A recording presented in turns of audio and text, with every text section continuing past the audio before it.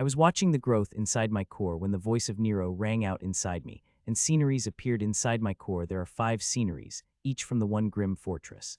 If what I am seeing had not been shocking enough, I would have asked him how he is showing live footage from all 5 forts, but now there is no time.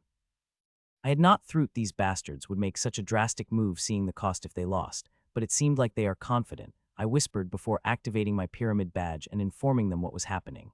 Ready for war, I transmitted the command and disappeared from my quarters. It hadn't been a minute since the strengthening energy left, and I really wanted to practice my art to get even more strength, but it seemed like it won't be possible anymore. Would it have killed these bastards? If they had attacked me a day later, or at least in the evening by then, I would have been much better prepared. I appeared in the control center and saw tens of screens flashing around. With my command, the masters begin immediately, and I could already see the gathering down below through the window. Commander, this time, we will definitely bring those rats bastards out of their hiding hole, said Newton, excited. All the masters here are excited to fight, to show the gains they have made in this past month. I had only sent a select few people to other forts to fight, and even instructed them not to reveal their full power unless it was necessary. Today, they could go all out. They will need to go all out if they want to survive. Today's battle would be unlike anything they have faced so far. It barely took a minute for me to assemble my army, all 10,000 emperors with Tyrant ready to fight. I did not immediately open the gates and march out. It was not time yet. Seconds passed, and it had turned into a minute, and then 2 when suddenly all the 5 gates of Grimm's fortresses opened, and huge armies of Grimm's monsters marched out of these gates. Despite knowing this would happen, my heart couldn't help but beat wildly after seeing that. These were no regular armies, but the special armies, with the lowest level powerhouse being an Emperor-class powerhouse. Attacking with the armies of all 5 forts is a very risky move from Grimm's parts. They are aware greater numbers did not give them victory, so them doing this means they have a plan, and that is scaring me a little bit. I quickly controlled my emotions. I knew something like this would happen when Grimm's would attack finally, and I have been preparing myself against it, and even I would have liked to practice my art further before I dived against them. I am still sufficiently prepared. In this past month, my strength has increased tremendously. I spent the resources without care, and just a few minutes ago I had even hunted a Grimm Grandmaster, so even with all their preparations, Grimm's would have to try extremely hard and pay a high cost to kill me. Open the gates. I ordered exactly 15 seconds later, and my army flew out of the huge gate with Ida leading them. It is not just us that came out. The armies of other 2 human forts also came out, and they begin to come toward us as we move toward the Grimms. 6 minutes passed when all 3 human armies appeared beside one another. Grandmaster Oak, Grandmaster Tantra, I said to 2 Grandmasters who appeared beside me. Grandmaster Czar, they greeted in unison. I am quite familiar with both of them since I had crashed their battles with Grimms in a second when they would not fight against me. Grandmaster Oak is a man in his late 60s. He is a short man with a head full of white hair, while Grandmaster Tantra is a tall woman with light brown skin and dark black eyes. She looked to be a woman in her early 40s and about just as young. She's a 51-year-old and one of the most promising Grandmasters on the Pyramids list. Even now, when my generation begin to take over, she is still on the list, as Pyramid thinks she will be able to reach the peak of Grandmaster class with her talent. The Grimms are taking huge risks by attacking with all their armies, Grandmaster Oak said. It means they have a plan. You two would have to be very careful then lest you got swallowed in their big mouths, Grandmaster Tantra said while casting a glance at us. Freebnovelcom. Forget Mitchell, he is young, but you should show me some respect, little Tan, said Grandmaster Oak with his hands over her chest and expressions of hurt on his face. I will give you respect when you are able to defeat me, old man, she fired back. I couldn't help but shake my head hearing their banter. These 2 have known each other for a long time, and the reason they are posted so close is that they fight well together. Their abilities are complementary, and they could take even stronger foes than themselves when they fight together. Our armies moved toward the Grimms. As they did, their battle spirit energies got stronger and stronger till they reached peak elite class. Grandmaster Czar, it seemed like the battle spirit energy of your army had reached the limit, and it's such a fast progress, Grandmaster Oak said. It is all due to their hard work, Grandmaster, I replied, but there was a small smile on my face. A month ago, the battle spirit energy of my army at high elite class, and now it is at peak elite class. It is now equal to the strongest armies in the field and had nothing to fear when it come to battle spirit. Our expressions became serious as both armies have stopped in front of each other. The collective army of Grimm monsters possesses 4 times more numbers than us, and that is scaring some people. It is a normal reaction. If I had been in their place, I would have felt scared seeing such numbers. While they are feeling scared, not a single human has taken a step back. Instead of the battle spirit, the energy around them begins to boil up. Charge, charge, charge, charge. Both armies stared at each other for about a minute before they charged at each other with their auras and battle spirit energy exploding. Don't hold back on anything, I said to my powerhouses. The days of holding back their power are over. Let the world show what power they possess. I hope my other two mentees had been here, but a week after coming here, I had called off the plans to bring them here. The places they are in right now, they are constantly fighting. There is not a single day where they are not fighting. I have been sending them the solution regularly after reading their data, which they sent me daily.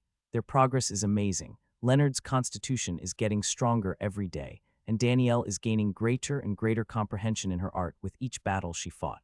If they keep fighting in such a way, it won't be long before they get desired power I need them to have. Especially Leonard, I will have to give him a push that transforms his strength completely, but before I do that, his constitution needs to reach a certain level. In the past month, he had made great strides toward that, and it won't be long before his constitution reaches the stage which I need it to be. Boom, bam, clang. Different sounds rang out the moment both of the armies clashed, the force of their clash powerful enough that it shook even some leaders who were about to meet their enemies. My God, barely a second passed since the battle had begun when it nearly stopped with shock as decapitated bodies of 3 grim leaders fell down on the ground, and the culprit of it was Ida. In a single attack, she decapitated all 3 peak leaders, shocking everyone who was seeing her. Since she had become my mentee, she had never used her full power in battle. Where could see her, she had always kept some hidden, but in this battle, she had revealed it all in a single strike. I would have asked her to keep her power hidden, but it would not have helped her now that she had reached the important stage. From now on, she needs great stimulation, fights many life and death battles to harness the potential in her bloodline and make it advance. The little girl had decapitated these poor bastards in a single strike. She had not shown her such power when she was fighting in my army, Grand Mistress Tantra said as she turned at me, and I just smiled. She would have probed me further, but the Grims have made a move in retaliation. Masters attack. All 3 of us said in unison. The Grims have brought out their masters, and we brought out ours in answer. That werewolf is going for that little girl. Grandmaster Oak said a master class werewolf is attacking Ida, which is a terrifying aspect for nearly all the leaders as it means instant death. Let it come, it will too join those 3 soon, I said, surprising both grandmasters beside me. Ida's bloodline is not general, it is at about the same level as the Phoenix bloodline of Alina and possesses great potential. Ever since she had become my mentee, I had been solely focused on harnessing its potential, and it could be said I have done a decent job at it. With my order, no one had interfered, nor anyone could do it seeing the sheer numbers of grim monsters attacking them. The master-class werewolf appeared beside Ida and attacked her, and to its shock, Ida had countered its attack without much shake before attacking it, and even sent it back a couple of steps back to its shock. While the performance of Ida is exceptional, the other tyrants and a few hundred emperors that I had selected are doing good too, and if not each of them fighting a couple of Grims at once, their performance has been more evident. Still, the pressure of huge numbers is evident on the human army despite great power. They are struggling against huge grim monsters, which are coming at them in doves, looking for every chance to crush the humans. You are protecting the list of people I have given you, right? The old man asked suddenly. As long as they have capable heart and head remain till the battle end, they will fine, I said with a sigh. Since my miraculous ability has been revealed, these 2 have given me the list of people they want to protect from battle, and I agreed as a courtesy since most people in their list are tyrants and a few very talented emperors. The battle is intense. The sheer amount of power it is producing is enough to decimate the huge cities within a second. Even here, where ice is impossibly cold, the temperature had turned upward that one could barely feel any cold in areas surrounding the battle. Thankfully, this place is special, and it won't take more than a few hours on most days to regain its cold after the battle stops, unlike the other fragile ecosystems which get decimated whenever the war has begun. The war always takes a huge toll on the world, and if not for there is usually 100 years of a break, at least where both sides recoup their losses. Our world would have 2 shattered and turned into the pieces of ruins that we go to explore. 40 minutes passed since the battle had begun, and it had become even more intense with Grims pressing our army from all sides with their huge numbers, and they are just fighting back with all their strength. Even Ida, with all her power, is struggling. 20 minutes ago, she had come close to killing the master-class Grim, seeing that 2 more have joined the battle against her. Now she is fighting against the 3 master-class Grims on her own, 1 more than she could manage safely. With these 3 master attacking her, her every breath is a struggle to live. I was worried about her, but I could not do anything to help her. It is her battle, and she would have to survive on her own. Others are also hard-pressed, but they are doing good, especially the ones who have been selected by me and consuming powerful resources to make the huge progress. It is paying off nicely. If we had been fighting a single army on 1-on-1, their performance would have been even greater still, Those with sharp eyes have already noticed them. Grandmaster Czar, it seemed like healing is not your only talent. If we survive this battle, have a drink with this old man and satiate some of the curiosities I have, said Grandmaster Oak. Sure, Grandmaster, I agreed. I had heard this old man had found a huge cache of great quality alcohol, which he refused to sell to anyone and only took it out when he invited other people for the conversation. 2 more hours passed, and the battle was going on just as intense as before. It could be said that it had become even more intense. The Grimms have gained a slight edge due to their high numbers, but they could not widen it despite their efforts. Ida is still surviving against the 3 Grimm monsters, and it had kind of surprised me as those 3 masters are not weak, especially the 2 who joined the battle, but she is still alive. With life and death battle, she is harnessing more and more power from her bloodline, and the energies of solution I had merged into every part of her body are helping greatly in assimilating the harnessed power into her instantly. It is due to it she is surviving till now despite having numerous grave injuries appearing on her body nearly every minute.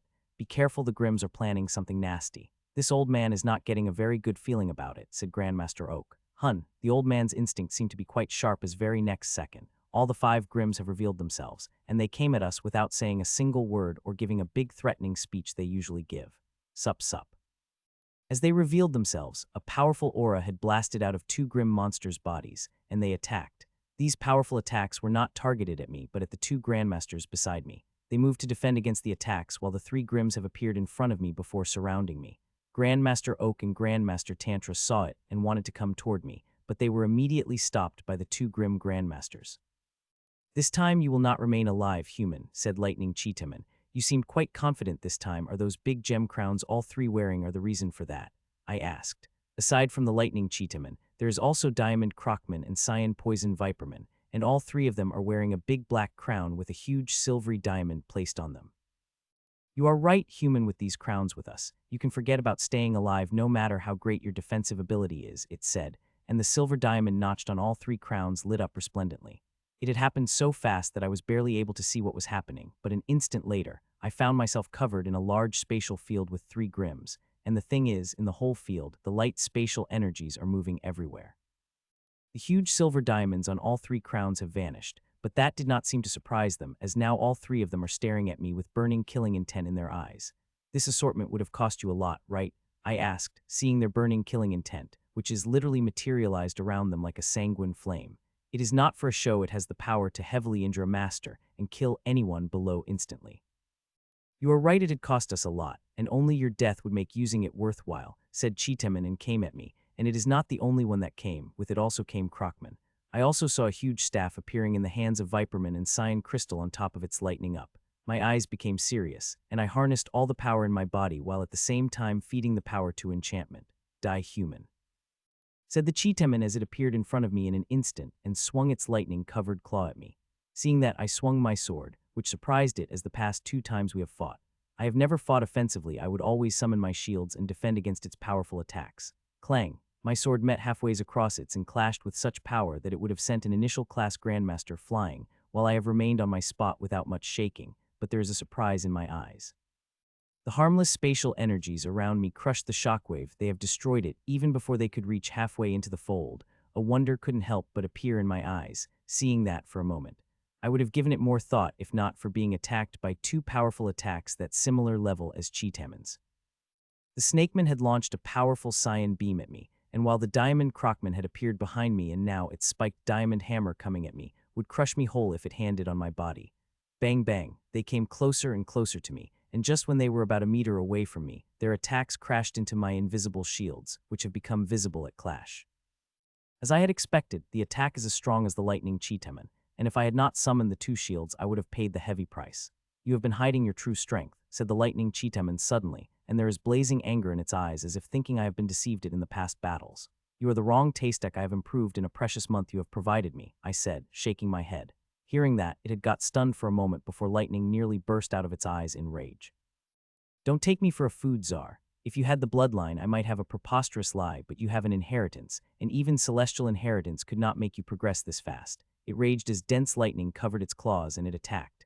The 2 Grimm monsters also attacked at the same time, launching the attacks on me from all directions. I couldn't help but feel a little scared. These are no regular Grimms but the Grandmasters. I might look relaxed, but I am far from relaxed. How can I be when I am facing three freaking mid-grandmaster class powerhouses? I did not show my emotions on my face. I maintained the light smile on my face as I moved to defend against three powerful attacks. Clang bang bang. I defended against the Tastack's attacks with my sword while using my two shields to defend against the poison attack and the hammer of the Diamond Croakman. As I did, powerful energies came at me. My armor sucked it all before breaking it and sending it inside my body before all the energy got swallowed by my runes. My swallowing rule had made the crushing and swallowing easier than before, which is great news when I deal with such powerful enemies. Believe it or not, Taystack, it is a truth, I said with a smile when all the lightning vanished from my sword. Hearing that even more rage build up in its eyes, I know it would not believe me, and that is why I have no problem in telling him the truth. It is also not the only one who is surprised I am taking. It had improved since our last battle, but it is not the one who had made the biggest progress. It is a cyan poison viperman. I feel its strength increase the most since I had seen it first. While they did not fight against me, I have watched their battles against Grandmaster Oak and Grandmaster Tantra and have been tracking their power. Of all 5 Grandmasters, Viperman is the most dangerous Grim monster, more than Cheetaman, while my abilities make me uniquely capable of special energy Grim monster. This Viperman is no ordinary Grandmaster but one with bloodline, against which even I will have to be extremely careful.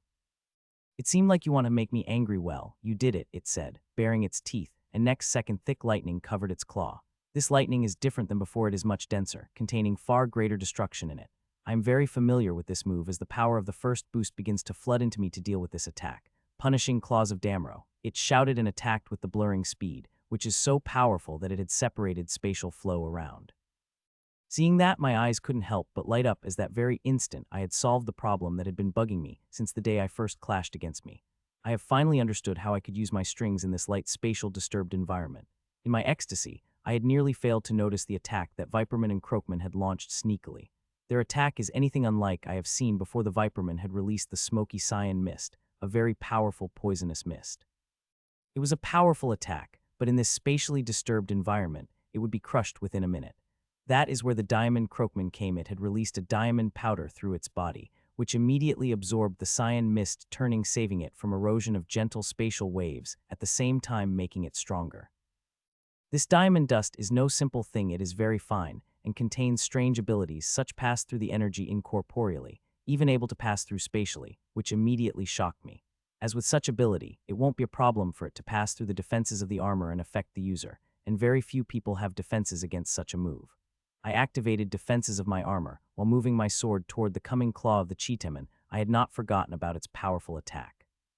While the combined attack of Viperman and Croakman is powerful, it will take time to act if it had hit me, but if the claw of Cheetaman hit me, I will immediately pay the price, and I am sure those two will leap at me with even more powerful attack to finish the job.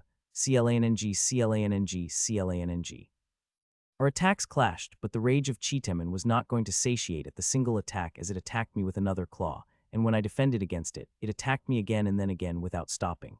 While I am fighting against the Cheetaman, those two continue with their attack. The cyan dust of their combined attack continued to spread around more and more, and by the time the minute was over, the whole spatial field turned cyan, and that is a bad thing for me. As diamond dust filled with cyan poison enveloped the whole spatial field, it came at me. Tiny diamond crystals filled with dense cyan poison energy tried to enter my armor, becoming incorporeal. There are defenses to guard against such moves, and they stopped this powerful attack, but it will be very costly for me. This combined attack is not normal. It is multifaceted that even if one was able to deal with incorporable of this attack, this diamond dust would keep attacking, and poison in it would whittle away one's energy with every wave. If that was not enough, these two have now launched a separate attack on me, while continuing with their combined attack. Not to mention, I am still dealing with the constant attacks of the Cheetaman. Clang bang bang. I defended against the attack of the Taystack with my sword, while my shields have defended against the powerful attack of the Viperman and Croakman. I am under huge strain in dealing with the continued attacks of the 3 Grandmasters. It is straining me, and I wish there would be a Grandmaster with me to share the pressure, but unfortunately, it is not. I will have to bear the onslaught of these bastards on my own. You two increase the power of your attacks. The human won't be able to hold off against our attacks for long, said Cheetaman laughingly, as it directed the 2 Grim Grandmasters while at the same time its aura exploded. Blades of Dahmer. It shouted, and lightning covered its body before it moved toward its claws and formed the long blades. The move seemed more powerful than the last time that I did not waste time and activated the second boost and harnessed its full power. It is not the only one attacking me with the powerful attack. the aura of other grandmasters has also exploded, and all three of them have launched the attacks together.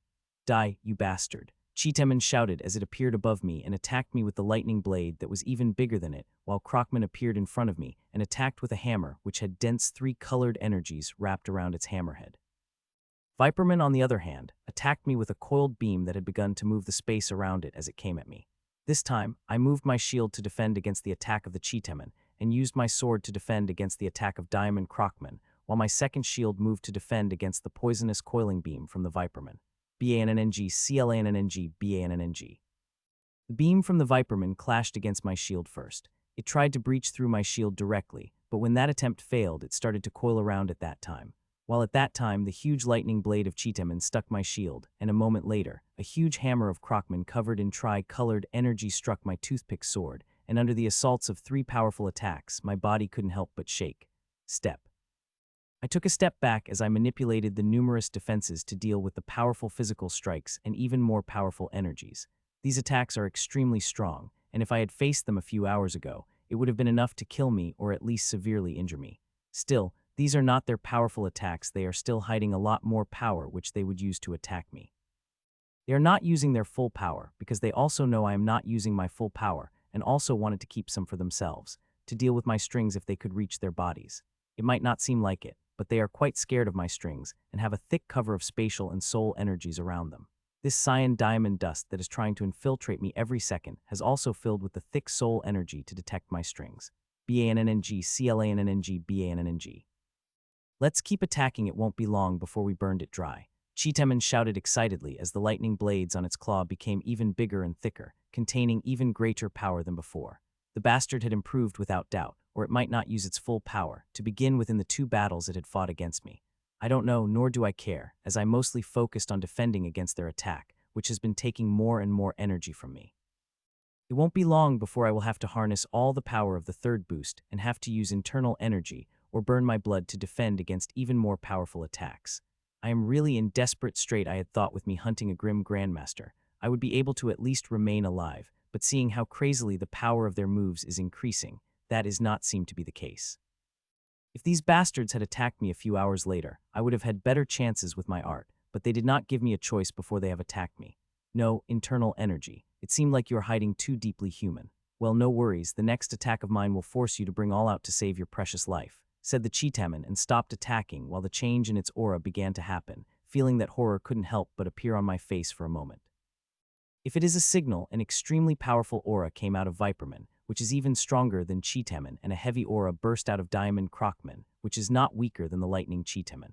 I know the Grims are launching their most powerful attack, and there is not a damn thing I could do other than try to defend against it. My preparations are still incomplete, and if I reveal my card now, there is a chance that they might be able to break free of it. Roar of Domre, the lightning Cheetman shouted, and a familiar phantom of Cheetaman appeared behind it, and its mouth I could see the lightning forming rapidly. It would take a fraction of seconds for lightning to completely form. Pain of Granal, the Viperman shouted, and its bloodline phantom appeared it, and to my shock, it moved its hand and not toward me but toward the phantom of Cheetaman and poured thick cyan energies to it.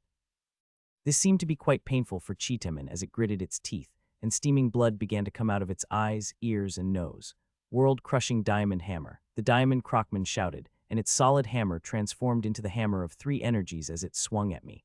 I found myself only glancing at this dangerous attack, as most of my focus was on the combined attack, which was released the horrifying aura. To defend against it, I had not only brought out all the internal energy I have but also burned my essence. Crackle. The hammer was inches away from striking me when cyan lightning released from the phantom of Cheetaman.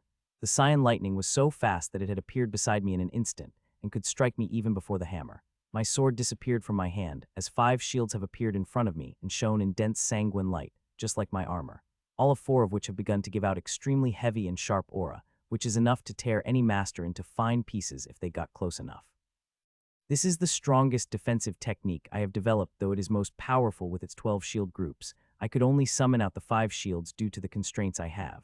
Just when the cyan lightning was about to crash into my shield, everything seemed to have slowed down in front of me.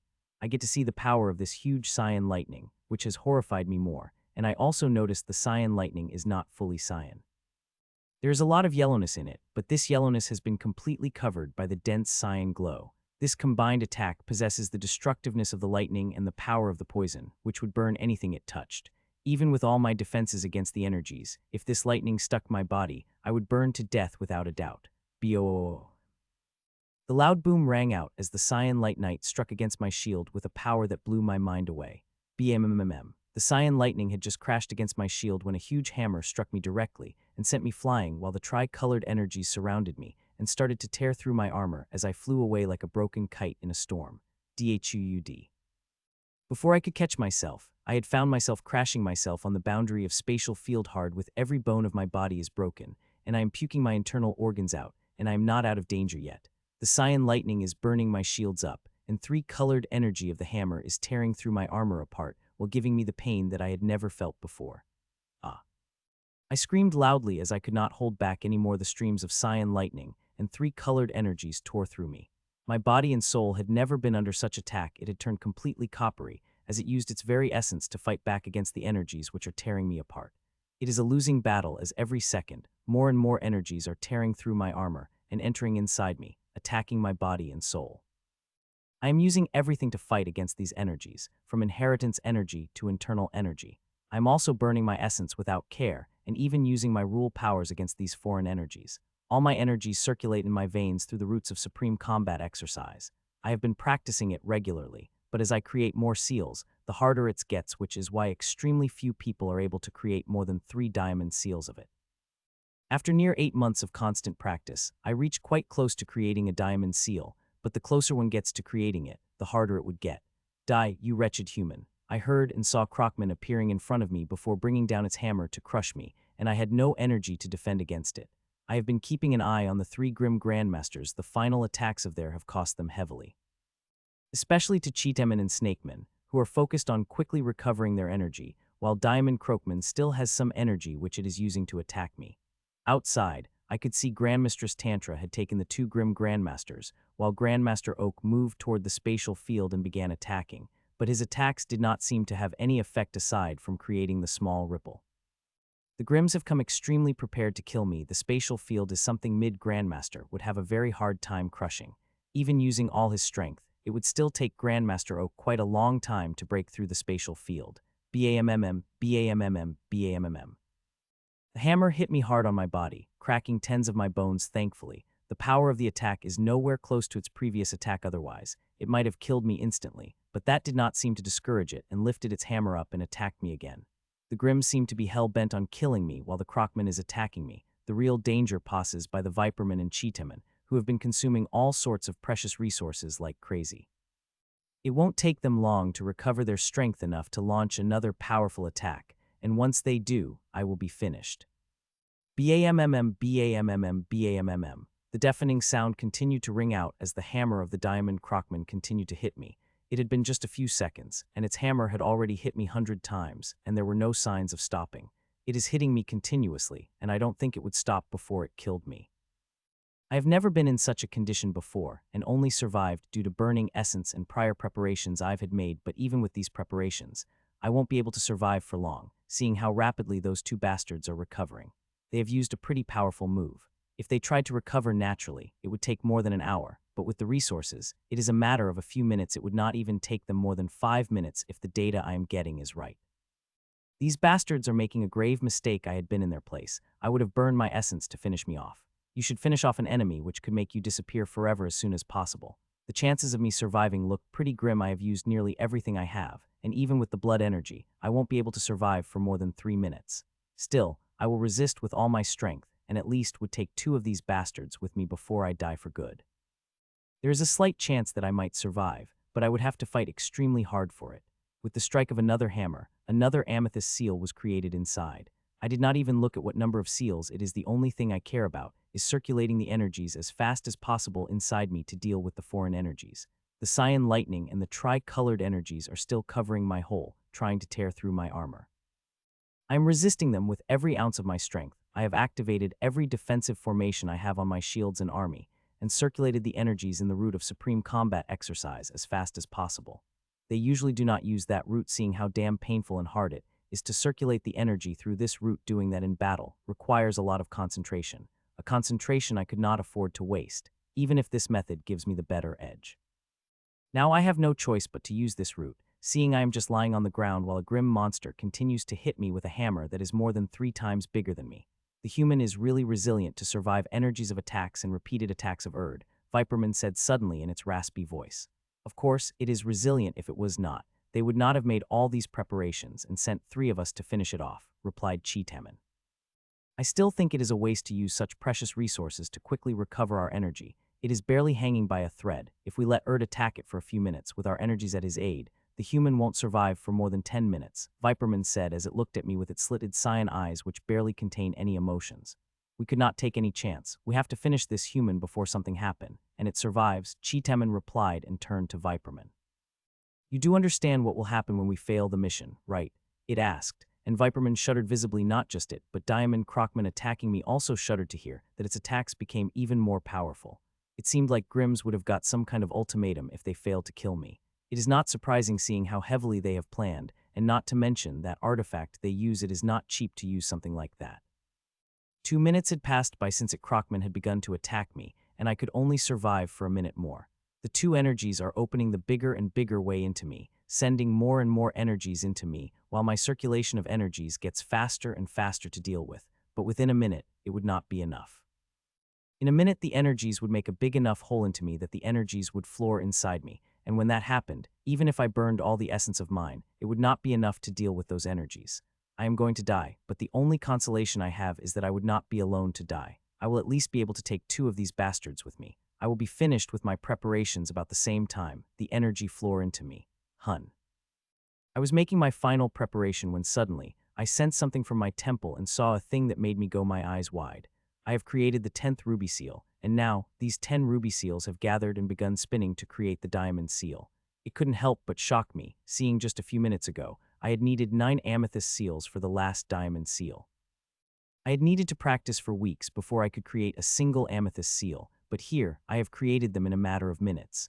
A spark of ecstasy couldn't help but lit up in my mind before rationalization took me. If it had happened a minute ago, I would have definitely had a big chance to survive, but now, I don't know whether I would be able to get any benefits from it or not. According to my calculation, the flood of foreign energies would break through my defenses a few seconds before diamond energy, and I would survive those few seconds. And even then, the diamond energy would not heal me instantly while foreign energies would not simply disappear. In less than a minute, there would be a storm of energies inside me, and there is more than a 70 chance that I would survive it. BAMMM, BAMMM, BAMMM. Seconds passed, and every second, its attacks got stronger and stronger. The Grims have also seemed to understand that something going to happen very soon as their expressions have become serious. Taystek and Viperman both have closed their eyes in concentration as they begin to gather the energies inside them, no longer willing to wait till the energies of their previous attacks to kill me. Their attacks would come a couple of seconds later, a few seconds after this energy covering me flooded into me.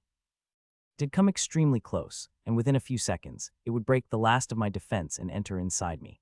I hope the hasty preparations I have made will help me deal with the flood of foreign energy for a couple of seconds till the diamond energy come out. They should be able to, but I am not feeling certain seeing the distractive nature of these energies, which might turn me to ashes within a second, but I have no choice but to bear it all, seeing even Nero's movements are restricted. I had taken Nero into my core before my battle began, as protection if things go awry, and they did, but Nero did not help me despite it could be said he is not able to, considering he is restricted. BOOM. Time passed by, and suddenly, a loud boom rang out as my final defense had crashed down, and the torrent of cyan lightning and the tricolored energy flooded into my body, bringing destruction and pain I had never thought I would suffer. I screamed loudly as the torrent of foreign energies destroyed me. These energies are so powerful they begin to crush my powerful body and soul. The beads of blood essence I had spread throughout my body exploded in a bid to stop these foreign energies, but no use, these energies are too overwhelming that they had instantly crushed everything I had put up in front of it. It is only due to my strong body and soul, which is now shining in bright coppery light, I have not turned to ashes instantly. Still, it would not save me for long. In 4 to 5 seconds, I would be beyond saving that. Even treasures like cosmic elemental energies would be useless to me. I really hate the hidden being. I hope when I die, I will turn into a vengeful spirit and haunt it for the rest of its life. If it had been within my power, I would have taken the bastard myself, but it is beyond me. It seemed like our attacks have finally breached this bastard's defense. I heard the laugh of the snakeman in the background, and I did not even have the energy to even get angry at it. All my focus was on surviving, and the moment I feared I would die, I would take these bastards with me. buzz, I struggled against the flood energy to survive for a second more when I felt my whole body vibrate. The vibration is very soft that I should not have felt with the energies tearing me apart, but I did. The moment I felt the vibration, another type of energy flooding inside me. This energy is very familiar but much thicker than I had expected, which should not be surprising to me seeing the quality of diamond energy depend on the strength of body and soul. The strange thing happened as diamond energy began to spread inside me. I thought it would clash against the foreign energies as my energies are clashing, but it did not. None of instead, it directly began to swallow them. It had shocked me, but soon a bloody smile couldn't help but appear on my face. I could see swallowing the foreign energies is making diamond energy look spend its energy, but it did not seem much, seeing there is an unlimited amount of coming out of the diamond seal. The moment the diamond energy begins to swallow the foreign energy, at the same time, it begins to replenish my essence and heal my injuries. The diamond energy is so thick and potent that it is filling up my essence at visible speed and injuries, healing up at a shocking rate that I am barely able to believe. Fuck, something is happening to this bastard. Its injuries are healing rapidly. Diamond Crockman shouted. It barely took 3 seconds to notice the change. When Tastek and Viperman heard it, a huge shock appeared on their faces, and I felt a heavy soul sense covering me, and at the same time they acted. Roar of Domre, pain of Grianal. Phantom of Huge Cheeteman appeared behind, and Bloodline Phantom of Regal Cyan Poison Viperman appeared behind the Viperman, and like last time, it moved its hand and transferred all its energies into Cheeteman Phantom. It took a fraction of seconds to transfer all its energy into the Phantom of Cheeteman, and a powerful aura burst out of it. The aura is strong but still not strong as the original. It only had about 50 of the power the original attack had earlier. Die, you wretched bastard. Both of them shouted in unison as a huge lightning bolt of crackling cyan lightning released from the Cheeteman Phantom. Boom. Despite it being weakened than original, my shields were not able to stop it, and it had directly crashed into me and broke hundreds of bones before its thick, dense energy blasted inside me. But just as it entered inside me, it began to get swallowed by the diamond energy. Like other foreign energies in my body, the diamond energy began to swallow it too, and it is having a much easier time doing it, as this attack is weaker than the original cyan lightning attack. The diamond energy continues to swallow the foreign energies rapidly while at the same time, it replenishes my essence and also heals my injuries. It had healed me enough that now I could finally move my fingers. It survived, the Viperman shouted out in its raspy voice as all the energy covering me went inside me while I was still breathing. Not only that, my injuries are healing rapidly, and I am able to move my body part ever so slightly. Hearing its panic shout, I slowly move my head toward it. I am still very much injured, but I wanted to look at this bastard and see its expression with my eyes. It took me a couple of seconds, but I finally did and saw its shocked, panicked face. It is not the only one who is shocked. The Cheeteman and Diamond Crockman, especially the Diamond Crockman who had stopped attacking me. I could feel our energies are still inside it. If we continue attacking it, we might be able to exhaust whatever energies he has inside it, shouted Cheetman suddenly, bringing other Grims out of their shock. Let's kill this bastard. Diamond Crockman shouted out loud and raised its hammer to attack. It seemed to pour all its rage and power into this attack, as this attack is quite powerful. Not only it, the Viperman and the Cheeteman had also launched the attack, respectively, not wanting to give me any chance to recover further. Bang clang bam, all sorts of attacks hit me directly, but this time there was barely any fear in my heart. I have fixed the hole in my defense. As long as these attacks do not reach the power of their most powerful attacks, they would not be able to breach through my armor. Diamond energy had nearly finished swallowing all the foreign energy, and now nearly all of it is focused on replenishing my essence and healing my injuries. I have also changed my plan about the Grims a little earlier. I was planned to take 2 of them with me, and they would have died with when I died, but now, the chances of me dying had lessened quite a lot, and I have changed the strategy in dealing with them. They are still going to die, but not in the way I have first planned it to be. A few more seconds passed, and all the foreign energy vanished from inside me now. 95 of diamond energy is focused on me, while 5 is still focused on healing the injuries that I am suffering. While these attacks of Grims are not powerful as their most powerful attack, they are still powerful and injured me when they struck me, but these injuries would heal very second by the diamond energy. 2 minutes and 57 seconds have passed, and all the diamond energy passed digested by me, and the advancement it had given me was even more than what a bloodline of the Grandmaster had ever given me, and this time, it was all mine. It only went to me in my core, which is part of me. It had not gone to the hidden or the mysterious tree. Everything had come to me. Well, you guys, hand your chances. It is my time now, I said slowly, which made all the 3 Grims stop on their tracks while I straightened myself from the awkwardly sprawled position while my bones made the crackling sounds. It seemed like little advancements have made you quite confident. We still have quite a few cards we haven't used yet, the Viperman said, not sounding too much worried about my recovery. Oh, I know you have, unfortunately. You are not going to get any chances to use them, I replied with a smile. It seemed to understand the meaning behind my words, and its expressions changed, and I could see extremely thick soul energy coming out of it and begin wrapping around it. But before it could cover even half of its body, the Viperman just disappeared. It is not just Viperman who had disappeared, but also Diamond Crockman. As they did, I felt immense pressure in my core. I have spent whole months charging the feather and even got the advancement of Diamond Seal, which strengthened my core, but despite that, my core is under immense pressure as two mid-grandmaster appeared in it. I am taking a huge risk, but I have no other choice. I could not let them bring out their other cards, as I have a feeling they have something that sends me back to my previous condition, so I took this huge calculated risk. Fuck, bastard, you have forced me. The Cheeteman shouted, and I saw the crown on its lighting before an up came down from the spatial field entered its crown, and the spatial field disappeared with the crown on its head shining like a blazing sun. I had taken a half step to finish it off when I stopped. I am feeling extreme danger from this crown, and I can feel if I got too close to it, I would regret it. Zap, human, you have left me with no choice but to sacrifice this artifact to kill you. This time you will die, and nothing will be able to save you, it had said through the blinding glow before that glow concentrated on its hammer and beam released from it. A horror couldn't help but appear in my mind seeing the beam. There is no way I could defend against this beam. Even Rai would feel a pinch if something like it attacked him. This is a spatial attack. It will directly break me apart without leaving a single proof. Conventional defense is useless against it, and I am not fast enough to dodge. So I used the only option I had. I summoned as much rule-bending power I could and activated the experimental formation I had created in my armor. It is one of the formations I had created when I was researching ways for my strings to pass through the spatial fields around the Grims. This formation was made to deal with a weak spatial wave, not concentrated spatial beams. Not to mention, it is not tested, as I had only 70 confidence in its working. So there's a 90 chance I will die. At least death will be instant. There will be no pain. Drop. These were my thoughts when the beam hit me, and I heard a water drop sound which I think was totally imagined by me as the spatial beam touched me. The spatial beam deconstructed the part of my body that it had touched, and I thought it was game over for me when I saw the deconstructed part begin to reconstruct. Even at this deathly moment, it couldn't help but shock me to death. I have never seen anything like it and did not think the formation worked like it, but my eyes couldn't help but go wide as I saw the fabled spatial deconstruction and reconstruction, which I have read in so many books but the first time saw it. It is a big thing. Nobody, even Grand Lords, could do and hope to survive. This is something beyond the reach of Tyrant, even of those of primary stage. Yoyu, Cheeteman said stutteringly, bringing me out of the wonderful stage. Just a few moments ago, I had witnessed spatial deconstruction and reconstruction, and it is one of the most amazing things I've ever seen.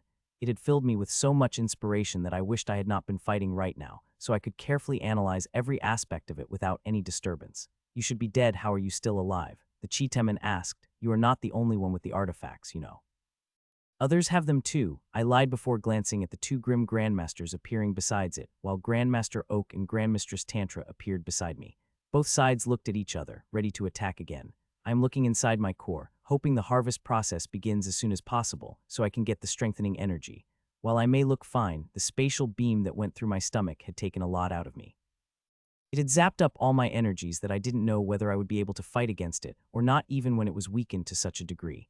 We have fought enough for today. We will take a retreat, the ape man on the left of Cheeteman said and looked at us. Grandmaster Oak looked at me and Grandmaster Tantra, and with our nod, he turned toward Ape Man. Retreat is fine, Grandmaster Oak replied.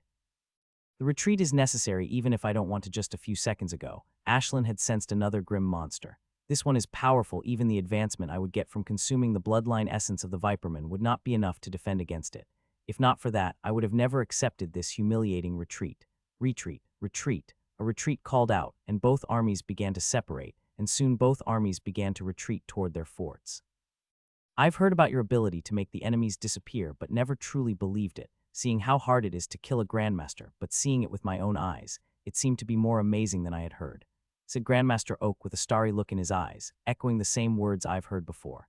It is truly amazing. Since the war had begun, I had only been able to kill a single Grandmaster, while you have killed two in a single battle, said Grandmaster Tantra, with a hint of amazement in her voice. It is an ability I have developed, I replied humbly. Celestial inheritance, you people are amazing to create your own abilities, said Grandmaster Oak with dreamy eyes. Don't even think about it, old man. If celestial inheritance had been so easy, then we wouldn't have only 2 people reaching a tyrant class through it in 10,000 years, quipped Grandmaster Tantra with a serious expression, instantly destroying the dreamy look in his eyes. Hun. I was hearing their funny banter when suddenly something shocking happened in my core. It was so shocking that I was not able to control my expressions. Mitchell, what happened? Is something wrong? Asked Grandmaster Oak, seeing my expressions. No, nothing is wrong. I just had great inspiration, I replied, and my eyes turned a little hazy. I could feel both of them did not believe me, but I was not in a mood to think about that, as there was something shocking that had happened inside my core. Buzz.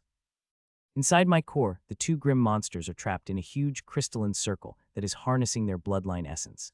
Yes, both of them had the bloodline. The Diamond Crockman had also awakened the bloodline. It had happened only 4 times to me when I collectively harnessed the bloodline essence of Grims. Some of those that did not have bloodline end up awakening it. It is extremely rare that it had happened only 4 times. This is the 2nd time it had happened with Tyrant. It is shocking, and what is more shocking than it happens to a Grandmaster? If it had happened to Elite or even a Master, it would have made me happy, but it had happened with a Grandmaster, and I am beyond ecstatic.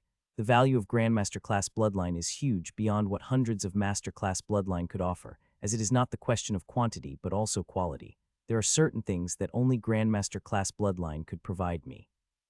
I have got 2 of them now, and just thinking about the advancements, they will provide me threaten to make me swoon like a little girl.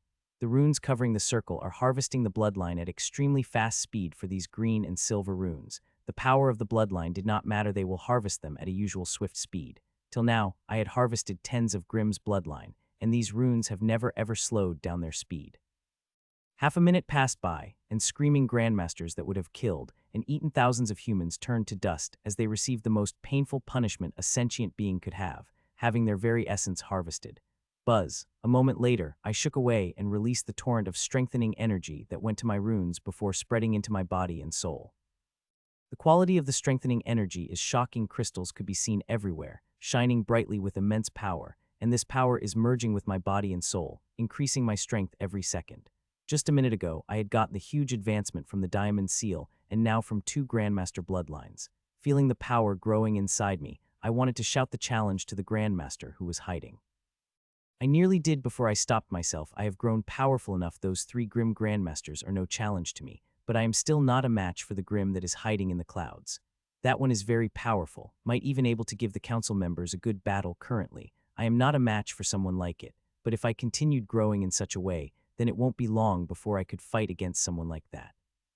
When that time comes, I won't be retreating in a humiliating way as I am doing right now. The great change is not only happening to me but also inside my core, where the plants are growing at a pace that has shocked the hell out of me. They are growing very fast, so fast that for a moment, I thought the time I am fast-forwarding a movie at 10 times speed than watching the real things growing. Everything is growing fast, the planted resources, the essence tree, and even mysterious trees. There is not a single plant in my core that is not growing at astonishing speed. I was watching the growth of the plant when one thing caught my attention: the essence tree. Big changes begin to occur inside it. The tree is becoming bigger, but most importantly, the aura of some fruits has begun changing. They are transitioning into the Grandmaster class from the Master class, and doing that, they take an immense amount of growth energy. The essence tree has begun taking around 50 of all the growth energy that is being released from the mysterious tree. It had never done that before. It would always take whatever the mysterious tree is providing it, but this time, it is taking half of the energies on its own, and the mysterious tree did not seem to have a problem with it. From what I had noticed, the mysterious tree provides a fixed amount of growth energy to every tree, and when a tree tried to take it more, it stopped it firmly, but it is not doing that right now.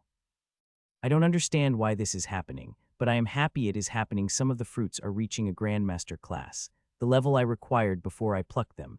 These fruits would help me, and others extremely. The fruits of the essence tree are called the blessing of the world. For nothing, their value is immense. About 2 minutes have passed, and all the growth energy has disappeared. With such huge growth energy, all the plants have produced Grandmaster class resources in huge amounts, but most precious are 6 Grandmaster class essence fruits. These 6 fruits looked different from each other and had different types of aura. Their smell is so desirable that I just wanted to pluck them and eat them, but I controlled myself. These fruits could be eaten in any way, but if I eat them directly, I would not be able to get their maximum benefits. I need to use them in a certain way, and not a single one either, before I could benefit from them. As the constitution I have is not a metallic one, and I do not need that element either. I have to process it out, which would not be an easy thing to do. Of the 6 fruits, only 2 are mine while the other 4 belong to others. I couldn't help but imagine how shocked those people are going to be when I revealed these fruits, as it had not been a year since I had found the essence tree. They had been expecting a decade of wait for these fruits in a best-case scenario, but they will get them in a year. After looking at metal essence fruits carefully, I looked at the mysterious tree, which now had become big enough to be called a shade tree, and I do not think it would stop growing. This tree is going to grow beyond my imagination. There are also a couple of resources that have made me happy. Arala's grapes are one of them. Very soon they are going to be more used than they already are, and I am happy that I've got a great harvest of Grandmaster class grapes already. I was looking at these wonderful resources when I felt a presence coming toward me. Sensing that smile couldn't help but appear on my face. My eyes turned normal, and I saw Jameson coming toward me. Looking at his expression, he seemed quite hurried. "My lords," he said, and bowed slightly as he appeared in front of us. "Jameson," I said, "he is the new masterclass powerhouse I have got. He advanced to masterclass about 2 weeks ago. His addition had been very helpful in the battle. My lords, I have extremely important news to inform you," he said hurriedly, and expressions of both grandmasters beside me have changed. Anything new on the battlefield is dangerous, and hearing both of the grandmasters have become extremely alert. "What is it?" I asked with a tone of urgency. As I had asked it, his face had morphed into a vicious smile, and a horrifying aura erupted from its body. The aura was so powerful that it froze 2 grandmasters beside me for a moment. "I wanted to tell you that all 3 of you, along with your armies, are going to die. I am going to purify the sins you have committed to killing the members of a holy race." He proclaimed loudly that the whole army could hear it, and the aura coming from it became even more dangerous than even I felt scared of it. "Mitchell, run," shouted Grandmaster Oak and Grandmaster Tantra as they appeared in front of me and instantly activated their defensive abilities at full power. Seeing them appearing in front of me, I couldn't help but get emotional. They took only instant to sacrifice their lives to save me. "Since when do the Grandmasters need to fear a puny master?" I said, and suddenly thousands of pink runes came out of the body of Jameson and spread around, forming a runic rope that covered his whole body and sealed all of the horrifying aura coming out of it. "This," said Grandmaster Oak in shock, seeing the horrifying aura getting sealed within a second. "The Grims are underestimating too much to think they will send puny master to kill us," I said, shaking my head in disappointment as I had appeared in front of Jameson. I had discovered the alchemical bomb inside him weeks ago, and I have to say, it is hidden with great method. Even my seeds were not able to discover it. I was only able to discover it when it had made a breakthrough into the master. I had kept the seed inside him, so I could help him if something went wrong with his breakthrough, but ended up discovering a traitor with an extremely powerful alchemical bomb deeply hidden inside him. The bomb is powerful to kill us all if we have caught off guard. I looked at the binding runes at Jameson before I turned toward a group of elites belonging to Grand Mistress Tantra. "You should come too, Miss Mara. There is no need for you to hide," I said and becked her with my motion. Pink runes began to cover her as she flew toward us. "Grandmaster Czar, what is the meaning of it?" she asked stutteringly with eyes filled with fear, which is genuine. She does not know she is a traitor. These cases are most hard to deal with. It is my first time coming across it. After I found Grim alchemical bomb in Jameson, I used that data and scanned all the tyrants thoroughly, not only of my fort, but also of the other 2 forts, and to my surprise, I found a lower-level alchemical bomb in Mara. "Traitors, it is very hard to discover them," Grandmaster Tantra said with a sigh, looking at the 2 alchemical bombs inside Jameson and Mara. "The alchemical bomb inside Mana is an extremely bright yellow bulb, while the one inside Jameson is like a blazing red sun, containing enough power to vaporize us and the whole army. It seemed like the Grims were really prepared to kill me. The powerful Grim is still present in the clouds. We have been able to catch them alive this time. The people in Pyramid should be able to get some important information from them," said the Grandmaster Oak. I nodded at that. "While it is very hard to gather the intelligence from the Grims, we have a slightly easier time in doing that with the humans. I have informed the Pyramid they will soon come to collect her," I said, and flew toward my fort with the army. "I hope Pyramid goes a little easy on Mara. She is a sleeper. Her current personality has no idea of her being a traitor. The traitorous personality is hidden deep inside her and could only come out at the order of the Grim monsters." I was taking them with me when suddenly, I sensed something which couldn't help but light up my eyes, and a faint smile appeared on my face before it disappeared. "Bastard, you may send me on humiliating retreat, but I will not let you take them away from me," I thought inside me. The bastard in the cloud had activated some kind of fail-safe in these 2 humans, activating the alchemical bomb from a distance, but how can I let it do that? It might have been some chance if I had discovered the seals immediately, but I have placed these seals on these 2 more than a week ago, and I have been very thorough about it. Unless these humans have a kill switch coded into their genome, which helps them kill themselves even when all their energies are locked, these humans are going to be alive lest the bastard decides to attack. I do not think it would unless I decided to go after those three, which I very much want to, but I love my life and would not take such a risk. The gap between it and I narrowed a lot today, and it would narrow further when I practice my art. If I continued growing in such a way, it wouldn't take long for me to catch up to it, and that time, I would kill these bastards for all the time it dared to stop me. I could see its frustrations. It was barely able to keep its aura contained. If grandmasters beside me concentrate on the spot where it is hiding, they might be able to detect faint fluctuation of the bastard's power. Take care, Mitchell. These grim bastards have many cards in their hands than we could imagine, Grandmaster Oak said as our armies began to move toward their respective forts. You to Grandmaster, I said back. A few seconds later, all three armies moved toward their respective forts, and I became very careful. While I am pretty sure Grim would not attack me, they tend to do the opposite sometimes, so I kept myself prepared. The moment I sense something from it, I will bring out my shields at their full power. Though being able to defend against its attacks successfully would be a different matter altogether. Fortunately, it did not attack. My army had safely entered the fort before I did. I directly went to the command center and briefed all the tyrants. Most of them were looking at the sealed traders, but nobody asked anything about them. I had already told them what they needed to know about them. As usual, I handed the command to Edvin and walked to the transportation hall. I had just received the command from the pyramid to send the two traders to the pyramid through teleportation gates. No difficulty occurred sending the two of them to the pyramid, and I even received the confirmation message from the pyramid about the delivery. I went back to my quarters, and the only thing I wanted to do was sleep. I am extremely tired. Even after consuming the bloodline essence of the two tyrants, this tiredness had not elevated by much. The spatial deconstruction and deconstruction have left a huge toll on my body and soul that can be only solved through the long rest. But I have no time to rest, at least not before I do that thing. Otherwise, I would not get the calm sleep I need. I directly went to the practice room and laid on the center of it before I went to my core and walked inside the forge mountain. I threw a large number of resources in the furnace while at the same time eating a grape. A few seconds later, a wonderful feeling spread through my body and soul as the hammers begin to hit my phantom.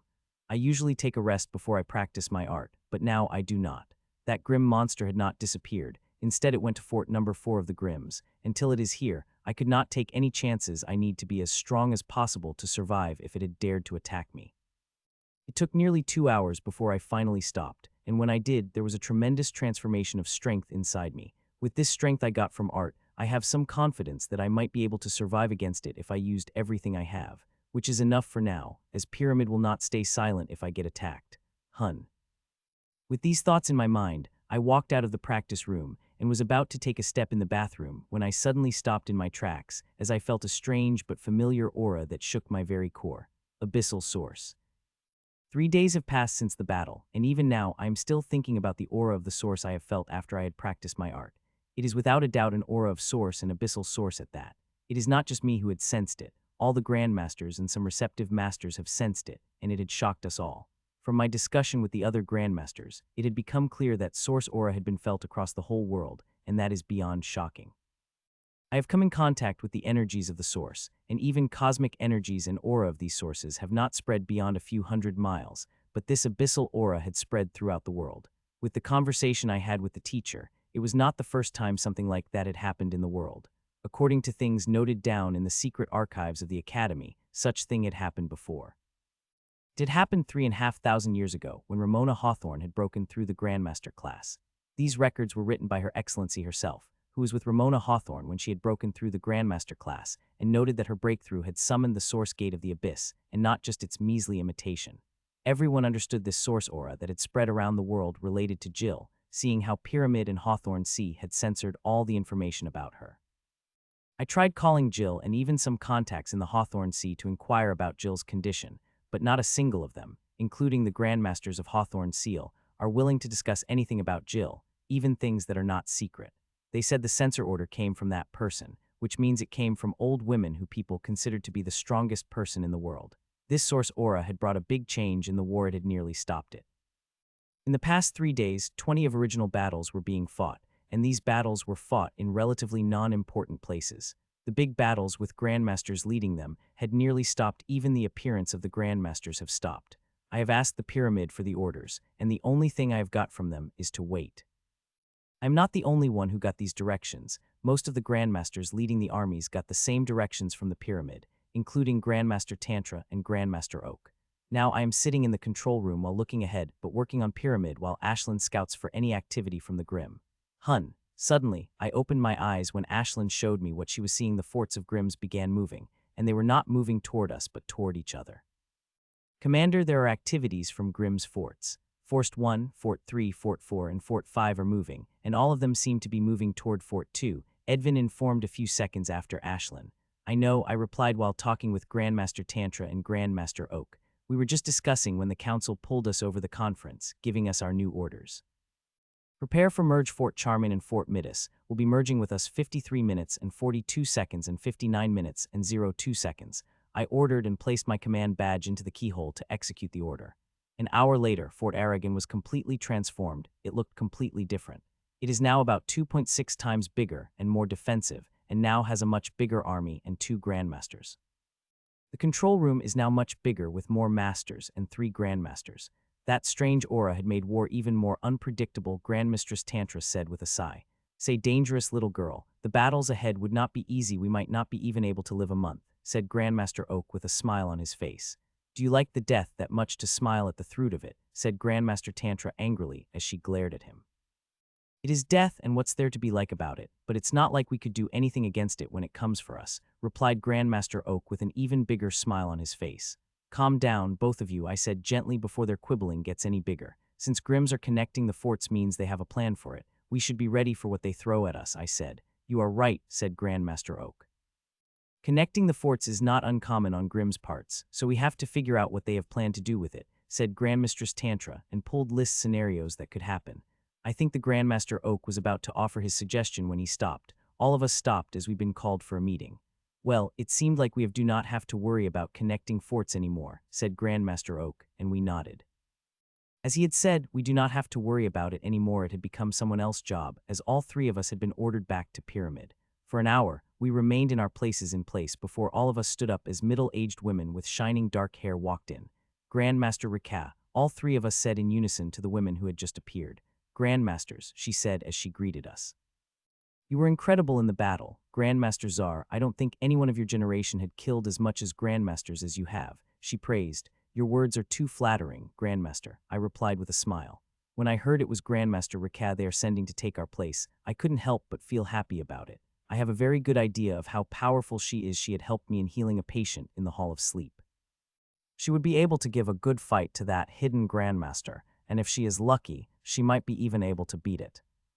Grandmaster Tantra, Grandmaster Oak, Lord Whitmore had called you to his office, said the woman as we stepped into the teleportation gate before she turned to me. Grandmaster Czar, Lord Whitmore said he will meet you tomorrow, she said before she took 2 of them to meet Lord Whitman while I walked toward my house. It is midnight, so my father and sister are sleeping, which is a bummer as I really miss them. Still, I did not disturb them, and directly went to my room before laying on the bed and falling asleep not long after. I woke up 5 hours later in the early morning, still feeling tired but lesser than yesterday. The tiredness brought by the spatial deconstruction and reconstruction is so heavy that even after 3.5 days, it had not left me. It might take nearly a week before I feel completely fine again. I was stupidly lucky to survive. That if there had been the slightest change, then I wouldn't have been here alive. The thing is, ever after 3 days, I am still not properly able to understand how it had made me this tired. I have understood some things with my research, but not all. I am working on it, as I could feel understanding it will help me in a multitude of ways. After I freshened up and showered, I went to the kitchen and began to cook breakfast for myself and my family. Mitchell, when did you come? My father asked in surprise as he saw me kitchen cooking breakfast. I had not informed him about my cooking as yesterday when I had come to know about being relieved of duty. It was already quite late. Midnight, I replied. My father remained stunned for a second more before he sat in front of me and we began talking. Soon I finished cooking breakfast and my father brought my sister, and we ate breakfast like family, though something is missing in the conversation. My mother, all of us, are missing her very much and don't know when she will be able to return. I played with my sister for an hour before I went back to my room while leaving Ashlyn and Nero with her. I have already got the message from Lord Whitmore, and I have to meet him in the evening. It means it is not urgent, which is good. I want to spend a day or 2 with my family before going to the front again. The front will be going to be even more dangerous now, but it is still a place that will help me improve at a very fast speed and make a positive contribution to my world. There are many things for me to do today, but I begin with some light tests in my core. I have many things which I need to utilize in my practice, but I do not understand their properties correctly, and thus these tests. Tring tring. I was performing the tests when suddenly my holowatch rang out with a call, and it was not from someone I recognized, but seeing the name of the forum below the number my eyes couldn't help but light up. Hello, I said as I received a call, and a projection of an old man who seemed to be in his mid-60s appeared in front of me. Grandmaster Czar, I'm Tony Wilkins. I am contacting you regarding the artifact you wanted, said the old man. You have the artifact or have information regarding it? I asked with a leveled voice filled with the grace of Grandmaster. Every Grandmaster has Grandmaster's voice. It is one of the suggestions my peers gave me when I became Grandmaster, and some even helped me in creating it. I have the artifact you want, he said, and the artifact appeared over his palm. Seeing it, I was barely able to maintain my composure. To be honest, when I posted the request for the artifact, I don't think anyone would respond. Some of my friends and peers had even teased me about the strange request I have, but here I have found this thing in a week, which I will find it in years. I have even decided to ask Jim for his artifact, so I could create what I want through it, but now I do not think I would need to borrow Jim's precious artifacts.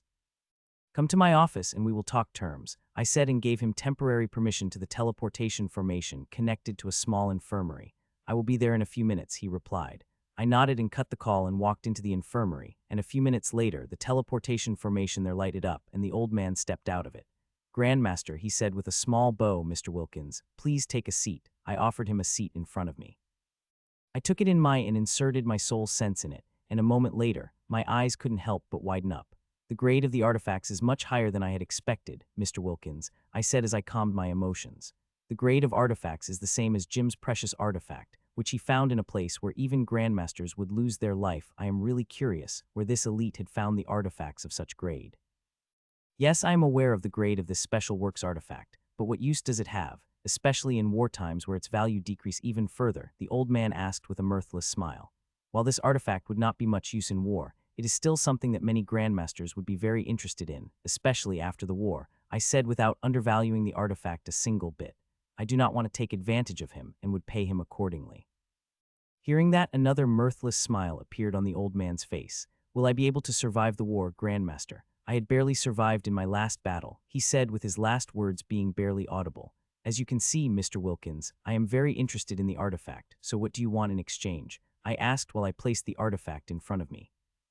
I do not want much, I just hope you will be able to heal all the underlying injuries of mine and help me level up to leader within a few months, he said softly and looked at me nervously for my answer.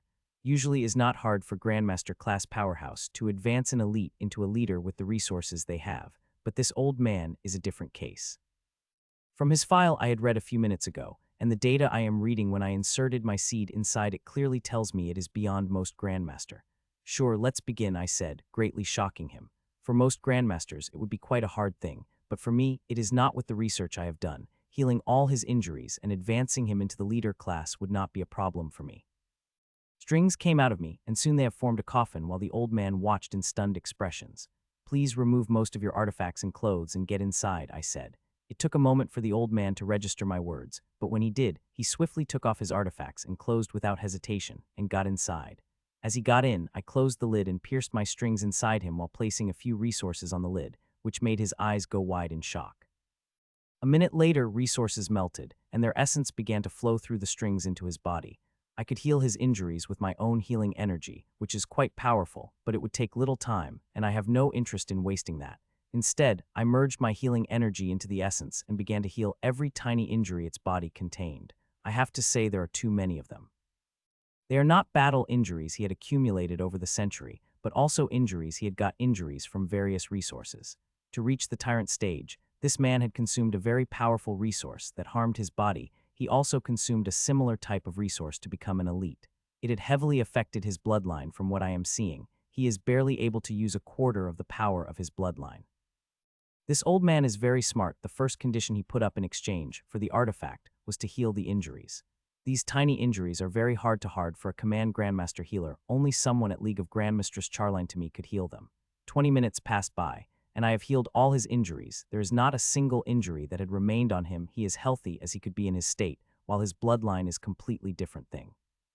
The next part is going to be a little painful, I said to him, and another formation appeared on the lid of the coffin while at the same time, I began to take out the resources that made the old man go blank for a couple of seconds. The second condition of the old man was to make him advance to leader class in a couple of months, but why should I wait when I could that in a single session? It is a little difficult with those with inheritance, but for those with bloodline, it is quite easy. As long as one has specific resources and knowledge to use them, things could go extremely wrong in the process, but I have experience, so it would not happen. Buzz. A minute later, formation buzzed and Strings injected a drop of blue magenta-colored drop into the body of the old man. A moment later, the old man screamed out loud that I simply muted them. What I had sent inside him was an extremely diluted mutation of Grim bloodline. Injecting it directly into the old man's body would give him inhuman pain.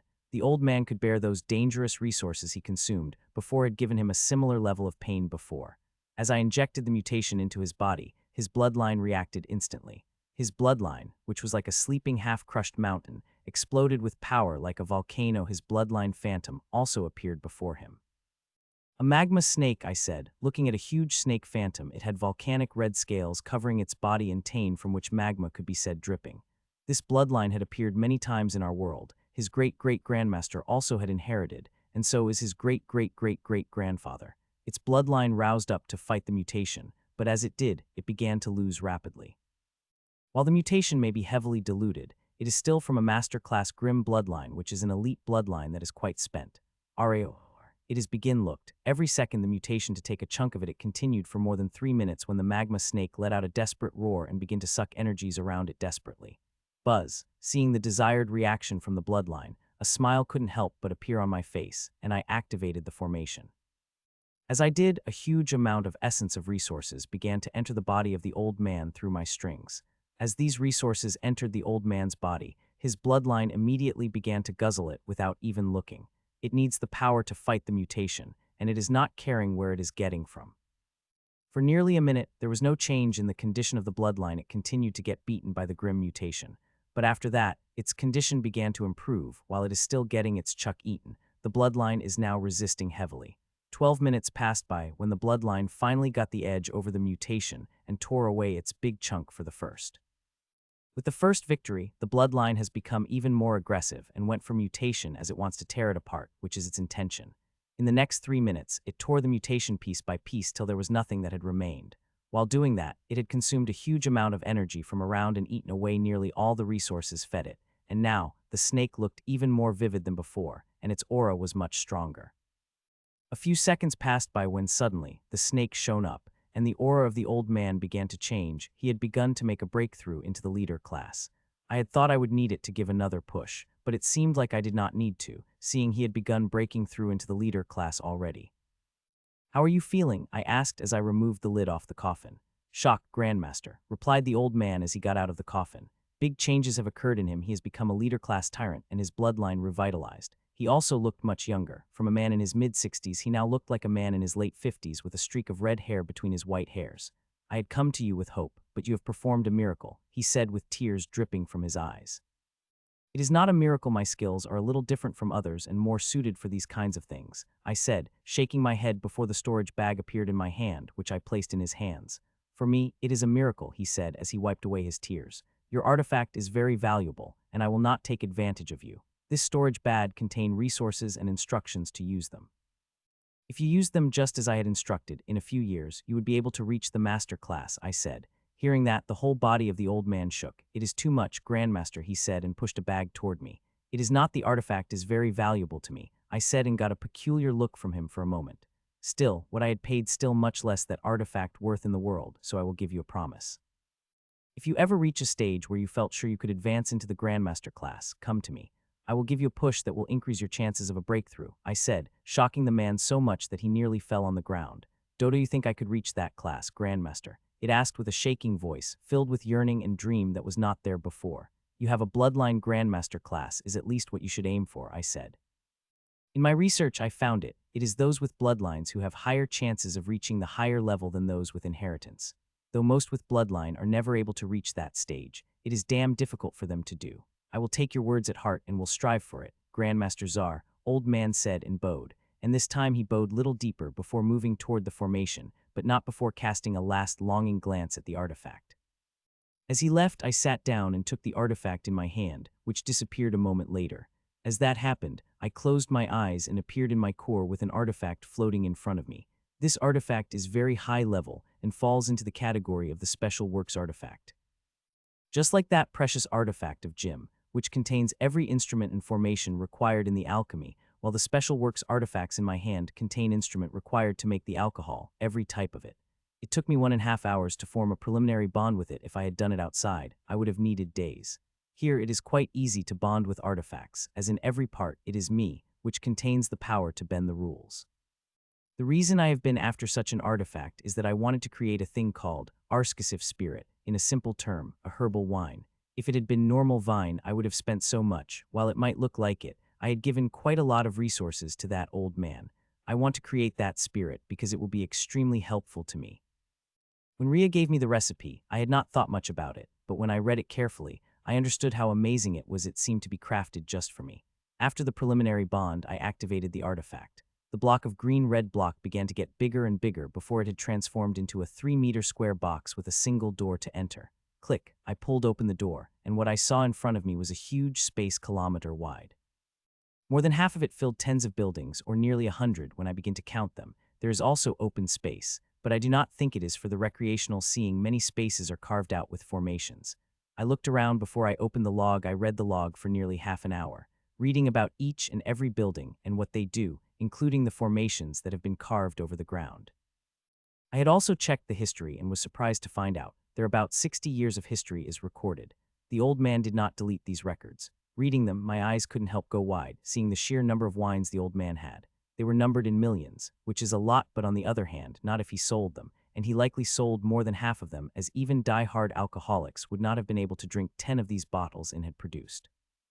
After reading, I opened the control panel, and soon, some of the buildings kept moving and began connecting. A few moments later, there is a huge building containing every tool I will need to craft the Escalating spirit. I did not waste any time and walked toward the first building. I had already collected all the things I needed to make this wine. Most of the resources are not specific at only one main ingredient, the Arala's grapes, while I could experiment with the other ingredients. I am very excited about the thought of crafting the wine I had wanted to for a long time, and now I could do it without feeling guilty, as it would be extremely helpful to my practice.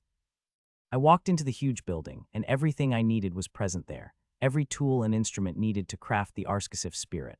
The first stage to creating Escalating spirit is the same as regular wine, crushing and pressing the grapes, with essencing of other ingredients. I moved toward the large wooden grape crushing barrel, which was big enough that 10 people could stand on it easily. I adjusted its size and made it half as huge as before, and clusters of Arala's grapes began to fall inside it. This artifact is in my core, and I could call anything that is present in my core these Arala's grape clusters. I have filled the tub with 60 of my Master's class and Grandmaster class Arala's grapes.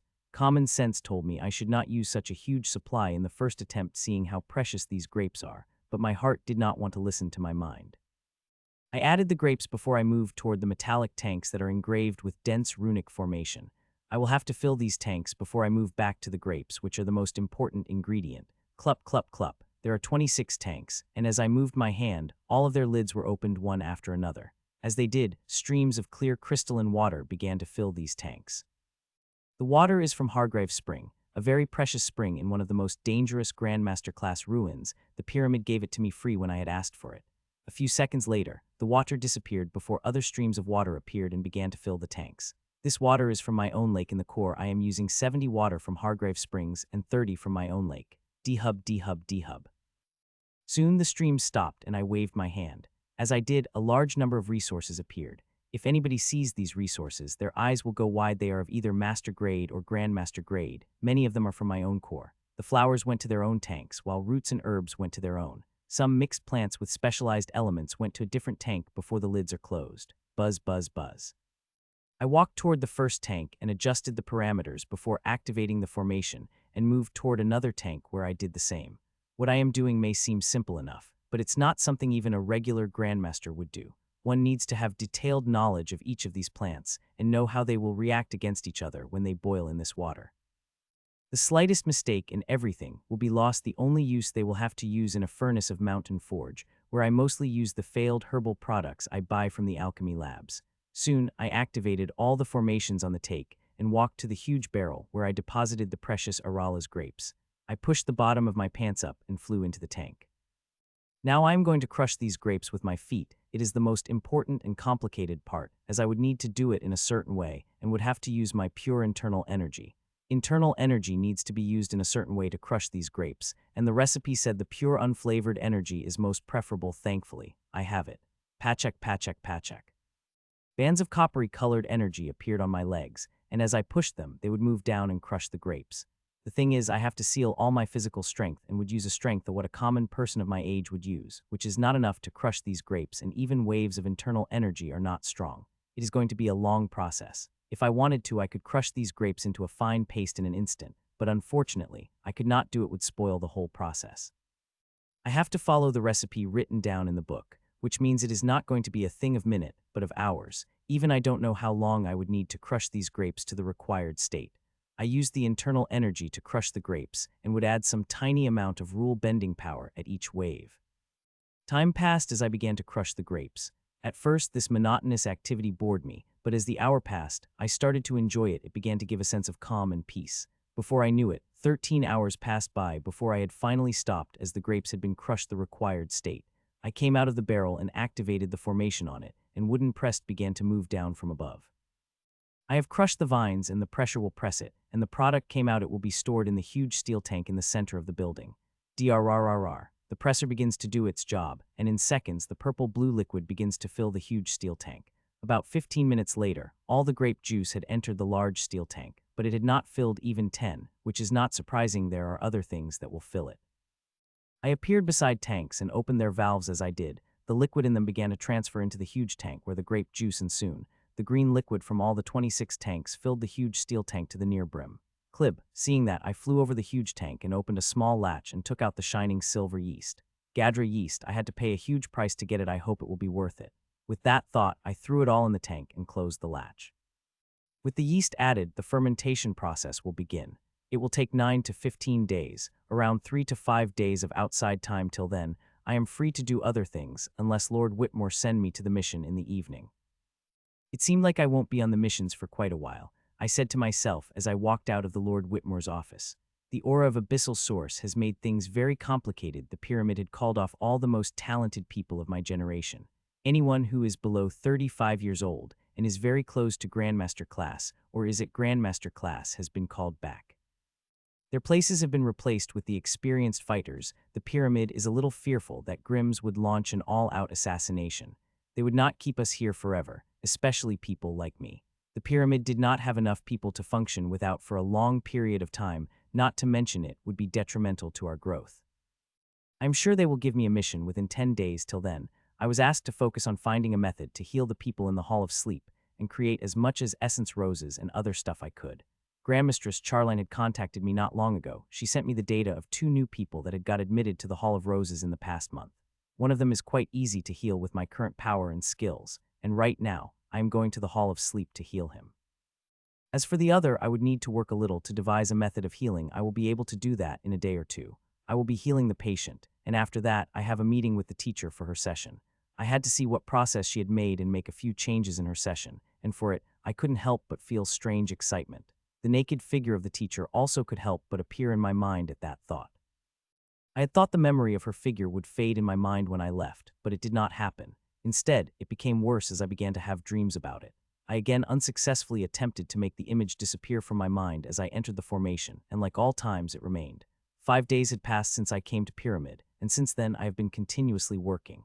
Even during the few hours I spent with my family daily, I would have my avatar working in my core. Just a few minutes ago, I had sent away all my mentees back, all of whom, by the way, made incredible progress. It won't take long before Ida finally break through into the master class, and I will begin my ambitious project with Leonard. Now I am standing in my precious little artifact, watching the huge steel tank that contains the red liquid. There was barely any shade of red in this mixture when I had filled it, but now with the fermentation, it had turned completely red. Clib. I flew to the top of the huge steel tank and opened the latch, just as I did. The complex aroma of wine filled my nose. It was so wonderful that I wanted to take a gulp out of it, but I did not. While it could be called wine and will provide me considerable benefits, but it is not ready yet. There is still a process I have to finish before I can consume this wonderful wine. I flew down to the base of the tank and took out a cloth plate that had a dense formation carved on it. The next step is clarification, and in simple terms, filtration. With this plate, I will filter solids out of the wine.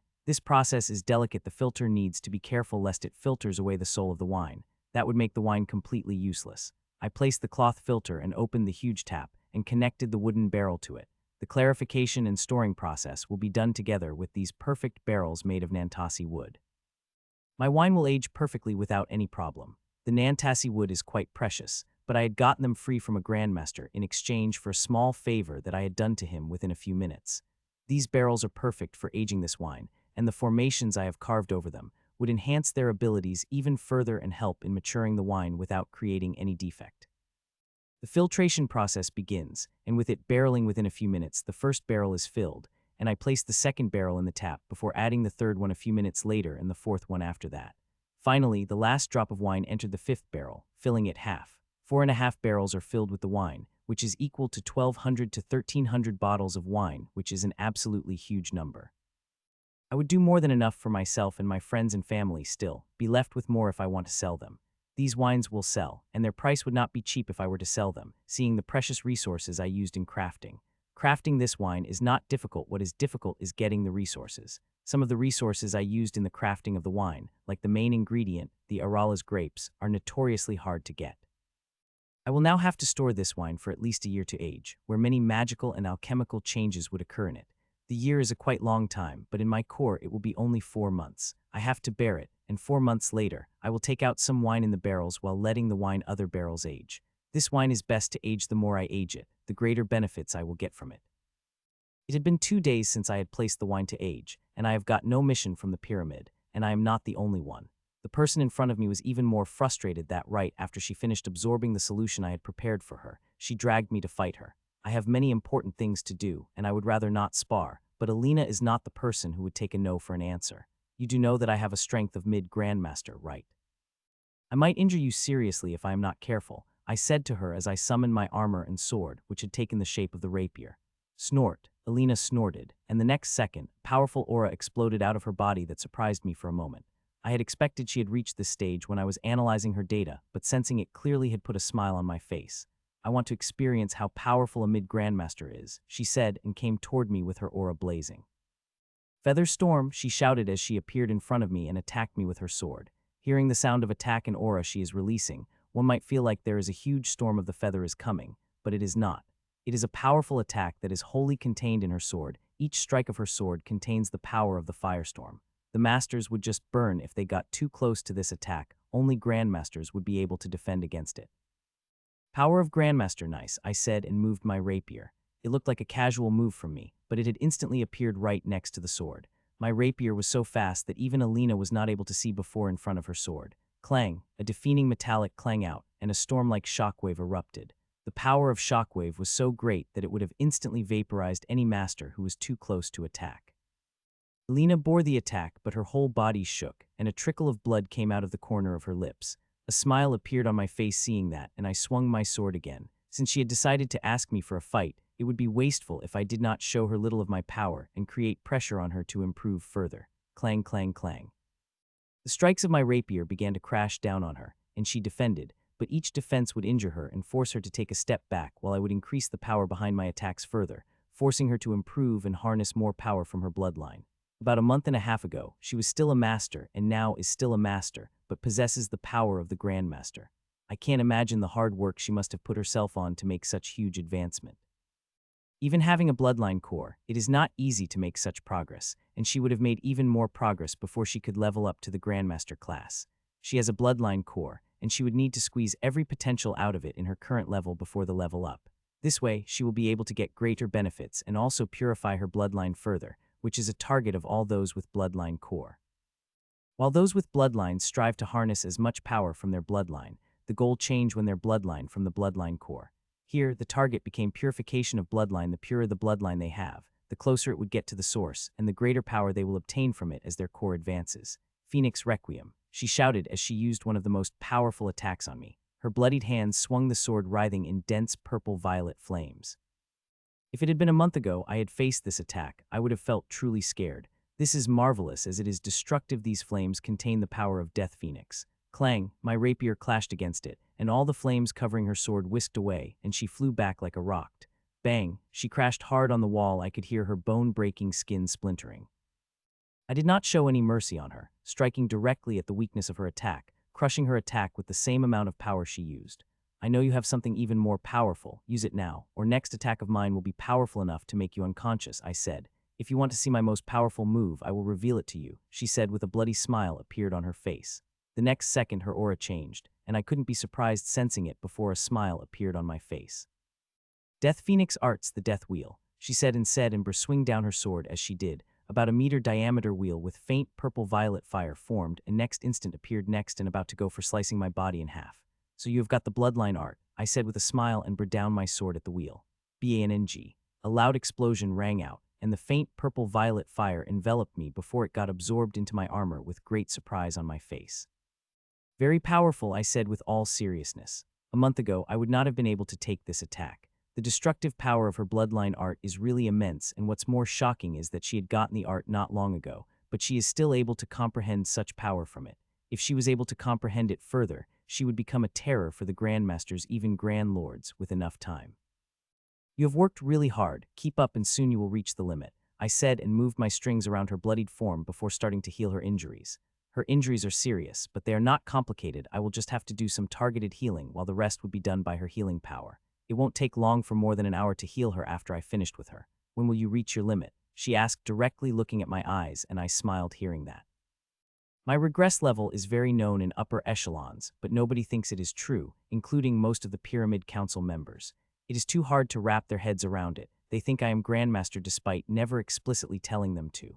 Only very few people understand I am not truly a Grandmaster, even though they have never explicitly asked since I had leveled up. It will take a while. This is why you should try to go for a limit if ever want to catch up to me, I said with a smile, to which she let out a light snort and closed her eyes as she began to aid me in healing. Normally, I made my patients seal their energy during the healing, but I did not when it come to Alina. She has been trained to become a healer for more than a decade, and even though she had no interest in being a healer, she knows enough to aid me in my healing to heal herself faster. A few minutes later, I withdrew my strings out of Ellen's body and she got up. Have you been able to find out when they will let us join the war again? She asked. Yes, but I did not get a clear answer, I replied, though they could not afford to keep her here forever. I am sure within a few days we will join the war again, I added. Good, I am very much looking forward to fighting some powerful Grims, she said before walking into the teleportation formation. After Alina left, I took out my sword and began to practice. I have got a lot of inspiration from fighting those experienced Grims and I want to actualize what I had learned. I had been practicing daily, both inside and outside of my core, and made good improvements. It won't be long before my combat style advances to another notch. It would be very helpful to me if it happened before my next mission. While I mostly make use of my strings, and they are wonderful weapons that barely any grim monsters was able to escape alive once they have caught into them, but I still need my combat style not to kill the Grims, but to remain alive long enough to kill the Grims. Tring, I was practicing when my holowatch buzzed with the mail, and it is from Hawthorne C. They are asking for an appointment, though the mail had clearly said it won't take more than a few minutes of my time. I agreed and continued with my practice, and only stopped 1.5 hours later. The sweat had pulled all over my body, and my muscles are shaking, but there is a satisfied smile on my face. I placed my sword back into me and walked out of the practice room. Back in my room, I straight went to shower and came out 10 minutes later before walking into the parlor. There is barely any time before my appointment with people from the Hawthorne Sea. Buzz. It had been only a few seconds since I reached the parlor when the teleportation formation buzzed, and a handsome man who looked to be in his early 50s with thick long blonde hair walked out of it. Grandmaster Czar, the man greeted. Grandmaster Stein, I replied with a smile. I have not him before, but I know a lot about him, considering he is one of the strongest Grandmasters of the Hawthorne Sea and usually stayed within his organization, rarely going out. He is an old monster, over 300 years old and only a step away from reaching the Grand Lord that just a look from him made me suffocate for a moment. What does Hawthorne Sea want from me? It must be something important for a person like you to directly come to me, I asked as we said. He smiled at my question, and it felt like thousands of bulbs lit up across the room. I have always wanted to meet you, Grandmaster Czar, but you are right. There is a very important reason I have come to you, he said, and by the end of the sentence, a smile on his face has vanished and his expressions have become serious. The reason I have come to you is to ask for your help, more specifically for resources. The Hawthorne Sea hopes that you will help us with any abyssal element resources you have, preferably of Grandmaster class, he said. Is it related to abyssal source aura that felt across the world a few days ago? I asked. To that, he remained silent. Yes, he affirmed more than 10 seconds later. His reply had surprised me a little, as I thought he would not give me the answer considering the sensitivity of the topic. You do know that abyssal element resources are extremely rare. You guys are one of the reasons why their prices have reached such height. I replied without giving an answer about the resources, but he understood my hint and his eyes lit up. The abyssal element resources are very rare, to begin with, and with Hawthorne Sea snatching every piece of it, no matter the grade, had increased their prices to an astronomical degree. We understand the rarity of the abyssal resources and are willing to pay a premium for it, he replied, and that put a big smile on my face. I do have some high-class abyssal element resources, and I want something specific for them that Hawthorne Sea would not part in normal conditions. Good, I do have some things that will be very helpful to her, and one of them already belongs to you guys, I said, surprising him. The next moment, 3 boxes appeared in front of me and I pushed the middle one toward him. This one is already yours, so I would not charge you anything for it, I said, which confused him a little. Gasp! He took the box in his hand and opened it. Instantly a great change appeared on his face and he gasped, literally gasped out loud. It is very hard for an old and powerful person like him to gasp in shock.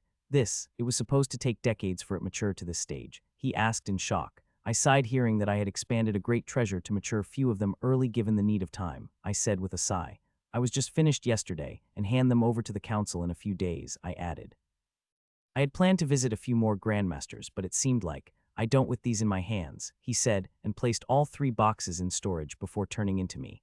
You have helped us beyond what you can imagine, Grandmaster Czar, and we would be more than enough to accept any of your requests if it is in our power, he said. Those are the words I wanted to hear from him since the beginning. Seeds of idlii flower are very precious. It is the resources that Grandmasters crave, as it is said to have helped them in building a base for the Grand Lord. It is true, but I do not want them to build a base for Grand Lord. I am more interested in flowers, which is even more useful than seeds. I am going to grow them at my core. I have wasted enough of your time, Grandmaster Czar. I should be leaving now, he said and got up. Wait, I said and stopped him. Do you need something else, Grandmaster? He asked too. That I shook my head, and 2 things appeared in my head. One is the palm-sized bottle with a yellow solution inside, while the other is a small memory crystal. This solution will help her against changes her core had brought to her body and soul, and these crystals have some of my notes on acclimating the body and soul with the core, I said, shocking the hell out of him. The aura of abyssal source and them needing the abyssal grade resources gave me a good idea of what is happening. Hawthorne Sea is greatly helpful for all the help you are provided, Grandmaster, he said, and took the things before stepping into the teleportation formation. I hope Jill would be fine. The source aura is extremely strong, that it had been felt through the world. It definitely would have made her core extremely powerful, that it might quite a lot of time for her body and soul to get acclimated with it. They are trying to speed up this process, seeing we are fighting a war for survival. Jill could not spend months to get acclimated with it. She had to do it faster so she could join the war as soon as possible. After he left, I walked back to my room and closed my eyes. Inside my core, I begin with working on my inheritance. I worked on it for a few hours before I started on my experiments, and then with making crystal roses and other thingies. The pyramid has given me a large cache of the masterclass essence roses and asked me to convert them to crystal roses. By perfecting the formation even further, I could now easily turn a week's worth of essence roses into crystal roses. The pyramid had asked me about the crystal petals of Grandmaster grade. Those are quite tricky, that even after over a month of research since I had got my first Grandmaster essence rose, I was not able to make any breakthrough in it. The Grandmasters are extremely powerful, with a complicated power structure that a master could not compare. I wish creating a Grandmaster class crystal petals had been as easy as creating a Grandmaster class crystal rose. I have been researching, doing experiments, but till now, I had not dared to use the Grandmaster class essence rose in my experiments. Those are extremely precious given how hard it is to kill a grim Grandmaster. I will not use them in my experiments till I am sure I will get definite something out of it. It is one of the reasons why I am walking slow on it. On the other hand, I am moving quite fast in culinary skills. I have reached very close, and in a day or 2 I will master that wonderful roasting technique. I have been working constantly on it, and I have to say, the technique was far harder than I had expected, but now I am close and I will master it.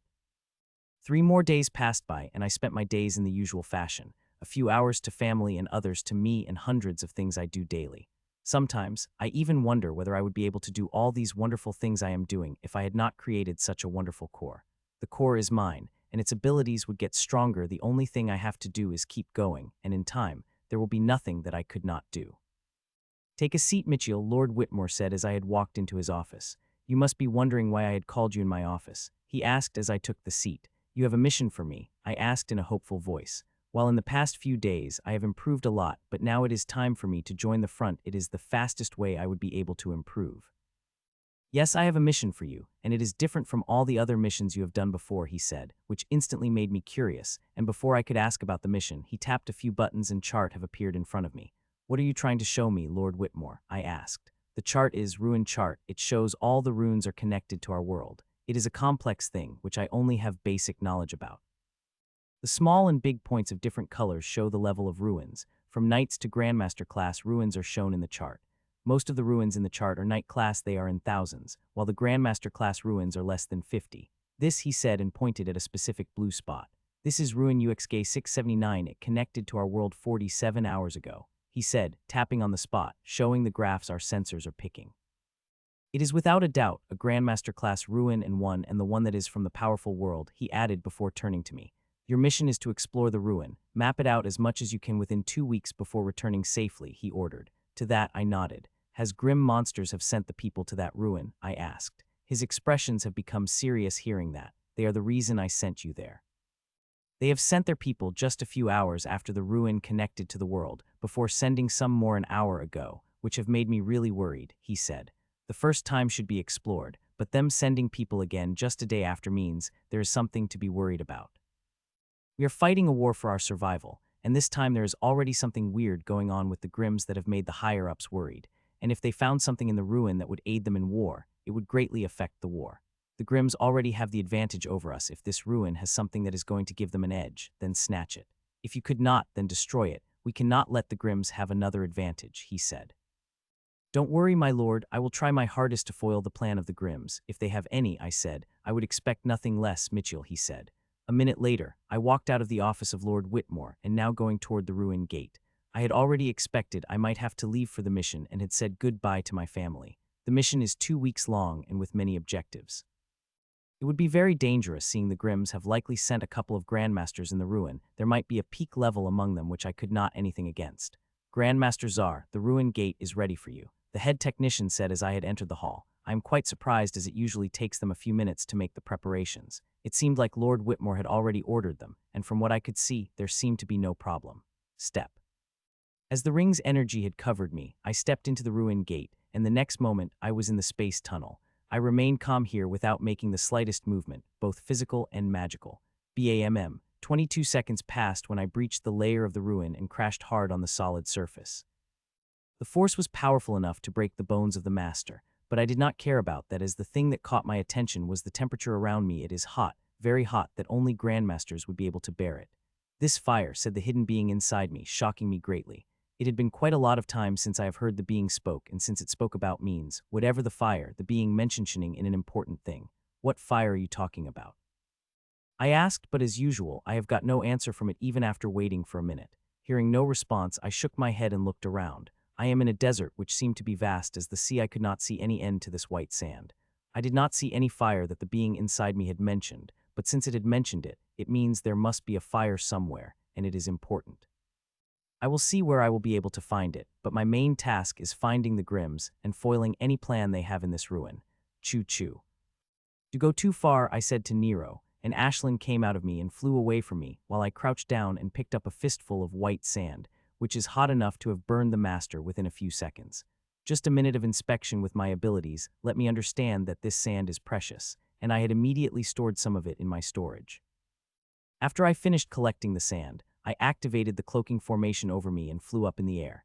Even high in the air, I did not find anything other than sand which seemed to stretch forever. There was not a hint of greenery that could be seen in this wide desert for a moment. I even doubted whether our sensors were wrong in picking up movements from the Grims.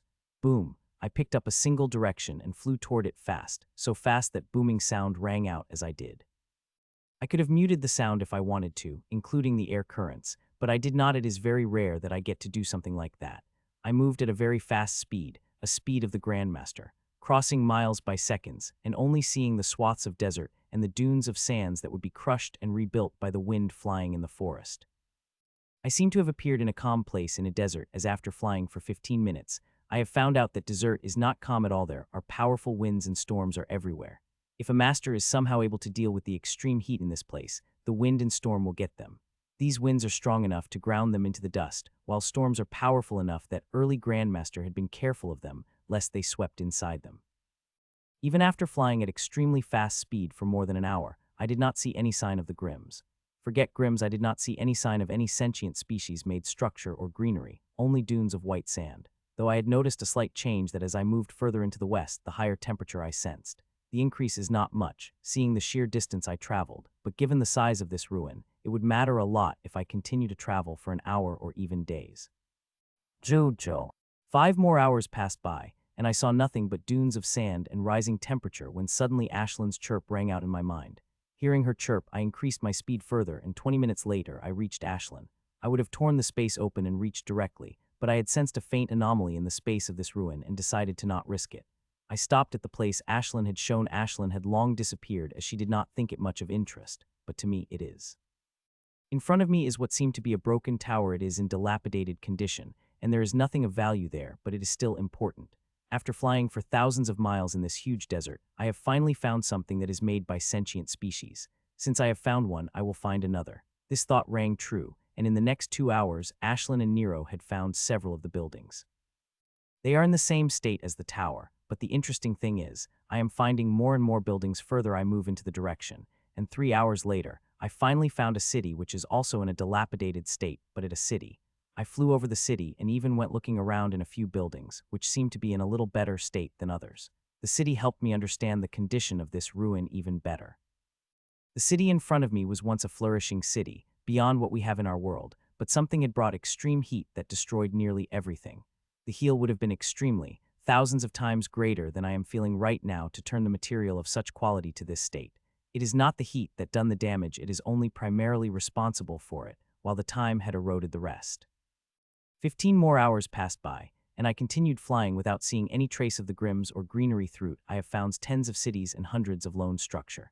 They have excited me first, but as I have seen more and more of them, they became bland that now even when I see a city, I simply pass through it without stopping or even slowing down. I am feeling very bored but still being productive as my avatar is still working, or rather playing with puzzles right.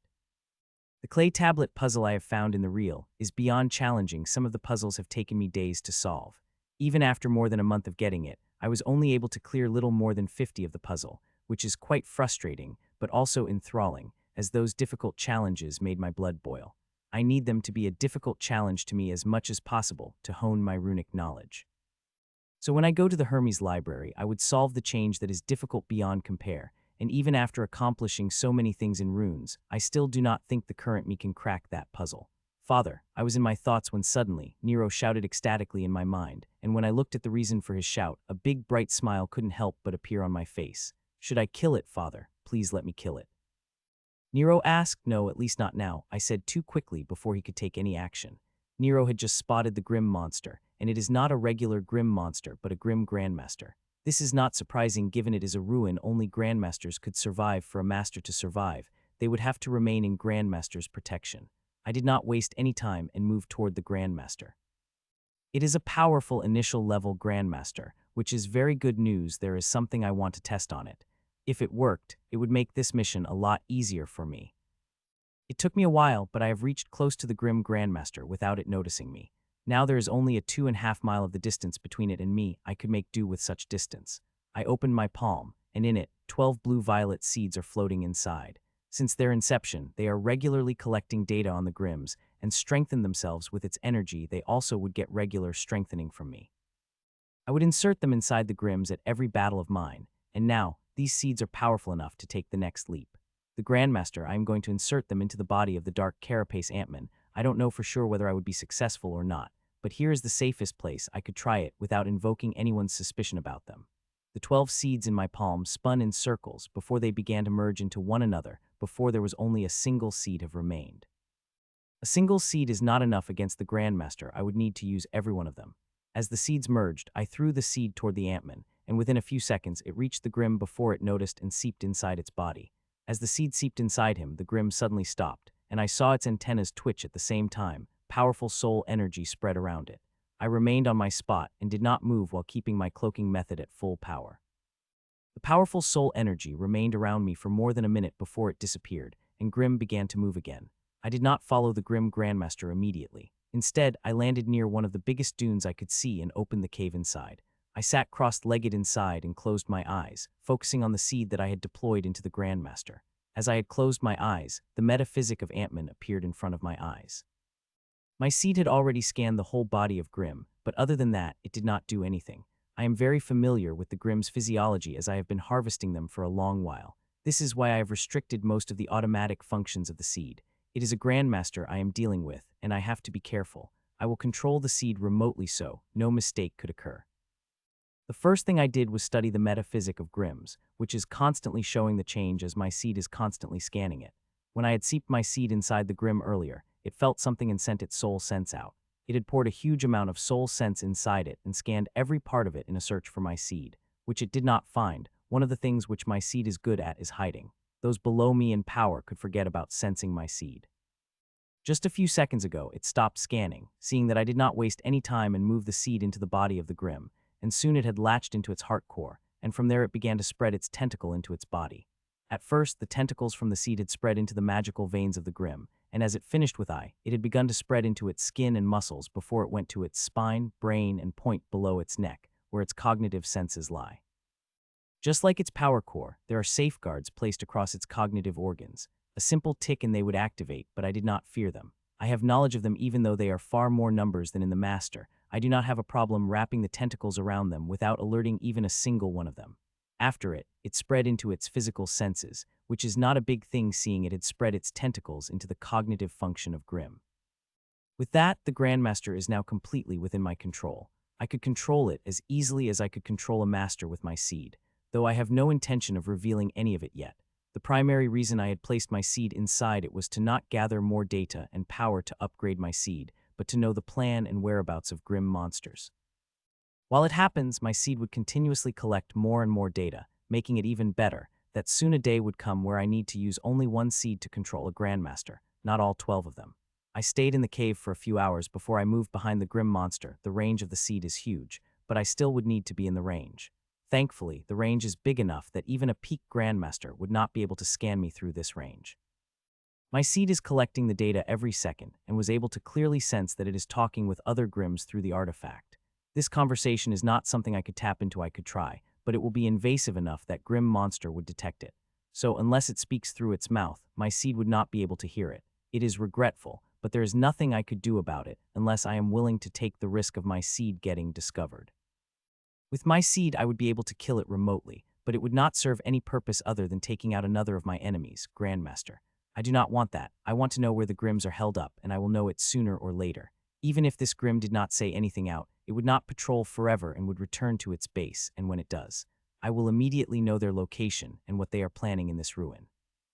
3 days passed since I have come to this ruin and have some good news finally after hearing whispered tidbits from the Ant-Man.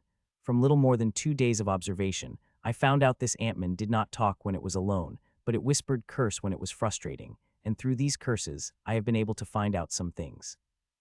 First, it really hates its superior and had been cursing its name at least a few times a day, right after it's made its report. And second, its shift is going to end in half a day after that. It would go back to their base.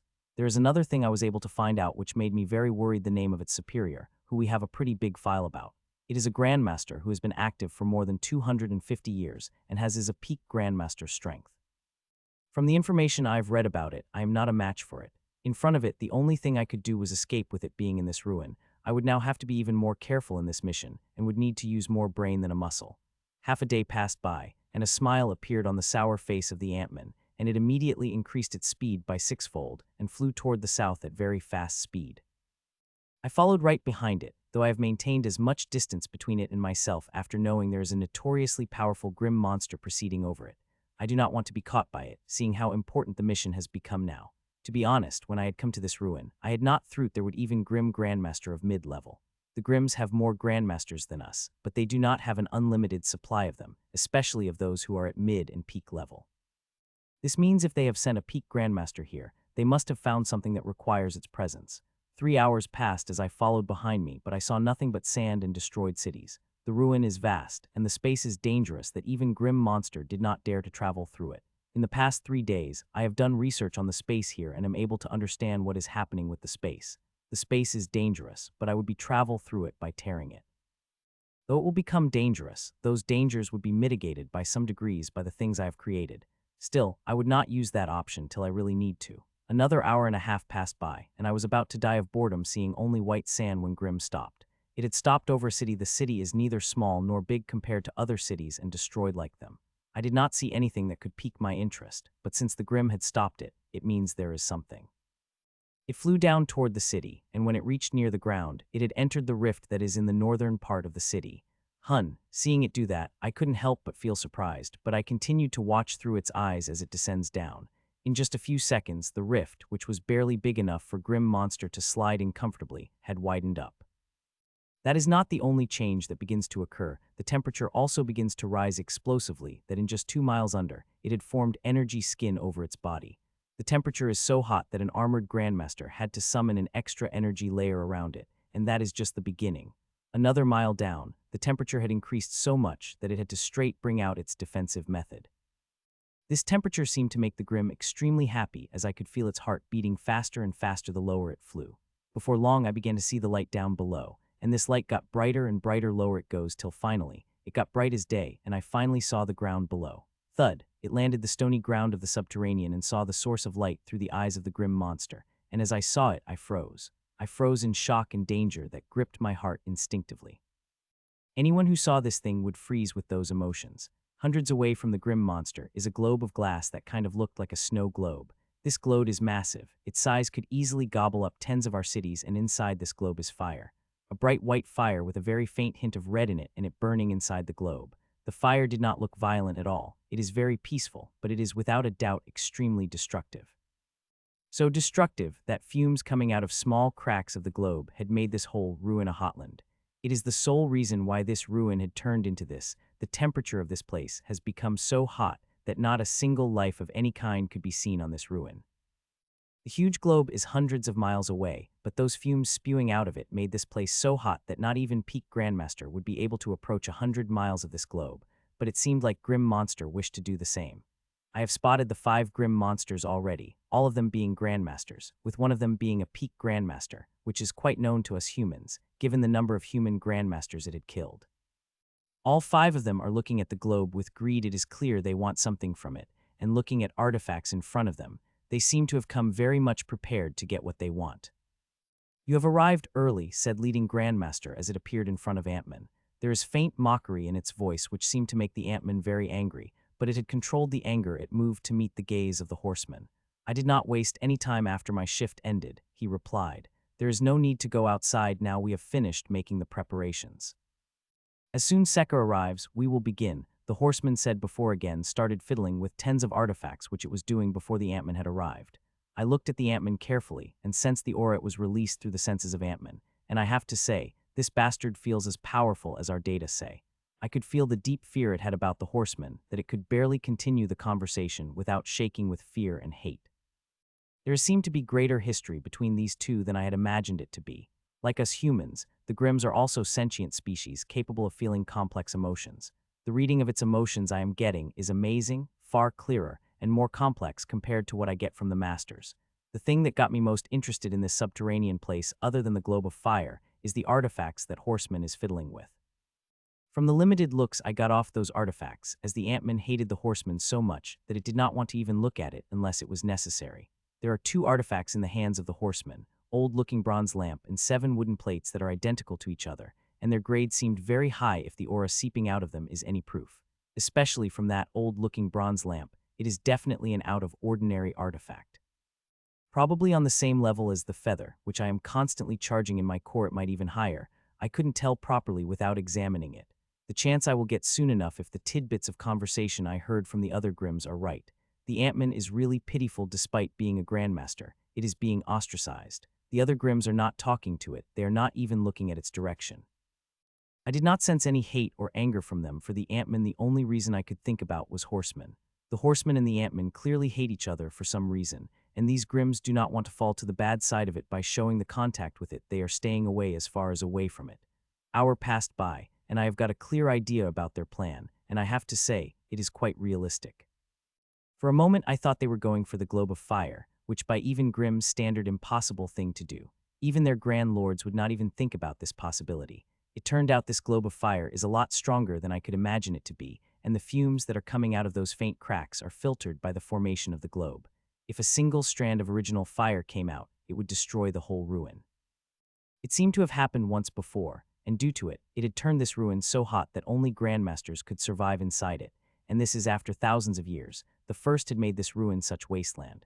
The fire coming out of the globe is hot, hot enough that even Grand Lord would not be able to bear it, but it is still not enough to turn the ruin into wasteland even after thousands of years. As every moment, ruin would fight back with the energy is sucked from the cosmos. Every ruin is part of the world and thus has the creation element, even though that creation element is not complete as it is a broken piece of the world. It is still capable of taking its energy from outside, in the hope to become a complete world, even though it a feudal. Another 40 minutes have passed, and Grim Grandmaster called Sekka had returned, and it is a mid-Grandmaster, the second 7 Grim monsters. Sekka, since you have returned, let's begin, said the horseman, wasting not even a moment. The werewolf. All 7 Grim monsters gathered together and assembled in position. The lead was taken by the horseman behind him, 2 Grims of mid-Grandmaster class, and behind them are 4 Grims of early Grandmaster class. Ant-Man is standing, last in a left, which is completely intentional considering the positions are dependent upon the strength, and Ant-Man is stronger than the 3 early Grandmaster. It has made the Ant-Man quite angry, but as usual, it did not show it on its face. As they lined up in position, they took the wooden plates floating around them in their hands and placed them on their chest. A strange thing happened as the wooden plates have activated. These plates began to melt and spread across the bodies of Grim monsters, and soon covered them in wooden armor, which made them look quite strange. Between all 7 of them, a link of the wooden chain has formed, which would be used to transfer the energy among them to the floating wooden stand that appeared in front of the horseman, who is at the very front. On the wooden stand, the horseman had placed the old bronze land, which now I looked at clearly has 12 flame holders inside it which are empty. Since you all already know the plan, I will not explain further, but do understand one thing. A single mistake could kill us all there, so I hope nobody makes a mistake, or I will kill anyone who did if I survived, said the horseman, and for the first time, its threat was not targeted at Ant-Man but rather at everyone. Let's begin, commanded the horseman, and instantly all the 7 Grim poured their energy into the wooden armor, which instantly formed the woody protective layer around them, leaving out only the wooden stand and bronze lamp on it.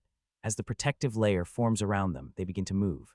Each step takes them hundreds of meters. They began to travel miles by second as they did. The temperature around them began to increase at the visible rate.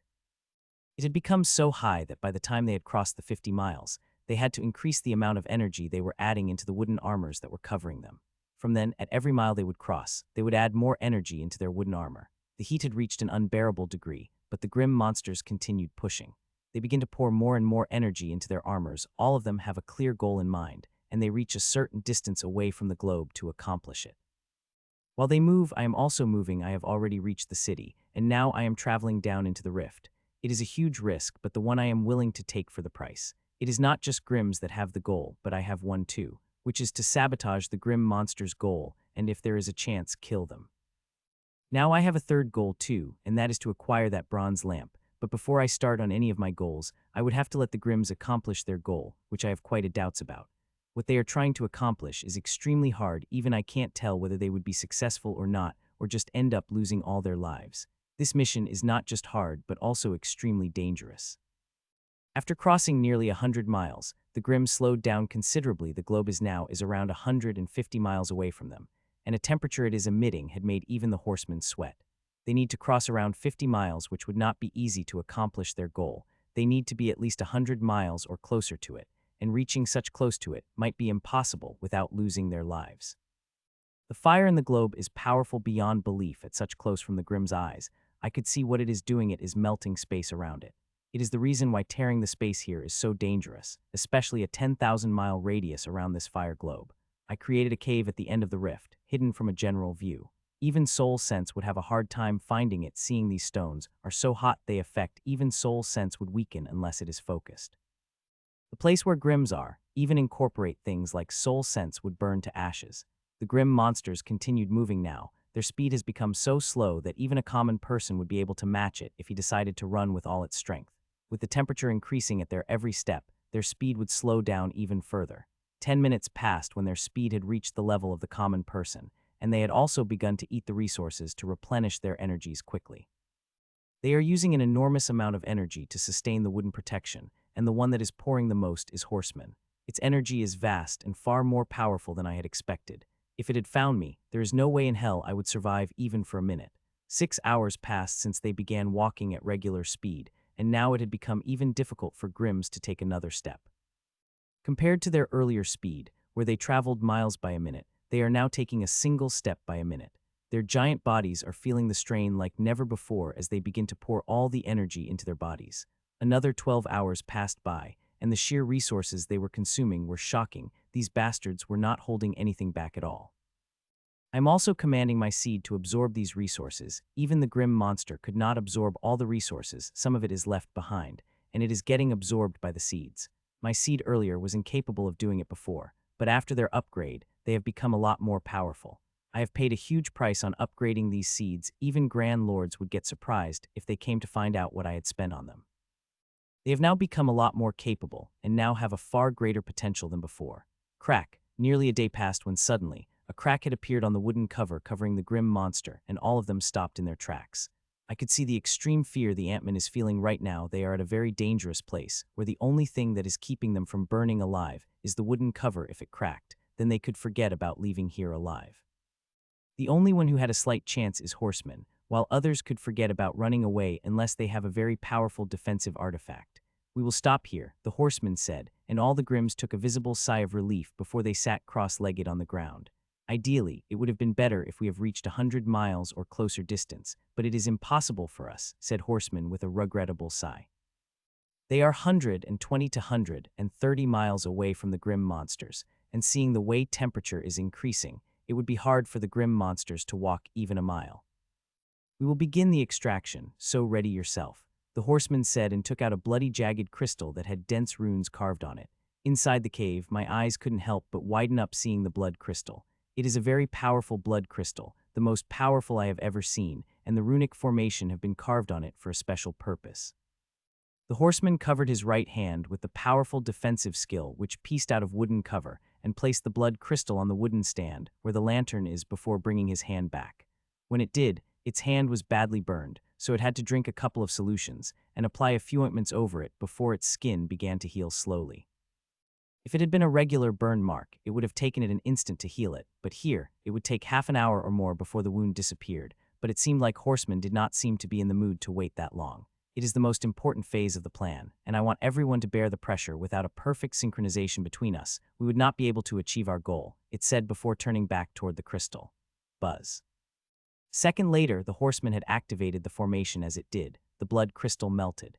At first, it covered the wooden stand on which it was placed before it started to cover the wooden chain before the wooden cover surrounding the Grimm monsters, and then the chains covering them, and finally wooden armor of the Grimm monsters themselves. In less than a minute, all of them are covered in bloody crystalline surface, and new runes were added above the formation already covering them. Buzz, let's begin.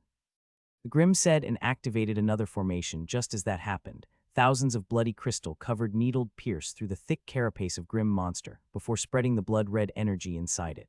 It took little more than a minute for it to spread inside its body, and the process was not painful at all. The moment the bloody energy spread inside it, the immense pressure descended on its body, while at the same time the bronze lamp began to light. As the bronze lamp brightened up, the pressure on the Grimm increased. In just a few seconds, the pressure had become so immense that it had tightened up all the muscles and hard carapace of the Ant-Man. I immediately understood what was happening. The bronze artifact seemed too powerful enough that it required blood energy to use. In this place, they could not use their own blood energy, and not their blood energy is enough to power up the artifact. So they are using a very sophisticated method to use the artificial blood energy to power up the artifact. Though this method is not perfect and has quite a lot of side effects, some of them could turn fatal if not handled properly. With time, the lamp will get very powerful, would pressure the Grimms extremely. Not only that, this blood energy, which is quite pure, is very harmful to Grimms the longer it stays in their body, as it will contaminate their own blood energy. I'm not letting it suffer this advantage. My seed is sucking the harmful blood energy, which is trying to infiltrate it, and I am not even doing it secretly. Instead, I am making my seed to project the aura that the body will have when they are close to awakening their bloodline. I could see the Grimm monster getting surprised before an ecstatic smile appeared on its face, and I could understand why it was so happy, even though awakening a bloodline would create a little trouble with its inheritance. It had already reached the limit of the progress it could make with its inheritance, and unless it could find a resource that could change that, The only thing that could help with its potential was the bloodline, which is much better than a resource. Click. Suddenly a loud clicking sound rang out from the bronze lamp, and one of its smaller doors had opened. Ah ah ah. The door of the bronze lamp opened, and all the grim monsters, except for the leading horseman, let out a loud scream, and terrifying pressure engulfed their bodies. Crack, crack, crack. The flesh begins to saturate, and cracks begin to appear on the carapace of the antman. It began to injure it, but it did not seem to care about that, as its eyes are now being completely focused on the tiny lamp door. As the lamp's door opened, a tiny glass bowl flew out. It flew toward the globe of fire with only a thin bronze string connected to the lamp. I could hear the sounds of bone breaking from the grim monsters around me, which are vomiting the blood continuously as the pressure is too much for them, but they are bearing it. All of them understood the consequence of breaking the connection or even feigning under this pressure. The horsemen would not let them. If they are lucky, the grim monster will let them burn in the heat. If they are unlucky, the horsemen will torture them to death.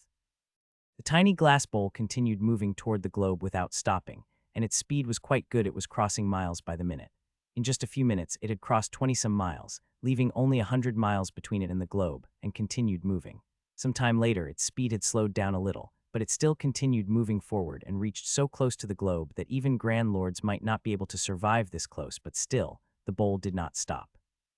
While it moved, it brought immense pressure on the grim monsters, who were bearing the load that even Ant-Man had reached the limit, as more and more cracks began to form on its carapace while it started to vomit the blood.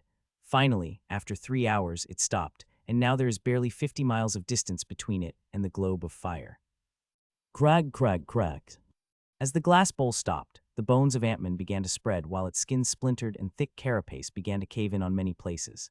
The pressure had suddenly increased while the lamp began to consume an even greater amount of blood energy, and with it, it was able to attract the first pure strand of fire which landed gently on the glass bowl, increasing the pressure of the Grims further. The mission of Grims is to collect the fire, the pure fire coming out from the globe. For it, they brought out precious artifacts such as a lamp. The strand of fire collected into a tiny glass bowl is very small, far from enough to fill it, so a few minutes later, the bowl had attracted the second strand of fire and strand after that. With every strand, the pressure on the Grims would increase even further. The horsemen did not seem to be caring about the pressure others were feeling, and even looked back at them with a clear warning in its eyes. Seeing that nobody dared to complain and even tried harder, one strand after another began to fill the glass bowl, and each strand would increase the pressure by the time the bowl had been completely filled with the fire strands. The early grandmasters were barely keeping themselves alive. As the glass bowl filled, it began to come back, but its speed was much slower than before, but nobody seemed to mind it. The slower the speed the bowl has, the lesser speed they would feel. Though all of them are still feeling quite a lot of pressure, the bowl was not empty when it went out of the lamp. It took quite a while, but the bowl had reached the lamp before going inside through the open door. The door of the lamp closed, and runes of it lit up just as that happened. All the pressures the Grims were feeling had disappeared. All of you eat the recovery medicine, and we will begin with the second bowl right after your injuries are healed, the horseman said before turning back to Lamb and watching the lighted section of the lamp with greed. If I had been there, I would have looked at the lamp with the same expressions. The strands of fire they have collected are too precious, and different plans have already begun to form in my mind about the way I could kill it. The Grims rested for nearly 11 hours and consumed a lot of precious resources before they healed completely. They begin again, but this time there was slightly less pressure than before. With fire lighting up one of its 12 sections, it had begun to help, and like before, it began to collect fire after the bowl reached close enough the globe of fire. Soon, the second bowl also returned, having burning white fire filled it to the brim and went to the second section of the lamp. The Grims rested for about 8 hours and sent the third bowl, which gave them even less pressure, and thus they sent it even closer to the fire globe, which filled the bowl with strands of fire even more quickly before it returned. One by one, the Grims began to send one bowl after another. Each of their attempts would be easier than the last as the lamps would help them, and as such, the 4 days passed by, and Grims were able to fill the 12 sections of lamp, and would fill the last one in few minutes when the bowl returned. The bowl is returning fast while fire burning in it brightly. This will fill the last bowl that will fill its 12th section. 3.5 minutes passed when the bowl returned and went back into the lamp. As the door of the lamp had closed, the whole lamp had brightened up in a bronze light, and it stayed like that for about a minute before a shine began to die down. I have found the worthy fire for my lamp of 12 lights. With it, my strength would increase drastically, laughed the horseman ecstatically. Now I did not even have fear the Vedettes and even be able to fight against the best of human grandmasters, it added loudly. Congratulations, Lord Tasca. With such wonderful treasure in your hand, no Grim would be your match, the werewolf congratulated fawningly. Following its cue, others also begin to congratulate the horseman one by one, including the Ant-Man who did with the greeted teeth and horseman, was too happy to reply to the greeting with sarcasm. Rest we will leave after you all had recovered, it said, and as I promised I will reward you all handsomely, it said and looked each of Grimm's in the eye, and when it looked at Ant-Man, its eyes turned sarcastic. Ant-Man gritted its teeth, seeing that it knew despite it helping accomplish its goal, it would only get embarrassment and already braced itself for that. 3 hours passed by, and even the weakest of Grimm have recovered though, not completely. All of them have been seriously injured too many times, and healing their injuries with resources, due to which there are very tiny injuries remain in their bodies. They would need a long rest to recover from those tiny injuries. This place is amazing. I am sure many of our brethren will come here. If any of them have amazing treasure as my precious lamp, it said with a laugh and placed the lamp into its storage. Let's leave, we have a war to fight and humans to kill, it said and began to lead the Grimms away from the globe. I chose that very moment to act. The formation inside my seed had activated and powerful aura that would scare even a peak elite burst out of Ant-Man. Boom. At the same, the Ant-Man crushed the formation of wooden plates, which instantly burned the whole formation to the ashes. It happened so fast that even peak Grandmaster like Horseman was not able to react quickly enough to stop it. The Grimms screamed as they burned. The temperature was so high that even a mid-Grandmaster was powerless against it without the protection. Even peak Grandmaster, Horseman is burning as it watched the Horseman with shock. Radsi, what did you do? Asked Horseman in shock and began to run toward the rift. Its decisiveness and calm mind had shocked me. To be honest, I thought it would attack the Ant-Man in shock and rage, but it did not. Instead, it took a step to run away now that things have come to this. But how can I let it run away? I have sacrificed the 5 Grimm Grandmasters, which I could have harvested into essence roses. 2 even had bloodlines which would have made me even more powerful, but now they are burning and would die a few seconds. Even the Ant-Man I am controlling would not be able to leave for more than a minute, not because of heat, but because I am burning every essence and power of the core of it in an extreme burst of power that even Ant-Man would not have been able to get. It is due to my seed which had spread into every part of its body, which is helping contain the power that I burned. Without my seed, it would explode instantly. There is no way it would be able to contain such power. Such power had a price. The Ant-Man would be only able to live for about a minute before it would turn to dust, which I hope would be enough to deal with this peak Grandmaster Horseman, who had killed a large number of human Grandmasters in centuries it had been active. Clang. A defeating clang rang out when Horseman brought out its blade at the last moment. If it had not done that, its neck would have been hacked apart. The shock could be seen on its face seeing the Ant-Man burst out with such strength, but seeing the sanguine glow, it had immediately understood where this strength was coming from, and it made it even angrier. You bastard, I would have killed you with the rest of your people when I had massacred your city. The Horseman shouted and again tried to run toward the rift. It was extremely clear about its goal, which was to survive, as its enemy had no intention of that. I immediately loosened control over the Ant-Man after giving it a little push by releasing a chemical that causes rage in Grimms, just serotonin does in us humans.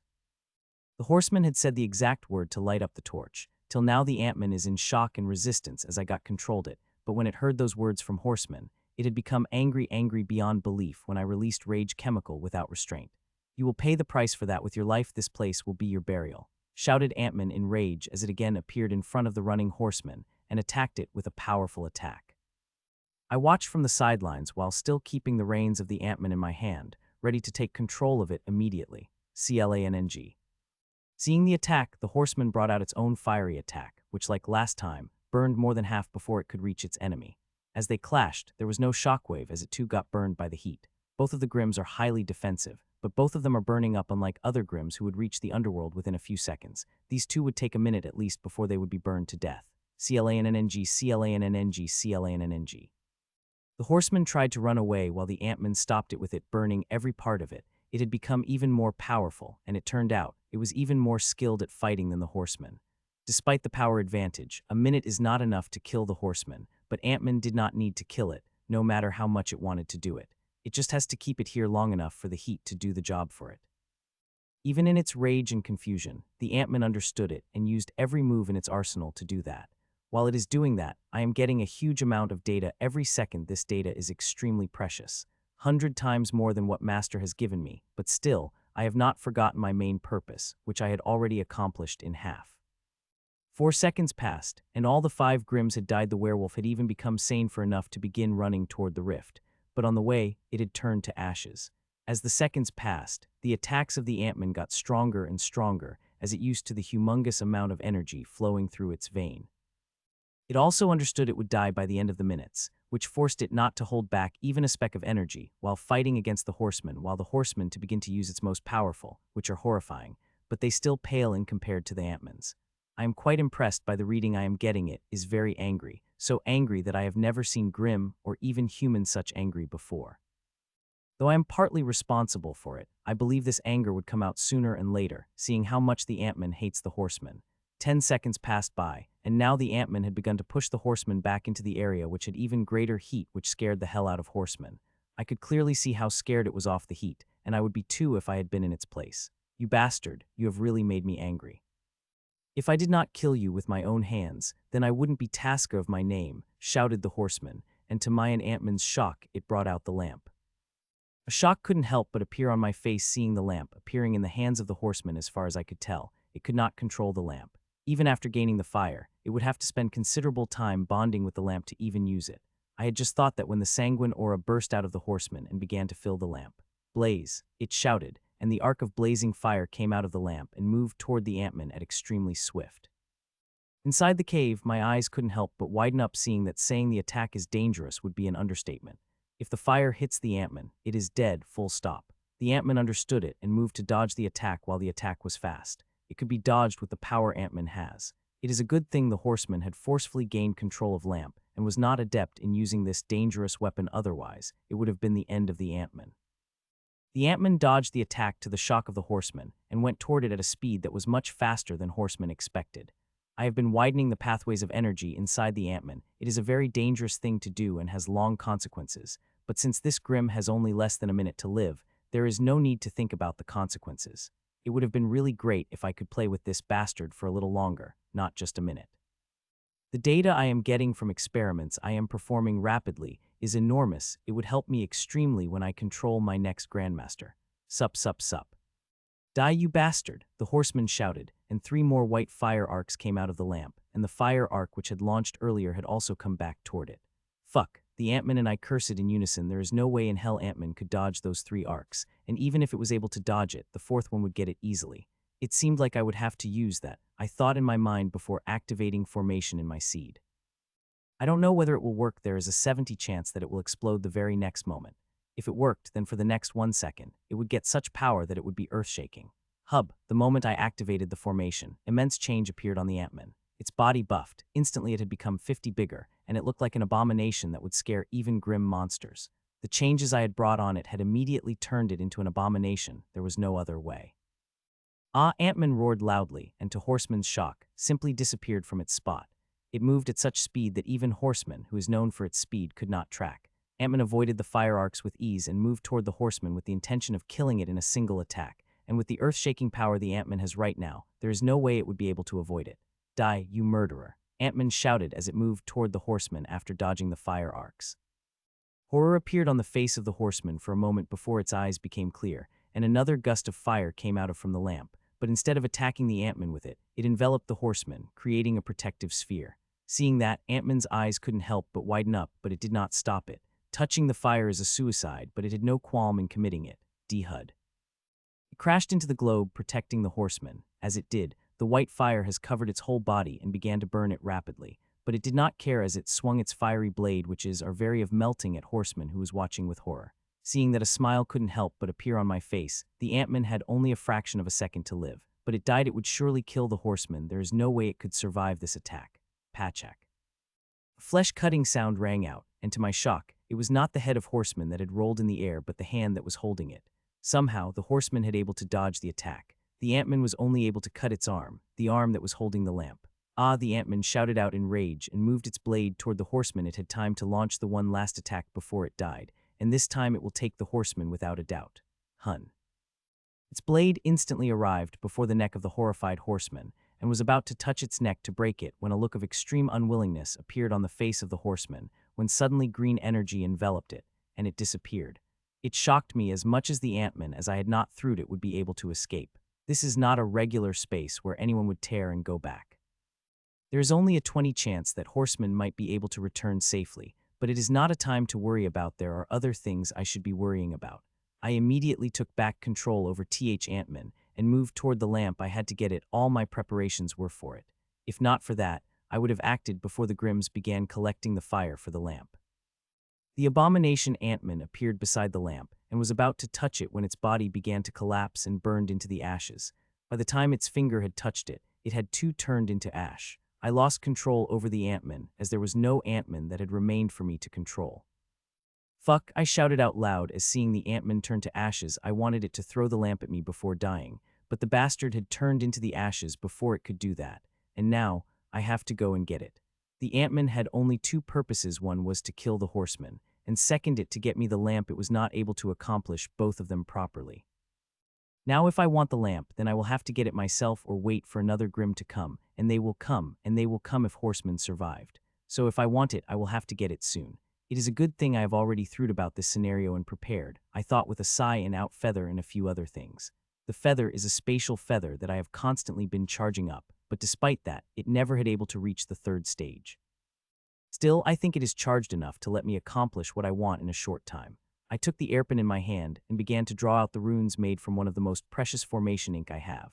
I usually think 10 times about using such precious ink, as their value is immense, but compared to that lamp, they are nothing, so there was no internal struggle in me about using this precious ink.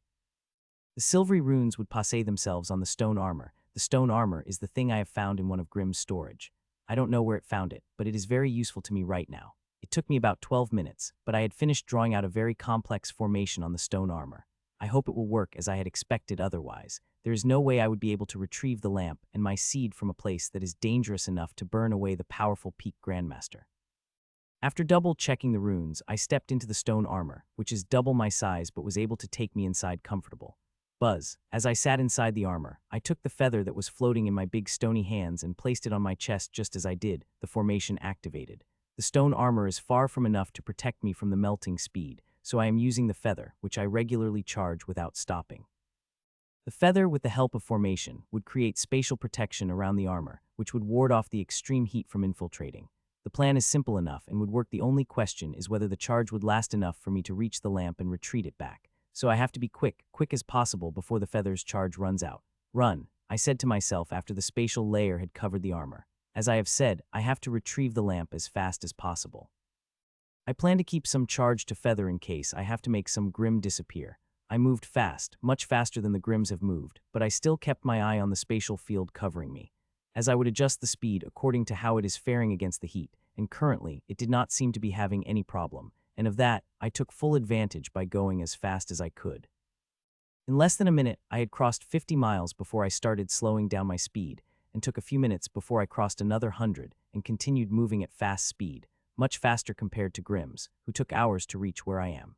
The spatial field around me is working better than I had imagined it to be, but I am slowing down fast. The heat is affecting me hard. I was around 10 miles away from the lamp when my speed had finally reached that of the normal person. If Grims had seen it, they would have been shocked out of their mind. I am right now. As the thing that took them more than a day to do, I had done it in less than an hour. If it is not amazing, I don't know what it is. I could go even faster than I am right now, but it would expand the energy of the feather many times fast. While I want to get the lamp as soon as possible before any new problem occurs, I am still being cautious, and saving the energy of feather would always help. As I walked toward the lantern, I couldn't help but feel horrified at the heat around me. It is so high that I could be turned to dust within seconds if the protection on me disappeared. It would not happen. My protection is near perfect, and unless a wisp of flames coming out of the globe attacked me directly, nothing would happen to me. An hour passed, and then another before I stopped. I had not reached the candle lamp yet. It is still about 2 miles away from me, but I nonetheless stopped to pick something. The storage artifact of the werewolf. Its storage artifacts have surprised. These things are delicate and hold the whole fortune of the use. This is why their cover is made of extremely defensive material, enchanted with powerful defensive formation. The storage disappeared in my core, and I began to move again. There are only 2 miles between me and the lamp, and I want to get it as soon as possible. Finally, I got you, I said with a smile as I picked up the lamp. I had taken a long, efficient approach even though I wanted to be quick as possible. But I finally got it. I am very sure I will get the immense benefits from it. I did not look at it for more than a second before I placed it directly into my core and was about to leave when the ancient voice rang out in my mind. Reach 50 miles close to the globe, and you will get a thing that is thousands of times better than the lamp, the ancient voice said, stopping me from my tracks. What will I get if I reach 50 miles of the globe? I asked before I could stop myself, and as usual, I did not get an answer back. So I have focused on the thing the hidden being said and wanted to reject that thought immediately. It is preposterous and extremely dangerous, and I even lifted my leg up to leave before I had stopped myself. It is extremely dangerous that even Horseman, a peak grandmaster, would get horrified at that thought while I am thinking about it, and even an actual plan formed in my mind, which I begin to think even further. Should I really take the risk? I ask myself aloud the impossible thing might be possible, but it would be extremely dangerous. The slightest mistake in my preparations and puff, I would vaporize before I could even scream. Even when I had asked myself a question, I had already decided to do it. The hidden being had helped beyond imagination. From books to harvest runes, all of them are a gift of the hidden being. Without them, I would not have the accomplishments I have right now. Since it had said I would get something thousands of times better than the lamp, then I am more than willing to believe it. But before I could take a step forward, I will have to move back. I could not make the preparation in such heat. I began to move back, and like the last time, I did not hurry. I moved back with the most efficient speed, and as such, 2.5 hours passed before I had stopped. As I did, I took out three things: a block of blue metal, a thumb-sized silver-gray ore, and white-gray color essence fruit of Grandmaster class. All of these things are extremely precious. If I fail and survive, I will be crying for them for days. My air pen appeared in my hand, and it began to spew out the runes which would land on the ground. Buzz. 16 minutes later, I finished with the formation and placed the two metals in their place while cutting the essence fruit in half. Half of it I had placed in the formation, and the other half I had placed in the formation before activating the formation. About an hour passed when everything turned to liquid and merged together, and now it is flowing up on my rock armor, creating a layer of the blue-gray layer. Within a few minutes, the whole armor had turned blue-gray in color, and instead of rock, it now looked metallic. The only part that the blue-gray layer had not covered is a place where the feather is connected to armor. This blue-gray metallic layer is nothing but a spatial amplifier. It will increase the power of the spatial field tremendously. Buzz. I once again activated the formation and disappeared from my spot, and about 2 minutes later, I have crossed 100 miles with my speed slowing down by only 60, which is not much, seeing I have crossed 100 miles in barely 2 minutes. Half an hour passed by, and I have reached the place where the Grims had reached, and I did not stop there as I had picked the storages and the lamp earlier. I continued moving, and another 2 hours passed before I slowed down enough to walk at a regular person's speed. I have already crossed more than half of the distance, and now there are only 100 miles have remained between me and the fiery globe. I have to cross another 50 miles, which I allot considering the temperature. The place I am standing is blazing. A single faint crack in my armor could vaporize me in an instant. Every moment, my soul sense and inheritance energy are working in overdrive to find a defect in armor. Until now, everything has been good. I continue moving. The only target I have in mind is to reach the 50 miles of the globe of fire. 7 hours passed by, and I have crossed another 25 miles, and now the temperature around me has reached so high that I am scared shitless. As in this temperature, even the tiniest crack would kill me. The only thing that is keeping me being vaporized in an instant is this suit I am wearing. Without it, I would simply disappear in a moment. An hour passed, and I crossed another 5 miles when I suddenly stopped. I had stopped not because of the temperature, but because of the things I am seeing in the globe and around it. The things that were not visible to me before have become visible, shocking me, giving me an understanding of things. I was just staring at it when I felt the change inside. I only had to look for a moment to realize that my rule of the sun had begun advancing. It was quite a surprise, as I had not thought it would advance. I was quite a distance away from getting a sufficient insight which I got from the globe. I am still in little confusion, as I do not understand what insight I have gained that advanced my sun rule in a couple of seconds. My sun rule had advanced, which increased my strength immediately, but this increment is useless in my current condition. I am currently in a place where my strength means nothing. Even I had the strength of the horseman, it would still be useless. The heat around me would have burned it into the ashes within a second. The only reason I am alive is due to the amazing feather which I had been continuously charging for months, and also due to precious treasure. My own strength is playing no part in where I am, just my knowledge. I have begun to walk again, as there are only 20 miles for me to reach my target, but reaching there would not be easy, and I might die if the slightest problem had occurred to my armor. Thankfully, everything seemed fine right now. 3 hours passed by, and I crossed another 5 miles, and 4 hours later, another 5, leaving only 10 miles to reach my target. As the temperature increases, I am consuming the energy in the feather rapidly. The energy that took me days to fill, I am expanding it at minutes, and the more distance I cover, the greater the energy of the feather is going to be spent. I have been continuously keeping track of it, and if it reaches the critical level before I reach my target, I will abandon this goal without a second thought, even if I am a step away from reaching my goal. 4.5 hours passed by, and I have crossed another 5 miles and got an even clearer picture of the globe, which again couldn't help but shock me. I have recorded everything I am seeing. I will analyze it after I leave this place, and I am sure I will get immense benefits after I finish analyzing it. My sun rule would advance again from the insight I gain, I have no doubt about it. About 2 hours passed when I suddenly stopped. The extreme strain began to appear on my armor. Currently, my armor is handling strain fine. The resources I have used are helping me a lot, but as the temperature increases, it is going to make things difficult for me. Seeing the strain, I became even more careful, and as I walked, I kept an eye on the smallest part of my armor. D-Hub, 2.5 hours passed when a sudden change occurred. A part below my knee caved under pressure. It had stopped me in my tracks for a couple of seconds before I continued moving. The denting is not serious as it looks. It is just like a minor accident that had done damage, but only on the surface. Just like that happened to my armor, but it had made me extremely cautious that now I am using the full power of my soul sense. If I see a single big problem that could take my life, I am out of here, and for it, I have already made the preparations. D-Hub, D-Hub, D-Hub. Repeated noises rang out as many parts of my armor began to cave in as I walked on the last mile. With each step I take, a new dent would appear at the same time. I would reach closer to my destination. It had become a sort of race whether my armor caved into the degree that I would be forced to retreat or I would reach my target first. Minutes felt like an hour as sweat piled up on my body, and this sweat had nothing to do with the heat outside, at least not directly. I am extremely tense and is wont to find a solid reason to get away, even when I was a few hundred meters away from reaching my goal. No goal is more important than my life. Still, even after my armor caved at 100 places, I did not find any solid reason to leave. It was just the cavings.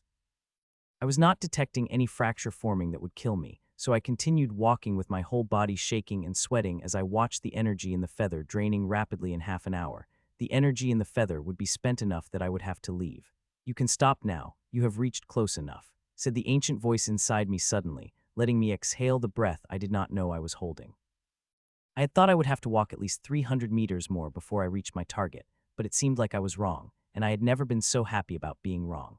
This small journey was even more dangerous than the most dangerous battle I had ever fought, and I would fight an even more dangerous battle than facing something like it. It is a truly horrifying experience, and I really hoped the risk would be worth it. I had just thought that when I noticed primordial green runes coming out of me. It had been very long since I had seen the primordial runes. The last time I had seen them was when these green runes were sucking the life out of Abomination, which has been merged into my sword. The heat did not seem to affect these primordial runes as they moved toward the globe without any problem, and in a matter of seconds reached the globe. As they reached the globe, they began to spread around it, but suddenly they did something which shocked the hell out of me. These primordial green runes began to seep inside the globe without any problem, and as far as I could see, they were not getting destroyed, which is quite hard to believe. Considering the temperature inside the globe is thousands of times hotter, these runes are just fine. The runes kept coming out for about 13 minutes, and in these 13 minutes, the primordial runes have spread inside and outside of the globe of fire with a bridge of primordial runes connecting it to me. I would have liked to have the original fire, it would have helped me, but now I will have to make do with this fake weak imitation, said the ancient being. How far I've fallen to need to use such weak thing. It added lamentingly before the primordial runes lit up blindingly, and before I understood what was happening, I saw fire so thick that it became liquid coming at me at incredible speed through the primordial runes. The white fire enveloped me, or rather primordial runes covering my whole body, before seeping inside and directly going to my core. This fire is hot beyond belief, so hot that it would destroy my world, but strangely, I am not feeling the slightest heat. Though somehow I understood how dangerous this fire seeping inside me is, it has the power to destroy the world, and now the ancient being hiding inside me is taking it without much problem. I couldn't help but feel my head spinning with just the thought of guessing ancient being's power. To do something like that, one needs to be extremely powerful, far above that of the primary level, and now my head is spinning with names of those levels. I have read a lot of books, and there is mention of the levels that are above the primary level. There are many of them, and those at the top have the power to create the worlds and destroy thousands of them with their single breath. I hope the ancient being would be quick, because it's sucking the fire out of the globe is not having any change in the temperature. Even if the globe disappears, the temperature will remain the same for quite a while. The heat had already spread into the environment, and the things around here, most of the heat I am feeling is radiating from them. I really hoped the ancient being had not frozen my moment. Aside from breathing, I could not do any other physical activities, even twitch a little. I don't know why it had frozen me and even asked it, but I did not receive any answer, and the worst thing is I could not access my core. It had somehow severed my connection with it while it feasted on the fire.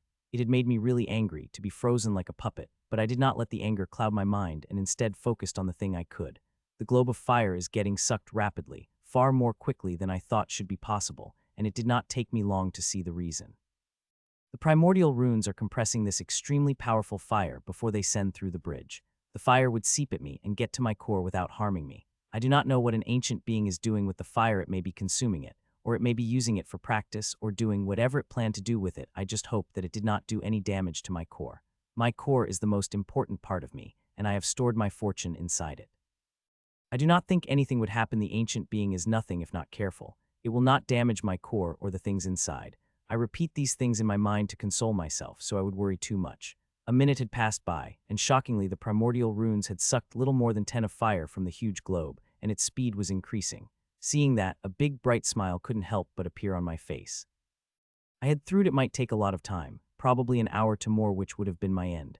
Feather did not have enough charge to keep me here at such a temperature for such a long time, but now I did not have to worry about it. If it continued to suck the fire at such increasing speed, it would not even take 10 minutes. 6 minutes. It only took 6 minutes for it to suck away every speck of fire inside the globe. I thought the runes would come back after they finished sucking up the fire, but to my great shock, the runes have turned their gaze on the globe itself, which begins melting like glass and gets sucked into the runes as the fire did earlier. The melted globe begins to come inside me, and I don't understand why. The fire I can understand, but this glass, even though it is extremely powerful and would be useless to me even if I got it seeing its level. Sometimes, world-shaking artifacts could scrap metals in the hands of people who do not have the required ability to use them. I was just thinking how I did not have any interest in the glass when my gaze fell on something which flashed my eyes with greed. The place on which the globe was standing had become crystalline white. I did not notice at first, but these white crystals are energy crystals containing so much power that I can get a hand on even a fingernail-sized piece. It could change the course of the war. That crystal formed from leakage of heat from the globe for thousands of years and contains enough energy that the tiniest piece of it would allow Pyramid to activate all its functions, which would help us a lot. From what I'm able to find out, that Pyramid is running at 50 of capacity, and the reason for it is power. It requires an immense amount of power that nearly all the energy crystals of very high grade are used to run the Pyramid.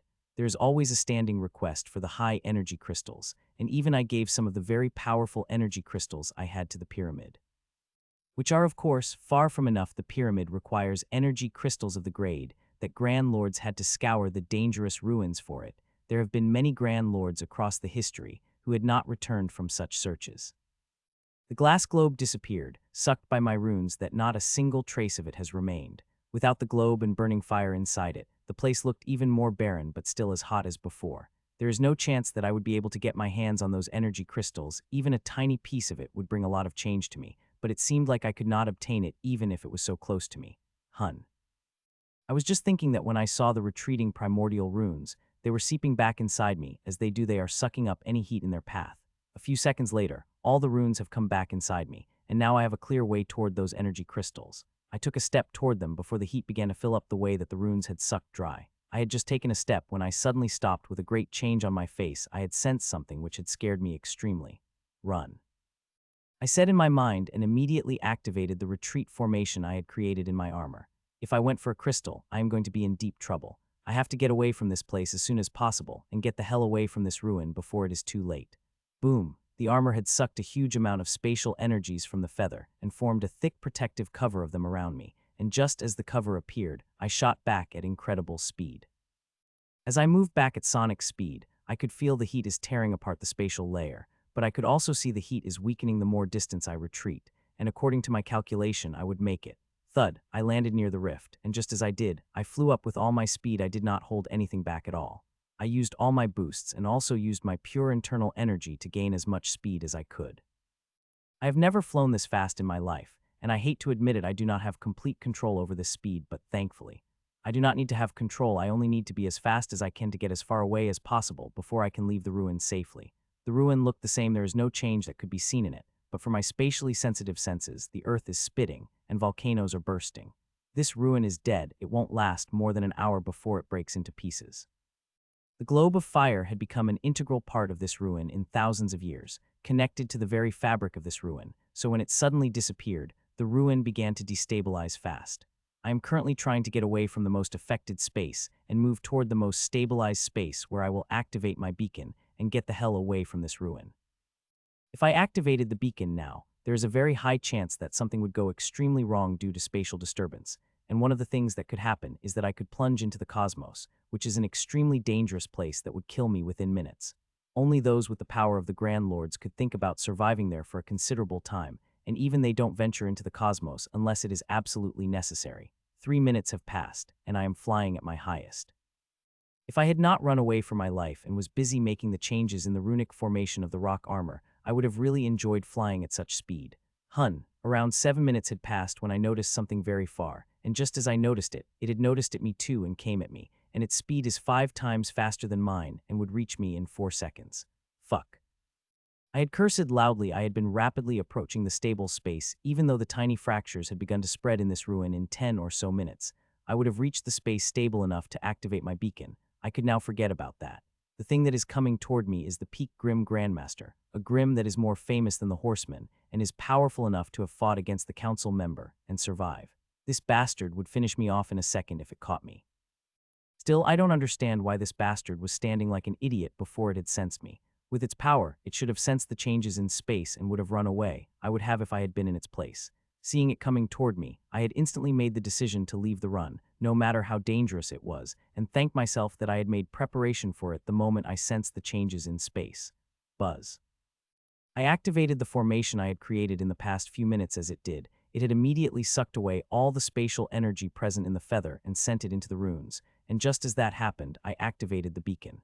Energy covered me, and I disappeared. The last thing in the ruin I saw was the angry face of the grim monster, who was a few miles away from reaching me.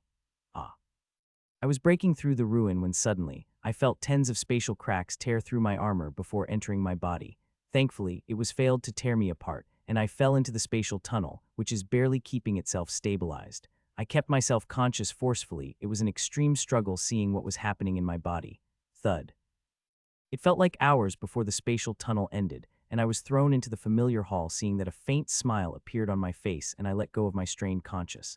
I have saved a lot of people, and now I hope they will save me. It would not be easy seeing what is happening inside me, but I hope they would be successful. As them failing me means I would die, and I don't want to die, seeing the things I have accomplished in this mission. In a secret place. We have incurred the huge casualties in the new ruin, but we have gained even more, said the old werewolf with a huge smile on its face. Looking at the expression on its face, it does not look sad at all by the deaths of precious Grandmaster. This crystal would help us a lot in the recovery of our greatest weapon. Once it had completely recovered, the humans would not stand a chance, it added, and a white crystal at the size of a human head appeared in claws of old werewolf. If Mitchell had been here, he would have been shocked to see the white crystal in the werewolf's hand. It is the same as the crystals below the globe of fire. Mitchell had only wished to have a fingernail size, but Grims have got it the size of a human head. This time, we will eliminate the humans once for all. They will be nothing but our food, the foxwomen said, and others nodded in affirmation without having a single doubt in mind. At this time, they already have something that humans would not be able to match. Even if Ramona Hawthorne had been present, she would be too powerless against what they have.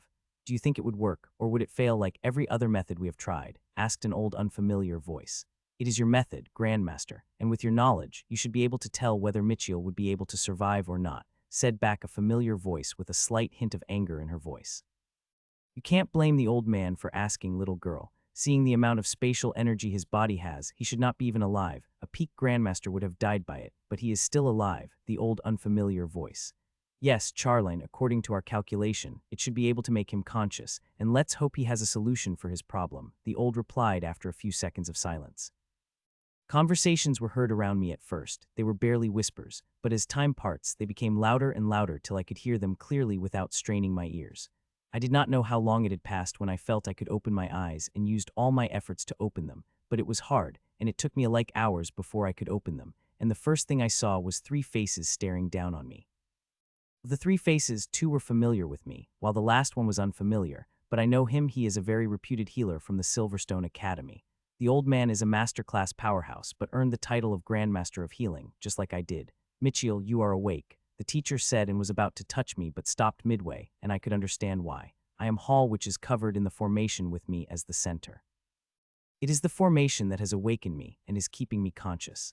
The moment it ran out of power, I would again fall into unconsciousness, and I didn't know whether I would be able to awaken or not. My body and soul are extremely weak right now. The spatial energies have damaged them a lot. It is a miracle that I am even alive with the sheer amount of spatial energies tearing my body and soul apart. I smiled faintly at the teacher and others before I tried to move my head toward the formation. I wanted to see what kind of formation they were using, but it had turned out moving a body part was near impossible for me. The spatial particles have paralyzed me. Not only that, but they are also destroying my energies as soon as they came out, so I could not summon my inheritance energy, soul energy, and even internal energy. It could be said it had crippled me. The only consolation I have that I could feel that my core is fine. It is not suffering any damage, which is quite strange as seeing how dangerous these spatial particles are. They should have been able to damage my core in some way. This means as long as I am a little creative, I should be able to use that energy. Do you want to see the formation, Mitchell? Teacher seemed to understand what I was trying to achieve as she asked, and I immediately nodded in barely visible movement. Grandmaster Ruaga, teacher said to the old man. He nodded, and energy began to come out of his finger and morphed into the runes, and in a couple of minutes there was a complex formation floating around me. A surprise couldn't help but appear in my eyes, seeing the energy control of an old man who was able to draw such complex formation. In less than 3 minutes it seemed like he was as good as his reputation had said. This formation is called Naxasi's Spatial Stabilization Formation. It is used abilities the spatial particles that were tearing your body apart, he said, and began to explain its working in even more details. I listened to his explanation and also studied it. It is a thing that is keeping me alive, and the more I understood, the better it would be for me. This has only been able to stabilize the spatial particle inside you, but it is not a long-term solution as spatial particles are still damaging your body and soul, he explained. We have to find a way to extract those spatial particles out of you, which is a real challenging task, considering numerous methods that we have used on you to achieve that did not give us any result, he added with a regrettable voice. How is this possible? With the interference of the spatial particles you have in your body and soul, it shouldn't be possible for you to use your energy. The reason I was able to speak without opening my mouth was that I used my energy, but as Grandmaster Ruaga had said, it shouldn't be possible for me to use my energy. He is right, I am incapable of using my inheritance energy, internal energy, and even soul energy, but there is one thing I could use, the rule-bending power. It took some creativity on my part, but I was able to project it out of me. I am using a rule-bending power to create the sound. I could easily do such a thing with my inheritance energy or even internal energy. Still, those space particles make even using rule-bending power difficult that I could only use around 20 of it. I have my ways, Grandmaster, I replied and tried to move my lips to smile, but I could not. You are one talented fellow, the old man said before his eyes turned serious. The formation we are using is quite expensive, but most importantly, it will not keep you conscious for long. In less than a day's time, you will fall into unconscious again, even if it's active, he said. He is right, but also slightly wrong. This formation is the best choice I have to remain conscious of, even I was not able to create something better than it. Though I would have to make some changes to it before I begin to extract those spatial particles out of me, and it would be a long process. This formation of yours is amazing, Grandmaster Ruaga. With slight changes and the help of the artifact I have, I would be able to begin extracting the spatial particles without losing consciousness, I said, which again surprised them. Really? Teacher asked in surprise. Yes, I replied, but I will need some time to think about these changes, I added and closed my eyes slightly, which took all the efforts I have. I took a calming breath and connected with my core, and to my surprise, there was no resistance. As usual, I had instantly connected to my core and found myself inside it and was shocked by seeing the changes that had appeared. I did not ask the teacher how much time I had been unconscious, but I assumed it had been a few days or a week at most, but it had been 33 days. The growth of plans and the clock I had placed here is proof of that. My core also got another addition. It is quite shocking, to be honest, seeing both Ashlyn and Nero floating inside it. In the middle of a small lake, a glass fountain have appeared. The glass fountain is exquisite. It is one of the most beautiful things I have ever seen, and through it, it is not water that is shooting but liquid fire. A fire that is dangerous enough to burn Grand Lord easily now, has Nero and Ashlyn swimming inside contently. It is harming them at all from what I could see. Aside from them, there is another thing that is floating in the fountain, the lamp which I had stored in a place where I store the treasure, now somehow have ended up in a fountain, and the fire inside it seemed to be burning brighter than the last time I had seen it. Father, you should come inside. This fire fountain is really good, Nero said as I appeared beside the fountain. It is good for you, not for me, I replied. To be honest, I wanted to swim inside, too. I had never done that before, but I could feel it would be a bad idea. I don't know how these two could swim inside it while I will turn to cinders, but I couldn't help but feel slightly jealous of them, seeing how Nero is swimming around comfortably, throwing fire at Ashen, who would dodge it smoothly. I looked at the statue of otherworldly women whom I could not seem to see clearly despite it being clear. Even at a distance and up close, the features of the women would be hazy to my eyes, and a moment later, I would forget even those hazy details. It felt like the hidden being is playing games on me. I looked at the statue for a few minutes, wanting to pierce the hazy veil and at least memorize one hazy detail of the statue on which I had failed miserably. Seeing that, I shook my head and moved my hand just as I did. The lamp flew out of the fountain and appeared in my hand, and I looked at it carefully. Its brightness really did increase, I said to myself. The brightness is the measure of power. Somehow staying in the fountain has made the fires inside it even more powerful, which also means controlling the fire would also be even more difficult. I looked at it for a few minutes before placing the lamp back into the fountain and sitting at my study station. There I drew out the formation and began to study it in even greater detail. It took me about an hour, but finally the plan had formed in my mind. I will not make changes in this formation. Instead, we'll create another formation that will work in sync with this formation in extracting the spatial particles.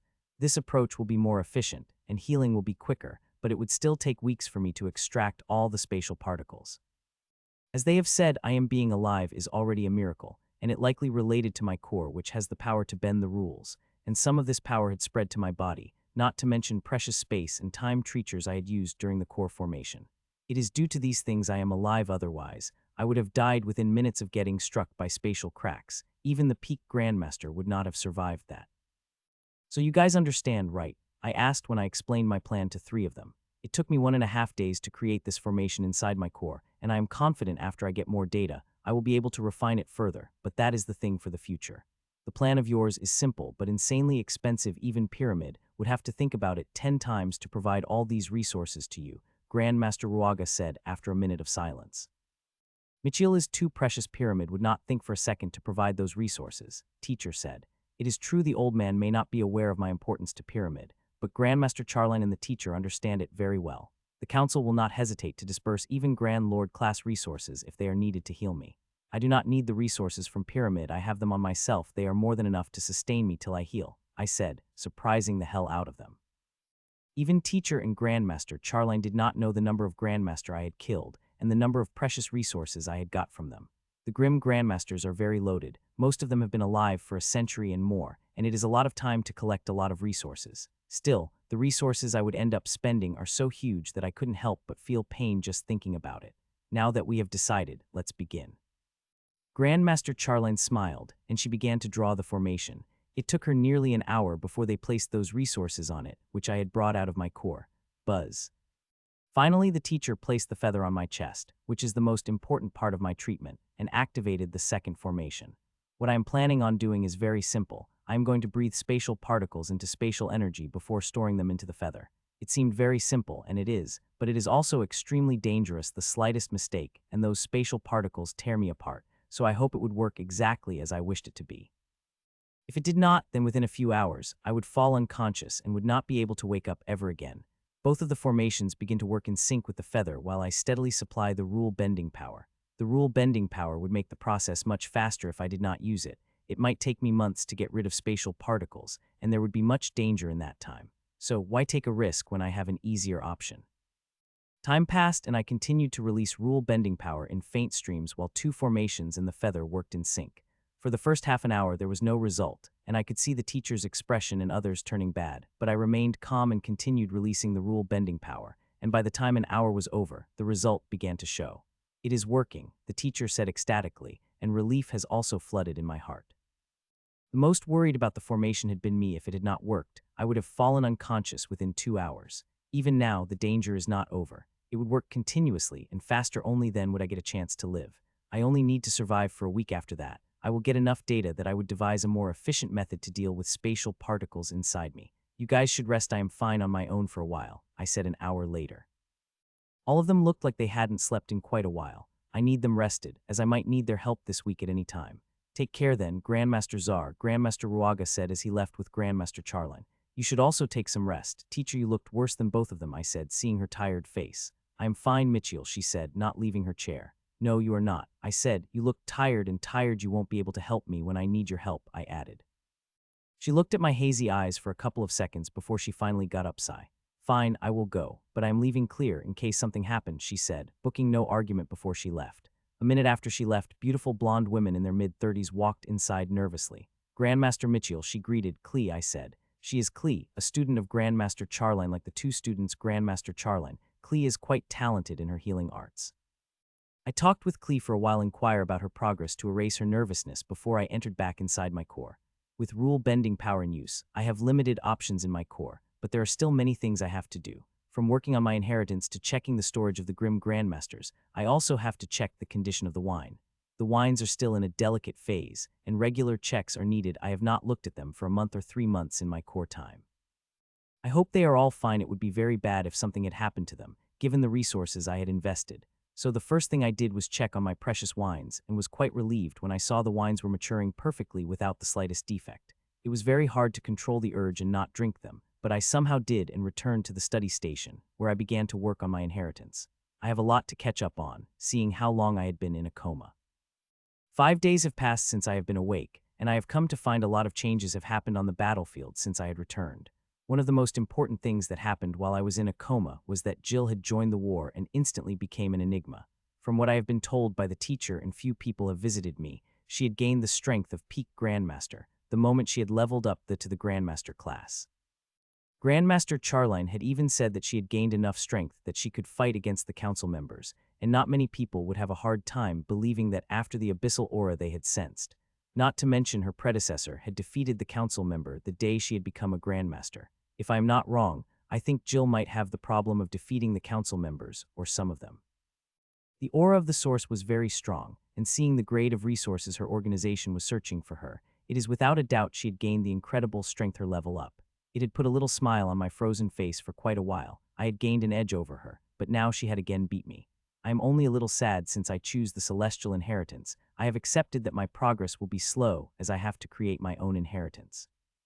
It was a miracle that I was able to progress so fast, as the majority of people who practice celestial inheritances progress slower compared to people with inheritance and bloodline.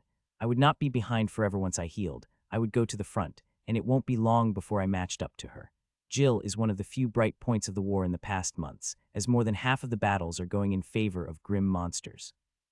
They are capturing territory after territory while we are just retreating. From what I am able to find out, the pyramid had not sent out the Grandmasters I have healed, yet not only them, but few Grandmasters we were so fortunate to produce have also been kept back. Though seeing how the Grims are pushing us back, we will have to reveal them. The Grims have also wanted that, which is why they have been pushing us back so hard. It would take a while before I could join the war in these 5 days. I have only been able to deal with 5 of the spatial particles inside me, which is a very slow speed, and one might think it might take me months to deal. I would not let that happen. There are too many things that depend upon me for me to remain in the hospital for that long. The process will become faster as the more spatial particle I deal with. Not to mention, I have nearly finished creating the improved formation. After getting data in the past few days, the new formation would definitely increase my rate of healing. Klee had been very helpful in the past few days. Teacher and Grandmaster could not stay with me every day. They could, but I have sent them away. Each of them is a medical expert, and their skills are required to save lives. Staying with me would not help me do that. I'm not bored as they might think, or even in danger. One would need to be a peak Grandmaster if they want to kill me. While Ashlyn and Nero might look like they are always playing around, they are keeping close eyes from my core and would appear instantly if I fell in any danger. A minute later, Klee had left, leaving me alone in the room. I submitted the mission report yesterday, and the council decided to meet me. They have decided on the end of this week, but I have asked today. I am fine, aside from being paralyzed and only being able to use my rule-bending power. Minutes passed by, and soon long table with 12 seats materialized in front of me. Of the 12 seats, only 6 were occupied, with Grand Commander being absent. Mitchell, it is nice to see you are fine. When I saw your condition a month ago, I did not think you would survive, Lord Whitmore said. It is all due to our wonderful healers that I am alive today, Lord Whitmore, I replied. The council is very happy seeing that. You are invaluable to the war, he said before his face turned serious. The destruction of the ruin is a very rare occurrence and a very dangerous one. Though this one did not cause us any harm, we still like to know about it, he said. As I had said in my report, in the subterranean of ruin, there was a very dangerous artifact containing a very dangerous fire, or it might be a real sun. It is very hard to tell, I said. When I had reached there, I have found out the Grims were trying to harness some of its power into an artifact, but while they were doing that, the Grims triggered the artifact in some way, and a black hole appeared inside the artifact and swallowed it whole. It also swallowed its 6 of Grim Grandmaster, and only Horseman Isja was able to run away with its life. Though I don't know it survived or now seeing the condition of space there, I half lied. The artifact had become one with ruin, and when it suddenly disappeared, it instantly destabilized the ruin, and it begins to break apart, I added. Most of what I had said is true. The parts which I had manipulated, I had done that for my own safety. They do not need to know that I could now control a Grandmaster. Even a horseman did not know that. It might have considered it was when Ant-Man attacked it, but it does not have proof, and according to it and most other hearing, it would be the only thing Ant-Man had went batshit crazy due to its differences with the horseman. You are telling the truth and not hiding anything, Mitchell, said Sila's bishop, the leader of Sky Saber. It is Grandmaster Czar, Lord Bishop, and I am telling the truth. You can verify it yourself, I said. I could feel the great shock in his eyes hearing my words before blazing angered in them. I do not have a good relationship with the Sky Saber since they tried to kill me, and now that I have gained sufficient strength, there is no need for me to fear him and be respectful to him. I could answer him back with no fear of consequences. Grandmaster Czar, Lord Bishop is not doubting you, he just wants to get all the facts clear, Lord Whitmore said while giving a look to Sila's bishop, which forced him to swallow his words which he was about to utter. I have stated all the facts in my reports, my lords, I said. My report is detailed, but I have kept truly important parts a little vague. They will not be able to verify it since the ruin had exploded into pieces. Though not getting the energy crystals have really depressed me, I still think I have made a wise choice not to go for those crystals. If I had, I might not be alive right now. You have said you got that artifact. Will you be keeping it yourself or submitting to the pyramid? Asked Lady May, breaking the tense silence. I have no interest in the artifact, but let me remind you all, it is a very powerful artifact, and mishandling of it will burn people as powerful as you within a few seconds, I said to the shock of all the members, and the lamp appeared beside me.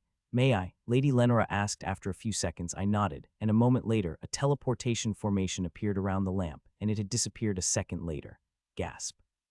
The lamp appeared in the hand of Lady May, and she began to inspect it. A couple of seconds later, her expressions changed suddenly, and a visible gasp came out of her mouth. My God, this artifact is really something, she said and passed to Lord Whitmore beside her before going to the hands of others, and each one was shocked seeing it. Do you really want to give this artifact up, Grandmaster Czar? From what I can understand, it is very suitable for you, asked Lady May. It is a fire that is useful to me, Lady May, and I was lucky enough to collect some in the artifact I have. The lamp, on the other hand, is a versatile artifact that would be a terror in able hands, I replied. It is not like I did not want to keep the lamp, and I wanted to before I saw there was a freaking fire fountain in my core, which I could use for anything I wanted in my core, so there is no need for me to keep it in my hands. It would be better if it is in a hand of some alchemist or somehow who fights with the artifacts. Since you have so graciously offered, we will take the artifact. I am sure we will be able to find capable hands who could use it at its full potential, said Lord Whitmore. The meeting has lasted for a couple of minutes more, where they have asked me some questions and answered some of my queries, which were mainly about my mother, as she still has not returned. This time, too, I did not get any definitive answer. After the meeting, I have worked in my core for a while before it is time for my mentees to come. I had just thought that when the teleportation formation in the room lighted up, and 3 people appeared in it. Leonard, Etta, and Neela had appeared on time. Danielle is not with them. She is fighting in an extremely dangerous secret battlefield in a very important ruin, and improving rapidly. This is what her last communication addressed to me 10 days ago. Good, you guys have appeared on time. Let's begin wasting any time, I said, and 3 discs appeared in the room. Each one had a different formation which is wholly drawn with the essence of resources.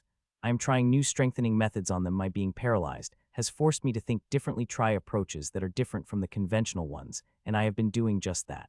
Buzz, buzz, buzz. They sat down on the discs without hesitation, and the formations have activated. The runes moved and covered them before their essence seeped into the bodies of 3 of them systematically. I could see calming smiles appearing on their faces as their bodies, soul, and constitution began to strengthen. This way of strengthening is not painful at all. It strengthens the body in such a way that instead of feeling the pain, people feel pleasure, and its effects are also quite good. If it were not for its many limitations and drawbacks, this method would have definitely become popular. Seeing it would take about 3 hours, I went back to my core and worked. There is no need to track them every second. As long as I looked now and then, they would be fine. Soon 3 hours passed, and all the resources on the discs dried out. They got up, wore their clothes, and left after receiving my instruction. It must be quite eerie for them to see me unmoving and to hear my voice without my lips moving. If I had been in their place, I would have been creeped out by it. I will be paralyzed for some more time. It will take a while before I get my movements back. These spatial particles are quite hard to deal with, and unless I have dealt with 80 of it, I could forget about getting my movements back. Well, I would not miss this place, I said as I slowly walked toward the teleportation formation with the teacher and others watching me from behind. It had been 31 days since my treatment began, and I was finally leaving this place. I had never been this happy to leave the hospital before, but now I couldn't stand it and would be staying away for a few days, at least before I stepped in here. I have extracted 95 of the spatial particles inside me, and the rest, 5, will be dealt with by the evening with the special formation I have created inside my core.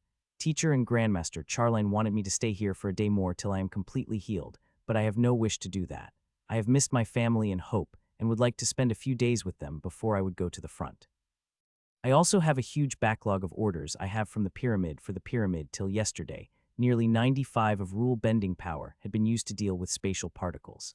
I stepped into formation and turned to wave 4 of them while 3 of them were smiling. Grandmaster Ruaga still had a shock in his eyes as he looked at the thing in the box I had given him a minute ago. He had played a huge part in me being alive. If not for his formation, I might as well have been sleeping in the Hall of Sleep, waiting for someone to heal me. Soon the formation lit up, and I appeared in the familiar. I quickly walked toward the hall where I saw my father teaching my sister, scolding her now, and then when she asked if she could play. Rose is a smart girl, but she does not like doing homework like all the children. She would rather play, but she does not get to do that unless she finishes her homework. If my mom had been here, this would have been a little easy since Rose gets the job done when mom makes her scary face. Brother, Rose spotted me and instantly forgot the homework and came running toward me. How is my little angel? I said as I took her in my arms. She had grown bigger in 2 months, but was still as cute as before. She began to kiss my cheeks before I sat down while she began to play with Ashlyn and Nero, telling them all the exciting things she had done. This mission of yours lasted little long, said my father. Yes, some complications have occurred, and I had to deal with them, I replied. I did not tell my father I had been injured, and even though I had been talking to him, it was mostly in voice calls, and only in the past week did I talk him through the projection. The war is getting dangerous by the day every day. I hear someone I used to know had died. I worry about your mother and you, he said, looking ahead blankly. We will be fine, especially Mom. It is very hard to kill her, I said, to which he only let out a sad smile. I couldn't help but see my words did not have much effect in elevating his worries. It would have been good if Mother had returned, but even after nearly a year, there is no sign of her coming back. Sometimes I think the pyramid is just fooling me. Something had happened to her, and they are not telling me. Even Professor came back with her secret missions nearly every month, but ever since my father left, she had not come back. I spent a few hours with my sister and father before I went to my room, and the first thing I did was walked into the shower. I hadn't had a shower in 2 months. Though I have cleaned myself with my energy, which does a much better job than soap and water could, I still like to shower for my peace of mind. I had stayed in the shower for nearly an hour before I stepped out and wore my clothes and walked toward the practice room. There is a reason why I had walked out of the hospital before I completely healed, aside from it becoming insufferable. I have reached an important stage of one of my most prized projects, for which I had spent innumerable resources that could make even the eyes of grandmasters red with envy. In the practice room, I sat down, and the next moment, I was in my core, and in front of me was a metaphysical scan of Leonard. He had reached where I wanted it to be with the resources and his own power. He had reached the peak of master class, and now possesses the power at the limit of master could have. But that is not the most important thing. The most important thing is his constitution. After feeding it innumerable resources, it had reached the level where I wanted to be, and now I could begin my real experiment. I feel like I am a farmer who is ready to butcher a pig that I had fattened with great efforts. Even though I have collected a huge amount of data from Leonard and designed the experiment to be as safe as possible, there will be a considerable danger. A lot of it would depend on Leonard, and I hope he will be able to bear it because there is too much depend on this experiment. I studied the scan and finished up the last details of the experiment before I sat down on a huge formation in my core. I had created this formation around 20 days ago and been furnishing it every few days. It is due to this formation and the feather floating in the center of it I was able to get rid of spatial particles so fast, and within a few hours, I will get rid of every spatial speck from my body. Once I do that, I will be free to focus on my most ambitious experiment, for which I have spent nearly a year preparing. Finished, I said as I opened my eyes. Every spatial speck had been extracted from my body, and that couldn't help but relax me completely. The spatial energy had made me its prisoner even when it was only one remained in my body. It made me incapable of using even half of my strength. It is due to my special abilities that I was able to survive. If not for that, even 10 of spatial specks would have been enough to kill me. After checking every spatial speck in my body had vanished, I went back to my room and just slept. It might not look like it, but those damn spatial specs were quite painful in the past month. I did not get a good sleep, which is likely why I had slept for nearly 11 hours before waking up completely relaxed. I am completely healed. The spatial specs have done profound damage to my body and soul, but I am confident I could heal from that damage within a week. In my current condition, I could use 60 of my strength, which is enough. I remained in bed for a few minutes before I got up to freshen up and shower. When I went out, my father already had the breakfast ready. Like yesterday, I played with my sister and talked with my father for some time before retreating into my practice room and beginning to make final preparations for my grand experiment. If it is successful, it will provide me a huge amount of data that will aid in perfecting my inheritance. Buzz, I had finished with my preparations when Leonard appeared, and for the first time in quite a while, he looked nervous. Have you finished studying it? I asked. Yes, he said. You know, you can still say no. Even with my help, it is going to be very dangerous, I said. I did not hide the risks associated with the experiment. This experiment could kill him or worse, turn him into a cripple. This is the best opportunity I have got in my life. People would die for such an opportunity, and I am no different, he said with the fire of conviction burning in his eyes. Since you have decided, let's begin, I said and waved my hand, and next second a huge formation has appeared. It is not something I had designed, but is from an art called totem creation art. It is art I had found in the Wasteland storage. It is perfect for him. I am going to make him practice an art, which sounds like a simple thing, but it is not. Leonard is not suitable to practice this or even the other arts present in archives, as arts are very peculiar about their requirements. I do not simply want to make him practice the art. I want something that had never been done in our world, and if the experiment is successful, Leonard will gain the strength beyond he had ever imagined. His constitution is known as swallowing mammoth. The constitution is not that strong but is a little unique. It could grow stronger by swallowing resources, but it has a limit, and the speed of its growth is quite slow, or it would not have taken this long to make it grow to this stage. To be honest, with the resources I had spent, I would have been able to make even a regular constitution stronger as it, or even stronger. Its swallowing aspect is good. It is not what I had chosen Leonard, my mentee. There is another less known ability to his constitution, a very special one that instantly made me take him as my mentee. His constitution is malleable, it could be changed, and I have been doing that since the first day Leonard has become my mentee, and my changes have become specific the moment I found the totem creation art. What I am trying to do has never been done before. At least in our world, I did not find someone who had done it. In other words, it would have been good if I had found some notes. The whole thing would have been little easy for me. I am trying to achieve merge between his constitution and the art. It would shock the world if I became successful. Sorry, I am late. I had been held up by the patients, said teacher as she appeared on the formation. It's a good thing you have arrived on time, otherwise I would have started without you, I said. You wouldn't, she said as she appeared beside me. Of course, I wouldn't. I had asked her to come here to witness something that had never been achieved in our world. I did not just call her to witness my most ambitious experiment. This experiment has as much stake for her as for me, or even greater than me. I will only get data, but if the experiment becomes successful, she will get something more, something very precious. Leonard, sit in the center of the formation, I said. He nodded and flew toward the center of the formation before sitting on it. As he did, I closed my eyes for a moment before opening my eyes, and on mine, a pink-violet egg is half the size of a finger and is shining like a gem. I have begun to create this since the day Leonard has become my mentee. It could be said to be an advanced version of the seeds I have used on the twins. What I have used on the twins took only a week to create, while this one had taken about a year and consumed many resources at the level of divine crystals. This egg would be instrumental in merging the art and the constitution, and would also act as a recorder. It is capable of recording in much greater detail than my seed ever could. Even tiniest, most invisible changes wouldn't be able to escape it. It flew out of my hand and seeped into Leonard's body before spreading its power into his whole body, making him ready for the process. Leonard, begin, I said, and he activated the formation. At the same time, I sat down and closed my eyes. I need to be completely focused on dealing with any problem quickly as possible. I had just thought that when the first and most expected problem rose, art was rejecting Leonard, finding it an unsuitable host. It is an expected problem, and I begin to work immediately. The egg, which is floating in the center of the constitution, shone and began to change its colors rapidly. Each color from the core represents different attributes and specialties of the bodies I had created. For something like it, I had needed the data from thousands of people and then programmed that into the egg. It is a good thing I love my research, and it is quite enjoyable for me. The regular person would have just died the complexity of the work. Got you, I said in my mind when suddenly, the art reacted to a specific attribute. The art is only reacted to it, they are not perfect.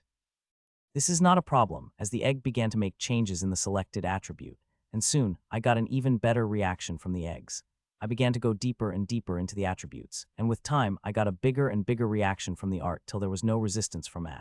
I still moved deeper and deeper. I want to create a perfect symmetry with art and the seed, which would enable me to create a perfect attribute body the art need.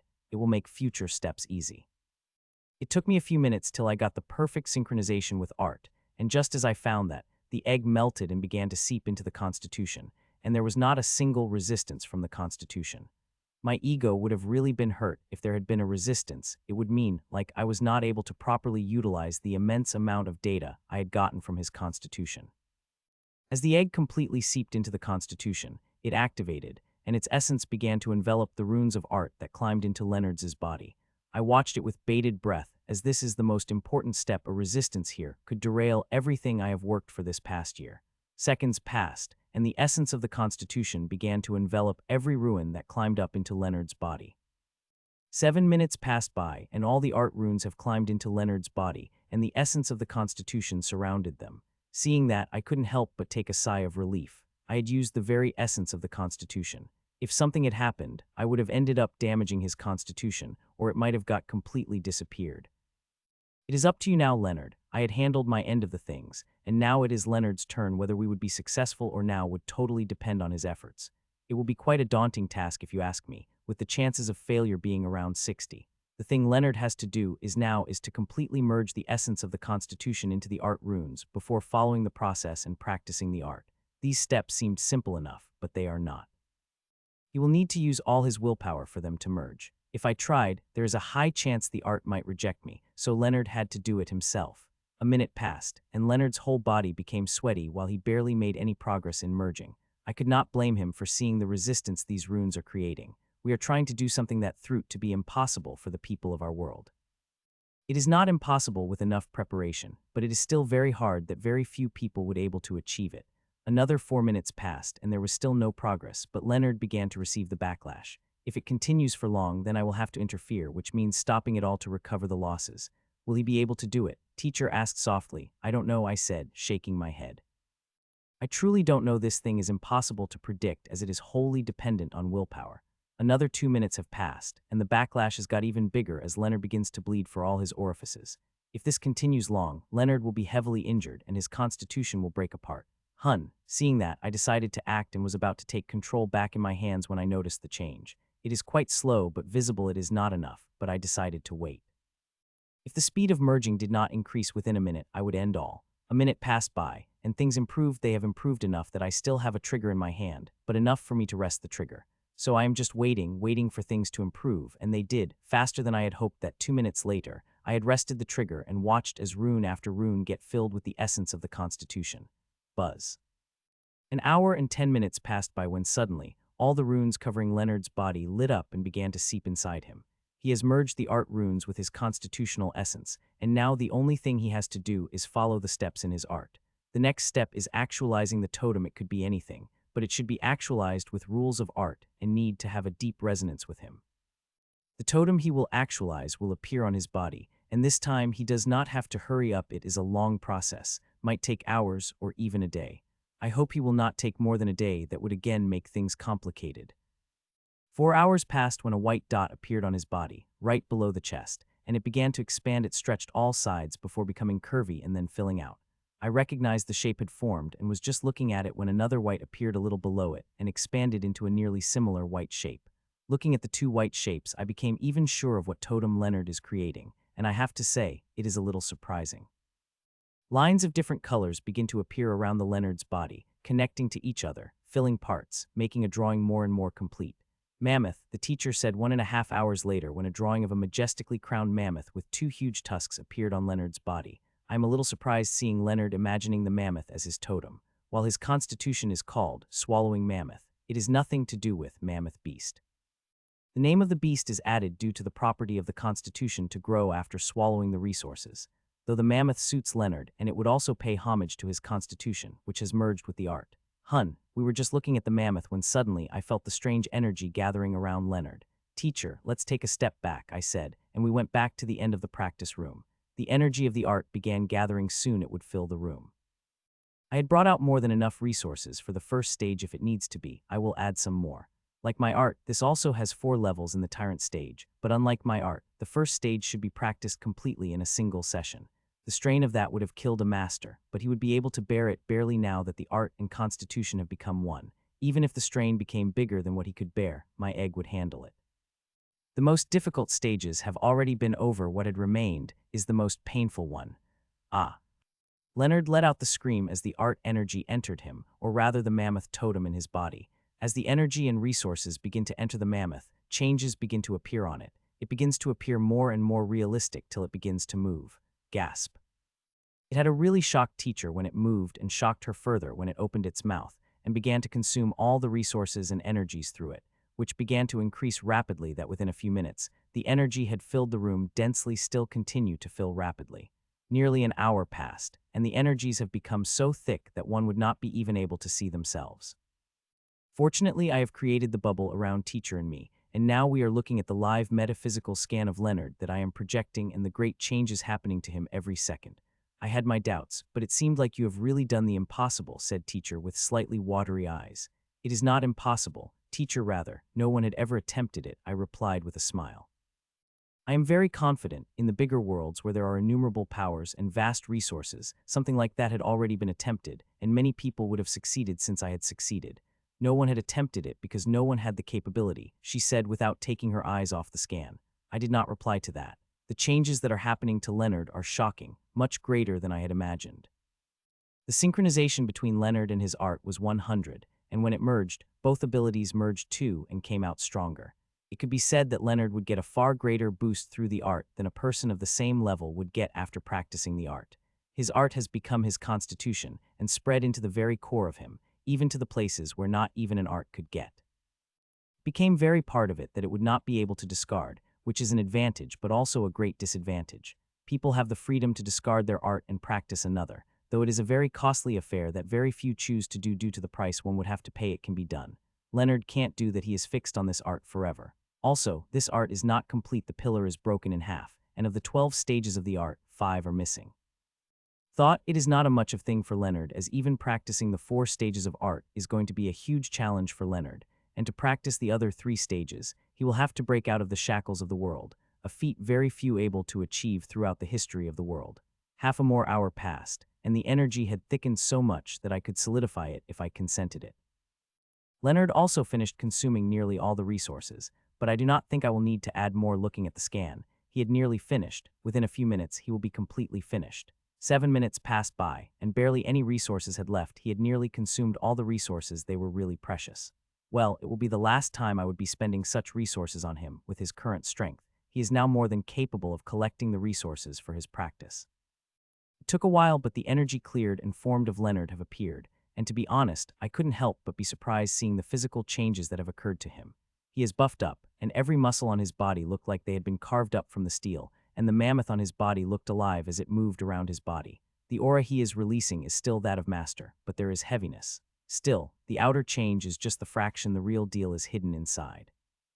How are you feeling? I asked him as he opened his eyes. Good, beyond good. It felt like I have a power of God, he said with a hint of amazement and some pride. I smiled as I heard that and instantly appeared in front of him with a speed that had shocked the hell out of him and touched my index finger to his temple. He became immobile with my touch, not able to even twitch. A second later, I removed my finger from his temple, and now on the top of the finger is a pink-violet egg. It looked the same as earlier when I had inserted it inside him. While it may look the same, but it is not. It is now tens of thousands of times more precious than before, containing a thing I had worked so hard and spent so many precious resources to get, and now I have finally got it. It is going to help me extremely, not only me, but also the teacher and those people I could help with the data and the things I have obtained through it. You may feel like you have the power of a god, but remember, you have just jumped the pond. This pond is huge, but it also has much bigger sharks that could swallow you instantly if you're not careful, I advised. I understand, he said after a few seconds of silence. Power of Grandmaster could be intoxicating. The difference between the Master class and the Grandmaster class is so big that when a new Grandmaster is produced, and if they are especially young, their higher-ups give them counseling, and some even straight away beat them up to make them realize their mortality. Leonard is intelligent, so I just showed him a little bit of my power to make him understand the difference between us and how much he has to grow if he wishes to catch up to me. So, are you ready to test your new strength? I asked as Leonard got up. Yes, he said excitedly, though beating you with my current strength would be near impossible. He added with a sad smile. Don't worry, I will not be your opponent. It is someone who you will much love to fight, I replied and walked toward teleportation formation. Teacher and Leonard followed behind me as they appeared in the formation. It lit up, and we have disappeared from our spot and appeared in a huge arena. It is an arena for the Grandmasters. I have specially booked it for today. The arena had already people waiting, my three mentees, Nayla, Ida, and Danielle. Danielle had been out of much of the 2 months but just returned 3 days ago, and she had made massive improvements which had transferred her to the true upper echelons of the world, though she had kept her real strength secret as she usually does. Seeing Danielle's fighting spirit couldn't help but light up in his eyes. In nearly a year they have fought over 1,000 times, but not a single time Leonard was able to win against Danielle, but soon Danielle would make strides in her art and beat him black and blue. Leonard, Danielle, the center of the arena now, I said as I usually do when I want to make them spar. At my command, both of them nodded and instantly appeared in the center of the arena. This spar is different from all the other spars you have before, so don't hold back if you don't want to lose instantly, I advised, surprising Danielle a little. Begin, I said, and just as I did, an axe appeared in Leonard's hand and he moved toward Danielle. I was a little surprised seeing his axe as it seemed to have changed a lot. The biggest change was its head, which had turned bone white from the blood red, which is a color of his axe. It is clear that changes had happened to his totem artifact. I am not surprised seeing I have sensed those changes. I just did not expect they would be this big once I finish with my work. I am going to take my sweet time in analyzing the data I have got from Leonard. While the speed of Leonard was nothing special to me, it had shocked those who were watching, especially Danielle, as he had directly appeared in front of her and swung his axe at her at a blurring speed. Bang. Deafening sound rang out as the clash clashed against the wall of bubbles that had appeared in front of Danielle. Grandmaster, you have gained the power of Grandmaster, Danielle said in shock. It seemed like I am not the only one, Leonard replied with slight sarcasm. While Danielle was shocked, she was able to defend against his attack, and it did not seem like it had taken her much effort to defend against the attack. As Leonard had said, he is not the only one who has gained the power of the Grandmaster. Both of them looked at each other before a powerful aura burst out of them. The aura is Master's, but one could feel the earth-shaking power in them, especially of Leonard. The thing that is most surprising is that Danielle had already reached the limit of Master through her inheritance, and considering her inheritance gives her huge power, and this is the strength she showed to the world, but her real strength lies in her art, through which she had already slain a Grandmaster. Leonard went toward her again with aura blazing, while Danielle summoned thousands of tiny delicate bubbles around her. The contrast around them is opposite, delicate bubbles against the crushing power, but one would be surprised to see that both of them are nearly equal in power, and would have a hard time gaining an edge against each other. I am quite excited as well for the first time in quite a while. I couldn't predict who would be the winner of this spar despite all the data floating in front of me. Bang, bang, bangs. My God, Neela muttered in shock and horror as the thousands of bubbles rained on the Leonard like bullets, and as they touched any surface, they would explode like a bomb. Every single one of these bubbles could take the life of the Master easily. This strength is horrifying, said Ida with the same expressions as Neela, but there is also a burning desire to get such strength. Both of you on the right path. If you continue to work harder than you are now, it won't be long before you gain such strength, I said without taking my eyes off the battle. Really? Both of them asked in unison, with hope and desire burning in their eyes. To be honest, both of you have a much clearer path than them, but you will have to work just as hard if you want to gain the strength they have, I said. Ida had a bloodline. Those with bloodline have the easiest chance to go above their limit. They always have the power, they just have to get it. Those with inheritance have a little difficult path, but Neela is doing great. She's revealing in her fleshmancer power. She's not only focusing on the healing part, but also other aspects of her inheritance. In this past month, she had done more than 100 cosmetic surgeries. Most of them were on the people who got inflicted with attacks that ruins their faces and other parts of their bodies, but she also had some purely cosmetic procedures for people who wanted to look more appealing. Last month when I was in a coma, she had joined the extremely dangerous battlefield for 3 weeks, and from what I read from her report, she had done great. Both of them have become masters now, and through the regimen I had prepared for them, they are improving every day. I hope within a year they will have the same strength as the two fightings have. It would not be easy, but I know they will be able to do it with a little help. 15 minutes have passed, and the battle became even more intense. One could white-red axe clashing against the bubbles, which seemed to have myriad abilities, from bursting like a bomb to the binding like shackles. Leonard is very familiar with these abilities, but he is still having a hard time against them as they are attacking him zealously from all angles. I am having quite fun watching the battle, which is starkly different than their battle. Most of the moves they are using are the same, but they are 1,000 times more polished, and their fighting style is much more mature. Danielle is doing good. The way she is fighting is clear that she had the experience to fight against Grandmaster, and she is using that to full advantage. She is forcing Leonard to dig out more and more of his power to deal with her. It won't be long before he reveals his true power. It seemed like it won't be possible to defeat you without my real strength, Leonard said, and before Danielle could reply, an earth-shaking aura exploded from Leonard's body at the same time. A phantom of a huge blood-red mammoth with big rounded ivory tusks appeared behind him. Bloodline. No, it does not feel like bloodline, Ida said as she shook her head in confusion. It felt like the power of constitution, but those are clearly the energies of art. Neela said in a question and looked at me in answer. I only smile at her. This is a question I will not answer. And also, I have decided to create something to make the aura of his constitution art a little more ambiguous, so people cannot detect the truth. Roar. The phantom of the mammoth let out a lifelike roar and merged back into Leonard, and what happened after that truly shocked me.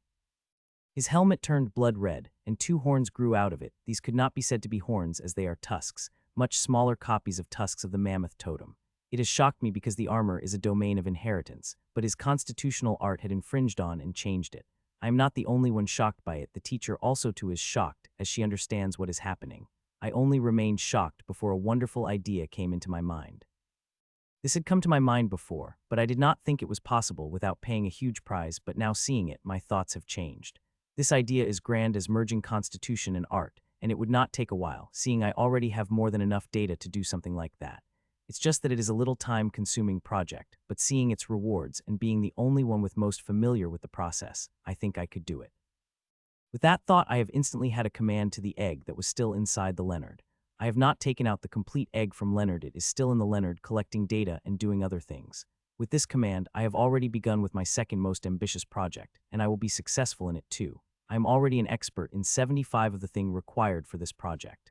I was in my thoughts when Leonard acted again, and this time, his speed was like teleportation. He is not only using his inheritance energy, but also his internal energy, which had been strengthened by the power of the Constitution.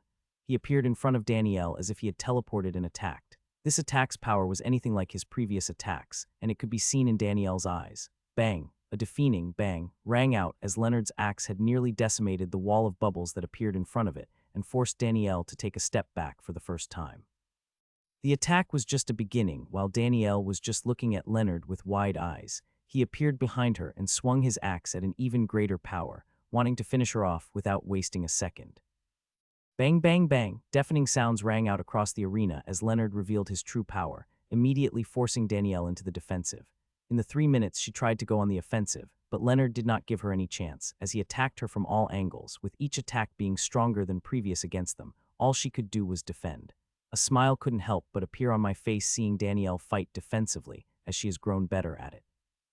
It seemed like she had learned quite a lot from all those lessons I have taught her. Her condition may look bad, and it is bad but not as bad as others might think. Despite Leonard pushing her back such hard, there was not a single injury on her. She's smoothly creating one bubble defense after another to defend against the crazy attacks Leonard.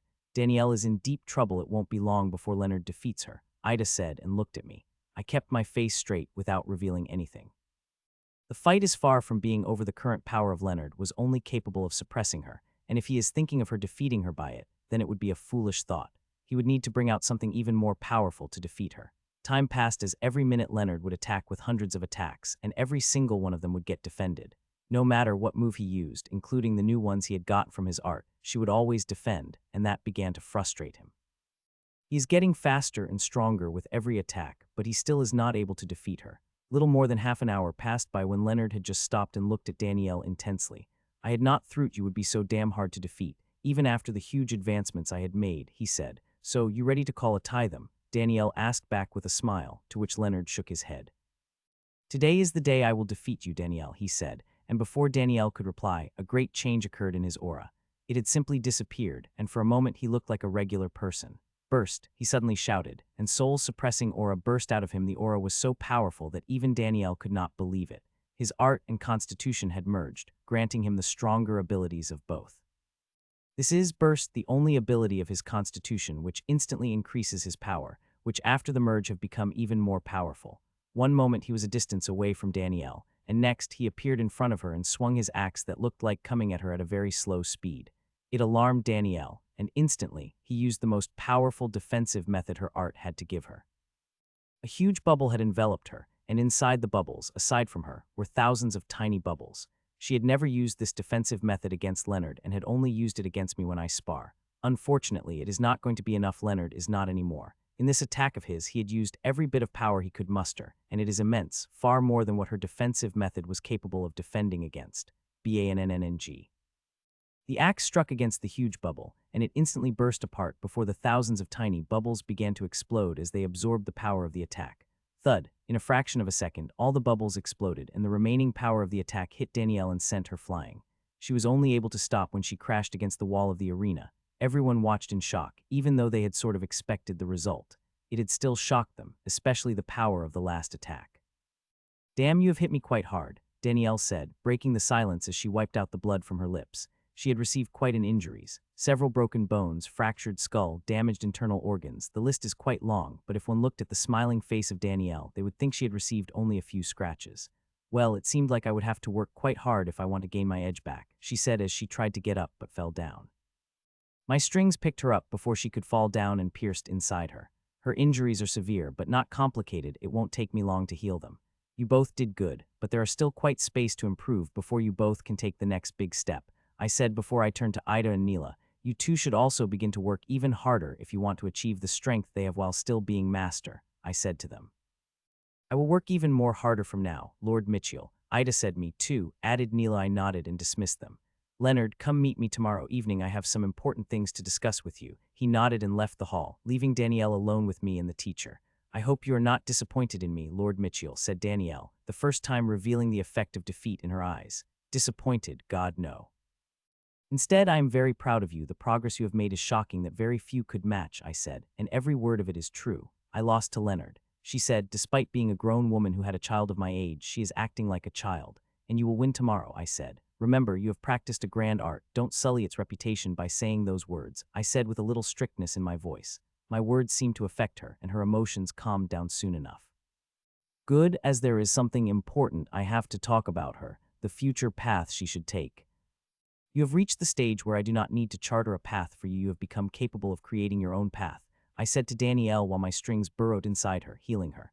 "Still, if you are willing to listen, I have a suggestion," I added. "Your words were never proven wrong, Grandmaster. I will listen whatever you have to say," she said. I nodded and prepared the words in my mind as they were sure going to shock her. "From now, you should focus on your inheritance. Most importantly, focus on using inheritance's power with the art," I said. She would not have expected I would suggest something like it, seeing the big surprise on her face. Earlier, when fighting against Leonard, she had barely used the power of her inheritance. She had used her art only, as her inheritance is not powerful enough to contend against the power of Leonard. If it had been regular Apex inheritance, I would not have given her suggestion, as she would be better focusing on her art as much as possible. It is what provides her with the greatest strength, but her inheritance is different. Her inheritance is the core inheritance of Wisdom Tower, the inheritance used by more than 50 of members of Wisdom Tower, including Grand Tower Mistress Angela Leon and current Tower Master. It had two parts. One part is like convectional inheritance, while the other part lets one create their own move. If she could merge the power of inheritance with her art, the strength she could burst with would be phenomenal, and most importantly, this way, she could progress further into her inheritance, increasing her chances of creating the inheritance core. This had always been my goal, which is why I had asked her to continue hiding the power of her art and only use the power of her inheritance in front of the people. This had forced her to dig deeper into her inheritance when she had a difficult battle and could not use her art. It could be said she had already made quite a lot of progress with her inheritance, but it is far from enough if she wants to create an inheritance core. "I was thinking of focusing on comprehending my art further," Danielle said after a few seconds of silence. "That is a good choice too, but with you focusing on inheritance, your development would be more well-rounded and would aid you a lot in the future," I advised. "I will think about it," she said. "That is all I want," I replied. As I had said, it is just a suggestion. Whether she wanted to follow it or not is her decision. 10 minutes later, I healed most of her injuries and she left.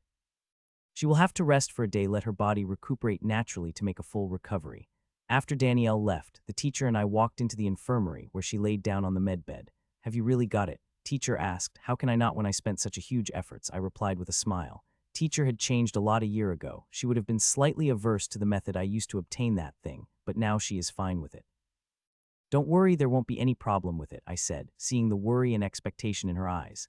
I closed my eyes and soon I was in my core and in front of me was a pink-violet egg is floating.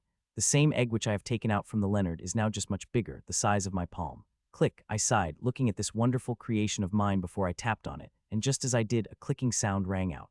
The egg split open, revealing shining gems within. Each gem had a different color and contained something that was very precious. It would shock the world if they had come to know about it. I had picked up a misty, while gem it is a gentle look at, and its aura is very calming, just like a teacher. This is for the teacher and contains a part of her, or rather a part of her. In the egg I have added a small piece of her constitution, and this small part fertilized when Leonard's constitution and art was merging, gaining its precious ability, for which I had chosen Leonard, my mentee, the malleability. This is an extremely rare ability that I have got for teacher, and now I am going to merge it with a teacher's constitution. If it worked, then teacher's constitution, which is pretty powerful, would gain the malleable properties. Though the chances of that happening are only 35, I am not sure whether I would be successful in it. I opened my eyes, and now I had a misty white gem in my hand, which I carefully placed on the teacher's temple.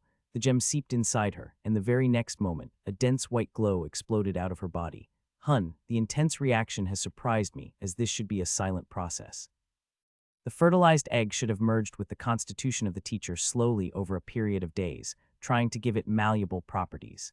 Teacher has a healing constitution, and it is a pretty good one. It is also fully awakened and greatly complements her inheritance, which is one of the reasons why she was always able to heal above those of her level. My tinkering, which was supposed to be silent, had made it react. Her constitution has become unstable within a second, and if continued as such, it might end up regressing or even destroyed, both of which are not good scenarios for a teacher. I wanted this process to be long and slow, but it seemed like now it had to be quick and immediate. Even though I had not expected something like this might happen, I had made contingency plans for such things, and now I am going to use them. "Bear it, teacher, I won't let anything happen to you," I said softly and placed my hands on her. At the same time, hundreds of tentacles are released from the misty white gems and begin to spread across her unstable constitution. It is really surprising that most calm and gentle constitutions would react in such a violent way for a slight tinkering. It is not like I had not done any research on the teacher's constitution. I had poked and prodded it hundreds of times over the years and gathered a large amount of data on it, and not to mention the information I have got about it from teachers and libraries. When I placed the seed inside her earlier, I had been fully prepared, but alas, this violent surprise had appeared. I want to finish it off as soon as possible. The pain must be immense. I could hear the whimpers of the teacher, and her circulating the supreme combat exercise to manage the pain. The tentacles spread across the constitution and begin to deal with the violent elements violently, destroying the elements that were creating the trouble before absorbing them inside, but there were too many of such elements. I couldn't finish it quickly even if I wanted to. Though it shouldn't take too long, I am casting a huge net of the tentacles and would be able to catch every unsavory element in it. I just need a little time. Time passed as the tentacles spread wider and denser, destroying and absorbing any unstable element that came in their way, while the teacher was circulating the supreme combat exercise to manage her pain. I don't know what circulation she is, but she is having quite difficulty finishing the circulation. She wasn't able to destroy the barrier. The problem the teacher's constitution is having is not big. It is a simple problem. Some elements of the constitution had reacted violently when a foreign element had entered inside it. While I would be able to deal with it, it would end up weakening her constitution. I have to find a way for her constitution to recover, as even if her constitution would gain malleability, it would still ultimately decrease her power, directly dealing a blow to her healing ability, which is everything for a teacher. Various ideas came into my mind, but not a single one seemed suitable, and each and every one of them seemed to have some drawbacks.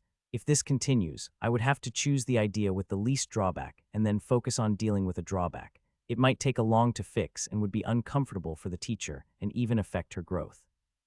Time passed by as I continued to spread to create the net of tentacles, and I have reached very close to it. Within the next minute, I would be finished with it, and with a single command pull the net, capturing all the destructive elements and destroying them in a single motion.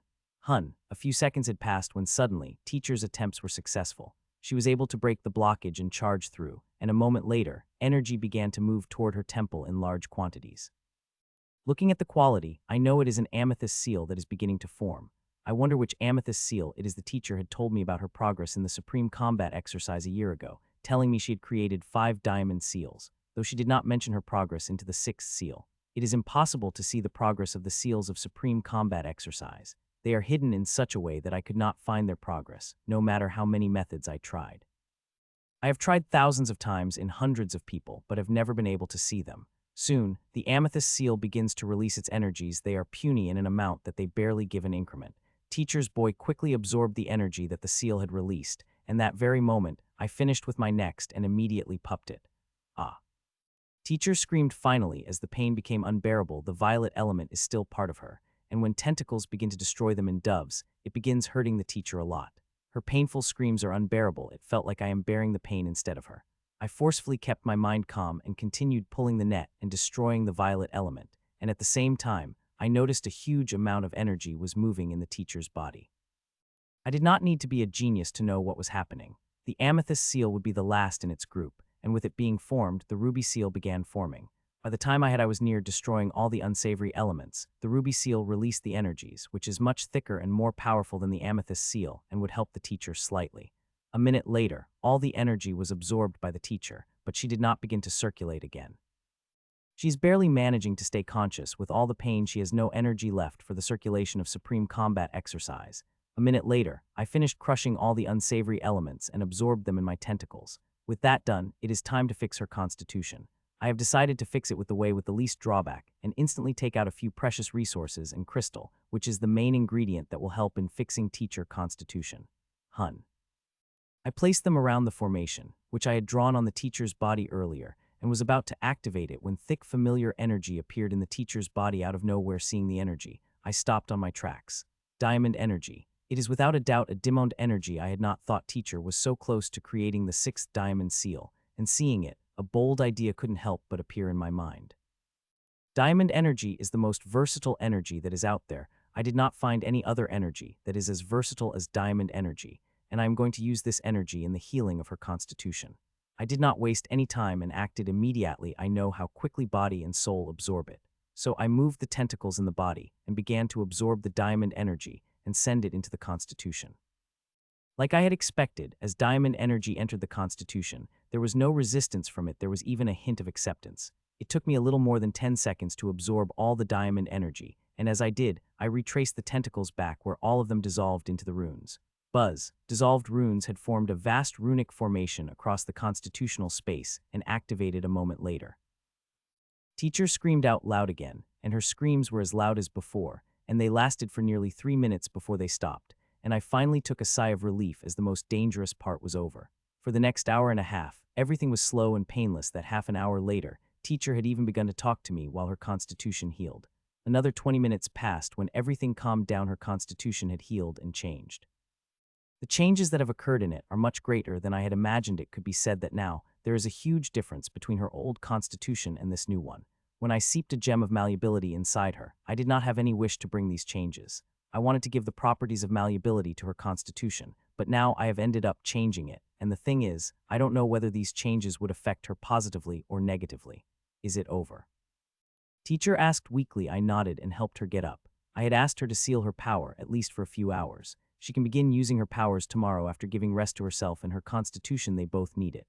How are you feeling? I asked as I helped her sit up. She did not answer me for a couple of seconds, as if not understanding a question at all. I felt like something that has been with me since forever had changed, and I don't know what to do with it, she replied softly.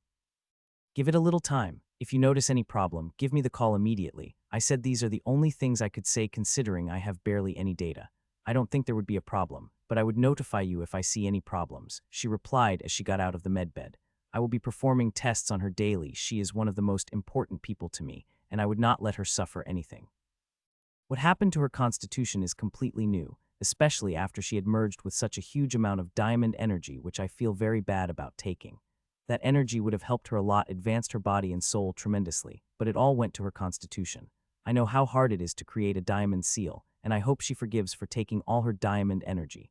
The teleportation formation flashed, and she disappeared while I walked out of the infirmary. Today was a whirlwind of activities, and it had made me a little tired that I just wanted to eat something quick and sleep. Thankfully, I was at home and did not have to cook dinner. I quickly ate the dinner my father made and slept. I slept for 7 hours, and when I woke up, I felt quite good, much better than yesterday. I could feel I had recovered quite a lot and would be able to use more power than yesterday. It would take me a few more days to recover, and I wish I could recover in the peace, but I could not. There are many things I have to do. The past 2 months have stumped my plans, and progress. I am sure some of my friends have progressed a lot in that time. If I wanted to catch up to them, then then I would have to finish up the jobs here as soon as possible before I joined back the field. When I woke up, there was a message from the pyramid. It is a familiar one which I have been gotten since I had leveled to the tyrant. It is about the Special Leadership Program, a special program where I would spend a week in the highest command center of Pyramid and would watch the biggest decisions of the war being made. Many people dreamed about this opportunity, but very few get one. Only the most talented and vetted, those by the Grand Lords themselves, get the chance to be in this program. They have already invited me 5 times, and this is the 6th time, and like the previous 5 times, I quickly wrote the letter postponing it. While this program is good, I do not have time for it. There were tens of other things I would like to do rather than watch the council make the important decision about the war. I have many important things to do today aside from doing experiments and working on my inheritance, which I am doing every waking moment. I also have an important meeting with Leonard, where I will discuss his future path before I have to meet up with Grandmaster Charlin. Few more people have appeared in the Hall of Sleep, and I have to heal them. It is one of the reasons why the pyramid had not forced me into the special leadership program, which they have done with many of my friends and people I know. Even Alina had suffered through it, and her suffering has lasted for 15 days instead of the usual 7 days that most people had to stay there. This is what I wanted to talk to you about. If you agree, I will begin working on it from today, I said to Leonard, who was looking in utter shock. He was not this shocked when I had handed him the art for study and told him my plan to not only make him practice the art, but also make it merge with his constitution. This thing is very important to him, and he never had likely thought he would get such a wonderful opportunity. I have no words, my lord, but I would try my all to become worthy of the opportunity you have bestowed upon me, he said after some time, basically agreeing to be part of another of my ambitious project. Good. Since you have agreed, I will begin preparation, and you, too, keep working hard. If nothing went wrong, it would be ready within 2 to 3 months, I said. I will not disappoint you, Lord Mitchell, he said, and he began to look at me with the expressions which scared me that even after he left, I couldn't help but shake off the feeling from my head. I had been admired and even idolized, but never been looked at with a gaze of worship, and it couldn't help but unsettle me. Click. It took me a while to get over this unsettling feeling, and I stepped into the teleportation formation. A second later, I appeared in front of the Hall of Sleep and walked inside. As I had walked inside, I found there were 2 women inside already. One is Grandmaster Charline, the leader of this place, but the other is quite surprising. She is also a master. Hall of Sleep rarely let a master inside it. Grandmaster Charline, I greeted the old woman before turning to a beautiful woman with forest green hair who looked to be in her early 30s, a little younger than I had seen her last time, and she also made tremendous progress, which is not surprising seeing what had happened to her. Miss Maxwell, it's been a while since we have met. I hope you have been fine, I said with the woman with vibrant green hair. She is Erica Maxwell, a niece of Grandmaster Maxwell of Blazing Sphere, a prominent healer who had made quite a mistake. That old man had given the wisp of contamination to his niece, making her bloodline go haywire. I was able to fix those changes, which ended up benefiting this woman, and it also made enforced strict control over my substances and research of mine. Even well-intentioned people could make huge mistakes if they are too desperate. Grandmistress, Miss Erica here because. I asked bluntly. We had an important discussion about the patients, some of which could not be heard by the outsides, so I have to know what she is here for. Grandmaster Charline quickly signed off, explaining why she was here, and understanding it, a smile couldn't help but appear on my face. Welcome aboard, Miss Erica. We are always in need of more healers, I said with a smile. Her change of path is surprising but very much welcome, and she is very suitable for it with her green element bloodline. Not to mention she has a good grasp of healing knowledge, since her grandfather is one of the best healers in the world. Grandmaster Charline had taken her under her wings with the request of Grandmaster Maxwell, who is her good friend, and old women seemed happy by getting a new apprentice. I have studied the data of new patients' grandmasters, and I think we would be able to heal at least one of them by evening, I said, to the old woman's surprise. She had given me the data when I was still in the hospital, mostly to pass my time, but I had studied at my core and already formulated the healing methods to heal them, and I began discussing them with the old woman. While I am very good, the old woman is extremely knowledgeable. She would make my healing methods even more efficient. Ting. We were 20 minutes into our discussion when suddenly our holowatches rang out, and the face of a middle-aged man appeared. Grandmaster Charline, Grandmaster Mitchell, both of you are immediately needed. A top room of healing tower, said the man, and immediately both of us moved with Erica following behind us. If it had been any other person calling, we would have waited for at least a second or more, but the person who appeared on our hollow ashes is none other than the Sylvian Chaline, a member of the Pyramid Council and leader of the most powerful Supreme. When we walked out Hall of Sleep, The teleportation circle was already active with predefined coordinates, and just as we stepped on it, we disappeared. The next second we appeared in one of the best healing halls in the world, and there were people inside it. Lord Chalice in projection, an old man with a very panicked face and a man who looked to be in his early 50s, divided into 6 parts, and those cut parts are burning with gray-green fire. With Lord Sylvian calling us, we have expected someone very important had been gravely injured, and man cut in 6 parts may be a master, but he is very important. He is the husband of Lord Whitmore, and his life is literally hanging by threads. Charlene Mitchell, it's good you have come. It's corrupted valley flames of Emnazar, the old man explained hastily. The man is a Grandmaster Verma, a healer from Silverstone Academy, and usually known for his stone face, but now seeing the husband of his leader in such a state, he has lost all his composure, and I couldn't blame him. How did this happen? I asked as I appeared Justice Whitmore, whose injuries are covered in the corrupted valley fire. A very dangerous thing which, if I touched it, would injure me gravely, as it is from one of most fearsome grim monsters. It is from a member of the Coven, the ones who rule the Grims. I looked at 6 parts of Justice Whitmore. The corrupted valley fire would have killed him already. If I was burning under such fire, I would have died within a minute. As I had said, it is no common fire, but fire from someone who is part of a coven. They are the most powerful Grims that rule their whole race, and even to kill the weakest of them, the whole Pyramid Council would have to fight against them. From what I could see, the only reason he was able to survive was because of the artifact. Even now, he is divided into 6 parts. There are tens of elastic strings connected to all of his 6 cut body parts of his. Such artifacts are extremely rare, considering how they get suppressed the closer they get to the limit of the world. Many people have died under the corrupted valley flames, be it masters or grandmaster, and the only person who could heal such injuries is not available, said Grandmaster Verma, mentioning the most famous healer before he turned to us. You both have to save Mr. Justice. He is extremely important to Lord Whitmore, the only family he has, said the old man pleadingly. Grandmaster Justice, don't pressure Grandmaster Charlene and Mitchell. If they have a way of saving him, they will not back from using it, said Lord Chalice, trying to calm Grandmaster Verma, but also looking at with expectation. The medbed Mr. Justice is placed one of the best in the world. The corrupted valley fire, which is famous for interference, is not affecting its function, and so is the artifact that is keeping Mr. Justice alive. The data is clear, and that is where the good news ends. His condition is very bad, and even with the help of an artifact that is keeping him alive, he won't be able to live more than an hour. The moment artifact dies, he will die too. Can we get help from a Grandmaster powerful enough to have power to deal with these flames directly, or even a Grand Lord? I asked the Lord Chalice. No, nearly every strategically important person is busy, he said, and I immediately understood what he was implying. While Lord Justice is important, his strategic importance is not that great, as he is just a master. The only reason he was able to get help from 3 Grandmaster healers is that he is the husband of Lord Whitmore. This is a very important relationship, and they should be able to provide one powerful Grandmaster unless something else is happening. I suppose you're also not available, Lord Chalice, I asked, and to which he shook his head in regret immediately. Grand Commander Whitmore Lenora and Rapin Solace are fighting against a lower coven powerhouse. Grand Lords have ordered all the forces on standby, he explained. Even Grandmaster Verma was surprised hearing it. A member of the Coven had begun fighting, and considering it is Grand Commander leading the fight, it is a big thing. Things could escalate dramatically from here. With no help from the powerful Grandmaster, we will have to heal Mr. Justice on our own, which is quite a difficult task. A few minutes later, I saw Grandmistress Charlene signing off the gesture. Yes, I was thinking the same thing. Macro's driver formation would be best to deal with these flames, I said to Grandmaster Charlene. Macro's driver formation would take 9 hours or even more. Deal with the fire. Justice did not even have an hour, said Grandmaster Verma. I have a method to deal with that, I said, and 6 seeds appeared in my and flew toward the 6 body parts of Justice, carefully avoiding the parts that are covered in the fire. Now that I have used my seeds, Grandmistress, we have to be quick, I said to Grandmaster Charlene, but before I had even finished my sentence, she had removed her air pen, and runes began to come out of it at very fast speed.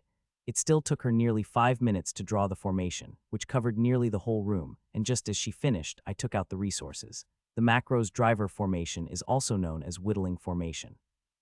It is very good at whittling away the energies, and for its huge amount of resources, lots and lots of resources that bringing them out, my heart couldn't help but feel pain. I am going to send the bill to the pyramid. These resources are very precious, and I want them back. Grandmaster Verma, I said, and the old man nodded. Took place in the formation before turning to Grandmaster Charlene and me.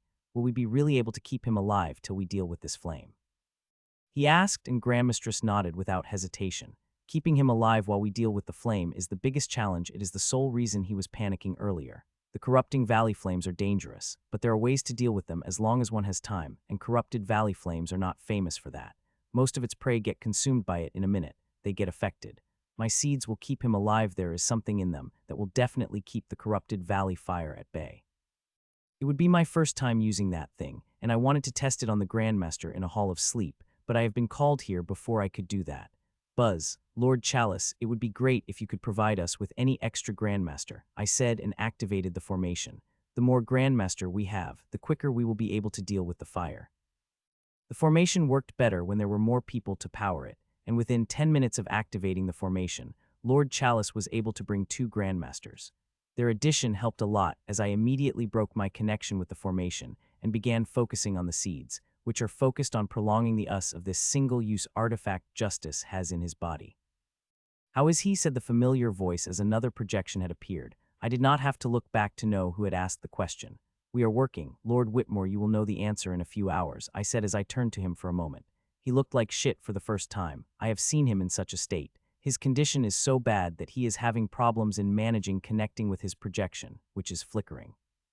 He did not say anything, but he did not leave either, and a couple of minutes later, his projection has stabilized, but he did not change his avatar to the pristine form which he could. It had been 5 hours since we began healing Justice, and we are making good progress, better than I had imagined it to be. My seeds are working better than I had imagined it to be. These seeds are a little special. I have added a tiny spark of white fire inside them. These sparks are not only keeping the corrupted valley fire at bay, but also slowing down the burning of a single-use artifact by providing it a fire. Of course, all of this would not be possible by little rule bending. If I had been more data about the fire and had been alone, I would use those sparks to burn the corrupted valley fire covering the cut body parts. I am sure the sparks have the power to do it, but I do not have enough control. A single wrong step, and I might end up burning the body part of my patient with the corrupted valley fire. Another 3 hours passed, and not a single person in the room had made a noise. Even Lord Whitmore has remained quiet in this past 3 hours as we were focused on whittling down the fire. Finally, said Grandmaster Verma in joy as we have finally finished whittling down the fire. The joy had lasted on his face for a moment as worry again had shadowed it. Body part of Justice is heavily damaged by corrupted valley fire. Stitching them together would not be easy, and we have to do it in less than 2 minutes as the power of the artifact is about to run dry, he added worriedly. We have already accomplished the most difficult thing. Grandmaster, the stitching is the easy part, I said. He opened his mouth to reply but soon closed it. Seeing what was happening, thousands of pink strings released from all the 6 body parts and began to connect with each other, and when they did, they began to move parts closer and closer.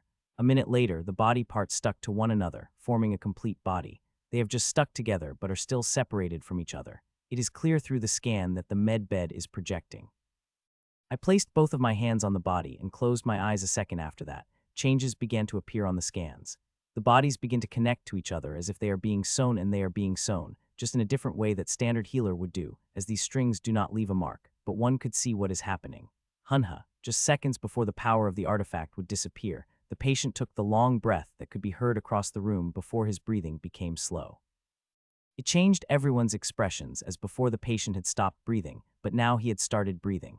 We have done what we could, but the patient has suffered grave injuries, and it would take him at least a month or more before he wakes up naturally. I do recommend for a patient to wake up naturally for the more complete recovery, I said to Lord Whitmore. We all walked out of the room, and to my surprise, Lord Chalice's projection has appeared just as we stepped out of the door. He had disappeared a few minutes after the appearance of the Lord Whitmore. Lord Chalice, what is the result of the battle that Grand Commander and others have fought? Do we able to the bastard? I asked. Hearing my question, a mirthless laugh appeared on the face of Lord Whitmore. Mitchell, how easy do you think is to kill a member of the Coven? Lord Chalice asked back. The battle had ended up in a tie despite fighting 4 against 1. We were not able to gain the edge of over one of the weakest members of cover, said Lord Chalice with a sigh. His words couldn't help but shake me, while Grandmaster Verma and Grandmaster Charline were not surprised, as if they were expecting to hear that. It took me a few moments, but I was able to calm myself and understand why the result was not surprising. Unlike the Grimm's Coven, where the strongest 21 of them rule the whole rare, in humans, it is little different. The Pyramid Council has the strongest 12 of each generation. These people are always Grandmasters, and their tenure is fixed. After their tenure is over, another 12 strongest people are chosen from the next generation. Our strongest is our Grand Lords, equal to the Upper Coven members of Grimm's. They have the highest decision-making power, but they rarely use it and let the younger generation make nearly all the decisions, including the decisions of war. From the 10,000 years, this model of leadership had always worked for us, and a few thousand years ago, the Grimms tried to copy it and failed. It is not due to the race that this model had not worked, it is because the old bastards in the Grimms have never given the younger generation true freedom. There was always interference in the decision-making, and for that, they have paid a heavy price. The evening I healed the husband of Lord Whitmore, a great change have occurred in the war, and this time the aggressors were us humans. We have sent the 50 Grandmasters into the battlefield, shocking the hell out of the Grimm monsters, as these Grandmasters were the ones they have thought they had killed, and we have brought them back from the dead. For the first time since the war had begun, we have killed 10 Grimm Grandmasters in a single day. It is more than a 10, but the exact numbers have been kept secret by the higher-ups that even I, with all my access, did not know. With us bringing out such huge numbers of Grandmasters, the war had reached a completely different stage. We now have very few cards that are hidden, which makes what happened next is even more dangerous. We have to tread carefully, think about every decision 10 times before making every decision, but of course, we should not hesitate to be bold when we need to be. These were the words of Grand Commander when she broadcasted her message to use Grandmaster that evening. I wanted to join the battle because I knew I would be able to get my hands on the powerful Grimm monsters, especially those with the bloodline. Unfortunately, I couldn't. My request was denied within a second, and I got new orders which were the old orders. I was to heal all the Grandmaster from the Hall of Sleep and produce as much war ammunition as possible and open the vaults for me to take whatever I need to do those things. 8 days have passed since then, and I have constantly been working on one thing or other, so is my avatar inside my core. I would have had some free time for myself if I had not committed myself to the new ambitious project. I shook my head of those thoughts and focused on the work in my hand. I have already lost 2 months, if not for that. We would have another Grandmaster or a person with the power of Grandmaster. Camphor had already had a power that was extremely close to the Grandmaster, and she even killed 2 Vedettes at the same time while I was in the coma. I am currently working on unblocking Camphor's elemental veins. I have already finished unblocking more than 50 of natural blockage, and would be able to unblock it all within a month.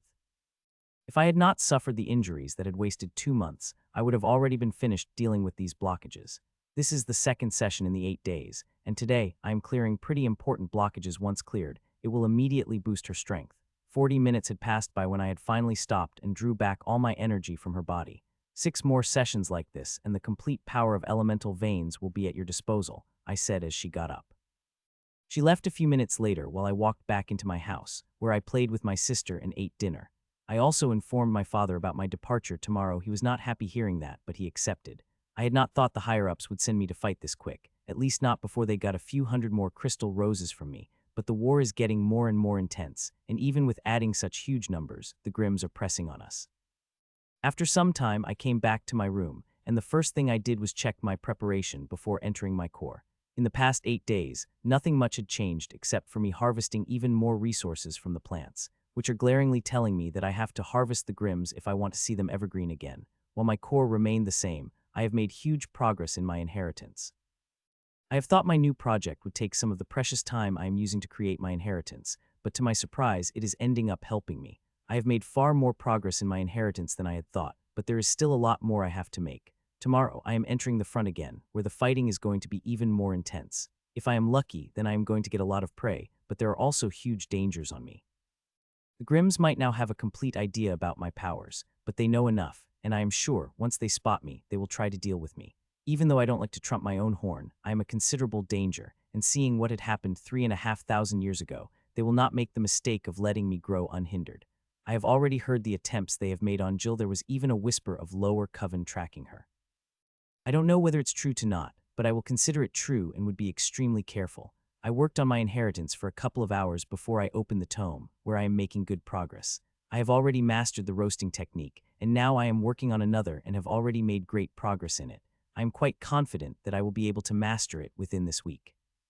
I practiced for quite a while before I closed the tome and studied the 7 books of my constitution elements, and finally slept when it was a little past midnight.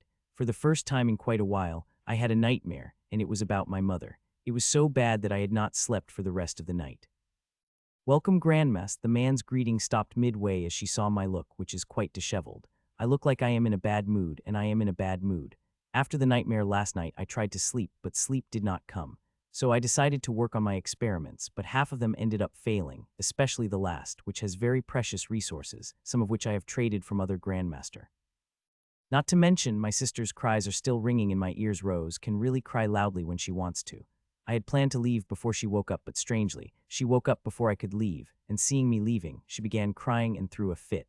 Even when I had left, she hadn't stopped crying. I hoped my father would be able to pacify her quickly, and those sweets I had left her would also help in calming her. Grandmaster Czar, Grandmaster Atkins is waiting for you in the command center, the man said after getting back his composure and beginning to take me toward the control of the command center. The guide led me quite young, about my age, and already a peak elite. I casually seeped my seat inside him, was quite surprised to see he was stronger than his aura said. It is quite amazing that he was able to gain such power from his inheritance at this young age.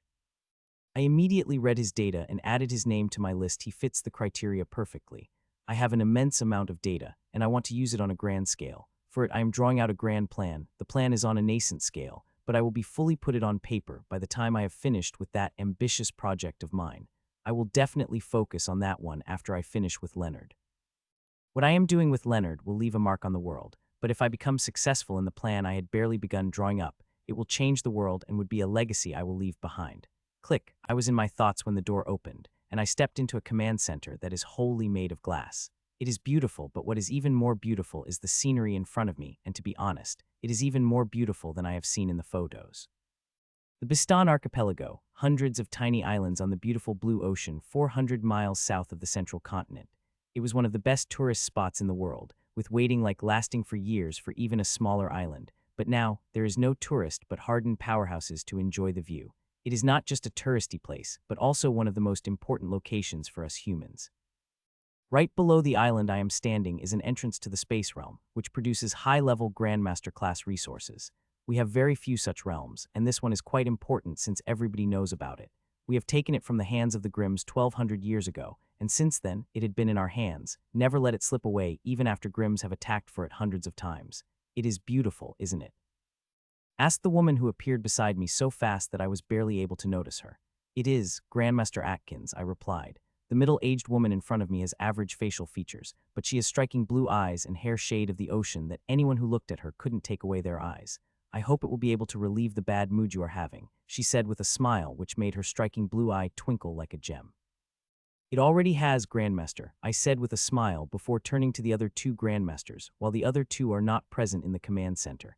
This place is important enough to have 5 Grandmasters guard it, and now with me, it had become 6. This place also did not have an army, just 300 tyrants from unranked to masters. From the information I have provided, the Grimms have around 800 tyrants and 9 Grandmasters, which is bigger than average numbers seeing it is not dukes or kinds, but tyrants we are talking about, and even Grimms do not have a huge supply of them.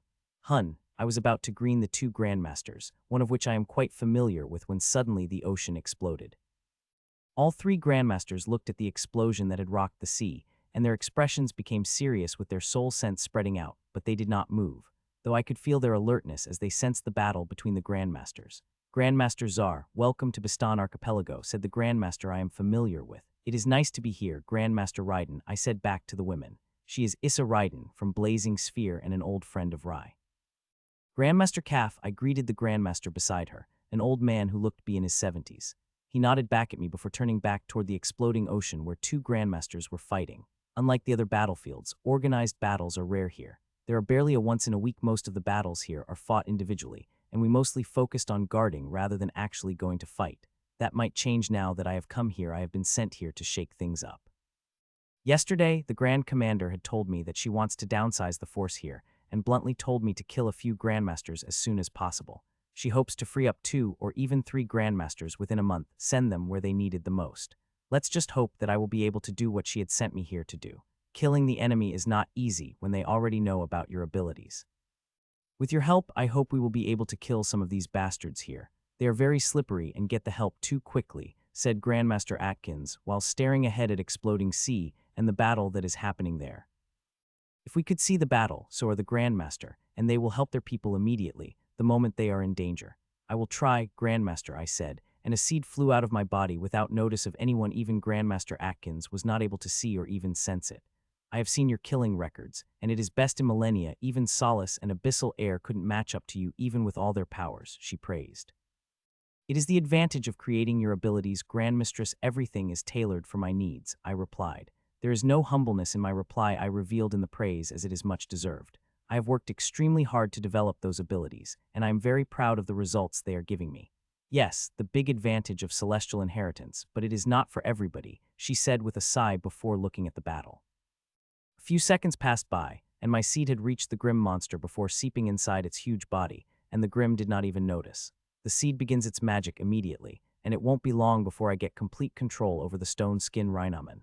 This seed is different from the one I have used from the Ant-Man, who I have to thank a lot for providing me a huge amount of data and power that had helped me make the important changes in my seed. In Ant-Man, I had to use all 12 of my seeds, but against this Bullman, I only had to use 4 seeds despite it being slightly stronger than the Ant-Man, and I am also getting control over it more rapidly than I had thought.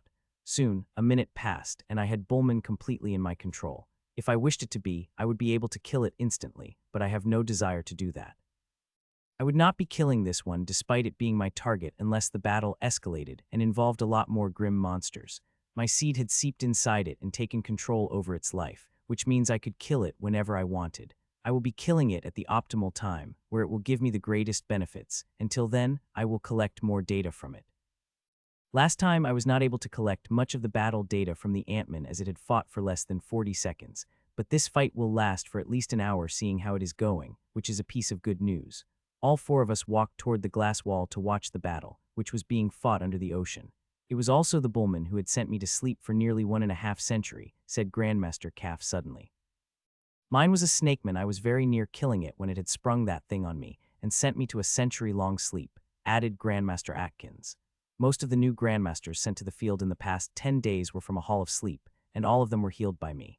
Though that news had been kept secret, all those who knew about me able to heal them had been strictly warned about uttering a word about it or even showing it, including those who had been healed by me.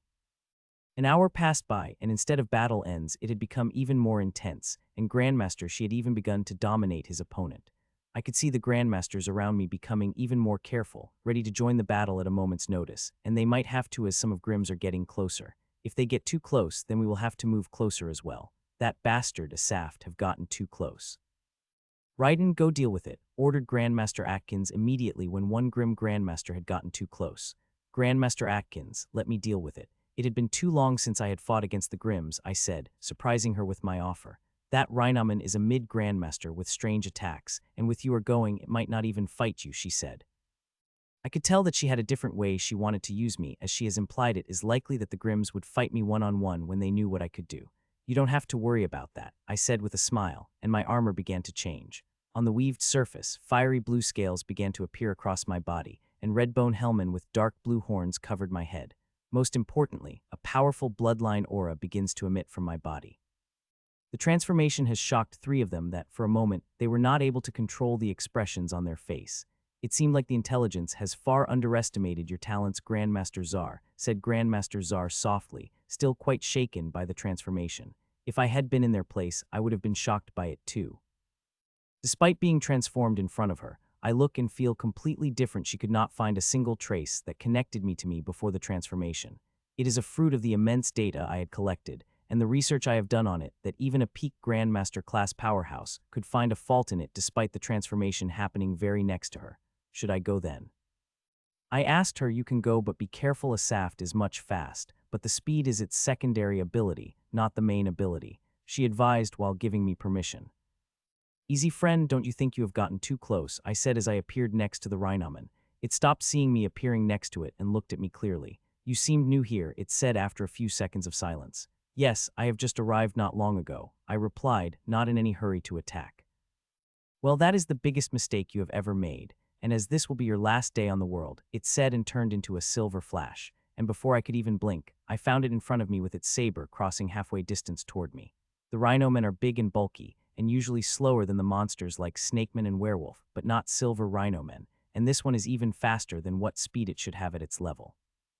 Its information truly did say it was this fast, but many people would have a hard time believing it unless they had experienced it with their own eyes. A A small laugh escaped from my lips, and at that exact moment, a fiery red long sword appeared in my hand, blazed before searing toward the silver saber. Clang, our weapons clashed, creating a deafening sound and explosion of water around us. Even though we were fighting above the water, the shockwave was powerful enough to create a huge explosion that sent tsunamis in all directions, and this is just the first clash. "You are good, it seemed like I have underestimated you," it said with a slight smile hanging on its face when I felt the edge of its sword behind my neck. If an early grandmaster had been fighting against it instead of me, they would have had a hard time detecting its attack before it's late. As for all they know, the silver Rhinoman is still in front of them, smiling. Clang, clang, clang. I moved back swiftly and countered its attack with mine, but just as I did, it had appeared above me and attacked even faster. Attacks began to rain down on me like arrows. Every moment, it would attack from a different direction, leaving an after image that looked very real, and now there were more than 10 after images around me. It will be more accurate to say they are image phantoms. They are no simple after images created through speed. Now this sneaky bastard began to seep into these phantoms and attack me, making it hard to ascertain where it was attacking, and it couldn't help but make me smile as I had been waiting to fight against such an enemy. It had been months since I had last fought. Even before my injury, I was not able to fight. The mission in New Ruin had not let me fight the only fight I had could be said to be controlling the Ant-Man for a few seconds. "You should do a little better. I could clearly see your path," I said while effortlessly moving my eyes to follow it despite it moving at a very high speed. Snort. Rhinoman snorted, but I immediately felt a change in its aura and immediately harnessed more power. Even though I am quite confident that I would not be at a slight disadvantage against it, I still like to be cautious. Those with speed could create trouble at any time. Ghostly ribbon. It said in a strange, hallowed voice, and ghostly silver ribbons came out of every part of its body, and it turned ghostly before tens of ribbons came at me.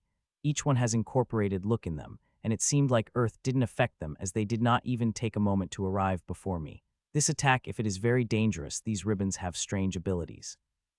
They can seep inside one and cut one from inside, but also turn corporal and slash one from outside, and they are extremely fast, which makes them very hard to avoid. Tens of ribbons came at me in less than a moment and pierced through my body before taking a sharp left. What they have pierced through were the after image of mine. I have moved away the moment the ribbons have released.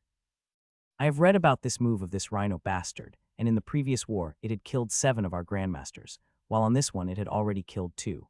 Silver Rhinomen are metallic and speed element grim monster. There is no ghost element in them, but this bastard is born with the ghost constitution, and inheritance it had is of the ghost element. The speed it is displayed is just a secondary ability of it, which it had developed to an amazing degree with the help of its constitution.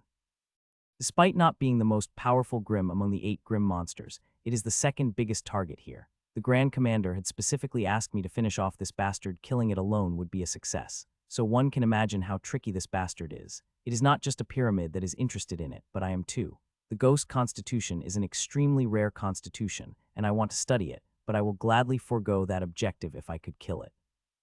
Killing it in the usual way would expose me, and I have no plan to expose myself yet, so the only way I could allow myself to kill it is through the raw strength, and that would be a difficult task. While I am confident in dominating it with my raw strength, killing it is a completely different thing, as I would have to be extremely swift before the 2 peak leaders here could stop me. As I said, it is a difficult task. Though I am not disappointed, this bastard is going to die by my hand. If not today, then in a few days, when I am finished with my preparations. Zub, zub, zub. I flashed around as ghostly ribbons began to come at me from all directions. These ribbons are fast but also unpredictable, capable of efforts changing their direction sharply, not to mention their ghostly properties. The information from the pyramid has said that the best way to deal with these ribbons is avoiding them, which I am doing right now, but there is an even better way, which is to directly clash against them. This way is not as easy as it sounds, as those ribbons are not the normal ribbons against which one could clash. If one moved their weapons to clash against them, these ribbons would simply be passed through it and struck the body. There are a few ways to avoid that, creating an extremely concentrated power point, so that even ghostly ribbons would have a hard time passing through it, but that would need a powerful energy control and a large amount of energy. The second is something I could do, creating an anti-ghost layer around my sword, which would effectively stop its ribbons. I am employing none. I don't want to do something different that will attract too much attention, as my strength would have already attracted the attention, and the more I will reveal, the greater data they will get about me that would reveal my identity. First boost. Suddenly, I activated the first boost and appeared it before slashing at it with the fiery sword. I could see the sudden silent attack had surprised it greatly, but it had reacted immediately as those ribbons, which I had avoided coming close to it, retracted back to their amazing speed before forming a shield of ribbons. Bang, bang, bang. The banging sound rang as my sword clashed against its shield, and I disappeared from my spot and appeared above it before slashing down my sword. It is not the only one who has the speed. I have it too, and now I am going to use it. I moved around it like a phantom, attacking from every angle and direction, just like it did earlier, but unlike it, I am a lot faster and have a lot of flexibility in attacking due to my small size, which is always an advantage. Many humans bemoan the size difference between Grims and us to kill Grim monsters, the beings of huge proportions. We need a lot of power and most of the time have to attack it repeatedly, bring down its huge Grim body, but would be crushed under a single well-powered attack of them. You have really irked me, human, said Rhinoman, and a ghostly silver aura exploded from its body, and I have to say, the aura is quite powerful. Wailing blade. It said hollowly and appeared next to me before attacking me with its saber, which turned ghostly, and as it came at me, it let out a very faint wail that had a very strong disorienting effect. If I did not have strong soul defenses, I would have definitely lost it. This bastard's attacks are too strange, and even the grandmasters of the same level could barely hold against it. This is why the one who mostly fights this bastard is Grandmaster Raiden. Only her abilities are perfectly suited to deal with this bastard. The wailing ability is powerful, but it is still weak compared to the raw power behind the attack. One considers this attack with average power if one takes out the ghostly wailing, but they would be absolutely wrong. The ghostly movement masked that, which is why I did not waste any time and activated the second boost immediately. Escalating. Our blades clashed, creating the huge explosion around us, while at the same time, the ghostly energies tried to infiltrate inside me, but the bright red fire burning around my sword burned that ghostly energy to ashes. It had irritated the Rhinoman further as it had attacked me with even greater power as it appeared above me. Clang. The sea begins exploding around, completely dwarfing the battle that is happening not far away by both noise and power, but it could be more interesting as our Grandmaster is beating the Bullman so badly that he might be able to kill it if he continued with such momentum. A few seconds after, I had just thought that when a Grandmaster rapidly approached the battle before joining it, instantly decimating the lead Grandmaster she had. While Grandmaster she may be vexed by it, I am happy as instantly a seed came out of me and moved toward the fishman that just appeared. It took a few seconds for the seed to reach it before seeping inside it. Its expressions changed the moment if it had not been fighting, it would be done more than checking itself with several of its abilities and soul sense. The bloodlines, I said with a sigh inside me, the fishman and the bullman had nearly the same strength, but despite using 8 seeds, double of what I had used on the bullman, it had still sensed it faintly. It is twice as hard to use the seed on those with bloodlines than those with inheritance, and this difficulty increases with the type of bloodline my prey has. If it is a sensory bloodline or the bloodline with greater sensory power than normal, then the difficulty would increase the difficulty instantly. Bloodlines are very territorial, and they would not let something like my seed inside them if they could sense it. So the moment my seed seeped inside the Grim, they would simply disappear, leaving no proof inside, making the bloodline and other defensive mechanisms of the body find nothing. It took a few minutes for the seed to spread sneakily, but it did, and soon, I got a complete picture of Fishman in front of me and now could kill it with a single command, and that couldn't help but make me happy. I could kill one of the most powerful powerhouses with just a thought. Fury of Ghost, roared the Rhinoman when it couldn't land a single blow on me with its strange attacks. Hair-raising ghostly aura exploded out of its body with the ghostly wails, and it began to inflate like a balloon rapidly before stopping at 22 meters. In just a couple of seconds, it had gone through a profound transformation. It had grown more than double, and also turned semi-corporal with hundreds of silvery gray tendrils moving around its body. Die human. It roared in a ghostly voice, and to surprise, that very moment, I found its huge blade in front of me. Its attack was so fast that I had barely able to catch it. Thankfully, I had made the preparation to deal with such an attack when the aura exploded from its body. Clang, the power of the third boost exploded from my veins, and my sword clashed against its huge saber. The sound was deafening, and the shockwave was so powerful that it had immediately vaporized the water below us and created a huge sinkhole. That was just the beginning, and it had attacked again with even greater power. This time I had focused so intently on its blade, but despite that, I was barely able to catch a glimpse of it. Clang. Feeling I should not take a risk with my life, I immediately activated Crown of Roses as I barely defended against its attack. Next second, I couldn't be more thankful for my decision as the attacks of it got stronger and faster rapidly, and it had brought me on with the technique that was so smooth that despite its attack being so huge, I had to use my everything to predict the attack. This is one of the great disadvantages we new powerhouses have against these old ones, who have decades, and in its centuries to develop their own combat style that bright out every ounce of their power efficiently. Due to it, despite similar or even greater power, the new powerhouses die under the blades of the old. Only a few very talented ones could quickly learn and develop a style of their own to deal against these oldies or the ones with bloodlines. I'm very jealous of the impartment those bastards get from their bloodline. It makes them an expert combat fighters without much work. I have a huge amount of combat data, but I could not use it currently. If I could find a way to impart it in me safely without creating a clash with my own understanding of combat, it would increase my strength tremendously, but it is not easy. It is psyche and soul I would be dealing with, the slightest mistake, and I might turn myself into the vegetable. So I will not touch that part, no matter how enticing it is, with the huge amount of combat data I have. Currently I am using a combat style that is different than mine. There are special departments of grandmasters and humans that specifically established to study each and every move of the powerhouses, especially the grandmasters. If I use my signature fighting style, it won't take long for them to ascertain my identity despite my perfect disguise. The ghost in front of me moved strangely, attacking with the fashion that very few would be able to deal with before getting a few blows landing on them, or just cut apart by its ghostly. It is all because of the crown of roses. I am able to deal with its strange attacks without suffering any damage. While I am fine, the Grandmaster is not so with the two Grandmasters attacking. He has gone on completely defensive. The thing that makes it worse is the synergy the two Grimm have. Their perfect teamwork barely lets Grandmaster do anything other than defending. Though there is one silver lining in this battle, seeing the way Grandmaster is defending against these two, it did not seem to be his first time fighting these Grimms together. He seemed to have quite an experience fighting them, seeing the way he is avoiding their sophisticated traps. The Grimms are hiding quite a power, and if they exploded with everything they have, they might create a lot of trouble. I am keeping a close eye on the battle, and if I see Grandmaster coming across a serious danger, I will take action. CLANNNG, CLANNNG, CLANNNG. This ghost I am fighting is also quite tough. It is using its power very efficiently even among the Grandmasters. Such efficiency is rare. The only ones I have seen have ever greater efficiency are the Vidette, with no chance of future growth. They focus on making their attacks as efficient as possible. They spend every moment of their life in that pursuit. Hun, it was coming at me with more and more powerful moves when suddenly I sensed something faint from it.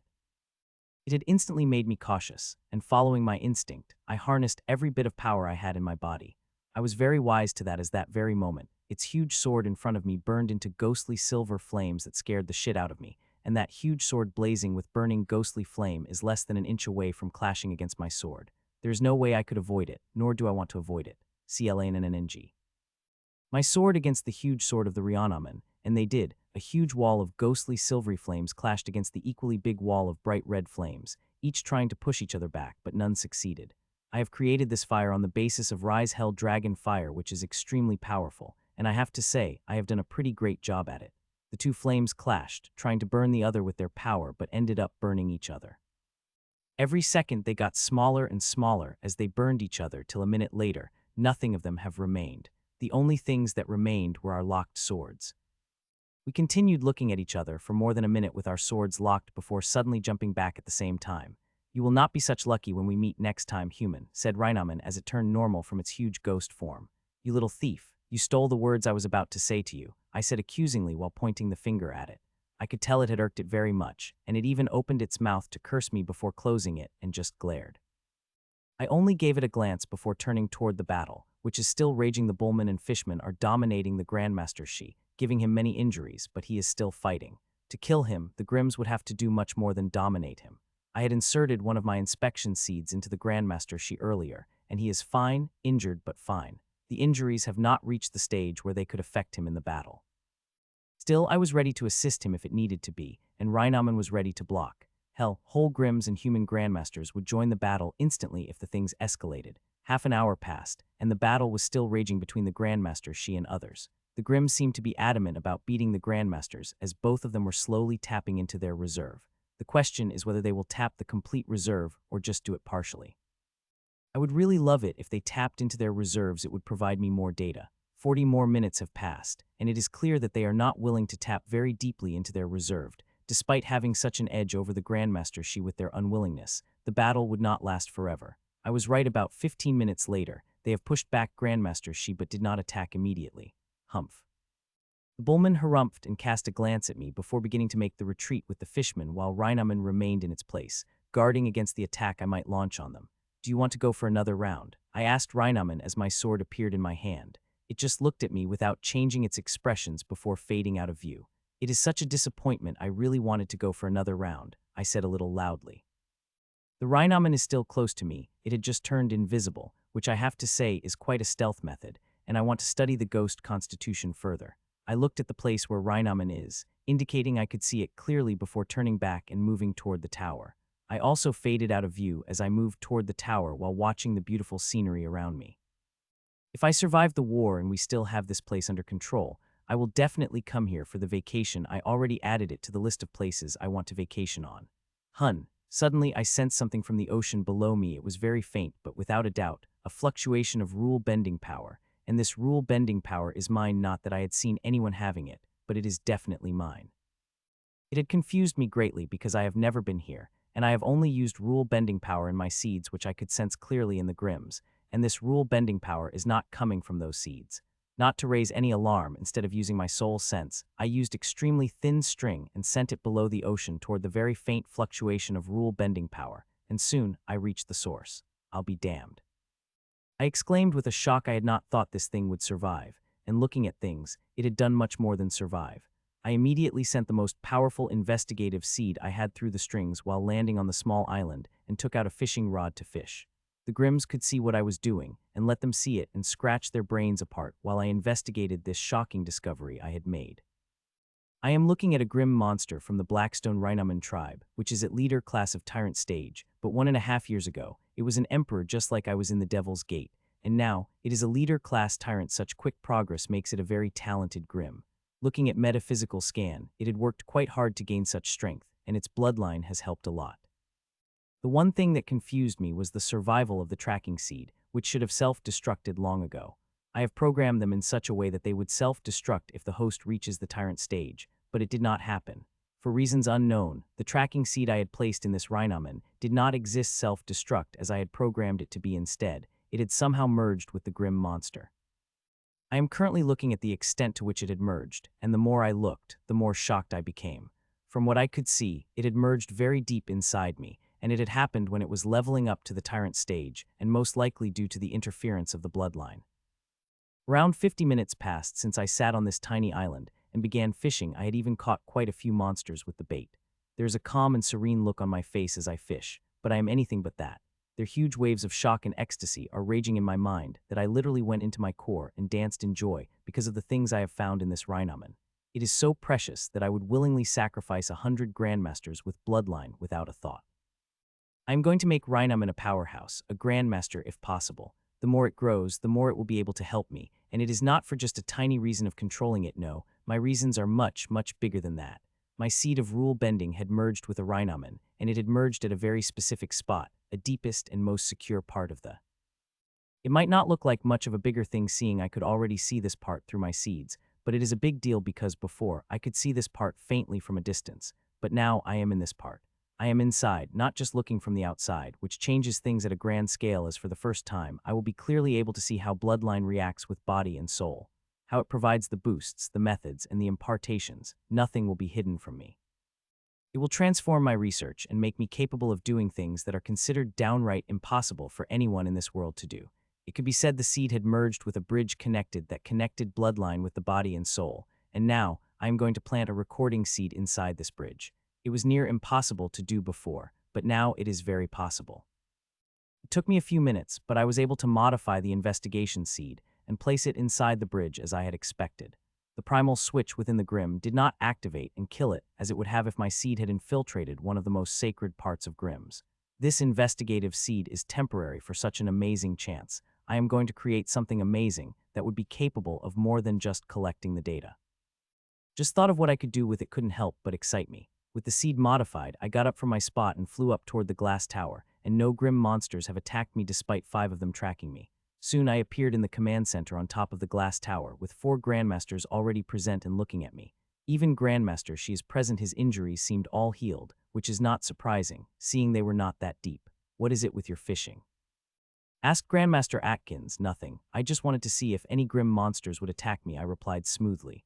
She looked at me for a moment before nodding. Grand Commander had ordered me to follow your lead when you formed the plan. She wants these Grims dealt with within a month, she said directly, surprising me little with her directness.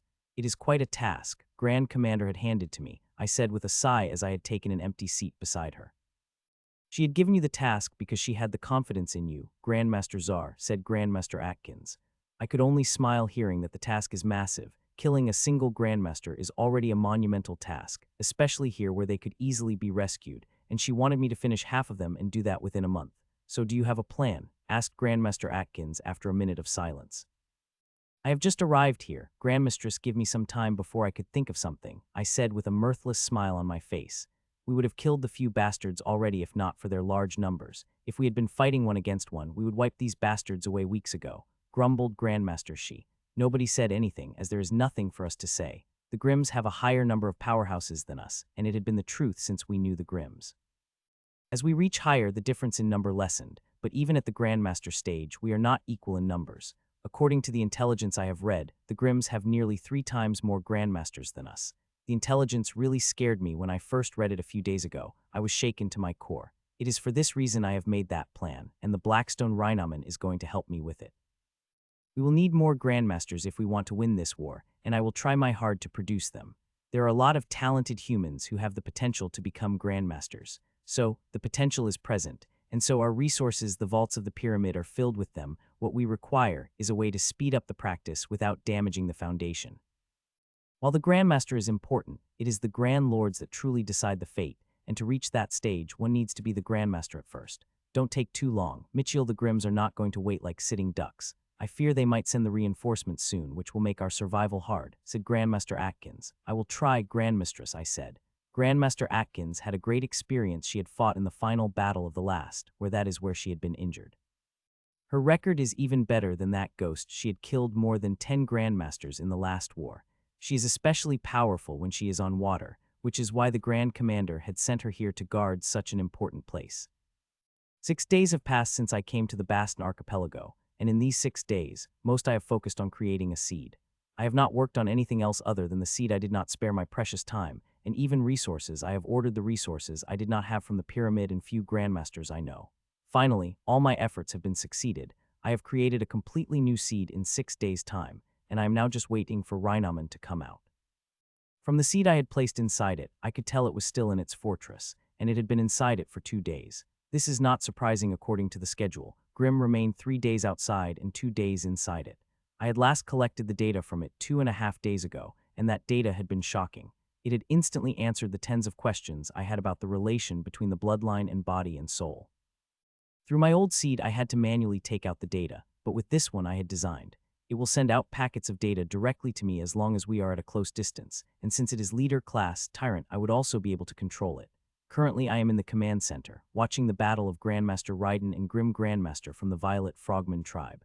I had fought against that Frogman bastard 2 days ago, and I have to say, its poison is quite good. It will even kill a mid-Grandmaster if they are not careful. I had collected the samples of its poison, which I will study after I finish working on the seeds. I am still working on the seeds. These are my control seeds. I am making some changes with them when I finish. I would only need to use 1 seed to control the Bullman and 2 to control Fishman. With the 7 seeds, I would have all the 4 initial level Grandmasters here in my control. I have already collected all the data from those 4 and now using it to make the seeds even better, especially against them. I will be finished by evening, and with it I could already finish up the mission Grand Commander had handed to me, which is to kill half of the Grandmasters here, but I have already decided to reach for further. I not only want to control the initial Grandmasters, but also the middle level ones too. There are 3 of them here. First is the Rhinoman I had fought in the first, second is this Frogman Grandmaster Raiden is currently fighting, and the third is Camelman, which I had fought in the night of the day I had come here. That bastard is strongest, and it had challenged me to fight that night. I hope the battle between them will be over soon. It is being fought close to the Grim Fortress, and that stopped the coming and going of other powerhouses. I am sure once the battle stops, it won't take long for that Blackstone Rhinoman to come out. Raiden is quite good. Her abilities are quite suitable to deal with all kinds of enemies, commented Grandmaster Rio. Grandmaster Rio is a man in his late 50s. He is also the person I had saved from the long sleep. His bloodline is quite interesting that I had ended up asking whether he would let me do research on him, and to be honest, I had not expected the answer he gave. He was ready, more than ready. He even asked I could begin any time and would let me do anything I wanted, as long I did not compromise his fighting power. Such an answer might have crept a lot of people, and to be honest, it had creeped me out a little too, but seeing the honest look on his eyes and remembering what his file had said, I know he had no other intention than getting experimented on. Most people might not believe it, but Grandmaster Rio's life is no less interesting than the script of the movie. When he was a child, he was experimented on by a madman. The bloodline he got is a result of that too. It would be interesting if those from Pyramid didn't destroy all the research of that madman. I would really like to know how he was able to bring out inherent bloodlines, as Grandmaster Rio had not been the only person he had been successful in bringing out the bloodline. Yes, her abilities are great, I said after a silence. If it had not been amazing, it wouldn't have been the core inheritance of the blazing sphere. Suddenly our expressions changed, and we both appeared by the window of the tower, and Grandmaster Atkins disappeared before bursting out of the water, not far away from the Grandmaster Raiden and the frogman she is fighting. A snakeman had appeared on the field, just its presence had affected the area around it. The heavy shockwaves that would become even a Grandmaster got repelled before they even touched it, and strangely, it is not using any power or aura. Its strength had reached a stage where it created a presence. If one did not rain it intentionally, it would come out and affect the area around one, just like what is happening around the snakeman. The grim monster that came out is Alabaster Snakeman, one of 2 peaks Grim Grandmaster present in the Bastion Archipelago, and today would be the first time it had shown itself since I have arrived in this place. Within a few seconds of it appearing, Grandmaster Raiden and Frogman stopped fighting. She was retreating when Snakeman moved its hand faster than I could track and released an alabaster white lance at Grandmaster. It appeared in front of Grandmaster Raiden before she moved her weapon to counter and was about to strike her when suddenly a wall of water flew out from the ocean below appeared in front of the lance. The strange thing happened. As the lance struck the water wall, I thought it would create a bang, but not a single sound came out as the lance pierced through the water wall. It simply disappeared inside while the water wall collapsed back to sea. This bastard Orsted always attacks sneakily. Last time that lance of it had nearly crushed my poor soul.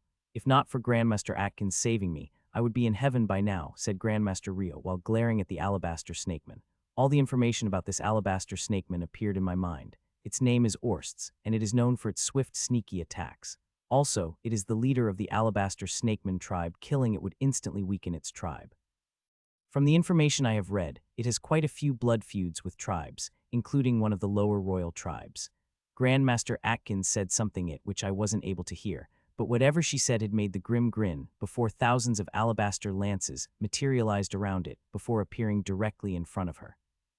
There was no panic on the face of the Grandmastress Atkins as she just raised her hands, and thousands of streams of water flew out from the ocean and struck against the lances, destroying them to specks. The white eyes of Alabaster Snakeman flashed, and a wooden lance appeared in its hand. The lance is even bigger than it, nearly 10 meters long, and with it in hands, the Snakeman disappeared from it and appeared before Grandmaster Atkins. The Snakeman attacked, and the lance in its land moved like a snake, swift with hard-to-track movements. There was not a single change in the Grandmaster Atkins' expressions, as she simply moved her hand, and another stream of water flew up and formed a whirlpool shield which stopped its lance on its tracks. Right at that moment, thousands of streams flew out of the ocean and transformed into arrows and moved toward the Snakeman. It seemed unfazed by as it moved its lance, and hundreds of lance heads came out of it and began to clash against the water arrows, which are coming by thousands at every second. When they had first fought, Grandmaster Atkins had nearly killed it. If it not for the rescue, she would have killed it, said Grandmaster Rio. The power of peak Grandmasters is shocking. If I thrust into the battle, I could activate my defensive method and hope to survive the attacks, which I will not be able to do that for long, seeing behind their attacks and they are barely using powers. In the last war, Grandmaster Atkins was one of the most prominent Grandmasters. She was only 41 years old and had reached the peak of Grandmaster class not long ago. If she had survived the war, she would have, without a doubt, would have gotten the seat of the Pyramid Council. Matron Mavis had even said that on record, but alas, she had never got that chance. Her bloodline works differently than the normal bloodlines. It could be clearly seen the way she is fighting. No one knows what her bloodline is, but I know it is immensely powerful, and that is without creating a core. If she was successful in creating the core, I don't know what sort of might she would possess. A few minutes passed when suddenly hundreds of 100-meter-long giant water snakes came out of the water. These names are immensely powerful. As they came, they make waves in space with their might, and seeing them, all the smile on the face of the snakeman disappeared. The huge snakes surrounded it, and I couldn't hear anything other than loud sounds and powerful shockwaves.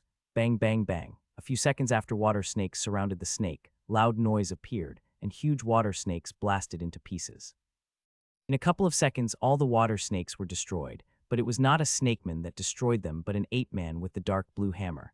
Dark water ape-man appeared. It is the strongest grim monster in the Bistan archipelago. It is even stronger than snakeman, and the only reason the forces of Grimm are even standing here. If it had been another grim monster with the similar strength as the snakeman, Grandmaster Atkins would have swallowed them up already with the rest of the grim grandmasters. She's very powerful, slightly weaker than the council members, but it won't take her long to fill that gap, and in the water, she could even survive against the council member. The Grimms had only been able to harm her in the last war because she was fighting on the land instead of the water. With the appearance of the Dark Water Ape-Man, the battle had immediately intensified. Both Snakeman and Ape-Man attacked her with their full strength, and Grandmaster Atkins countered, she even an edge over them. The Grimms would defend against most attacks, then launching them. These two are not fighting against the human Grandmaster, but against the ocean itself. Grandmaster Atkins mobilizing the waves of oceans against the Grimms is a spectacular sight that made me gasp in admiration by her sheer power. Even I don't want to admit it, Dark Water Ape-Man is amazing in defending and crushing what came at it. It is master with that hammer. The way it is used is exquisite that I wish I had my seed inside it, so I could record every movement it makes and study them in detail later to improve my own fighting style. The battle had only lasted for about 40 minutes before it was over, and seeing it being over, I couldn't help but feel sad. I really wish it would have lasted a little longer. It was truly amazing, beyond amazing. You don't have to feel sad. Grandmaster Czar, it will not be the last battle that Grandmaster Atkins will fight here, Grandmaster Rio said, reading my thoughts. I smiled at him before suddenly my eyes flashed with joy. It hadn't been more than 10 seconds battle had finished, but I felt Blackstone Rhinoman coming out of the fortress. Seeing that, a bright smile couldn't help but light up on my sad face. Welcome back, Grandmistress. It is a wonderful battle you have fought, I said as Grandmaster Atkins appeared in the tower. That ape-man is too strong. It counters my abilities well, she said with a sigh. I am sure you will be successful one day, I said, to which she smiled before sitting back in her chair and closing her eyes in rest. She might look fine, but the battle had clearly tired her. She had fought against two peak grandmasters. It was no easy task. I remained in the tower for 1.5 hours before I walked out of it. Nobody had said anything, and I quickly appeared on my small island, where I took out my fishing rod, fixed the bait on it, and began fishing. I have been doing this every day, and aside from the day I came here and the day before yesterday, I got disturbed every time, which ended up in the battle. I wonder whether I will get disturbed today. I could already feel the two gazes toward me. I would be more than happy to entertain them since I had already released the newly created seed, and it would seep inside the Blackstone Rhinoman within a minute. A minute passed. The Camelman and Rhinoman were still looking at me without attacking while my seed seeped inside the Blackstone Rhinoman. Instantly my eyes became serious. This seed is much more powerful than the tracking seed, and there is a slight chance that a bridge in the sacred region might reject it. If that happened, all my preparations would go to waste, and the primal switch will kill it instantly.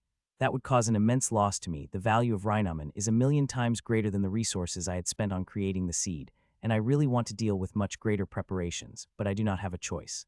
The grim monster could leave at any moment, or worse, it might get killed before any of this happened. I want to get as much data from it as possible. As the new seed entered the body of the Rhinoman, the old tracking seed I had placed inside 6 days ago extended a string out through the sacred space. The tracking seed had fully acclimated itself into the bridge in the sacred space of the Rhinoman. Its movements are undetectable. Thankfully, I have already predicted the seed might be heavy and made some changes before inserting the seed. String came out of the sacred space and wrapped around the new seed, and a moment later, a different aura enveloped the new seed through the string before the string pulled into the sacred space of the Rhinoman. The aura is the cloaking aura the tracking seed had developed in its time in the sacred space. It will give the new seed another layer of protection from the defenses of the sacred space. With the help of the string, the new seed slowly moved into the sacred space, and I watched it happen with the baited spread. Even though the whole process is automated against the detection, I so wanted to take the process into my hand. Thankfully, I could not do that. I have developed controlling tendencies in the past year and knew I would feel the compulsion to control the whole process, which would increase the chances of detection drastically. So, I have designed the seed in such a way that during this process, I could not control them even if I wanted. Seconds passed by like an hour before finally, a new seed entered the bridge, and seeing that I couldn't help but take a sigh of relief. With the new seed in the bridge, where the presence of my old tracking seed is merged, discovering my seed is extremely hard. As the new seed entered the bridge, part of it split open like a mouth, and it had swallowed the tracking seed. There is no need for 2 seeds in the bridge, and the tracking speed was just a temporary measure till the new seed took its place. Now its energies and programs would merge with the new seed, making it even more powerful. It took a few minutes for the new seed to completely swallow the tracking seed, and after it, it spewed a pink-gray crystal, which is 10 times smaller than a grain of sand.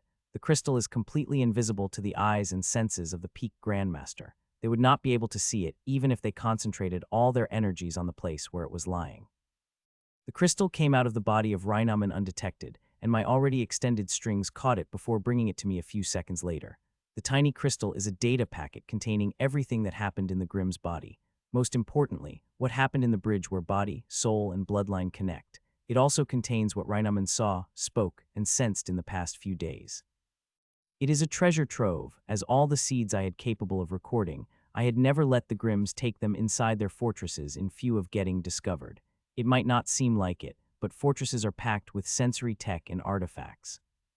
In the command center, there are 12 artifacts and tech devices that scan every part of us, not to mention we go for the surprise inspection under very powerful artifacts as top-class medbeds, and sometimes even peak Grandmaster and Grand Lords scan bodies. I always fear my precious seed might get discovered, and always remove them before Grimms return to their fortresses. In my old tracking seeds, there was a very powerful program of self-destruction when something sensory locked on them. With Rhinoman, there is no need to fear that the seed is placed in the sacred place, at the deepest part, which connects body, soul, and bloodline. In Grimms, if anyone scans that part of them, the primal switch would be activated, and they would die immediately. Boom, boom, booms. Loud sounds of fighting could be heard across the sea. The sea, which was calm before, is now in great turmoil. And the thing is, we tyrants haven't even begun fighting. It is only tyrants are fighting, from unranked to masters, and they were not holding back at all. We, the Grandmasters, have not entered the battlefield, yet it will depend on conditions whether we would fight or not. It is my 24th day here, and this is the third of all our battle that had happened here, of which only one me and other Grandmasters have entered to fight. The pressure of higher-ups and my colleagues has been bearing down on me, as since I have come here, I have not shown the result for which they have sent me. I could see the looks I was getting, and it couldn't help but pressure me. I am extremely close to achieving my target, and would just need to do some finishing touches before I execute it. It is taking longer than I had thought earlier. I had thought it would not take me more than 15 days before I finish the majority of the Grandmasters here single-handedly and get a great harvest, but I have been busy by the revolutionary data I have gotten. It had occupied me, but it had already come me something which helped me make my seed even more comprehensive. Even now I am working on the last few details. It won't be long before I finish, a few hours at most. It is such a regret that Blackstone Rhinoman had left the battlefield 2 days ago. I did not think its leveling from initial leader to peak leader would be the reason for being called back. At least, I got the data packet before it left, the most precious data packet, where I saw how its bloodline had given it the boost, and how that boost spread around. It does not just power its bloodline gave it, but also a few memories and a new method. Though it had not got the impartation I am most interested in, I am satisfied. The data is enough to keep me busy for quite a while. Most of my concentration is on working in my core, but I have spared some on the battle too. I had implanted seeds in all the 322 tyrants here, and their metaphysical scans are floating in front of me. I have been collecting data on these tyrants since the minute I stepped in this place, and even found some unpolished gems. I am sure many people would be interested in some of them. I will forward the data to the training centers. Those people decide whether they want to take these unpolished gems or not. As long as they leave, I have selected aside, they will continue to get the list of the hidden gems from me. Hasbro is good, don't you think, Grandmaster Czar, said Grandmaster Ryder besides me. Hearing the mention of the name, a metaphysical scan appeared in front of me. He is fine, but if you are asking about his chances of reaching the Grandmaster, then I will say they are quite low, I replied, surprising her. The man she had mentioned is Nicholas Hasbro from the Blazing Sphere, a talented fighter in his late 20s but already had reached the peak of master class. He's very strong, having the power to contend against Vidette, which is what it is doing. There are 2 Videttes on this battlefield, and Hasbro is fighting one of them, and he is doing a good job. We feel he have very good chances of reaching the Grandmaster class, and has been providing the special guidance and resources, she said, clearly telling me I was wrong. You are a little wrong in that, Grandmaster Ryder. While Mr. Hasbro is a talented fighter, he is at the end of his potential. The only reason he was even able to reach this stage was that he had consumed some treasure that increased his potential and widened the natural limit, which is now full, she answered, which made her frown. So he had no chance of reaching the Grandmaster class, she asked after a second of silence. I did not say that, I said with a smile. I would never tell anyone that, as that would be a lie. It might sound a little pretentious, but I truly believe everyone could make it to the highest stage of the world with little luck and lots of hard work. I only stated what I saw. If he found amazing treasure like he did before or got some special method, he will have a good chance to break through into the Grandmaster class, I added. My words seemed to make her think deeply as she became quiet, so quiet that she did not speak for a whole hour. While she remained quiet, I talked once in a while to respond to conversations of my colleagues. Suddenly, a change occurred in the battle. One of Master got cleaved into two by the attack of Grim Monster before that Grim Monster moved to join another battle, and instantly, another Master came under the pressure. The last Master field was 17 days ago, and it was an individual battle and now an all-out battle. With such powerhouse dying, its effects have spread across the battlefield. All the humans came under more pressure in an instant. Be ready, the big guns would come down soon, warned Grandmaster Atkins, and all of us got into the attention. With the moral of battle swinging in their favor, there is no way the Grandmasters wouldn't join the battle. This is the kind of opportunity they search for.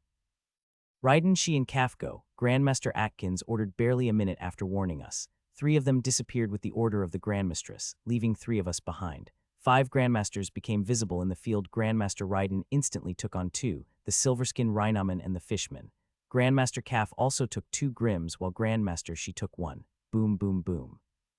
Within a second, booming sounds began to ring out. Seeing the expressions on my face couldn't help but become serious. The Grims seemed more serious than usual this time, the way they came and the powerful attacks they were launching from the beginning. I am not the only one who picked that. Grandmaster Atkins and Grandmaster Jacobs also noticed that, as their eyes flames with abilities, wanting to see whether the Grims are hiding something.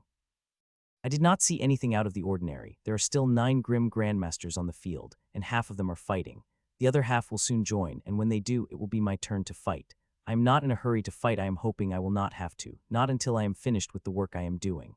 The change in the Grims has worried me, and I wish I could finish with my last bit of work faster, but could I not do that? If I tried to be hasty, I might end up destroying the whole thing, and that would be very bad. The 3 of them are holding back the 5 Grims well, especially Grandmaster Raiden, who is fighting against the Silver Rhinoman and Fishman. Both of them are powerful enemies. Grandmaster Kaf has slight disadvantages against his enemies, but he is familiar with them, and unless they could surprise him with something big, they would not be able to do anything to him. According to the data flashing in front of me, he is in the safest position.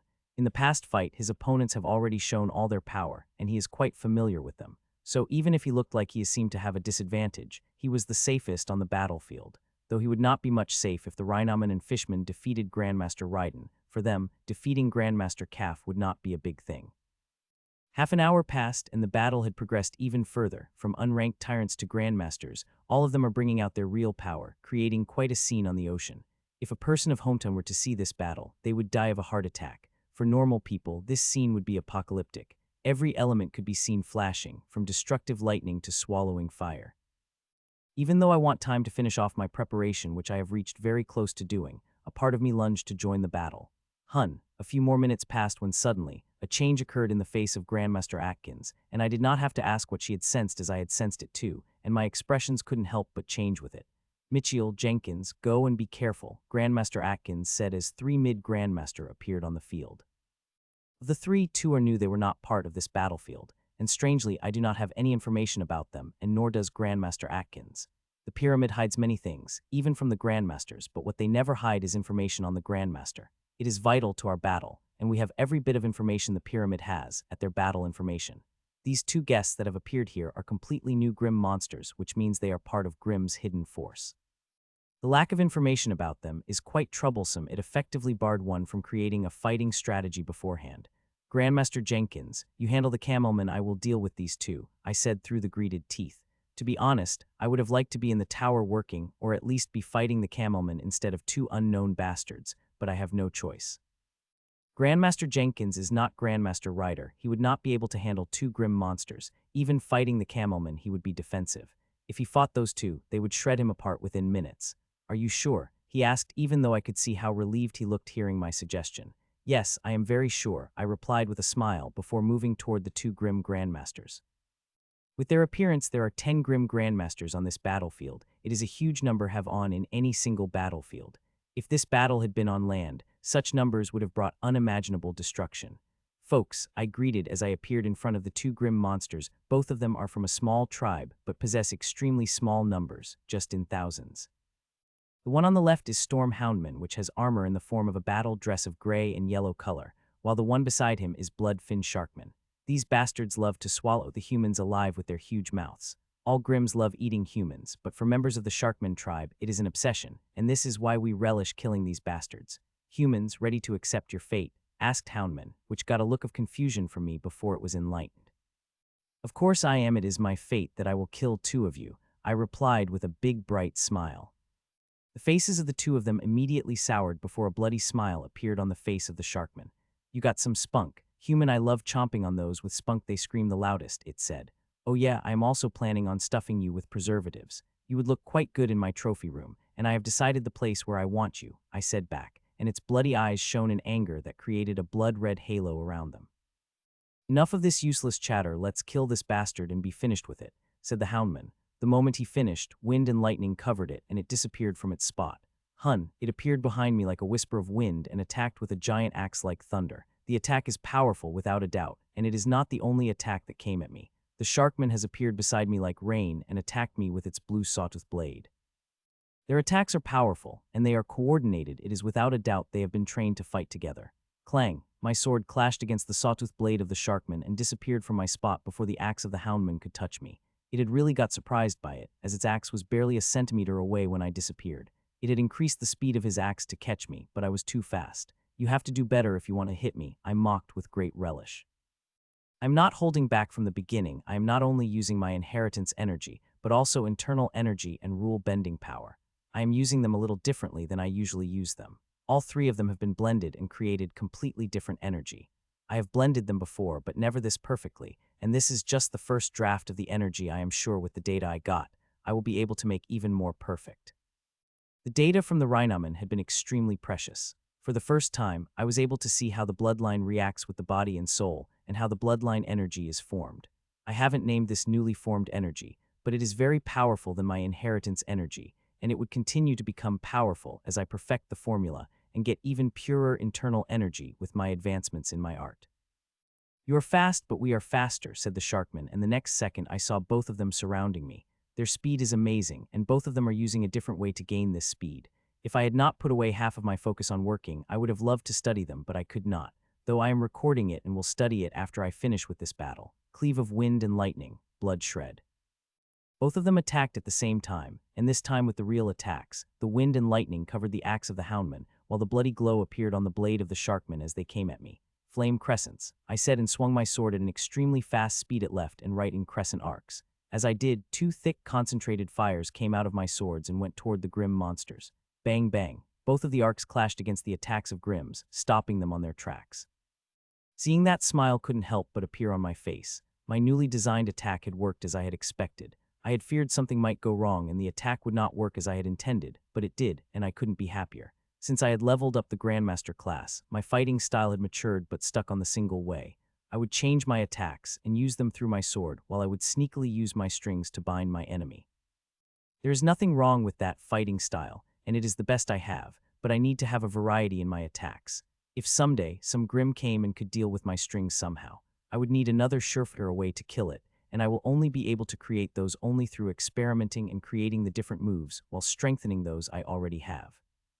It seemed like dealing with this bastard would not be as easy as you thought, the Sharkman said to Houndman before they came at me, but this time, their bodies bursting with the earth-shaking power. Hee. A laugh escapes from my lips, and I begin to swing my sword wildly in the crescent arcs. My movements are extremely fast, and as they form an arc, they would release fiery arcs, which are even more powerful than the arcs from before. Bang, bang, bang.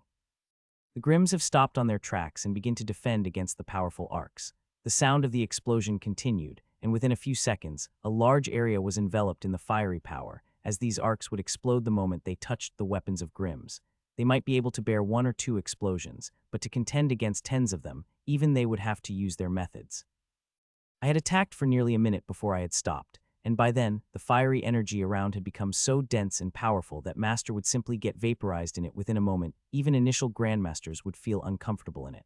While it might be life-threatening and uncomfortable to others, but to the Grimms I am fighting, it is nothing. It took a few seconds, but the fiery energy cleared, and 2 Grimms revealed themselves. They are on the same spot they were before, and there was not a single scratch on them, but their eyes are blazing in anger. Quite an attack you have launched, human, the Sharkman said, and the aura exploded. Now let me show you my attack, it added a moment later. Blood-red bloodline energy is released from its body, and with it hundreds of sharks begin forming up the air. These sharks looked like they were made of blood, and a dangerous aura could be felt from them. It is not just blood-finned sharkmen preparing the attack, but also the storm houndman, and its attack looked even more dangerous. Bloody shark, storm of blades. Both of them shouted and attacked me. Their attacks have come at me, and I gripped my sword hard. I had already put a distance away from them when they were charging their attacks, but these attacks were quite powerful and fast. They only took a second to cross the huge distance and came at me. Hundreds of bloody sharks have appeared in front of me. Each one of them is big enough to swallow me whole with ease, while the thousands of storm blades would cut me and vaporize at the same time. The attack is truly something, and I will have to bring out considerable power if I don't deal with them. Flame cranks, I said, and a powerful aura exploded out of my body, and at the same time, thousands of flaming red cracks have appeared behind me. These cracks are much smaller than the Grimm's attacks, considering the huge sharks are 7 meters long, and the storm blades are 3 meters wide compared to them. The flaming cranks, on the other hand, are only the size of my palm, and they are spinning angrily. Sup, sup, sup. Thousands of them went toward the attacks of Grimm monsters in a grand way, and soon they were inches away from clashing. Bang, bang, bang. Powerful explosions begin to ring out as my cranks clash against Grimm's sharks and the storm blades. These explosions have lit up the sky, and their shockwaves have sent the tyrants flying, who were already flying a distance away. I have tens of such moves in my arsenal. I have been designing them since I have begun designing my inheritance and in my free time. I would work on them, and I have to say, they are bringing me quite good results. Hun. The attacks were still clashing when suddenly Sharkman and Houndman appeared on my left and right. I do not have to be an idiot to understand that the attack earlier was just a distraction, as this is the real attack, and if they think they could launch a sneak attack of me with their stealth abilities, then they are gravely underestimating me. Die human, they said in unison, and their aura, which was hidden, exploded as their weapons came at me, tearing through the air. Not yet. I said, and my sword flared as it moved with the power of the first boost. With the merging formula, the power of the first boost has increased tremendously. It is not the first boost it was of before. Clanng, Clanng. My sword had moved so fast that it had clashed with the attacks of Sharkman and the Houndman, surprising them both. Snort. The Houndman let out the snort before attacking together with the Sharkman again, and this time launching even more powerful attacks. So powerful that energy is emitting from their attacks that they are sending ripples across the space. Clanng, Clanng, Clanng. Our weapons clashed every moment. The Grimms wanted to finish me off as soon as possible, and for it, they are rapidly increasing their powers. Once they finish with me, they will be free to join the other battles, which immediately put all the humans in grave danger. No one could take these two. Grandmaster Ryder already has her hands full with the 2 Grimm monsters she is fighting, and Grandmaster Jenkins could not handle another one, much less 2, and there would be no way Grandmaster Atkins would be able to help, but 2 Grimms are blocking her.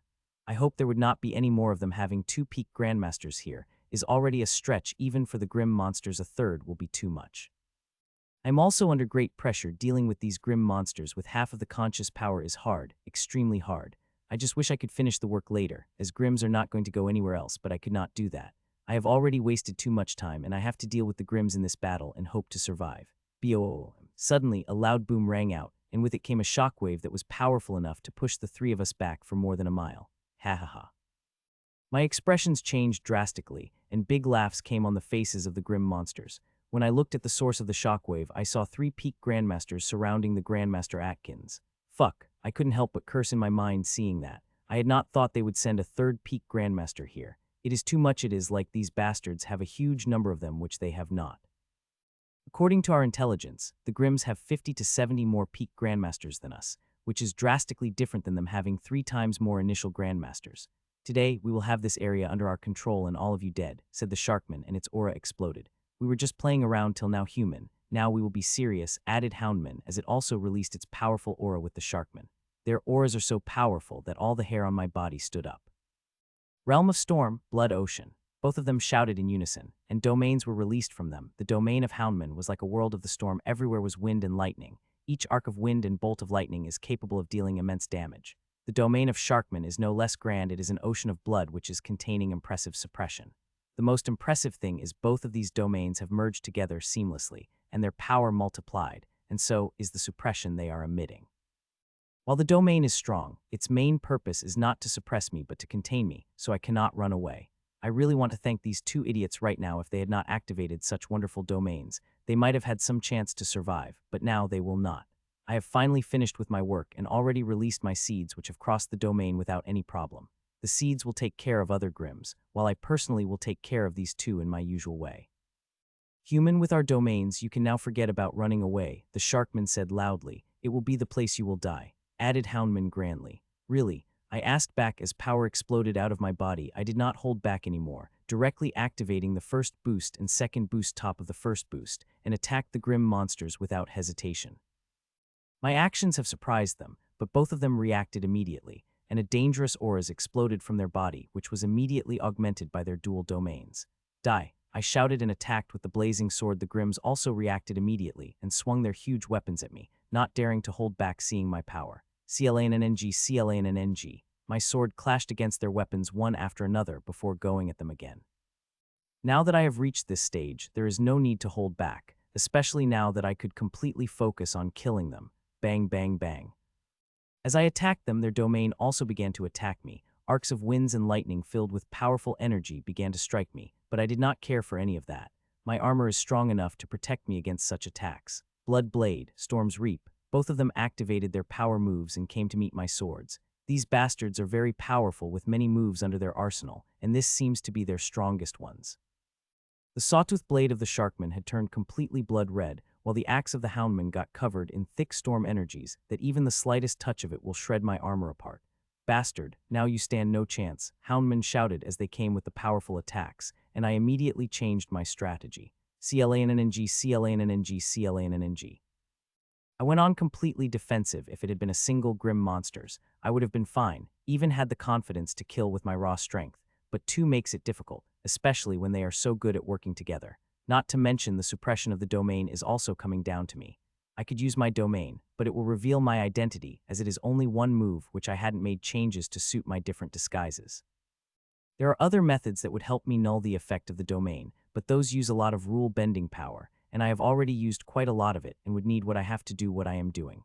Rip, a minute had passed when suddenly, the tiniest edge of Sharkman's blade cut through my armor, giving it a gruesome injury to my waist. I dodged the attack at the last moment, but a single took of the huge blade had still scratched through me. Its energies immediately attacked, but my special energy blocked it. If it had been my old inheritance energy, it would have been very hard to block this powerful bloodline power of the blood element. Hee. The Sharkman laughed, pressed on me further with its powerful attacks with the Houndman. I really wished I could use my real fighting style. If I had used that, I would not give the opportunity to this bastard to strike me. Their fighting style is great, matured fighting at handicapped. It is already my great fortune their weapons had not cut into two yet. I have to be even more careful against them, and if the worst comes worse, I will shift into my original fighting style. Rip. A few more minutes have passed, and injuries begin to pile up on my body. All these are from the Sharkman. I have been very careful not to get hit by the Houndman's attack, which would be very dangerous for me. The blood is dangerous, equally as dangerous as storm energy, but with my expertise, I could better contain the blood energies, while if I got hit by storm energies, I would suffer heavy losses. The Storm Houndman seemed to understand I am fearing its attacks more than the blood-finned Sharkman's, and became even wilder with its attack, which has put me in even greater danger that really begin to think about revealing my real fighting style. I held back on that compulsion. I could see that I was fighting with fighting style. I am improving rapidly. I am understanding many things, and if I merged this understanding with my original fighting style, it would improve a lot, not to mention I am very close once I deal with one of them. Dealing with the other one would not be a problem for me. Second passed, and I received another injury. This one is quite big, taken a chunk of thigh flesh and touched the bone. It is damn painful to fight with an injury. The blood energy increases the pain by more than 10 times, and if I did not have a habit of bearing a torturous pain, it would have affected my performance. Still, I could not let myself get injured further, otherwise it would affect my strength, which would cost me dearly. Half a minute had passed when suddenly my eyes lit up, and I harnessed a bit of power I had saved up for this opportunity. The strength spread through my body, and I appeared behind the Sharkman and moved my sword to pierce its heart. My sudden movement caught the Grims off guard, but there is no worry could be seen on their faces. Even Sharkman's eyes began to twinkle as it was waiting for this kind of opportunity, and it was a powerful aura burst out from its body, and it moved its sword at me with an incredible speed and power. It had seemed like I was the only one holding back the power. The Sharkman too was doing that, and the amount it is holding back is a lot more than me. It did not take even a moment for its sword to reach. It was so fast that I would be able to dodge the attack unless I burned my blood. It had created a perfect trap for me, and I fell into it, or am I thought with a smile. Pachai, its sword, which was about to cut me into two, froze away its body. Its eyes are fine, as one could see shock appearing in its eyes and it quickly reacting to move away, but unfortunately, it is too late as my sword pierced through the chest of the sharkman, instantly destroying its heart and killing it, or at least it looked that way as I stored its body up in my core and looked at the shocked houndsman. It is now your turn. I said to the houndman and moved to attack it. It reacted immediately and dodged the attack instead of countering it. What happened had just now scared it and also made it quite confused about how it had happened. To be honest, I could have killed two of them instantly and would not even have to lift my finger to do that, seeing I have both of them bound in my strings, but I did not do that. I needed to be alive, at least till my core finished up harvesting the sharkman and get me the boost from its bloodline. As I had captured the sharkman, its domain has begun unraveling. This change has already been noticed by every Grandmaster. One of the peak Grandmasters is even trying to come here, but is held off by Grandmaster Atkins. I have already informed her the moment I finish with the seeds. I hope she will be able to keep those peak bastards at bay. Why are you running away? Where is the confidence you have shown earlier? I asked as I continued to attack the houndman, who was dodging my attacks and only defending when it wasn't able to dodge. Hump, my words seemed to have hit it hard as it harumphed and stopped dodging the attack, and began to fight me in earnest, with attacks filled with more power than before. CLANNG, CLANNG, CLANNG. Suddenly it let loose and began to attack me with all its strength within a few seconds. I began to feel the strain. If it had revealed this power when the sharkman was still out, I would have had no choice but to reveal my original combat style and even burn a tiny bit of blood for extra power. I don't know how you stopped Tister's sword, but you will not be able to do that with me, it said as it pressed me further. While it is fighting me wildly, it is also being a lot more careful. If I stop its one hand, it will be ready to act with another. It would never itself fall into that trap again. Its offense is straining, but I am lost less pressure than I was when I was dealing with the two of them together. I would just have to bear it for a minute or two before I harvest and digest all the bloodline essence before I finish it, as that is when the real danger would begin, as these two were not the only Grims I would kill. There are a lot more of them. Around 40 seconds passed since I had made Grim disappear when the harvest began inside me. The Grim was screaming, but I took no joy in it. It deserves to die, and I am killing it in the most painful way possible. Seconds passed as more and more purified bloodline essence gets harvested and spread among many stakeholders. Buzz. It took 45 seconds, around 2.5 minutes inside, to completely harvest the bloodline essence of the Grim monster before finally, the strengthening energy began to release at the same time. The mysterious tree released the growth energy. I have used quite a lot of resources in my core, and I feared I might use them all before I could replenish them, but now I do not have that worry. I could see the resources are maturing rapidly, and this is not the only growth energy they will receive. I have another 2 targets decided, and if I get them, then I will have more resources than have an idea of what to do with them. Though I am very much looking forward to the strength I will gain from it. I will need it, seeing I will become one of the biggest targets for the Grims from today. It took about 3 minutes for all strengthening energy to absorb, though it did not help my injuries. I have stopped it from healing my injuries, as I do not want to waste even a drop of strengthening energy. The injuries are in control, and with my strength increased, they have begun healing even faster. In that, I begin my real plan.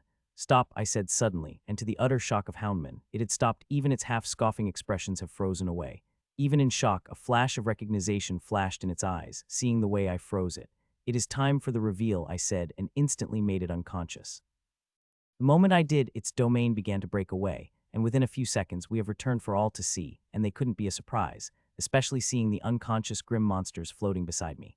Come, I looked at all those watching before uttering the word, and just as I said it, the 6 Grim monsters stopped fighting. 3 initial Grandmasters and 3 mid-Grandmators stopped and came flying toward me with great alarm flashing in their eyes. They tried to struggle to resist, but they could not. The initial Grandmasters were already in my hand from day one. I had to work hard to get the mid-Grandmasters. It was quite a work. I had tailored the seeds to them, from their aura and energy I had collected by fighting them. This is why I had simply couldn't place the seed inside the Sharkman and Houndman. The fight would have been much easier if I had been able to do that. Czar, all 3 peak Grandmasters shouted in unison. Nobody is the idiot here. The moment they saw Grandmasters in control, they immediately knew it was me. As they shouted, they came at me, but before they could, a powerful aura blasted off from the Grandmaster Atkins, and thousands of water vines shot out of the sea, blocking them on their tracks. I couldn't help but smile seeing that. With Grandmaster Atkins blocking them, I would be able to deal with all of them quite easily. Though a smart person in my place would just kill them directly instead of even thinking about harvesting them. I could not just kill them, they are too valuable for that. The essence roses I would get from them would help us humans a lot in the war, not to mention I have to harvest the bloodline of 2 Grims. It would give me a tremendous boost. Hun. The Grims had just stopped and were about to deal with the thousands of sharp-ended water vines coming toward them when suddenly, a blood-freezing aura enveloped the whole battlefield. It was so powerful that I shook in my spot. The thousands of water vines were simply frozen away before flying into the wind like dust. I looked up and saw a grim monster, which I have only seen in projection, and read so much about that I couldn't become even more scared. This is the bastard who 4 council members and Rye together couldn't defeat. A member of the Coven, a royal. It is a frost chimpman, still a grandmaster, but has power that is above that of even council members. It has a strange power. It is what separates it from regular grandmasters and would help it to climb at the level of grand lords. You lot are really useless. Even with 3 times more number, you could not even get an edge over it, much less defeat it, said the frost chimpman to 3 peaked grim monsters who now had expressions full of shame. A moment later, it shifted its gaze at me, and I felt as if my very own being had been frozen, that I became incapable of taking a breath. You Mitchiel Zar are quite a slippery fellow. We have tried many times but never been able to nail you down. But that ends today. I will kill you with own hands, it declared on top of the staff. A tiny concentrated fall of frost crystal formed. The crystal looked quite small compared to its size, but it is the size of my palm, and now that Frost Chimpman moved its staff toward me, the crystal is directly aiming at me. Die human, it said softly, and crystal flew off from its staff, and that very same moment, it had appeared right next to my temple, just a centimeter away from piercing through my head. The attack was powerful without a doubt, but what was shocking was its speed. It was so fast that I wasn't able to see it at all. One moment it had released from its staff and appeared right next to my temple. I had no way to defend against it or dodge it, and knew I would die unless one of the protective charms inside me activated, which is a long shot considering my power. The closer you are to the limit of the world, the more suppression these kinds of artifacts would feel. I was unwilling to accept death, but I have made my peace with it, and I know it would be over before I even know it. Hun. The sharp frost crystal was about to pierce through me when I suddenly felt hot around me, and the ice crystal began to melt away till only liquid had remained, and that too soon vaporized instantly. It had happened so fast that I did not know how it happened, though I could tell that new presence was responsible for saving me. Hasra, it does suit you to attack the young fell like that, said the old man that had appeared seeing him. My eyes couldn't help but light up. There are extremely few humans who could fight against coven members one-on-one, and this old is one of them. Seraph, you fossil, I thought you had died long ago. It seemed like you are still alive, said Frost Chimpman relaxedly as it straightened its staff. How can I die without killing a few of you? The old man replied with a grin as he took out a red butcher blade which is almost as big as him. This old is Mac Seraph. He had been a leader of the Blood Sun about 200 years ago and also a student of Patriarch Bradford. He had last seen in the previous war, and since then, he had totally disappeared. From the information I have read about him, there is mention of his life and death, but most people considered him dead, but it seemed like it was not the case. Earlier, when I have finished my seed, I have informed not only Grandmaster Atkins, but also the Pyramid. I had suspected something like this might happen, and seeing it did happen, it was very wise of me to inform them. Sup.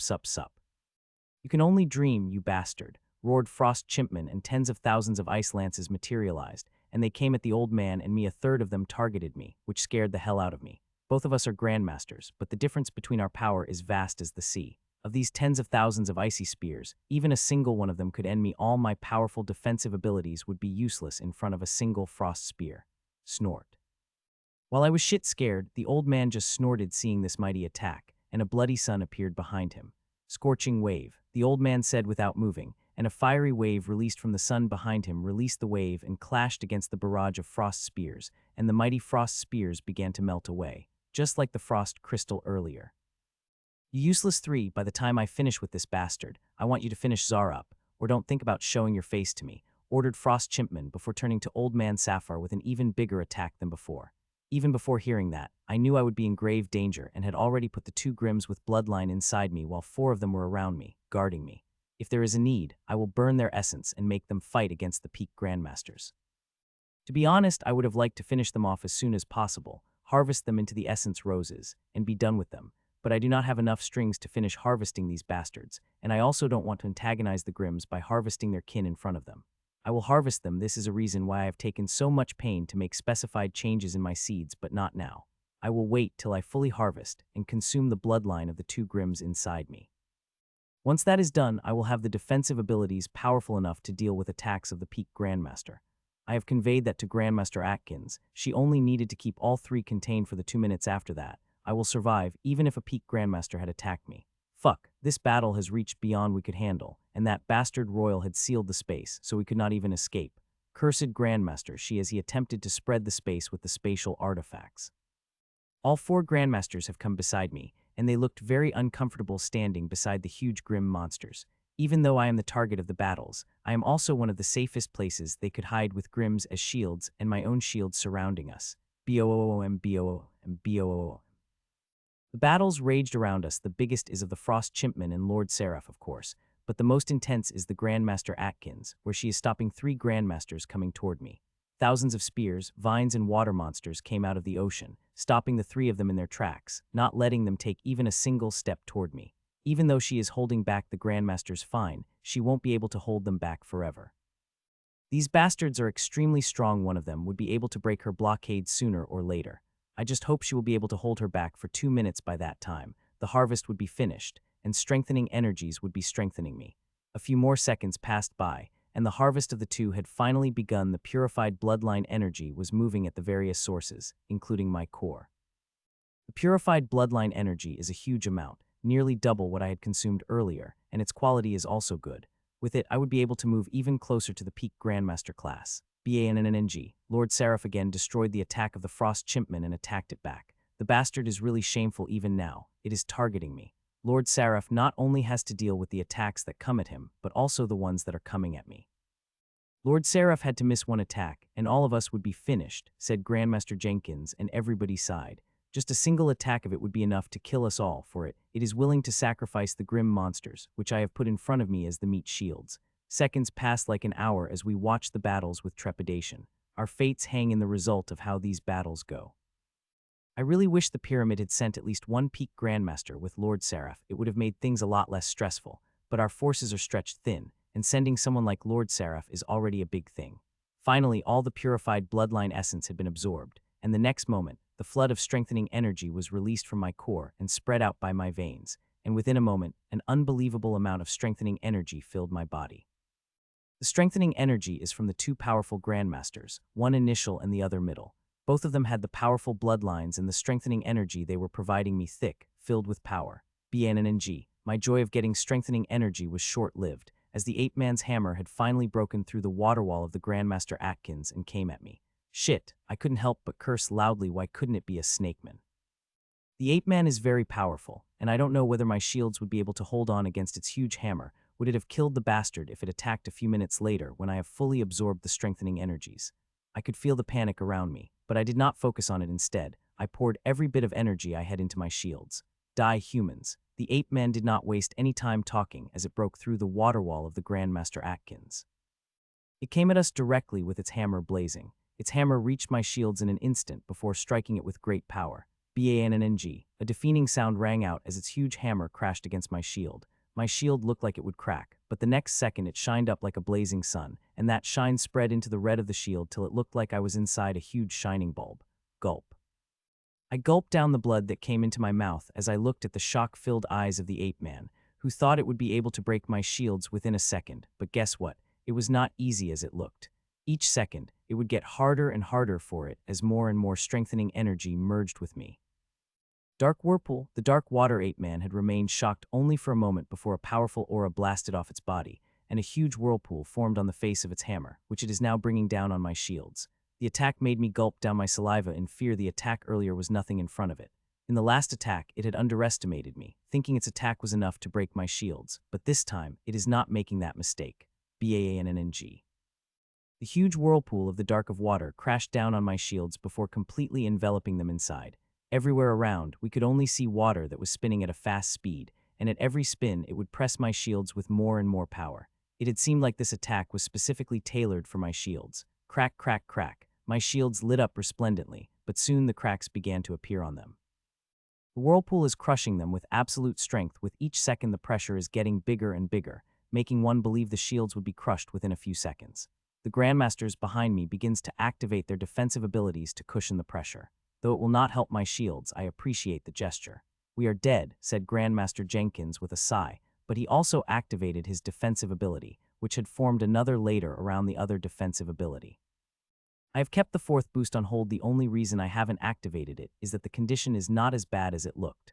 While the pressure is getting stronger, my shields are also getting stronger, and they are getting stronger at a much faster rate. The shields are made of my strings, and strings are part of me as I get stronger by the strengthening energy. The strings also get stronger automatically, and they will continue to get stronger as I absorb the strengthening energy. It had been barely 10 seconds since the strengthening energy was released, and it would take minutes for it to be fully absorbed by me. At that time, the ape-man could forget about breaking through my shields, even if it burned its power core. Seconds passed, and for the first few seconds my shields continued to crack, making one feel they would shatter within a few seconds as pressure increased, but 6 seconds ago, the cracks had stopped spreading. Now, to everyone's surprise, the cracks have begun healing, and 3 seconds later there was not a single crack on my shields. It took 10 more seconds for Ape-Man to understand that its attack was not working and dispel the attack. It again appeared in front of my eyes, and this time, it looked visibly angry. Rajan would be the right word for it given how dark steam is boiling up from its body, especially its eyes, which have become so dark that I felt like they could suck me up. They are right, you are full of tricks, Tsar. I would be making a huge mistake if I held anything back against you. It said. An explosive aura burst out of its body. It was so powerful that my expressions changed immediately. It is using its full strength. It had only used it only one time, and that is earlier when breaking through the Grandmaster's Atkins water wall. Feeling such a powerful aura, I begin to circulate the supreme combat exercise to quickly digest the strengthening energy. Earlier, I did not do that as its circulation makes it really hard for me to concentrate seeing the pain and efforts it took to circulate it, but now seeing it bursting out of its full strength, I have no choice but to take the risk. I gripped the control of the shields at one hand and circulated the strengthening energy other. The result of it obvious. I have begun to digest the strengthening energy at twice pace. 9 waves of dark tsunami. Roared the ape-man as it lifted its hammer up, and behind it, huge dark waves materialized. I have read about this attack of the ape-man, and it is extremely powerful. It gets stronger with every attack, and the 9th attack is even beyond its limit, and if it's not for its obvious disadvantage, this move passes. This move would have given the ape-man chances of victory over the Grandmaster Atkins. First wave, it roared and brought down its hammer, containing the power of the tsunami.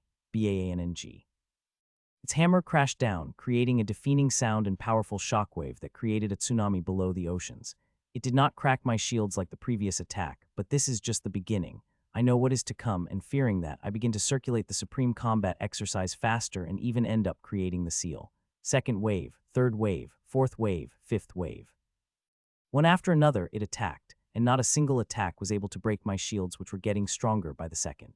I am circulating the energy so fast that my body has begun absorbing it is 4 times the normal rate, and it is quite painful, but I do not have the time to care about the pain when I am dealing with the life and death situation here. Sixth wave, another hammer came down, and this time my shields shook, but the reaction of them was nothing compared to what was about to come. I had just thought that when the powerful energies of the world begin to gather around the hammer, rapidly increasing its power. The last 3 waves of it are the most powerful. These 3 waves use a huge amount of worldly energy to boost their power, and the attack that came out of it is immensely powerful. These attacks go beyond the strength of the user. 7th wave. It roared and brought down its hammer this time. Its roar was especially powerful, but still dwarfed the effect its hammer is having, which is covered in extremely dense dark energies that made it look even scarier than it already is. BANNNG, crack, crack, crack.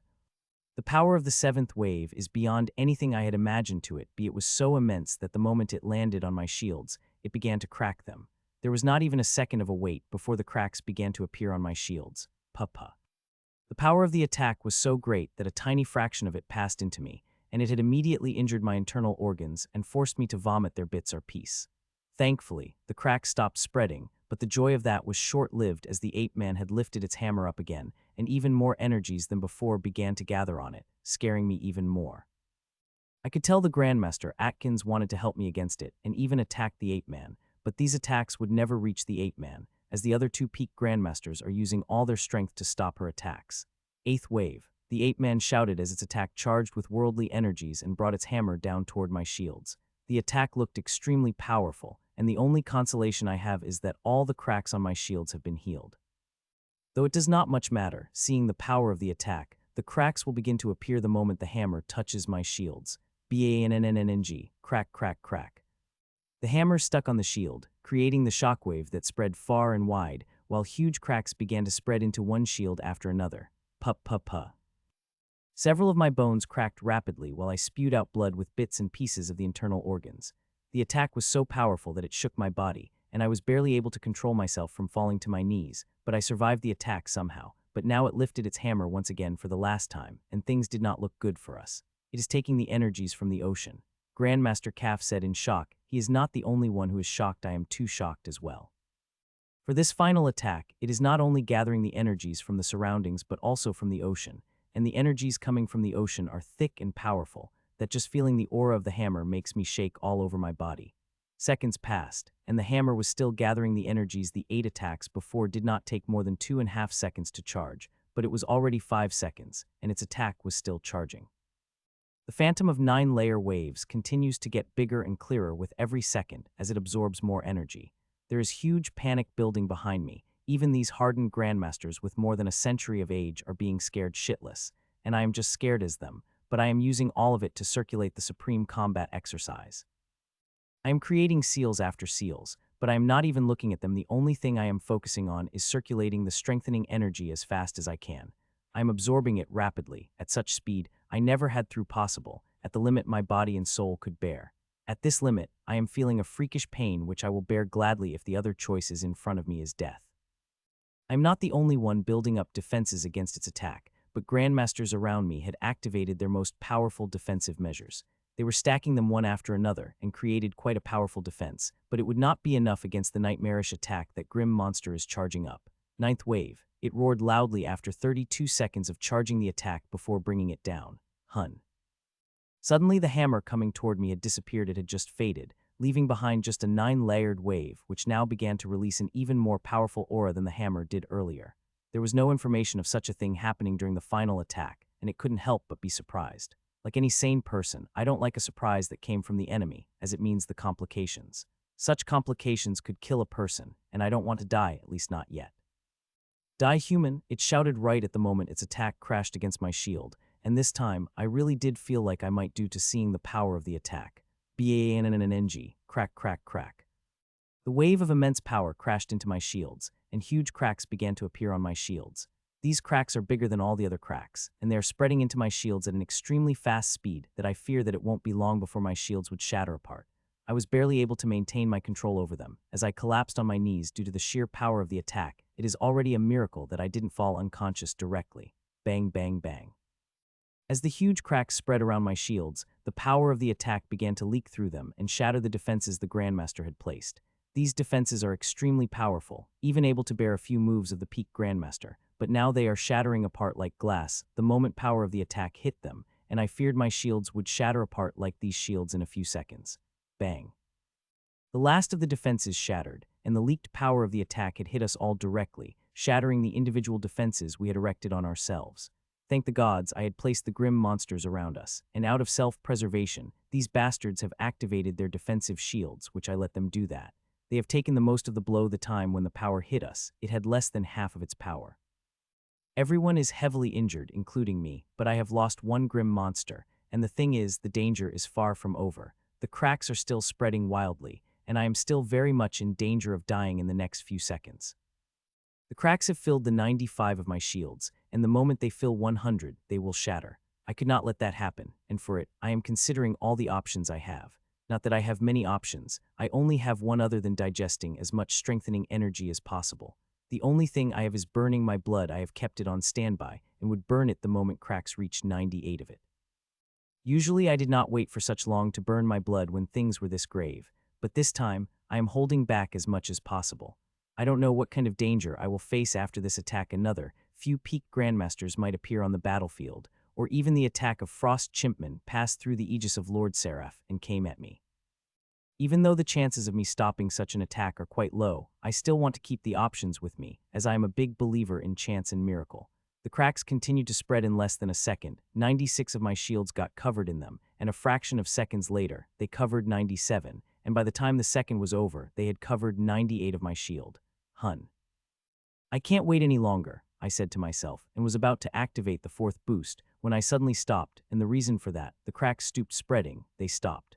For a second, I was not able to understand what was happening. It took me a whole second to see that the cracks had stopped spreading as the attack did not have the energy to make the spread further. A more shocking thing had happened a moment later. The cracks had begun healing. The speed is slow but still visible that within a minute, the cracks would heal completely. We survived, we survived. Grandmaster Calf whispered before shouting loudly, as he was still having a hard time believing that we had survived the most powerful attack of the Dark Water Ape Man, which is beyond his limit. He would not be able to launch such an attack any sooner. It would not matter to me if it launched it again, as long as it is a minute later. At that time, I would be able to absorb all the strengthening energy present in me, and this attack would not be as big of a threat as it is right now. Yaoyu, how can you survive? Even Atkins would have had a hard time defending against such a powerful attack, asked Dark Water Ape Man, with eyes full of shock, as if it could not believe I was able to defend against its mighty attack. Forget it, even I am having a problem believing that I have survived such a powerful attack. I did not say anything, just shakily stood up and finally let some strengthening energies heal my injuries. I am far more injured than I looked right now. I have not suffered grave injuries in this battle, but also in the previous one who has remained to be unhealed. I do not want to use my precious strengthening energy to heal injuries that I could heal on my own, but the injuries are too grave and grave enough that I would have some problem burning my essence at full power when I want to. You must have used Sown Forbidden method to strengthen the shield for a moment of time. You could not continue to use it forever, said the muddled ape man suddenly, and launched a powerful attack on my shields which had just healed half. Bang, bang, bang. It began to launch attacks on my shields rapidly, but they barely had any effect. They did not even slow down the healing of the cracks. Its attacks are weak, weaker than the attacks that it had used before the powerful wave attack. The wave attack had seemed to have made it a little weak that it could not even use its full power against me. It continued attacking while my shields healed. 20 seconds passed, and my shields were now fully healed, more powerful than ever. The only regret is that the strengthening energy had been finished, and there was no bloodline monster had remained unless I counted the peak Grandmaster. I do not have the strength to fight against the Grandmaster, even after consuming the bloodline of the 3 Grandmasters, though now I could defend against the peak Grandmaster, but not all of them. The Grandmaster at the level of council members is still hard. I will have to consume a few more before I can reach that level. As for having the power to defend against the royal attack would be extremely hard, even if I burned my blood at full power. The ape man is still attacking me crazily, but I did not even look at it. Instead, the changes begin to appear on my shield, but these changes are invisible to everyone else aside from me. I have created an illusion that will show everything is fine inside, with 3 alive and 1 deal grim monster, but that would not be the case in a few minutes. Now that I have harvested the Grims with bloodline, it is time to finish off the 3, and I don't want Grims to see it, lest it will enrage them and force them to do something that would cost me my life. The sneakier I am harvesting these bastards, the better it would be. Though they are going to know it sometime, that sometimes would be a few minutes later, and anything could happen in a few minutes, like one of these Grims awakening a bloodline. The chances of that happening are extremely low, but one could dream. Taking a deep breath, I released the strings which I had got from my recent advancement, and they began to wrap around the Grim Grandmasters. It is a huge regret that I have lost 1 Grim Grandmaster. The value of Grandmaster class Essence Rose is a lot, and now I would only get mana crystals from it, which is like nothing compared to the Essence Rose. Bang, bang, bangs. My shields continue to get attacked by the Dark Water Ape Man, whose attacks are getting stronger by the second. I do not care how strong its attacks get. Even it is attacked with its peak strength, I would not be worried. The only thing that will worry me is if it is able to bring out higher power than the 9 waves, but that is not going to happen. I am currently more focused on harvesting the 3 Grims in front of me than any other things, as other things that are happening on the battlefield are beyond my control. Even in the weakened state, the Dark Water Ape Man is strong enough to beat me into pulp in a couple of seconds. If it had not been for my defensive method, I would have been finished up. Good, the harvest begins on all 3 Grim Grandmasters. My seeds have made it quite easy for my strings to spread inside the Grandmasters, especially the mid-level ones, which usually took an awful lot of time, but I finished within 3 minutes.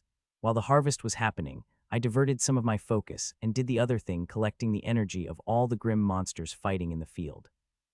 Currently, I could not place my seed on any Grim monsters in fighting on the battlefield. All of them are above my league, but I could make sure, when I have power and come against them, I will have a much easier time in seeping my seed inside them. I will imprint their energy signature into my seed, and with the time I have, I will be able to do much more. The only thing I have to do is survive. Both Grandmaster Atkins and Lord Seraph are fighting intensely. It is not a simple battle. There are clear killing intentions in their attacks. Every move of them is not for stopping the enemy attack, but to kill them. From little what I could see from Lord Seraph's battle, both he and the Frost Chimpman seemed equally matched. On the other hand, Grandmaster Atkins is dominating the 2 peak Grandmasters, but is unsuccessful in seriously injuring them. Before I knew it, 15 minutes passed, and there were no signs of battle end. Instead, they have become even more intense. Though I have finished harvesting the last grim monster, the silver rhinoman, I had gone a little slow on it as I wanted to get as much data from its ghost constitution. My seed has collected a lot of it, and the rest I will get after studying its essence rose. Still, I wish I could have kept in my core for a few days and had got every bit of data I had needed from it, but that is impossible. My core would not be able to bear the constant pressure of grim monster of such power, not to mention the grim monster would kill itself with the primal switch rather than remain the prisoner.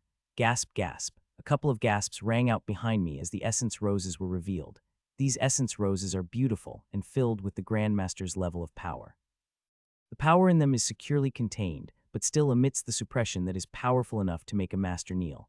I stored the essence roses after letting my colleagues look at them for a few seconds before focusing on the battle in front of us. How long do you think the battle would last, Grandmaster Raiden? I asked the women. She is powerful enough and has enough experience and access to know how the true high-level battle went. It is hard to say, but it won't last more than an hour. Such level of battles have the eyes of the whole world, and if they did not end quickly, they could spiral out of control, she replied. Things getting out of control, such things happen more often than one thinks, especially in the war. If this battle did not end within an hour, as Grandmaster Raiden had said, it is very likely that another royal would join the battle. I really hope that does not happen. As for them, our survival became even more difficult. A simple shockwave of their attack would be enough to blast us into pieces, and if their attack had landed on us, then we could forget surviving even by a miracle.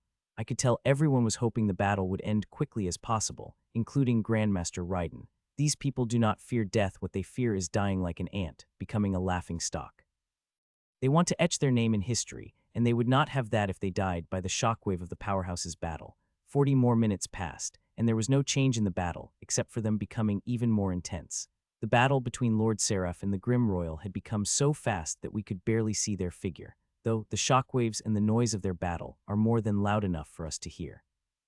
It is fortunate that Lord Seraph took the battle away from us. Otherwise, those space-rolling shockwaves would have been the death of us.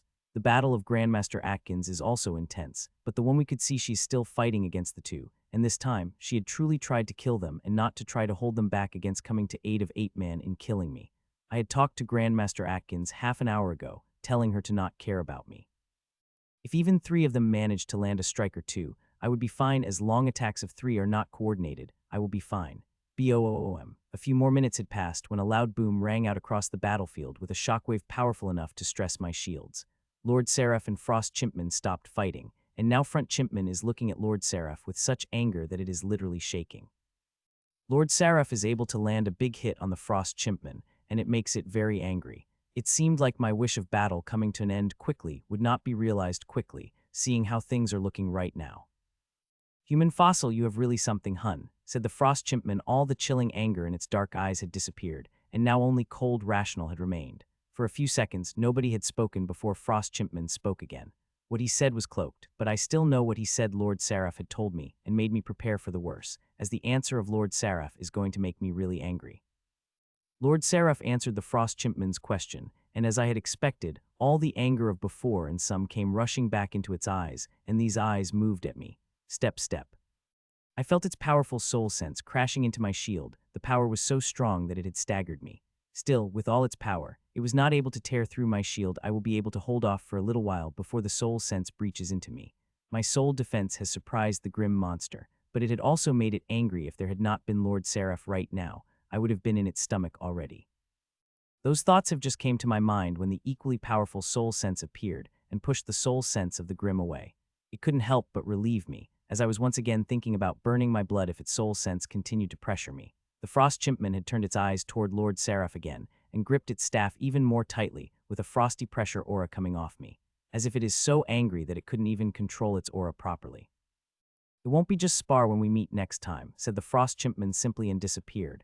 It had not left alone, but also taken all 3 Peak Grandmaster with it, including the Ape-Man who was still attacking me.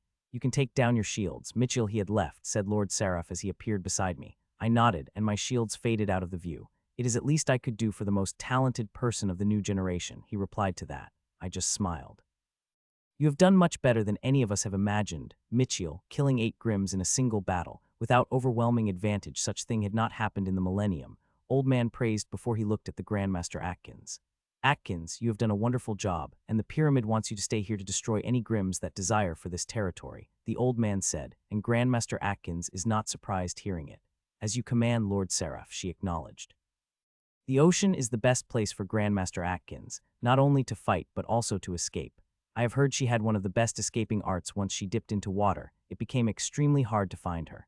It is not clear how her ability works, but her information had said that she was once able to escape from the royal, and it is a feat for me to impossible to achieve even for someone like me, who has something for every occasion. All of you, let's go back to the pyramid, he said, and his energy covered us whole before taking us to the spatial gap. A couple of seconds later, we have appeared above the teleportation formation in the pyramid. I have to say, Mitchell, your performances have surprised me. Do you know, in the past millennia, no Grandmaster was able to kill 5 people of the same level in a battle, he said. The Grandmasters are too slippery, it is very hard to kill them with all their abilities, he added before I could reply. I am not different from others, Lord Seraph. I just have my abilities tailored to use every ounce of my strength and skills I have, and it also took days of preparations, as you have been aware, I said. It had taken me more than 20 days to prepare the seed that was capable of seeping into the mid-tyrants. It was not easy, but I was able to do that because of the new data I have collected. How amazing it is to create one's move from scratch, but alas, it is not everyone's cup of tea, he said with deep regret. The rest of the walk was silent. A few minutes passed before we stopped in front of the familiar gates. Go, they are waiting for you, he said. We stopped. I nodded and pressed my hands against the huge gates and opened them before walking inside, and just as I did, I couldn't help but be surprised. Before the straight table in the center of the hall, 8 people are seated, and all of them are in their physical form. It is very rare to see so many council members at once. Usually, they are 4 to 5 at most, and the most surprising thing is all of them are present physically. Of the 8, I saw many familiar faces, but was quite surprised the most common ones are missing. Lord Whitmore and Lord Chalice are absent, while the Grand Commander and Lord Sylvester are present. I have seen very few times in my recent meeting with the council. Council, I said as I appeared in front of the table. Mitchell, congratulations on your victory. It is much better than we had hoped for it. Killing 8 Grandmasters is a huge feat, praised Grand Commander. In secret place. 8 powerhouses, we have lost 8 freaking Grandmasters, said the old werewolf on the head chair. It looked at all those sitting around it before stopping its gaze at the end of the table on the frost chimpman. You have promised me the head of Mitchell Czar. Where is it, Hasra? Old werewolf asked, and even both of them present in the projection form, the frost chimpman couldn't help but shudder uncontrollably. I tried my all, my lord, but that seraph was too powerful. I could not pass through it to kill that bastard Mitchell Czar, he said with the stuttering voice. Hun, you had little thing called brain in that little skull of yours. If you had used it, you should not have wasted so much time talking, and let humans have a chance to rescue it, said the old werewolf with gritted teeth that couldn't but make the frost chimpman shudder even further. It wanted to say something and even opened its mouth, but closed it after seeing the expression on the old werewolf's eyes. Silence descended into the place, with no one speaking. Some people opened their mouths to talk, but seeing the mood of the place, all of them closed their mouths immediately.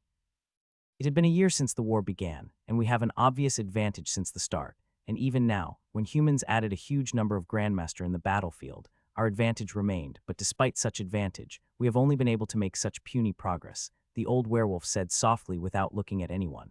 Is it my leadership is at fault? Or our forces have become so damn lazy that they prefer to get killed by humans rather than killing them? It asked and looked at all those sitting in the question. Nobody dared to look at old werewolf in the eyes. Even those who have questioned it a year ago without fear are avoiding looking at it directly. A lot of things have changed in the past year. A great change has occurred in the power dynamics of the Grims, and these changes have taken the Golden Fire werewolves to the very top that even its closest challengers could not dream of challenging it. My lord, I think we should let our new generation elites out like the humans are doing, the foxwomen suggested. To the surprise of foxwomen and others, the old werewolf nodded in affirmation. It had been a while since it had accepted one of the coven's suggestions. Very soon we will let our true elites out, but the question of today's meeting remained unanswered. It said, and again looked around. Killing Mitchell Czar is very important in today's battle. It has shown it is just as capable of its predecessor, and if we let it grow, it will do what its predecessor had done. All of you are aware of that, right? Or should I have to tell you that too, it added. Again silence descended in the hall before finally, the Crockman opened his mouth to speak up. From what I observed, my lord, Mitchell Czar is a master of disguise. It could change its face and color of skin, but also its fighting style and aura. We had special artifacts which had an aura of Mitchell Czar and other important humans placed in it, but not a single one detected it, not even the one owned, said the Crockman. All of us here are not idiots, so get to the point, snapped the old werewolf, and the Crockman nodded hastily. What I am trying to say is, the humans would become even more careful, and they would not make Mitchiel Czar leave without disguise. And if I am right, then the working of Mitchiel would become even more secret, and if he did appear, his appearances would be the bait for us, the Crockman explained. Many grim monsters nodded, hearing that all of them are experienced enough to predict these things.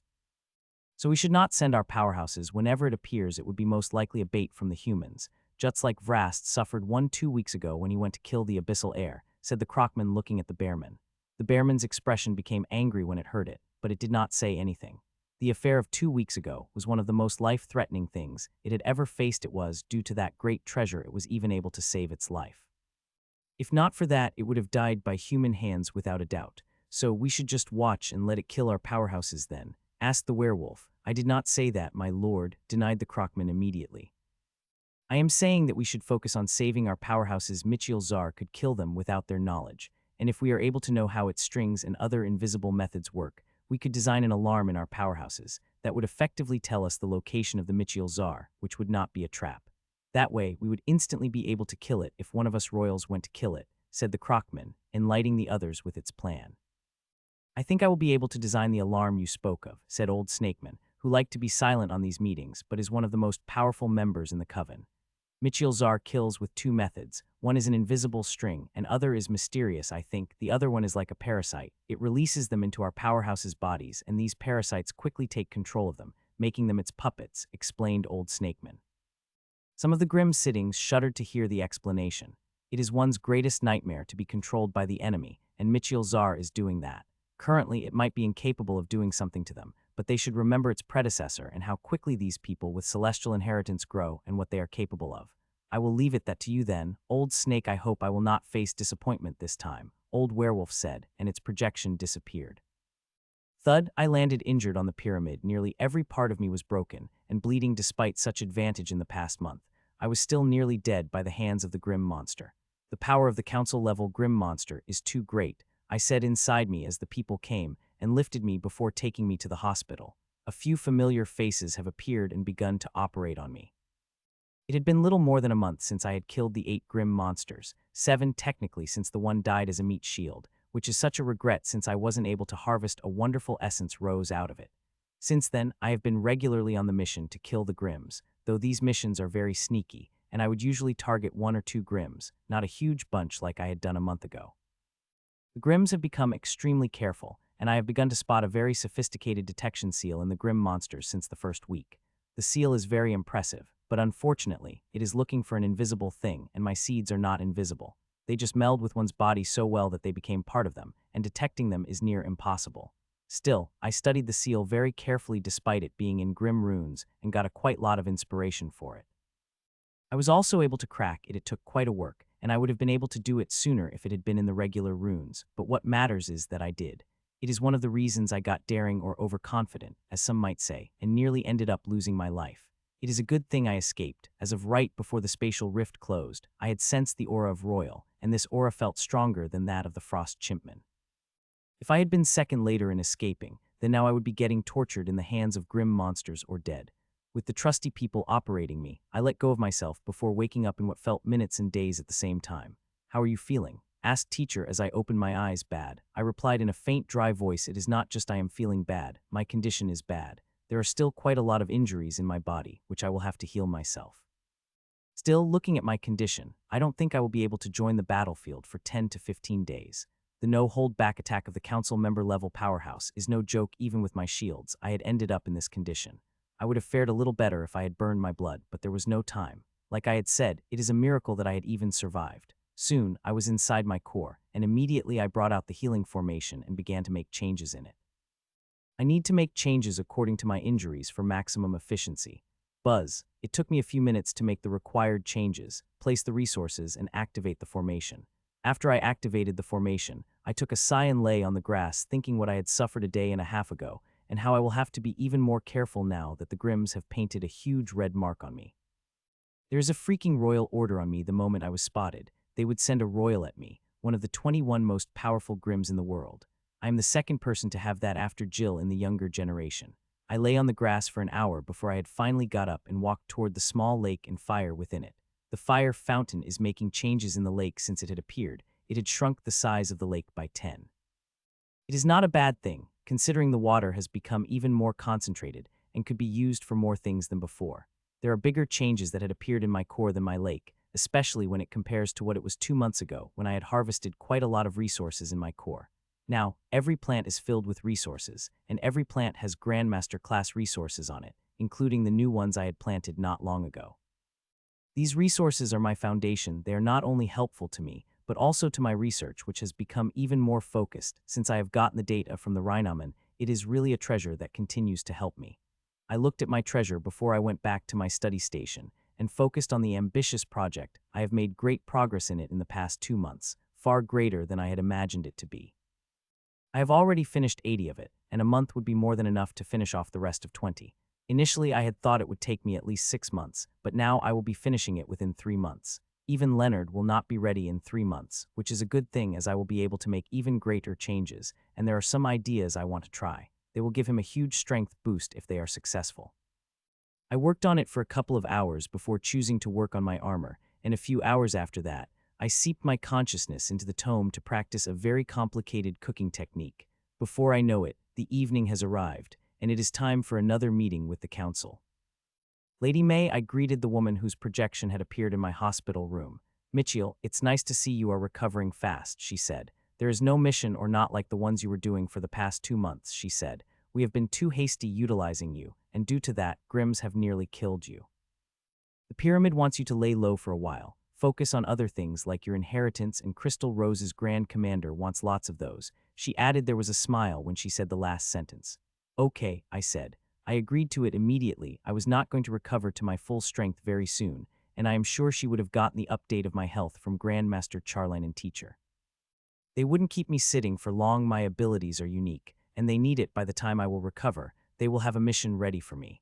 Grand Commander also asked me to tell you that your leadership training will begin at the end of this week, and there will be no postponement this time, she said, and I opened my mouth to complain but closed it. It is a very important training, Mitchell. Sooner or later, the day will come where you will have to fill our seats, and this training will be invaluable for it, she said, and I accepted the command with slight reluctance. A few minutes later, Lady May left, and I had dinner with a teacher before I closed my eyes and went back to sleep.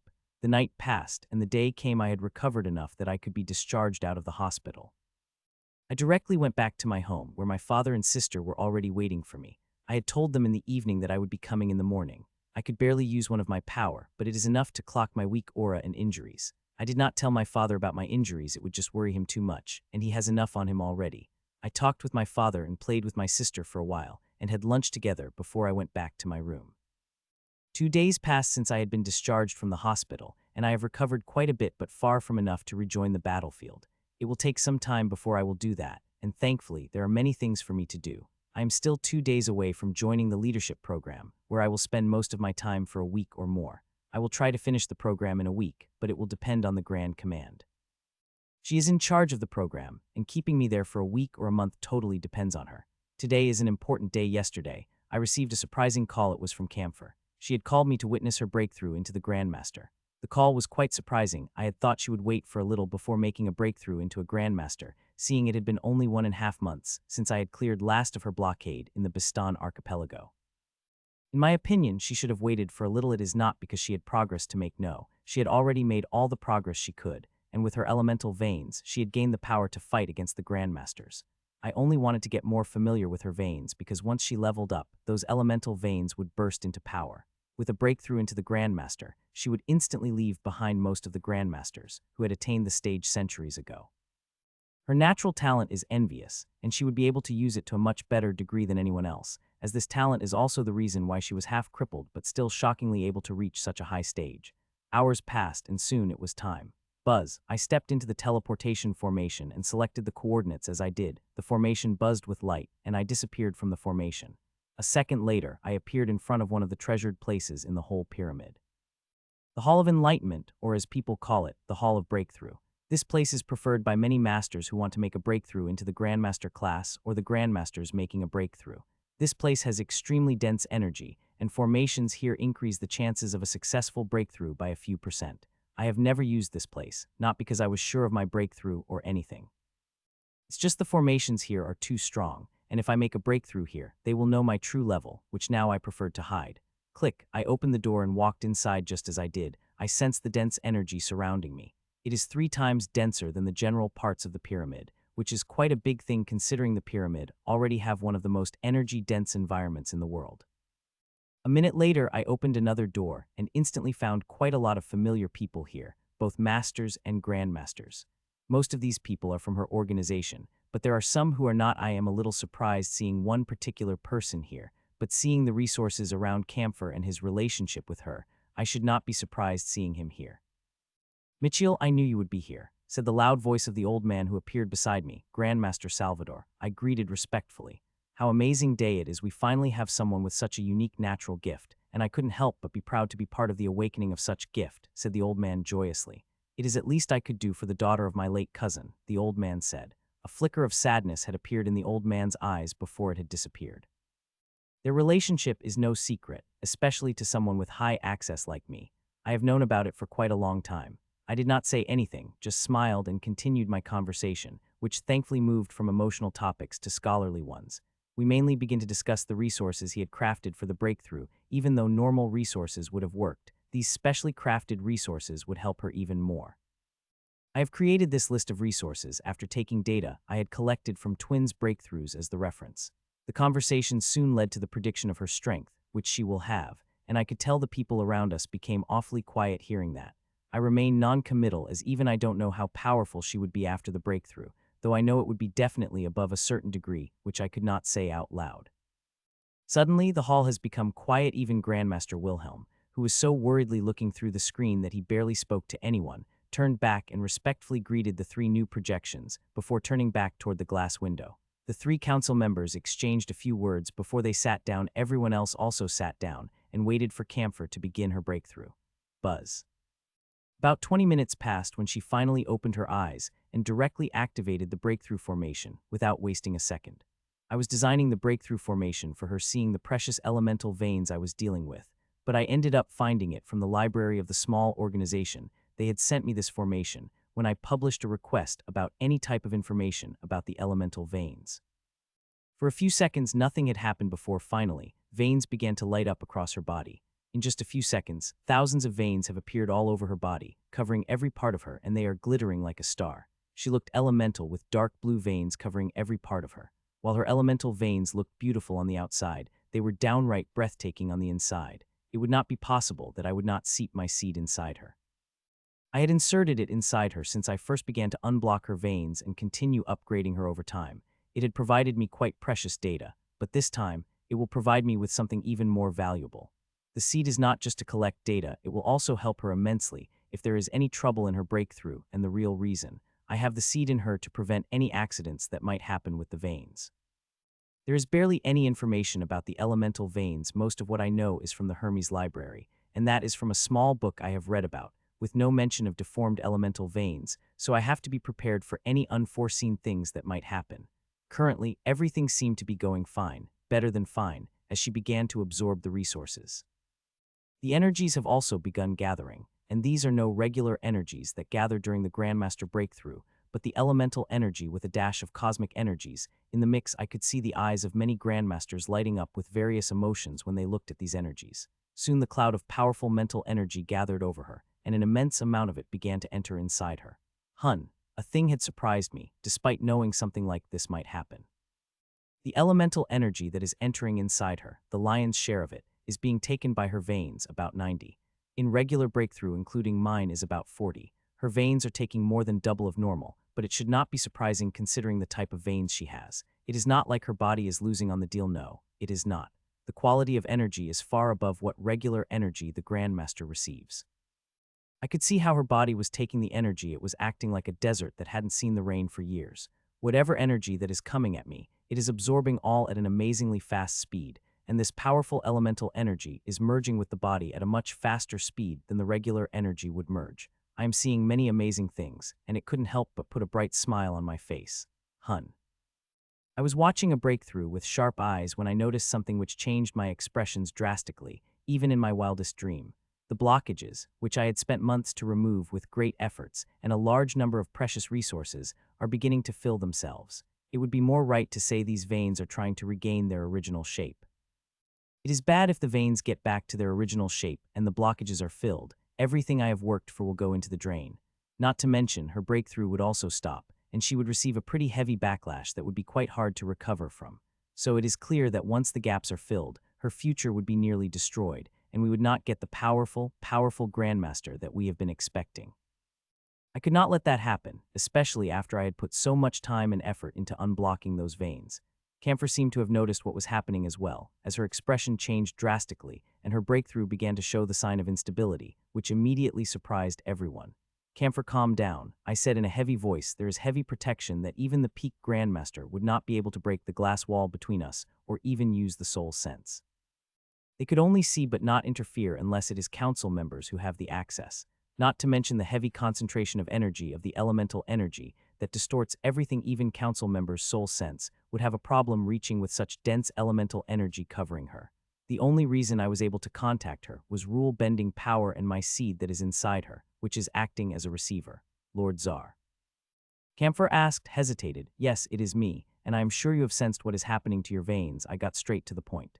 There is no time to waste. Acting quickly will save a lot of trouble. Yes, the blockage is filling itself, she replied with a slightly shaking voice. Camphor had experienced many things in life and hardship she endured to reach her current level. Very few had, so one thought how much it had stressed her to turn her emotions like this. Calm down, I ordered. It is a big problem, but I have expected something like this might happen and prepared beforehand. I lied. I truly did not expect something like it to happen and nor prepared for it, but the seed I had placed inside her is powerful and has a tool that will let me deal with this thing. I had already begun even before I started talking with her. Do you really have a way? She asked, and this time her voice was calm. Not only was her voice calm, but she had also calmed the instability, and pretty quickly she had commendable control over her emotions.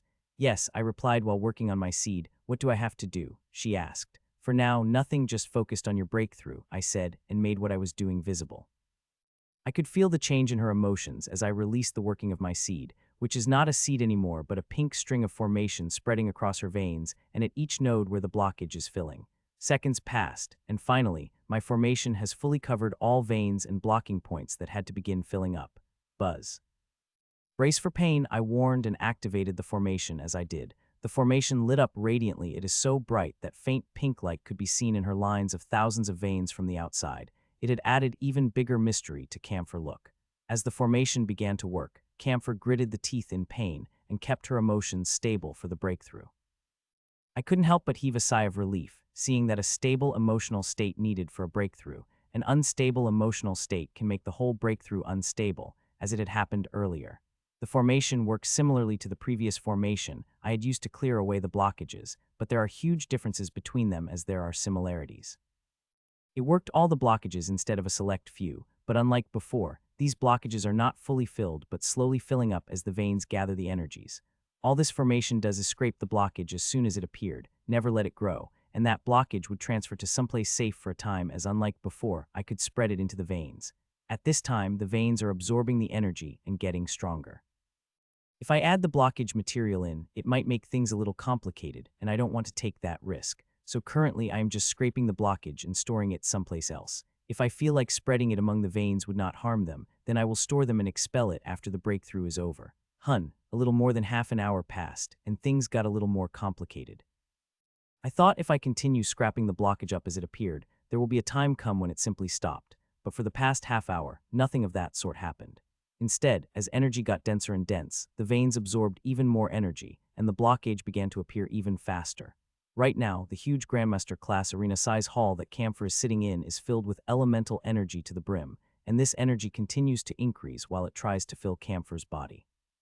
Camphor also absorbed more and more energy by minutes as veins and body got stronger, absorbing the energies. I don't know how long the energy will continue coming, and I already have a huge amount of blockage collected, which her inheritance begins to notice.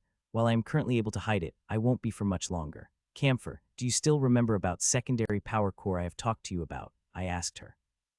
I had told her as a joke when I was unblocking her veins, but now it had become a real option. Do you want to create that in me? She asked with slight hesitation.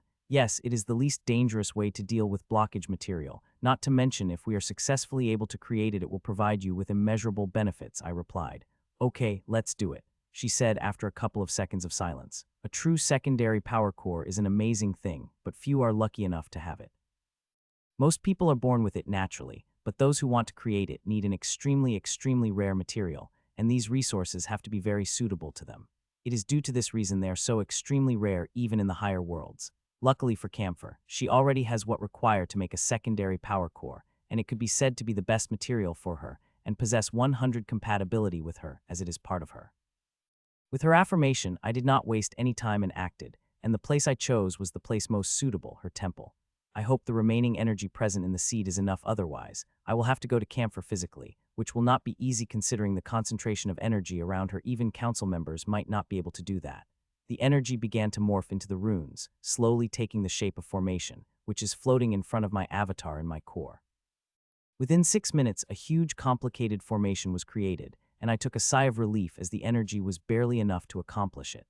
I connected the formation with the formations in the veins. Buzz, I will begin now, I said to Camphor and activated the formation. I don't know whether I would succeed or not, but I hope I do, not only for Camphor but also for me. She will get a second power core which will provide her tremendous benefits, while I will get the precious data. All the blockage material I had collected, and the new one I am constantly collecting, began to move toward her temple, where it would seep inside the runes. The process is largely automatic, and the only thing I have to look out for is an interference of the inheritance. Time passed as more and more blockage material seeped into the runes, till all the material I had collected had seeped in the runes, but it still needed some. The energy is still increasing, and the blockage is still appearing, so I don't think I will have to worry about the material, and I was right. About 12 minutes later, the veins had enough material to fill the last rune. Ah. A loud scream pierced through the mirror while nobody could see what was happening inside to energy concentration, but they could clearly hear the painful scream of Camphor. It is too loud for one to not hear. Mitchell, what is happening? Grandmaster Salvador asked, and everybody looked at me. The old man and a few smart ones have already noticed my strange behavior and made the connection. Everything is fine, I said without any explanation. Aside from pain, everything is going extremely well. It is largely due to the material with it already part of her. There was no rejection. The process is going in textbook perfect, and the pain is just a small part of it. I watch as the secondary power core is formed. It is like the birth of the sun right after the inception of the universe. It is a wonderful process, albeit quite painful, as I am creating a new part inside her. She will have to bear it for a while. It is a small price to pay for the wonderful benefits she will get from it for the rest of her life. As secondary core forming, I once again begin to worry. The blockage is still appearing, and once again I begin to collect it. I was able to deal with it by creating the secondary power core, but I don't know what I will do when the blockage reaches the limit. I will have to take a drastic step, which I really don't want. It will create the blemish in a more than perfect breakthrough. Success. It took 22 minutes before the secondary power core finally formed into her temple, and it is more wonderful and beautiful than I had thought. The things Camphor will be able to do with it will be shocking. Congratul. I was congratulating Camphor when suddenly a change occurred, which is invisible to those watching from outside, but clear to me who is seeing her metaphysical scan. The elemental energy begins to seep into the secondary elemental core, which had just formed barely a second ago. I was just watching this thing when suddenly, I noticed something, and my shock began to transform into ecstasy. The blockages had stopped growing despite the veins accepting ever-increasing energy. 15 minutes passed, and when suddenly another change occurred, and this one was much bigger. The elemental energy stopped growing, but new energy appeared. Seeing it, my closed eyes opened wide in shock. A thick golden, near liquid shining energy appeared above Camphor and began to seep inside her, changing things at 100 times more speed than the elemental energy earlier, and I am not one bit surprised. It is pure cosmic energy, and I know it without doubt, as I had seen it before when twins were creating their elemental core. I did not think it would appear since the elemental veins and lower than complete elemental bodies, but it had appeared, and it will change Camphor beyond her imagination. She now has gained a limitless potential, which only a few have in a whole wide world. What is this energy? Grandmaster Salvador asked in a shocked voice. The level of energy is very high. Most of the grandmasters here probably never had sensed such powerful energy. Cosmic energy, I replied without opening my eyes. There are rapid changes happening in the body of the Camphor, and I don't want to miss any of that, but there are too many, and I couldn't see all of them. Thankfully, my seed is recording everything, and I would be able to watch everything in the safety of my core. The dark gold cosmic energy entered inside her in a small stream. The amount of cosmic energy is not zero point 0.1 of elemental, but changes it bringing is 100 times greater, and the biggest recipient of the energy is her veins, and secondary power core is at the temple. As I answered the question, people got shocked even though these people have never experienced cosmic energy, but they know what it is, and I could feel the envy in which they are looking at Camphor. One person has a different gaze than others, as she had experienced this energy before Lady May was present when twins had formed their elemental core. As for Camphor forming a core, I do not think she will. The cores are a big thing, and I am seeing no reaction from the cosmic energy to form a core. If it had the intention to form the core, the process would have begun already. Hun. I was thinking about these things when I had noticed a fluctuation rising from her heart, and this fluctuation is not from the elemental energy or from the cosmic energy but from her inheritance, and I have read about it enough to understand what is happening. A core is forming, and it is not an elemental core but an inheritance core. One of the hardest core to form is a condition to form. It is to have a certain level of comprehension about one's inheritance. I had known Camphor had a high level of comprehension on her inheritance, but never expected it would be high enough to form an inheritance core. Hun, the faint fluctuation spread across her heart before spreading into her body, which immediately confused me. From what I have read about the inheritance core, this energy should have been contained in the heart, where it has everything it needs. Soon it had spread across its whole body, and I saw the reality of its spreading, and it couldn't help but surprise me. A hybrid core, I had never thought I would see a hybrid core, I thought with ecstasy. This is the best outcome Camphor could hope for, as elemental core would have been only able to harness the power of her elemental veins, while inheritance core wouldn't have been able to harness the complete power of the elemental veins, but with hybrid core, she will able to harness both. It could be that when it came to the core, she was a little luckier than the twins. A feeling of envy couldn't help but appear in my heart for a moment, but it did not last for a moment. I know how lucky I am, far more than Camphor, who had born with the great natural gift. The gifts I had gained are beyond compare. With the energy of the core spreading, it begins to absorb the cosmic energy, which would move toward the heart where the core is forming. At the same time, a small spatial gap opened above Myra, which began to spew out malachite color energy, which is just as thick as the cosmic energy. This new energy is the energy of her inheritance, like the elemental energy and bloodline. The inheritances have their own energy. Very few inheritances have this, for one's inheritance have to be very powerful, or it could be said, its creator has to be a very powerful being who could create the source and imprint it on the world, just like bloodline does. From what little my research told me, I think the inheritance is inspired by the bloodlines, but it is just my own conjecture and easily refutable, even with the data I have. People have sensed this energy, and this time they do not have a question about it. Many of them have not experienced this energy, but they have heard about it a lot, as every generation people create inheritance core, and most of them find the place in the Pyramid Council. The source energy of inheritance and cosmic energy begins to flow through the heart, and the creation of the core begins. Swirl formed and began to absorb a huge amount of energy. The amount is so huge that even experienced grandmasters were shocked seeing it. Each minute more and more energies would enter inside the swirl in Camphor's heart, and it had continued for more than half an hour before it suddenly stopped, and all the dense energies around just disperse. Still, one could not see Camphor clearly. There are bright multicolored lights shining around her, which makes it very hard to see what is happening to her. Congratulations, Camphor, on getting a very powerful hybrid core, I said to her as her core materialized. The colorful lights and bright veins on her body suddenly disappeared, and she revealed herself. Everyone got surprised to see her, as huge changes had happened to her, but the very next second, each and every one of them became shocked when a Grandmaster class aura burst out of her. My God. Grandmaster Salvador gasped in shock, sensing the aura, and he is not the only one. The aura that just released from her body is of peak Grandmaster, not of the initial Grandmaster or mid-Grandmaster that select few would be able to break into, but a peak Grandmaster. She is not an average peak Grandmaster either, but one that is very close to a council member in strength, one more advancement, and she will gain that strength, and since she had created a core, a hybrid core at that, getting a council member level strength would pose no difficulty to her. Winona Camphor, the pyramid congratulate you on becoming a Grandmaster, congratulated Lady May as Camphor walked inside the room. A gesture surprised everyone who was watching. A small bow to show gratitude is nothing surprising, but a deep bow held a completely different meaning. Grandmasters rarely give such deep bows, even to the Grand Lords. I did what I could. You do not have to show such respect to me, I said, and looked at her carefully. She had gone through the great changes in a matter of hours. Aside from her Grandmaster level aura, the big breakthrough had brought two big changes into her, both of them related to her appearance. She now looks much younger than before from looking at a lady in her early 50s. She now looks like a woman in her mid-30s. Her skin has become vibrant, and her features have become more aligned, making her even more visually appealing.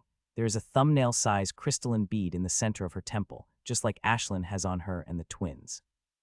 I don't know what Ashlyn's bead is, but it is not a secondary power core for sure, and for what twins have, it is not a true secondary power core. The crystal bead on the center of Camphor's temple is the true secondary power core.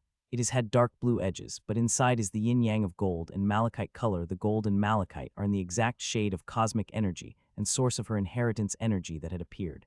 You very much deserve it, Grandmaster Czar. If not for your help, I would be lying bloodied and broken right now, she said while shaking her head. The Grandmasters got surprised hearing that, but Smart's one's eyes lit up. I couldn't help but sigh inwardly seeing those sneaky flashes. You should get control over your strength as soon as possible, I advised. We are at war, and she could be called in the front at any time, so she needs to get her power under control to utilize it at 100 efficiency. She nodded, and a few seconds later, one by one, people walked out of the hall. Those in the projection form just simply disappeared. I am glad that I did not use the projection as I wanted to in the morning. If I had, I don't know whether I would be able to help her on time or not. Mitchell, you have to tell me how you had helped little Winnie. I will pay a fortune for that, the old man said. I couldn't help but roll my eyes at that. I thought the old man would thank me for saving his niece instead. He got his eyes on me, and his niece secretes. If you really want to know, Grandmaster, then you should really ask your niece, I said with a smile, and he put a sour expression on his face. Soon we have reached the teleportation formation, and we parted ways. There were many Grandmasters who wanted to talk to me, but I made the excuse of some emergency patient and disappeared into the teleportation formation. I did not go back to my room. Instead, I played with my sister for a while before I cooked a sumptuous dinner with new cooking techniques I am learning. The whole family ate till we were completely filled. I walked back into my room after my sister fell asleep an hour and a half later, and I lay on my bed before going into my core. It was time I opened my present. I sat on my study station, and in front of me was a big ping seed. It is the size of my arm and contained one of the greatest presents I've ever got. I had been holding back my desire for an hour, but no more. Click, I touched the seed, and it clicked open, and just as I did, two things appeared in front of me. One is a pink disc containing all recordings of Camphor's breakthrough, and the second is a thick golden blob of celestial energy. Like I did with the twins, I had collected the cosmic energy, and like I did with twins, I had not robbed her of any benefit by collecting this energy. This is the stray cosmic energy that was going to disappear from her body. It was excess one, which I am more than happy to collect. I had created this collection formation to collect the elemental energy. It had collected that, but when the cosmic energy appeared, it threw all that away at my command and began collecting this precious cosmic energy. I very much want to use this cosmic energy right now, and it will provide me immense benefits. I am sure it will directly give me the power of Peak Grandmaster and increase my potential at the same time, but I resisted those thoughts. I have a better way to utilize this energy. Through that way, I will receive even more benefits. I will right now. So after much thought and great reluctance, I have placed a couple of seals on the golden blob of energy and placed it in the safe before turning toward the memory disk, which contains the complete recording of the breakthrough. From a certain perspective, this disk is 100 times more precious than cosmic energy itself, especially to someone like me, who had already benefited greatly from studying the Bloodline's core and elemental cores, and now I have a complete recording of very rare hybrid core. I am very excited about the schematic her inheritance had used to create the hybrid core, and if I was able to glance into it, it would help me tremendously. Just thinking about it has made me salivate in my mouth. You already thanked me yesterday. You do not have to come personally today, I said to Camphor, who is in front of me. She had again come to thank me, which I say is unnecessary, but I am thankful that she did, as I was able to extract another packet of data from her.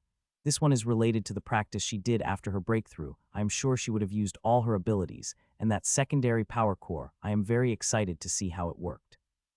Yesterday I had not slept till late as I was studying the precious data my seed had collected on the hybrid core. It is at least what I could do, and I also wanted to give this to you, she said, and placed a dark blue crystal the size of a small coin in my hand. I am shocked seeing it. I know what it is, as before leaving, I had told her about it and how to take it out of her body.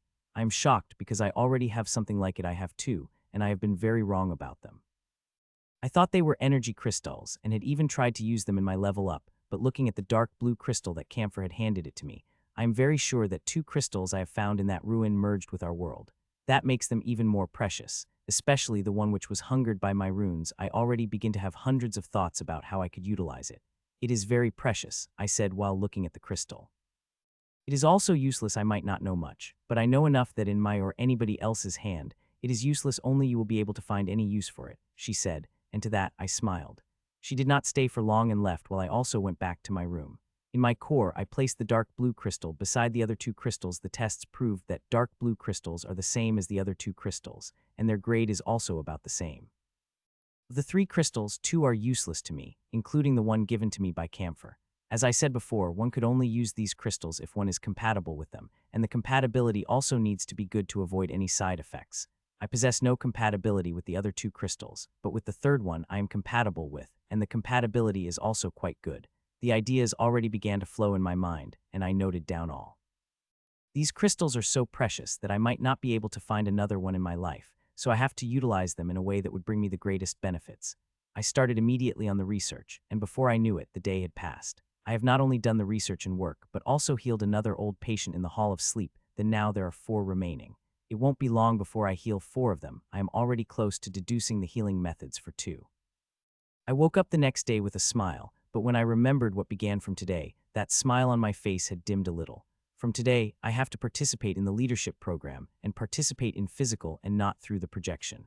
The thing that got me most stressed was that I didn't know how long it would last. It would be a week or month. It would all depend on the Grand Commander. I really don't want to participate in this leadership practice. I would very much like to keep working on the things with the time I have. I even let my intentions know, and while that helped me before this time, it is not helping me. The higher-ups are quite adamant about making me attend this course. Sigh. I took a sigh and got out of the bed. I quickly freshened up and showered. I wore my military uniform and placed all the new badges, including the ones I got a few days ago, before walking out of my room. So, the leadership program, are you excited? My father asked as I walked into the kitchen. Not really, I said as I took a seat beside my sister. Your mother has once told me that she has very much looked forward to attending this course in her younger days. She had wanted to reach the master class as soon as possible to do it, he said while placing a plate with pancakes in front of me. Even after a year, there was no news of Mom. The council is still saying that Mother is alive and still doing her secret mission God knows where. Soon, I finished my breakfast and kissed my sister's cheeks and walked out of the kitchen toward the teleportation formation. It is my first day and I don't want to be late. I want to make a good impression, so I could request the Grand Commander to let me participate in the program by projection. Soon, I stepped into the formation and used my badge to unlock the coordinates. The place I am going to is the most protected place in the world, and there are strict measures to keep it protected. The teleportation formation lit up, and I disappeared from my place and appeared in front of the huge yellow glass gates. I pushed them open and walked inside, and even though I had come to the central command before, I couldn't but feel impressed by it. It is grand with hundreds of screens floating around. They were showing the various scenes. From the calm forts on the hills to huge battles involving the Grandmasters, everything that is happening in the world could be seen in this hall. It is a huge hall, and in the center of it is an oval table with 12 seats for 12 council members. A few meters away from the main table, there is a lone chair on which a projection of Lord of Glass is sitting. There is always projection or physical self of Grand Lord present in the central command. The authority of the Grand Lords are supreme. They could override any decision made by the council, but they seldom do that. They just watch and advise when asked by the council. This had been a thing for thousands of years, and it worked extremely well for us humans. As I entered the hall, many people looked at me, and some of them were downright shocked. They were not shocked seeing me, but shocked seeing the medals, especially the black ones, which shows how many Grandmasters I have killed, and it is a lot. It is more than anyone. Even council members have not killed this many Grandmasters. Lady May herself had said that. The command center has a lot fewer people than one expected, aside from council members and Grand Lord present in their physical and projections form. These 34 assistants of Tyrant class of all levels. There are also 8 people selected in leadership programs, 9 including me. I already got the list of their names a few days ago, and I had been familiar with a few of them, including the daughter of Danielle, who is also a master class tyrant. Though the difference between the strength of a mother and daughter is immense despite being at the same level. Aside from these people, projections of people would appear and disappear every few minutes, providing intel and other things for the ears of council members only. Each and every person here is trusted to immense degrees. Their loyalties are guaranteed. The Grand Lords have also inspected their bodies and soul, so detailed that even a very hidden operative wouldn't be able to hide. Such measures are very necessary. There have been incidents where Grimms have breached this place, and now are adamant to not let that happen again. Thankfully, I have been spared by many of these inspections, but Grand Lord had scanned my soul and body a few days ago when I was injured and in a coma. Even though their method was extremely sneaky, my defenses were able to catch it and stop it, or rather they stopped themselves. Grand Lord could easily be able to crush every defense I have, but they did not, they left it be. Grandmaster Czar, you have come right on time, said the booming voice. As I was ordered to Lord Singh, I replied with a sigh bow. This is Shri Singh, the leader of Blazing Sphere. The old leader took retirement the day war began, as the old leader was recognized by the prime artifact and thus had to assume the position of the protector. From what I had heard, there was quite a drama in Blazing Sphere due to it. Their council chose him, but he did not want to take the position. He wanted to remain in command of Fort Trojan, one of the 5 most strategic locations. I don't know whether it's true or not, but Grand Lord had to forcefully bring him to the pyramid as he was very unwilling, even after the official order. He is a tall man with huge muscles. He could literally crush me with those huge hands. His very tall physique and steel muscles are due to his bloodline, which is extremely powerful and provide him with crushing physical strength. You don't have to be glum about it. Grandmaster Czar, I promise it would be a huge learning experience for you, he said, but even he looked like he did not believe it. So what do I have to do, Lord Singh? I asked, and a smile appeared on his face, which had some sadistic tint. You go stand with those 8 and observe how we operate. We will call your name if we need your view on something, he said, and strode toward the high table with a sadistic smile on his face while remaining on my spot dumbfounded. Even though I did not like this leadership program, I thought it would be interesting, but it looked like it would be not be. Well, it is good too this way. I would be able to majority of focus on my avatar in the core. Schooling my expressions, I walked toward the other 8 people of the leadership program. All of them looked toward me as I appeared beside them. All 8 of them were powerful and had made a name for themselves in war, or even before. Some were even with me in the competition, like Danielle's daughter. All of them are powerful. The lowest of them is Peak Master, and there is even a Grandmaster, an initial one. Grandmaster Czar, they said in unison as if they had practiced before. Please call me Mitchell. It feels a little weird called Grandmaster Czar from people of my own age, I said with a laugh while also sneakily seeping my seeds inside them. It would be too disrespectful, some of them said immediately. How about Grandmaster Mitchell? I offered, and they nodded.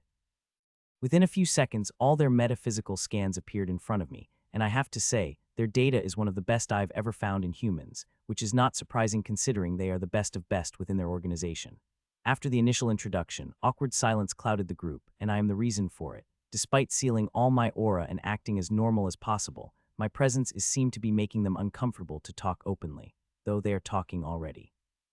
If I am reading the data correctly, they have formed a soul network among themselves and talking animatedly. The ones who are not connected to this soul network of theirs, me and Simon Norton, the other Grandmaster in the group. It seemed like my days were going to be quite long. I thought and focused on the screens and conversations of the council members. Since I have been forced here, it would be too bad if I didn't learn anything. Battlefield 324, in our favor with loss of 43 kings, 13 emperors, 3 unranked tyrants, 1 elite tyrant. Preparing reinforcements to Battlefield 126, Battlefield 29 lost, Grims advancing to the fort, preparing the evacuati. Tens of sounds rang out in the command center, and nearly all of them were from the strategic assistants, the best strategic minds we have. Every decision needs the council's permission to go ahead, but the council did not focus on all battlefields. Their eyes are only focused on the Grandmaster-class battlefields, and half of their conversations are silent. Not to mention, there are many invisible screens that are only visible to their eyes. Those are the truly important battlefield that they could not let anyone know about. While all the people here are vetted, the council could not let them know everything that is happening on the battlefield. Many things needed to be kept confidential, as Grims have ways to take the information out of the mind of even an extremely loyal person. It had been only half an hour since I had come to this place, but just seeing and listening to what was happening made me feel like my head was buzzing. I had to take some of my concentration back from my avatar, so I could focus properly on what was happening around me. Even then, I am having a problem is processing all this information, which is my forte. It seemed like this leadership program had more merit than I had thought. Time passed, and soon 6 hours passed, and now I have got quite good at understanding what is happening around me. I could track hundreds of screens and conversations, and actually understood what was happening. It is quite straining, to be honest, and I wonder how the regular tyrants would be able to do it without getting their brain friend. I'm able to do it quickly because my soul is extremely powerful to the level of Grandmasters. If it were not for that, even my data processing ability would not have been enough to process each and everything that was happening in the hall. The 9 of us are quiet as a mouse. Nobody has spoken a single word, although they are having quite a chatter through their soul network. The councils hadn't asked any questions.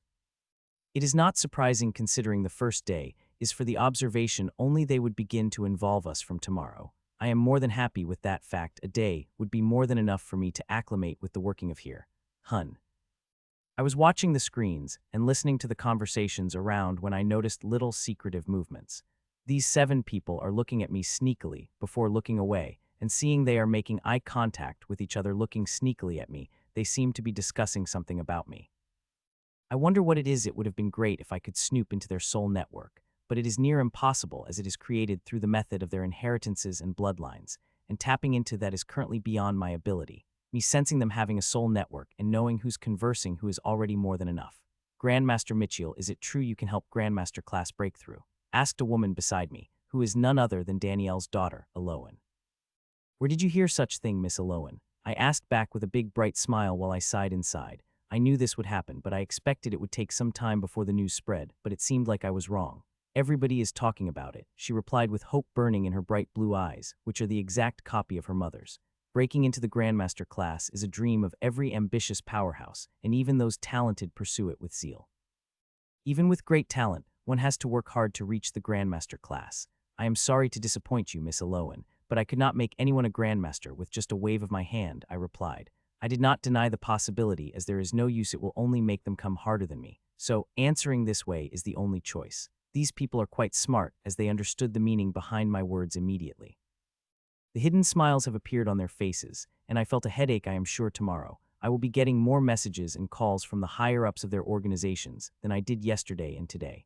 Hun, I could see the questions building their eyes but was saved when one of the screens got bigger. Seeing that, I couldn't help but take a sigh of relief and turn my focus on the Grandmaster class battle that had just begun. The changes in the screens happened when the big battles commenced. The biggest change occurred when Grandmasters were about to fight, like now. Grandmaster Irvin is finally going to fight, but the enemy is tough. Orsi of Lightning Lion Tribe is veteran of Precious War and had killed a human Grandmaster before, said Jaden Star from Sky Saber. This is going to be a tough battle. Grandmaster Irvin had a tough battle ahead of him, commented Serena from Silverstone Academy. Everyone began to express their opinion. This was the second Grandmaster class battle in the day, but they did not get to see the last battle, as the council had hidden the screen. Who do you think will win, Grandmaster Mitchell? Asked Simon, the only Grandmaster in the group. In purely Grandmaster level, it will be a tie, I said, surprising quite a lot of them, as most of them had the opinion that Lightning Lionman would force Grandmaster Irvin to retreat. As you all know, despite being the same level, Grandmaster Irvin is weaker than Lightning Lionman, who is famous for its powerful offensive. But the defensive methods of Grandmaster Irvin are uniquely suited against the lightning attacks, and I think he will manage to defend without retreat. I explained before they could be asked and focused on the battle. I need to study this battle, as Lightning Lionman has a bloodline, and I plan to study every move of it. If it ever appeared in front of me, it would not take much time to gobble it up. 31 hours have passed since I have come to the Central Command, and since then I have been here. Assistants changed their shifts, even council members changed every few hours. Though there were always 6 council members present in the Central Command to make the decision, the projection of Lord of Glass is unmoving as always, making me think his projection is fake and he is not present here. All of you, your shift is over. Return after 4 hours, said Lord Chalice from his chair, before turning to other council members. Nobody stayed. After hearing him, all of us walked out of the Central Command at breakneck speed before stepping into the formation. Even though we could continue for days without sleep, we slept whenever we could. We are trained for it. It is the way we could maximize our efficiency in this war, where we could be called to fight at any moment. So the 4-hour break we got is really small, considering there are many other things than just sleeping. I have to shower, eat, and sleep in these 4 hours. I wish the break would have been bigger, considering I am still recovering, and sleep helps a lot in recovering faster, but these people did not seem to care about my recovery. 4 hours passed. It felt like just a minute had passed. I had never showered and eaten at such speed in my life before taking full 3-hour-long sleep.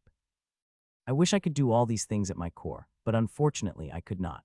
I could sleep in my core, but it would make me sleep outside too, defeating the whole purpose of sleep. Today will not be as relaxing as tomorrow. Watch carefully and listen to everything. We will ask your opinion, said Lady May as we appeared in the Central Command. Nobody seemed surprised hearing that. Some, like Simon, seemed quite excited about it. She was right about what she had said, as the first question came in just a few minutes. Isma, what would be our casualties on the battlefield 243? Asked Lord Whitmore. Battle 243 is an off-continent battlefield. It is near a minor continent, and currently, a human army of 3 million strong is going to clash against the army of 10 million grim monsters, and the ones that are leading the battle are elites. It would be 20,000 below the tyrant stage, and we might lose 2 to 4 tyrants, Esma replied a second later, and she is quite sure of her assessment. She just did not throw away the number each, and everyone here had a great battle experience. They have been taught war since they were children and begin to fight against the grim monsters by the time they reach 15. Since the war began, they have already fought hundreds of battles, and many of them were led by them. So every word they say has great reasoning to back it up. Your prediction is quite closer to the predictions made by the Pyramid's AI, he said, and a data chart appeared beside that screen. The Pyramid's AI is the most powerful war AI we have in our control. It is not only the most sophisticated, but also contains a huge amount of database through which it made its predictions. Pyramid with us since the first epic war, the War of Retaking. It contains the data of nearly all the battles that had happened for more than thousands of years. Its predictions help a lot in the war efforts. Though it had been wrong many times, even with all the data, it is not omnipotent. If the thoughts of intelligent life had been predicted by a machine, we would have stopped using our brains long ago. Its predictions were only used as guidance. The council made the decision on their reasoning.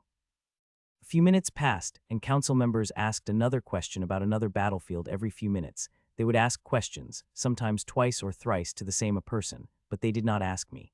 Even Simon had not been spared, but no question had come at me. They have been treating me equal to these people. Since I came here, all my accomplishments and contributions were forgotten. That had little unwearied me, seeing I got respect wherever I go. Sometimes it is because of my kills and talents, sometimes it is because of my contribution. So them not asking me questions is a little strange. I was just thinking that when suddenly a screen brightened and doubled in size, showing the battle of 2 grandmasters above the red sandy dunes. The thing is, I am familiar with the human grandmaster. I was under his command nearly a year ago in the Fort Arden. Michiel, how fast do you think the Grandmaster Raven would be able to beat the task of Crimson Tooth Hogman tribe? Asked Lady May. Her surprise caught me a little off guard before a mirthless smile appeared on my face. If the latest information you have provided about the Hogman is right, then it would be a complete retreat on the Grandmaster Raven's part. You might even have to prepare a rescue, I said. It had surprised the people around me and froze the smile on Lady May's face, but it did not surprise her or the council. If I am right, then they have made the same assessment about the battle. The information about Hogman did not say it is truly strong or strong enough to dominate a Grandmaster Raven who is at the same level as it, but the thing is the Hogman's abilities could counter Grandmaster Raven's abilities well. The last Grandmaster who fought against the Hogman had said in her report that Hogman is more powerful than it lets on. So Grandmaster Raven has to retreat and might even need a rescue if it was hiding its true powers in the previous battles.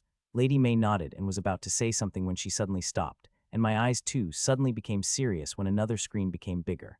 It is of the battlefield 138, a place where people important to me are fighting. Mom said Aloin softly. Yes, her mother is on that battlefield, and not only her but Leonard too. I had sent them there just 2 days before I went to my latest mission, where I nearly got killed. Battlefield 138, the Margrave Prairie, is one of Grandmaster-class battlefields led by Grandmaster Ari Ursule, an initial-class Grandmaster. 2 huge armies containing millions of people are running across the grassy ground. The human army is about 1 million strong, containing lords to tyrant, aside from knights, every type of powerhouse present in the battlefield.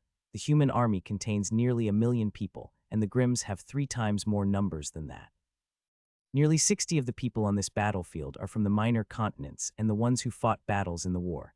Simon, what do you think of Battlefield 138? Asked Lady May, watching the 2 armies getting closer and closer to each other. We have an advantage in the lower-level powerhouses, and our tyrants are also equally matched.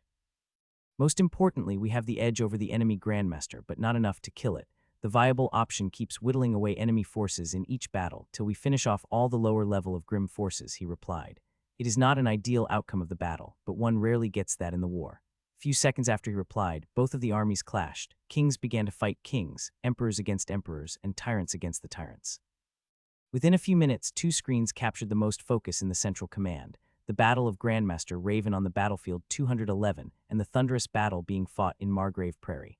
Currently, only leaders and below-class powerhouses are fighting, but it won't be long before others join. All were focused on the battles when suddenly the projection of Lord of Glass disappeared from his seat, and before anyone could say anything, another projection appeared. This one of feeble old women with bright eyes, Grand Tower Mistress Angela Leon.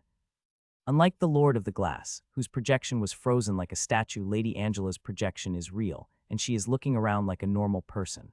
Though nobody spoke to her, the council members have just given her a bow before continuing with their business. About 40 minutes passed, and I have to say, I was quite sure surprised by the Grandmaster Raven's tenacity. Despite being at a disadvantage and even receiving quite injuries from it, he was still able to hold on against the Hogman. If it had anyone at his place, they would have retreated already, but he did not even though he could, as there is no army he needs to protect. It is only he and the grim Hogman who are fighting above the desert. While Grandmaster Raven is fighting, a change had finally occurred on the battlefield 138. The masters finally come out, including Danielle and Leonard. I could see a change in Aloan's expressions as her mother entered the battlefield. I have to commend you, Mitchell, you have trained your mentees well. All of them have reached the master's class in an extremely short time, said Raymond Leon, leader of Wisdom Tower. He said it loudly, but the conversation was audible to council member, and me even people beside me could not hear what he said. Especially this cousin of mine, nobody had thought she could reach a master class, much less peak of it and have such power, he said while looking at Danielle, who is his cousin. Both of them are the direct descendants of Grand Tower Mistress. Lord Raymond is right. Mitchell, our assessment had predicted these two would be able to reach the master class with their talents, especially Leonard Atkins. It was already a miracle he was able to reach leader class, said Lady May with a hint of appreciation. Among the 14 human masters present on the battlefield 138, only Danielle and Leonard are capable of fighting the Videttes, who had the power of at master's limit. In extremely few numbers powerhouses could fight Vidette of the same level. I wonder how the council would react if the two of them revealed their powers, which now have increased further, especially of Danielle. She had made amazing strides. Grandmaster Raven, if you're fighting at your limit, retreat, ordered Grand Commander. Even though Grandmaster Raven is still fighting, injuries are building upon his body, and if this continues, it will affect his performance. I could understand why he had not retreated. The strain of war is forcing every human to improve fast, and most times, to improve at such a stage, people need to take the risk, especially the people like Grandmaster Raven who are past their prime. A few minutes after Grand Commander's order, Grandmaster Raven began to retreat, and that is when the real danger began as the Hogman had finally burst out with its real strength. It immediately made the council members discuss the options, and there were only two options, whether to send the rescue or not. The intel about the Hogman having more strength than it is showing is true, and now they have to decide whether Grandmaster Raven would be able to retreat on his own or they will have to send reinforcement. Sending reinforcement does not always help us sometimes. The Grimms laid out the traps for the reinforcement. Actually, we have lot many Grandmasters due to it. See. I took a sharp breath when I saw the Hogman cut apart the Grandmaster Raven's hand, but it seemed like the move was intentional on Grandmaster Raven's part. He had chosen to sacrifice his arm to make the retreat, and he succeeded, albeit barely. Before Grandmaster Raven could fully retreat inside the fort, the Grimm was able to give him a pretty big injury on his back. Sigh, the screen disappeared, and the Grand Commander took a sigh before she turned toward us. Taking risks is important, but you should also know your limit. Every risk comes with a price, and if you fail, you have to pay that price in death, Grand Commander said and looked at Battlefield 138, where shocking changes have appeared. Expressions of everybody changed seeing the new change in the battlefield. Even I became as surprised as others, though the council members did not seem that surprised. There are 3 new Grimms that have appeared on the battlefield, and the thing is only one of them is a Grandmaster, the commander of the Grimm forces in Margrave Prairie, while the other 2 are the Masters. The reading of their auras is clear on the screen. These 2 new Grimms did not hide their aura, which makes them even more dangerous. Nobody here is an idiot to assume that since they are Masters, they will not be dangerous. We are too experienced to think that. Mother, Aloan said worriedly, eyes full of fear and worry. Her mother is there, and once they finished the Grandmasters, it would not take more than a minute to massacre them all unless there were reinforcements. They have sent their core members. This is definitely a trap, said Lord Whitmore. We could not afford to send the reinforcement. We would end up losing both, added Lord Raymond while glancing at the face of his cousin for a moment. Their few sentences shook Aloan's world. She shook and looked like she could collapse on the ground at any moment. War is cruel, I said to myself and sighed. Every decision made here is based on the rational than the emotions. Within a few seconds, the councilpersons decided to sacrifice a Grandmaster, 14 Masters, and million other humans, and nobody could fault their decision. While it may seem like they decided the fate of million people too quickly, it is not the case. There are hundreds of calculations that went there. The battlefield 138 is important enough to have a Grandmaster, but not important to send a Grandmaster powerhouse, probably a peak Grandmaster for a rescue, who might end up dying by Grimm's plot. The people fighting on the battlefield are not important enough to take to utilize an asset like a peak Grandmaster. The people of Battlefield 138, our chosen strategically Grandmaster Ursul, is old with no potential to advance. He also possesses no unique talent that makes him a greater asset than those of his level. He is average. The same goes for most masters, leaders, and elite. All of them are past their prime or someone who has no potential to become a Grandmaster, much less became a peak Grandmaster within a short period of time. According to Pyramid, even with all their strength to contend against Waesteland, Leonard and Danielle did not possess the potential to become Grandmaster. It would have been a completely different thing if Jill or I had been on the battlefield. For us, even Grand Tower Mistress Angela had taken action, as they had done before. The army on the 138th battlefield is a sacrificial army. To begin with, I am sure Grandmaster Ursul knows that, but he still followed the orders, and it is also a reason why I had sent Leonard and Danielle there. It is also the reason why the Grimms have sent their most talented to there and created a trap. If we really sent people there, we might really end up regretting it. Grandmother, please, Elowen said with folded hands to Grand Tower Mistress, as she saw powerful aura blasted out of all three Grimm monsters. The Master's Grimms have more powerful aura than the Grimm Grandmaster beside them. Sigh. Grand Tower Mistress Angela sighed and looked at Elowen with eyes filled with sadness and resolve. My dearest granddaughter, it is the war for the survival of our race, and we all have to make sacrifices. Nothing is more important than the survival of our race, she said before turning back to the screen. While every person here in the Central Command is sad, but what we are feeling is nothing compared to humans on the battlefield 138 who understood there is a huge chance they will die, but they are still fighting with greater spirit than before. Grandmaster Ursul's face is expressionless as he erected his defense. He did not try to run, nor could Grimms have locked the space, so he could not run away, tearing open the space. Elowen turned her tearful face toward me and took my hands. Grandmaster Czar, my mother, is your mentee, please save her. You requested, they will save her, Elowen said, and she is right. If I requested, the council would be sent reinforcement.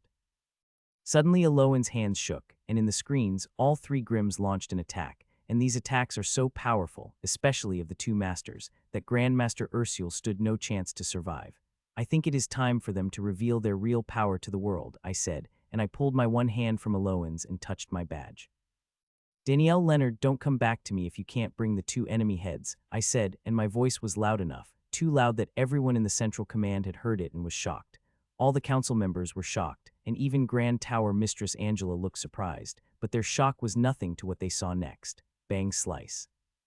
A sudden change occurred on the battlefield 138. The frogman Waesteland fighting against Danielle exploded into the colorful dust, while the Waesteland fighting against Leonard split into two by a crimson slash. Right at that moment, both Danielle and Leonard disappeared from their places and appeared in front of shocked Grandmaster Ursul in the way of the coming attack. Grandmaster Ursul seemed to say something to them, but they just shook heads with a laugh and faced the coming attack with excitement burning in their eyes.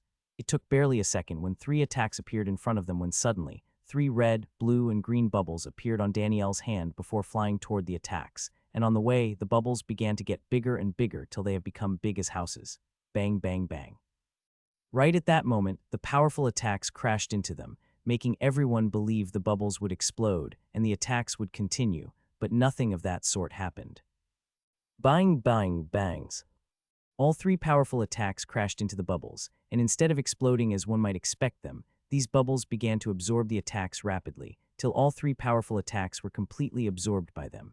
It had shocked everyone, be it humans or Grimm's monsters, those inside and outside of battlefield, and even Grand Lord like Lady Angela was not able to hide her shock. Pop, pop, pop. It took a second for all the bubbles to absorb the attacks, and as they did, they popped.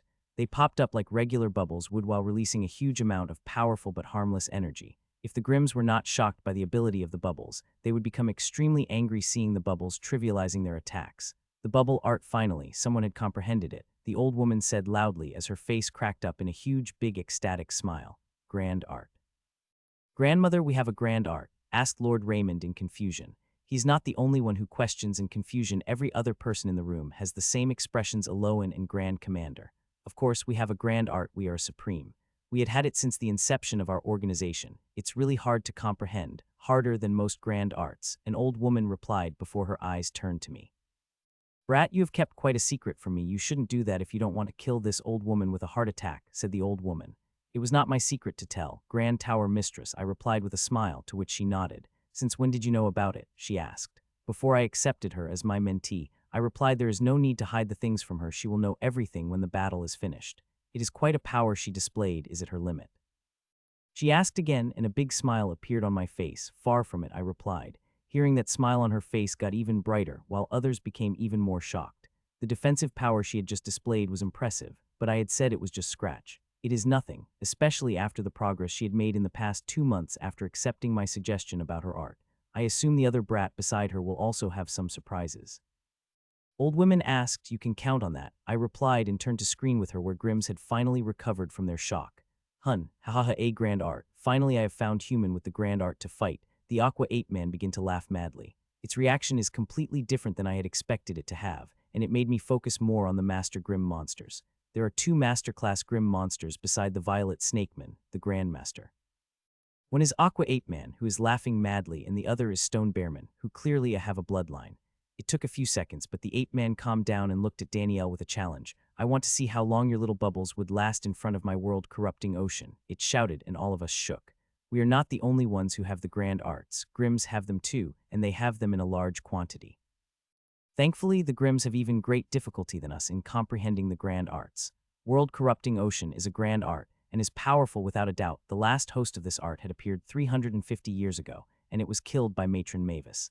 As the ape man declared, and dark ocean materialized in the sky, the ocean did not look like it was made of energy, but a real ocean of dark water which is vast. Seeing it, people couldn't help but be alarmed by it. Danielle said something, and a second later, Leonard and Grandmaster Ursule begin to fly out of the corrupted ocean, and the ape man does not stop them. It only has eyes for Danielle. It is also strategic. While it might able to kill Grandmaster Ursule, it would have a problem against Leonard, as even when the corrupted ocean appeared, there was no fear in his eyes, only excitement to fight. Few seconds later, Leonard and Grandmaster Ursule, along with 2 Grims, flew out of the corrupted ocean, leaving only Ape Man and Danielle inside it. Now with 2 of us, let's begin, it said, and the ocean began to churn before thousands of dark chains came out of the ocean. These dark chains are huge. Each link of the chain is meter long, and each chain is made of thousands of such links. Wrathful chains, shouted the ape man as it sent thousands of chains at Danielle. The attack looked very scary when one saw her floating above a vast ocean and thousands of huge chains coming at her from all directions. These people could see, these chains were no simple attacks, they were extremely powerful. So powerful that from someone like Grandmaster Ursule, a single chain is more than enough to finish it off. There was no change in Danielle's expression. Seeing the coming, she just waved her hand, and thousands of bubbles materialized in front of her. Sup, sup, sup. These bubbles are the size of adult fists and move toward these chains like cannonballs. One is sensing them with just their sole sense. They would not consider them the bubbles considering the power they are emitting. I am very well aware of how powerful these bubbles are. I had experienced them in my spar with her before she left for Margrave Prairie. Bang, bang, bang. The bubbles crashed against the chains, destroying every link through which they had formed. The destructive capability of those bubbles is really fearsome, and the thing, it is not their real strength. These people would be shocked when the bubbles would reveal their true power. Barely a minute passed since Danielle and Aqua Ape Man began fighting with their arts when another battle had begun. A powerful aura exploded from Leonard's and Rock Bearman's bodies. I was a little surprised when I saw the thickness of its aura. It is not normal. Even Grandmaster did not have such thick bloodline aura unless. Think Rock Bearman had created the bloodline core, right? I asked. It seemed that way, Lady May replied while being surprised by the power exploded from Leonard. It is the first time both of them had made an appearance in the war. Their last appearance was a decade ago, and they did not have such strength, she added, which made me think about it even further. Her simple sentence made me think of many things and also revealed a space for my ambitious project. I will be using this opportunity that Leonard and Danielle had created for me. The only thing they have to do is win. Clang. Leonard's blood axe clashed against the stone hammer of the Bearman, creating a shockwave that sent both humans and Grim Grandmaster back with shock. The power of Leonard had also shocked the people watching in Central Command. He is practicing a hybrid art without a doubt, but it should not have given him this power. He does not have the base to contain such power, said Lord Whitmore with deep confusion. The base he is talking about is the core, which Leonard couldn't form considering the level of his inheritance. It should not be his constitution according to information we have about it. It could not provide such powerful base, said Lord Chalice while shaking his head before turning to me. Have you fed him some miracle fruit that advanced his limit unnaturally? He asked. If I had found such miracle fruit, my lord, I would have eaten it myself, I replied, and I am telling the truth. If I ever come across a miracle fruit that could increase the limit, I will eat it myself. It is his constitution. It could be strengthened till it gets to base 6 with the right resources, said Lord Raymond. It surprised some council members before they shook their heads.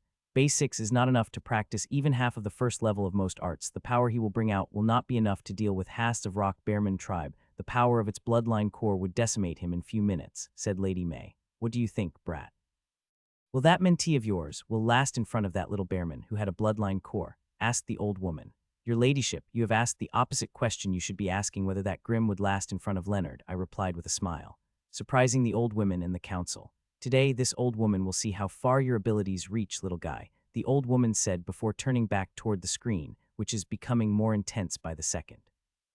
Leonard slowly reveals his strength, shocking the rock bearman as even with the art, such strength shouldn't be possible as only those with the core or with the grand art have such strength while being at master class. I am very excited watching the battle. I have poured my blood and sweat into making them reach this height.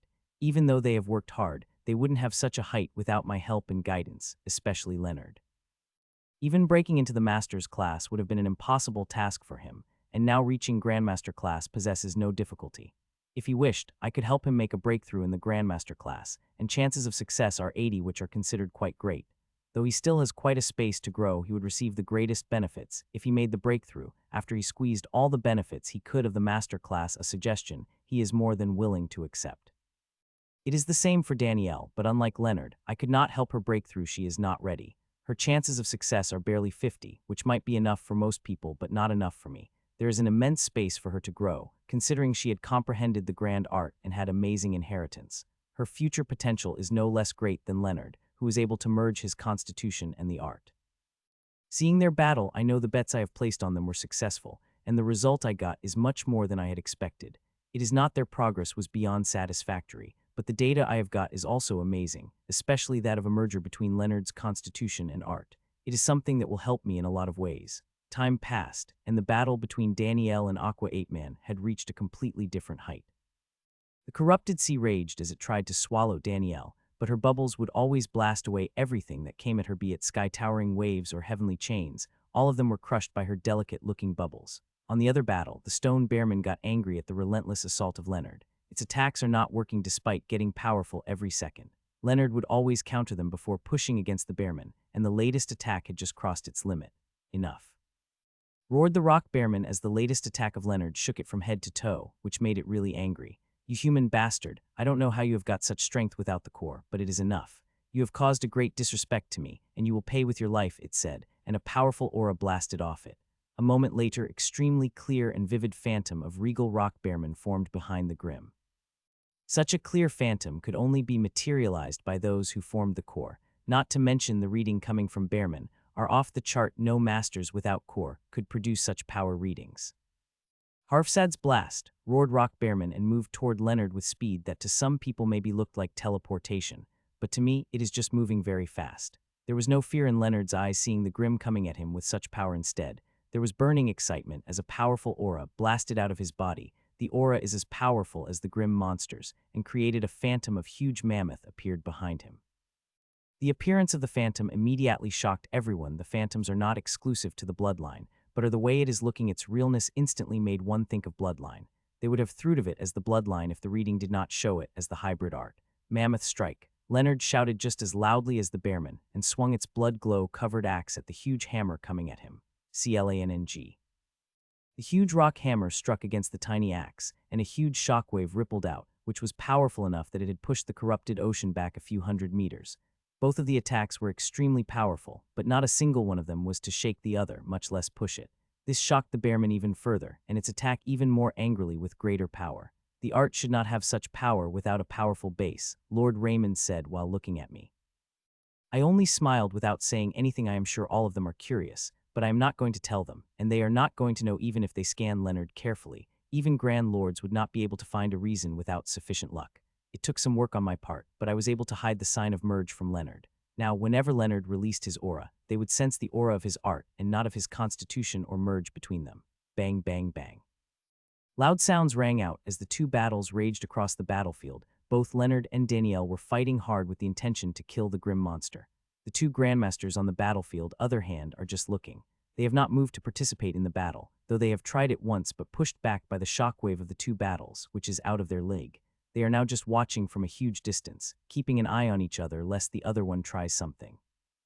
There are not only two fights are happening on the battlefield, there are millions of other people who are fighting across the battlefield, and killing these people is no big thing for the powerhouse of the level of Grandmaster.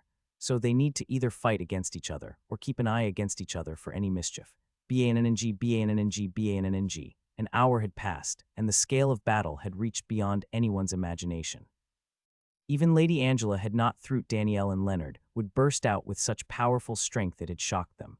Another thing that had shocked them was Leonard's performance within an hour. He had gained an absolute edge over the Grimm, forced it on the complete defensive, and was even able to give few injuries.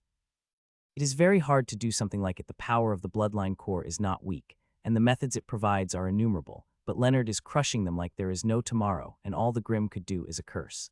It is not simply due to the raw strength of Leonard, but also due to the unique energy he had gained after the merge.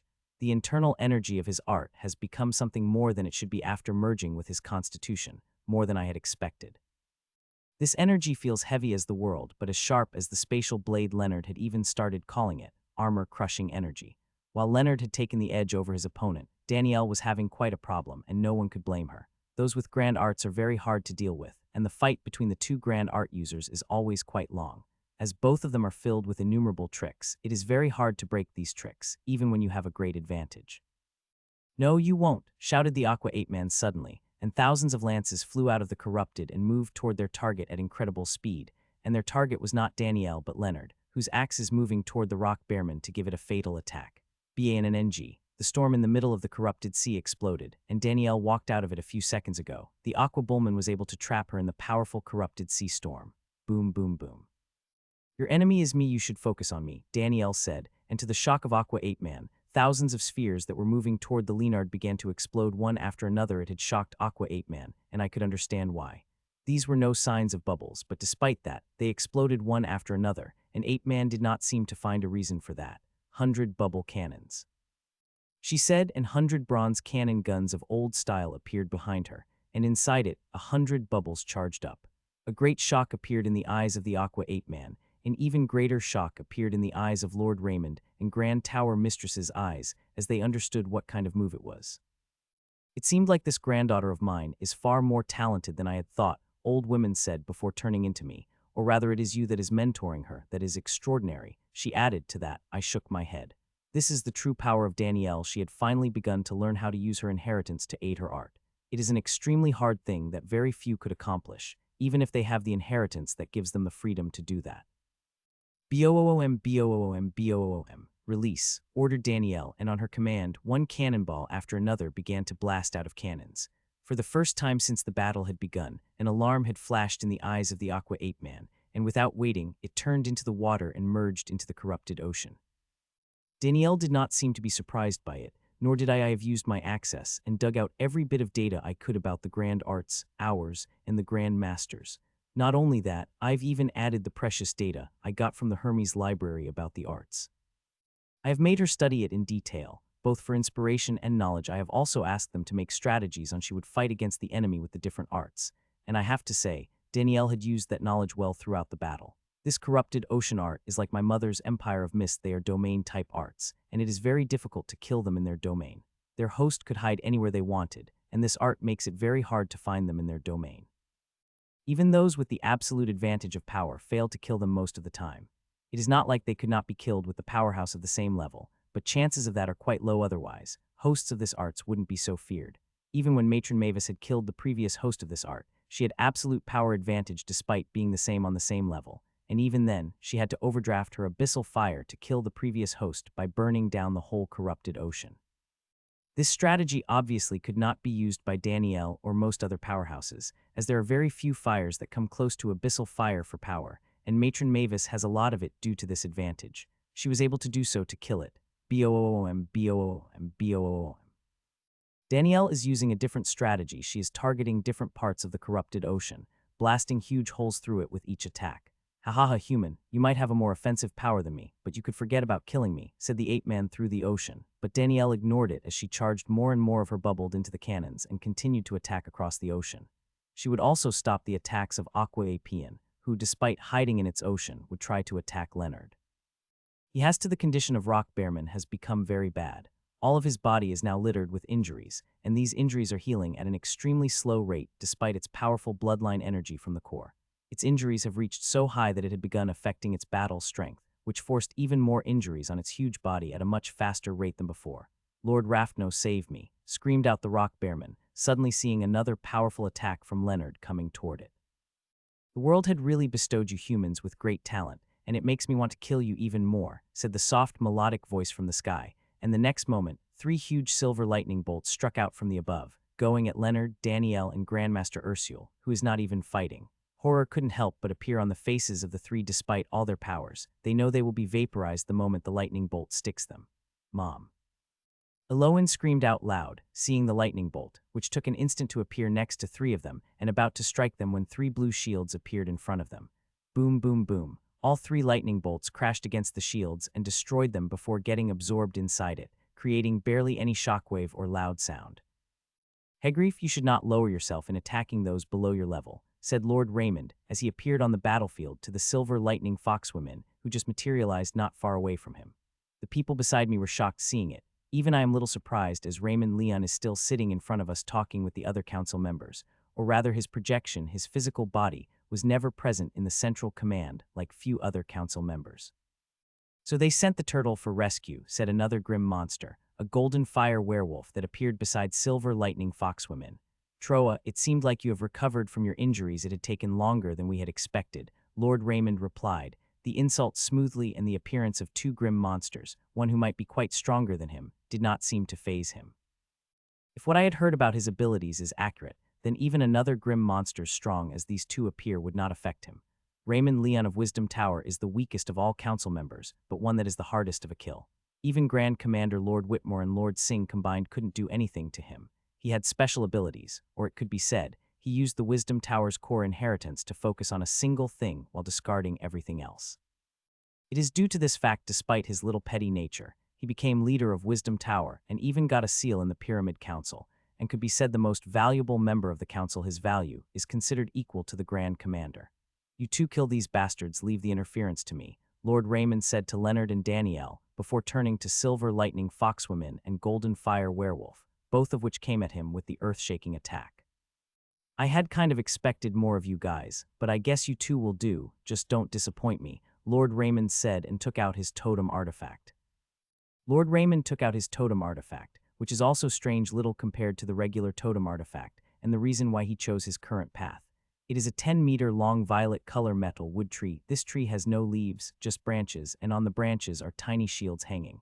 There are a total of thousands of shields of various shapes and styles. The totem artifact is called Tree of Shields. It is said he had found it in the first ruin he had explored and merged his totem seed with it, making it its totem artifact. There are very few artifacts that have the capability to do that, and I have only heard about 3. The shield my mother had placed inside me against the curse is also a similar type of artifact. It seemed to have belonged to the fiancé of my mother.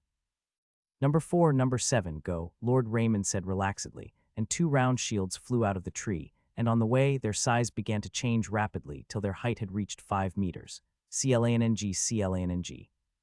The next moment 2 powerful attacks of the Grim monsters clashed against shields, and they bore it without any problem. Even Grims are not surprised by it, as if they know this is going to happen. He is an Aegismancer, the most powerful we have ever got, and he is quite good at it. If he ever reaches the level of Grand Lord, he will be a terror. With the aegis of Lord Raymond above them, Leonard and Danielle begin their attack again, this time with even greater power. Danielle again begins to blast the cannon bubbles into the corrupted ocean, while Leonard begins his intense attacks against the Rock Bearman, waiting to finish it off as soon as possible. The Rock Bearman seemed to have used some method to heal most of its injuries in a few moments of break it had gotten, but now they have begun fighting again. The injuries begin to pile up in its body again at a much faster rate than before. Ha ha ha, I am done with my preparations, said the Aqua Ape-Man as it laughed out loud while finally coming out of the corrupted ocean. BANNG, Danielle did not stop attacking, seeing it coming out, and targeted its body with the bubble cannon. It hit it, exploding the Grim into pieces. Hun.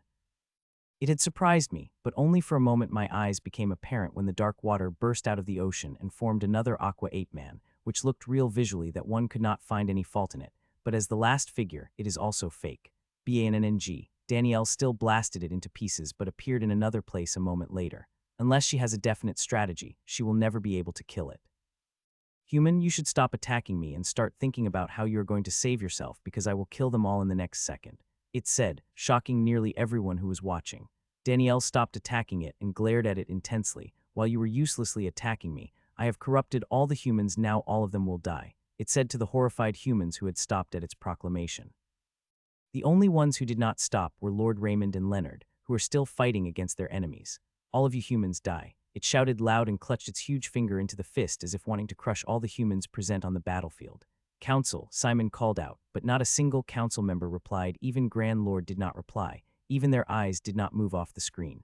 It is like they did not hear the loud call from Simon. A second passed, nothing happened, and the mighty pose of the Aqua Ape Man became a little awkward as it looked at humans who should die in great confusion. Do you really think I wouldn't see your invisible corruption spreading into the humans and wouldn't do anything to prevent it? Said Danielle, and waved her hand up as she did. A tiny bubble came out of the humans. The small bubbles came out of every human. These bubbles are tiny, each one the size of an adult fingernail, and inside them contain a dense corruption. The Aqua Ape Man was shocked seeing it, while a smile couldn't help but appear on my face. If she hadn't done this, I would have been very disappointed in her. The world-corrupting ocean and the Empire of the Mist, both of them, are domain-type grand arts, but the world-corrupting ocean contains a lot more offensive power than the Empire of the Mist. The previous hosts of this art used it as an army killer weapon. They would lay the waste to armies within minutes, and nobody would even know how it happened. The corruption is invisible. While it may seem like what Danielle pulled off is a normal thing, it is not. Even Grandmaster wouldn't be able to save most of the humans from the corruption. Even I would have quite a problem pulling something off at this scale. It is due to this reason would Matron Mavis had taken an immense risk to kill the previous host of this art. Each grand art is dangerous in its own way, and the more comprehension they get, the more dangerous they become. Snap, now that you have shown your move, it would look very bad on me if I did not show you mine, she said and snapped her fingers before anyone could even do anything to stop her. Pop, pop, pop. The moment after she snapped her fingers, a loud popping sound began to ring out. It is like thousands of giant bubbles are popping at the same time, but it is not the bubbles that are popping up but the grim monsters.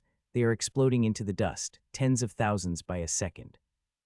My God, Asma said in horrified women as she saw even a Grandmaster popping up like a bubble. It was like the level of person did not seem to matter at all. Anyone could pop up when Danielle was on the battlefield. She is true, Leon, all right, said Grand Tower Mistress, and hearing that, complicated emotions flashed in the eyes of the Eloan. These emotions disappeared before I could see what they were about. In a matter of few seconds, Danielle had wiped out an army of millions of grim monsters, including their leader, a Grandmaster. The only grim monsters that remained on the battlefield were the ones fighting against Lord Raymond and Leonard. Those two council-level Grandmasters had tried to help their kin, but Lord Raymond's shields had stopped them. As for the one fighting against Leonard, it did not even look at its dying comrades. Could not, as it is using every bit of its strength and focus in staying aligned, as Leonard is injuring it every second. Human die. We were just watching the dust settling when a loud cry rang out, and before anyone could understand what was happening, a grim monster covered completely in a dark cloak appeared behind Danielle and swung its thin sword at her neck. The speed of the attack is out of the ordinary, way faster than the two council-level grim monsters fighting against Lord Raymond. So fast that I was barely able to catch its shadow as it appeared behind Danielle. Clang! The blade of the grim monster stopped before it could decapitate Danielle. It was like there was something invisible that stopped the attack but also absorbed all its energy. Jrasak, so what you have a speed. You should know that once I entered the battlefield, you can forget about laying hands on any human, Lord Reynolds said without even looking at cloaked grim monsters. It looked at Lord Raymond before it disappeared and appeared above Lord Raymond at the same time and swung down its sword. CLNNNG, a shield from a metal wooden tree flew out at extremely fast speed and appeared in front of the attack of cloaked grim and clashed against its sword, creating a deafening sound and huge shockwave, which was not present in the previous attack despite it being slightly less powerful. The invisible shield that Lord Raymond used to protect Danielle had absorbed the power of the attack. If it not had, it would have the shockwave of the attack would have been enough to seriously injure Danielle or even kill her. The level of these people is far above Danielle's. She would need to make substantial advancements in her art and level before she could even think about contending against them. Lord save me, shouted Rock Bearman suddenly, and when I moved my eyes at it, even I couldn't be surprised at its condition. It is very bad. It had been injured in every part of its body seriously, and this powerful attack of Leonard is going to kill it without a doubt. No wonder it had screamed so unceremoniously for help when your life on danger. You wouldn't stress about the way you are screaming for help.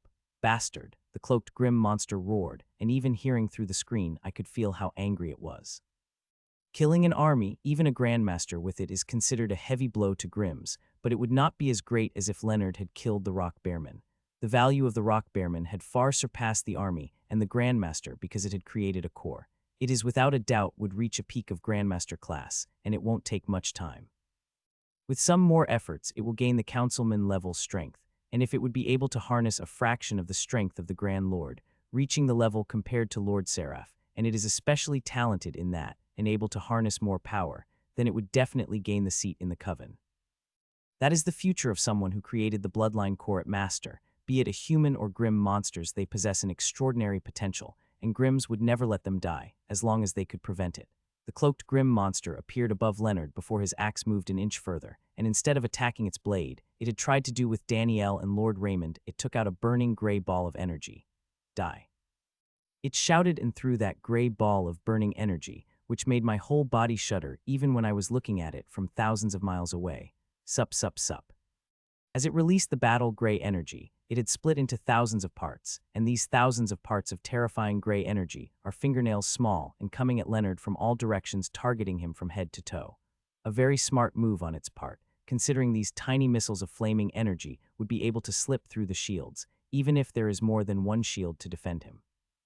For once I couldn't help but feel worried about him, and at the same time, impressed, considering even under such huge pressure, he had not stopped his attack. Very few have such willpower to stand first against such a powerhouse. As the gray fire missiles appeared close to Leonard, a green square shield appeared in front of him. The shield was big, but far from enough to defend against all the attacks coming at Leonard. I was thinking that when something surprising happened, the square shield broke into thousands of little pieces and surrounded Leonard in all directions. Bang, bang, bang, bang. The gray energy missiles begin to crash against the tiny shields, not letting even a single one of them pass through them and hit Leonard. Hee. The cloaked Grimm did not seem disappointed by it and even let out a laugh, and the next moment I understood why. Boom, boom, boom. All the tiny missiles of fiery gray energy exploded, and the explosion was contained by complex magic that not even Shockwave had created. Produced everything was focused inwardly toward the center where Leonard was standing. It is very hard to cast such an attack. It requires the level of energy control that I could barely achieve with all my practice, though it is clear that the cloaked Grimm monster's energy control is far greater than mine. The attack had stunned nearly everyone. Even council members were somewhat surprised by the level of the attack. The explosion had created everything fuzzy due to the intense energy concentration. We could not see his condition of Leonard, whether he was alive or not. The attack was powerful without a doubt that even one of it would be more than enough to finish off Leonard. Seconds passed when suddenly, a great change has appeared on the face of the cloaked Grimm monster. It looked kind of shocked, and a couple of seconds later I could see why. Leonard is alive. His condition looked quite worse than before, but alive, and most importantly, he had killed the rock bearman. The Grimm with the bloodline core. Even I wasn't able to achieve that feat and couldn't help but feel jealous of him. Killing such powerhouses is really something to be proud of, and I am feeling quite proud this my mentee was able to achieve this feat. You wretched bastard. The cloaked Grimm shouted out loud and attacked in anger, and the invisible shield stopped its attack while the thousands of pieces of broken shield kept revolving around him to defend against a similar type of attack.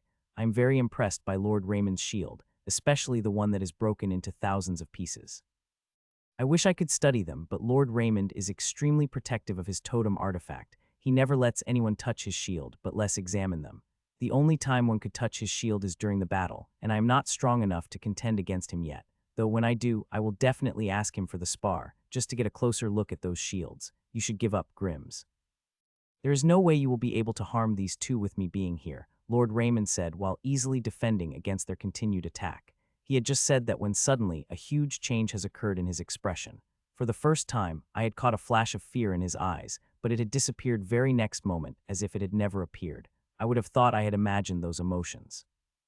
If not for battles stopping that very second, all three Grimm monsters appeared in front of him, looking at him as if they wanted to swallow him alive.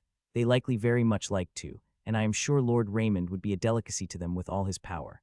It is not just the Grimms that had stopped, but also Lord Raymond, and both sides seemed very cautious of each other, but stopped attacking for some reason, as if they were waiting for something.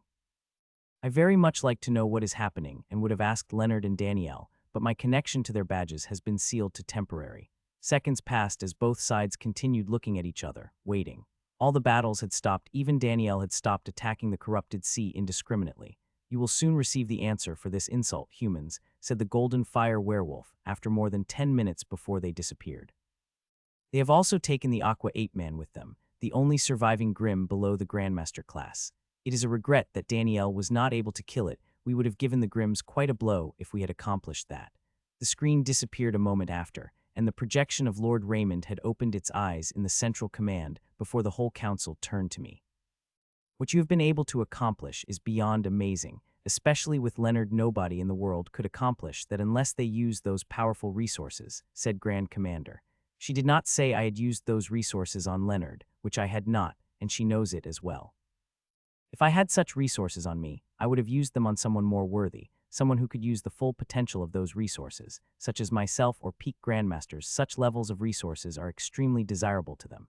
It is truly amazing, sighed Lord Chalice. Are your other mentees are also accomplished as these two? Asked Lady May, to which I shook my head. I am afraid not, but I promise within a year they will gain those same abilities, I said with a voice full of confidence.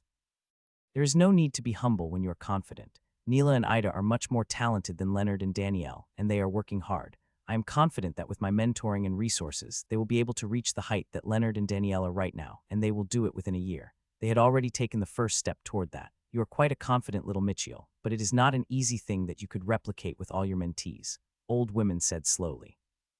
If it had been so easy to produce such a level of powerhouses, we would have eliminated the Grimm monsters long ago, the old woman said with a small sigh, first showing the weight of experience through her eyes. I did not say it was easy. Grand Tower Mistress, each of my mentees is carefully selected. I have done great research on them and only selected them after cold hard data showed me their potential, I replied with a smile. I am no miracle worker, nor do I claim to be. Even with rule-bending power and colossal resources, I could not make anyone a top powerhouse. How I really wish you had a miraculous power to churn out the Grandmasters. It would have really helped us a lot during the war, said the Grand Commander and sighed.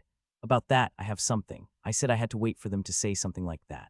As I heard her say that, I jumped on the gun. It is time I reveal my grand ambition to them. I was planning on waiting till this program was over, but the show of strength by Danielle and Leonard had given me the opportunity to present it today. I have a proposal that I want to present to the council, I said and tapped on the holowatch a second later. A file flew out of my holowatch and appeared center of the council table, where it copied and appeared on the hands of all council members and Lady Angela. They begin to read the file, and with a change of page, their expressions become more and more serious till they become almost comical. It took them a while before finally all of them put down the files and before they turned to me. Feeling their gazes, I couldn't help but feel a little nervous. I just hoped they did not reject my proposal directly, saying it was too preposterous. I have spent more than 2 months working on this proposal. It is a very ambitious project that is going to require a colossal amount of resources, so much that even with the trove of resources I have, I could not fund even 5 of it. I had thought about it long and hard before I began drafting this project 2 months ago and spent quite a time and effort on it that it became precious to my heart. I would suffer heartbreak if the council had rejected it. It is quite a proposal you have put in front of us, Grandmaster Mitchell, and if it had been anyone else, including fellow council member, I would have called it brazen, said Grand Commander slowly. You are promising to create 100 Grandmasters within 2 years, but the resources and personnel you are demanding will create a huge dent in strategy, and if you failed, the cost would be so enormous that I could not even imagine, Lord Singh added. It is a risk, but the benefits of it are also enormous. It will help tilt the war in our favor, I replied. But you need to succeed, said Lord Raymond, and I just nodded to that. It is an enormous risk that, if failed, it will cost us tremendously and will affect us negatively in war, added Lady May, echoing the same sentiment as other council members. I analyzed their words with trepidation, trying to gauge whether they favor my proposal or not. My proposal is simple. I will add 300 tyrants to my program, and in 2 years I will turn at least 100 of them into Grandmaster. A shocking odds, considering only one Grandmaster is produced from the 7,000 tyrants. For it, not only I would need tremendous resources, but also strategic personals like alchemists, healers, and artificers. The council would be taking a massive risk if they decided to accept my proposal. Mitchell, we will give you an answer to your proposal in a few days, said the Grand Commander. Okay, I replied. I am a little disappointed, but I have never expected them to answer me immediately. It is a massive project with massive consequences. They will have to discuss it within themselves before they make the decision. I went back to my place and took the position among the other 8 program participants who were still animatedly discussing the battle they had just witnessed. They looked at me with the question as I appeared beside them, probably curious about the discussion I had with the council, which they were not privy to. Even Aloan was not able to hear what we had discussed. The Grimm did not take the loss very well within hours. They had become aggressive. Their response was swift and furious, and even though we had tried our hardest, we still ended up suffering some losses. Still, these losses were nothing compared to what Grimms had suffered earlier, especially the loss of the Rock Bearman with the Bloodline Core. We were watching 3 big Grandmaster class battles across 3 screens when suddenly the expressions of the Grand Commander and other council members changed. Even Lady Angela's expressions became serious. "All of you go," returned 6 hours later, ordered Grand Commander suddenly. There are some intense emotions in her eyes. If I were to say then, it is an anticipation. I don't know what she was anticipating, nor do I dare to ask with the other participant in the program. I walked out of the central command with the rest. 6 hours, it is enough time for me to train some watching those battles. I wanted to work even harder, Isma said as he walked toward the teleportation formation. I do not plan to rest. I will be training for all 6 hours, added David. I did not say anything and stepped into the formation. I only have 6 hours and there are many things to do. A few minutes later, I was in the parlor and in front of me were Danielle and Leonard. Grandmaster, they said in unison. Both you did good, very good in today's battle, I said, have made me really proud, I added, which got them a little emotional. It is the least we could do after what you have done for us, said Danielle. Still, don't let today's success get into your dead from today. The Grimm will actively hunting for you, I cautioned. We will be careful, Grandmaster, Leonard said. What you did today is amazing, but it is not your limit. Both of you still have space to improve before you could think about leveling up the Grandmaster class, I advanced. We will not think about Grandmaster class till we progress to your satisfaction, Mentor, Leonard replied. Central Command Pyramid. It took both of you a lot longer than initially expected, said Grand Commander, seeing the 2 people who had returned from the long mission, which lasted more than a year. Initially, it was only supposed to last 6 months max. The things we were able to find out made us extend it, the woman on the right replied with the grave voice. The Central Command is silent, and a lot more empty than usual. There are only council members and the 3 Grand Lords. The projections of 2 joined just a few seconds. So what is it you were able to find out? Asked Grand Commander. Their mission had been vague. It was to infiltrate the Grimm territory and find out the trump card's Grimm, something that could possess serious harm to the humans. Hearing the question, the expressions of both women became grave, very grave. Nearly all the council and Grand Lord knew the woman on the right well, and they had never seen such expressions on her face. It is bad, extremely bad news, said the woman on the right and began to speak.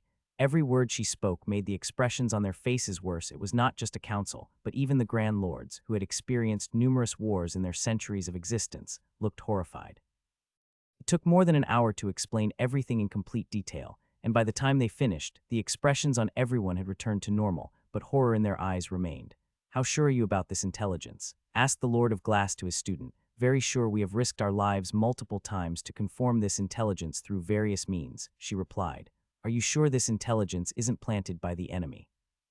Asked Patriarch Bradford. We are 70 sure of the validity of this intelligence, the women replied. It is hard to believe Grimms could do this. If they had been able to do something like this before, we would have been defeated by the Grimms long ago, said Lady Angela as she massaged her forehead. Do you able to find the reason how they would able to accomplish all that? Lady Angela asked after a few seconds of silence. No, it seemed to be a very guarded secret, and there is something strange involved in it. All those with knowledge of it seem to be very fearful of this secret, she replied, sounding slightly unsure herself.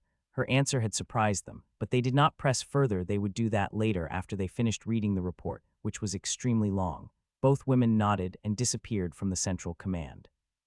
I think the intelligence those 2 collected is true. A year ago, I was able to find out something. I did not believe that time, but now it seemed like it was true, said the Lord of Glass. The council looked a little confused by it, but the expressions of the other 2 Grand Lords had become even graver. This is the biggest threat we have ever faced, but we are not out of options, said Patriarch. One of them we came across just today, added, and a file appeared in hand, the same one that Michiel had distributed to council. Michiel Czar's proposal is already showing us some hope out of this extinction-level threat, and I personally think he might be able to accomplish it a little faster if we provide some extra help, said Patriarch Bradford, bringing a smile to his face, which obviously looked forceful. I watched my mentees disappear through the teleportation formation and couldn't help but feel a little sad. I wanted to spend some more time with them, guide them on some things, and ask them some questions, but all I did was give them some resources I had specially prepared for them and some quick guidance on some important things. All of it was finished within half an hour before I went back to my room. I wanted to spend some time with my father and sister, but the Rose was sleeping, and my father was working. As I took off my clothes and began to shower, My avatar was looking at the seeds that Leonard and Danielle had brought. I had given them some investigative seeds, and they have returned full of information, especially about the Aqua Ape Man and the Rock Bearman. I walked out of the shower, wore clothes before bringing out the dinner, which my avatar had cooked for me when I was talking with Danielle and Leonard. I ate dinner quickly before falling lying on my bed to sleep. 1 hour had already passed, and I planned to sleep for 3 that will leave me 2 hours for some family time and work. With that thought, I had slept and woke up 3 hours later before even the first bell of the alarm could ring up. I walked out of bed and freshened up and changed before stepping out of my room. I had just taken a few steps when I heard the loud crying sound of my sister, but the very next second, I heard another sound which froze me on my spot. I remained frozen on my spot for a few seconds before I disappeared and appeared in the living room. "Mom," I said with a barely audible voice as I saw my mother holding my sister, who was bawling in her lap. "Oh, Mitchell, you woke up," she said as she continued to console my crying sister in her lap. "When did you return?" I asked as I appeared beside her and took her hand into mine. "About 2 hours ago." She replied, "I didn't want to wake you up since you barely get any sleep due to the program," she added apologetically. "I have time now," I replied and sat beside her.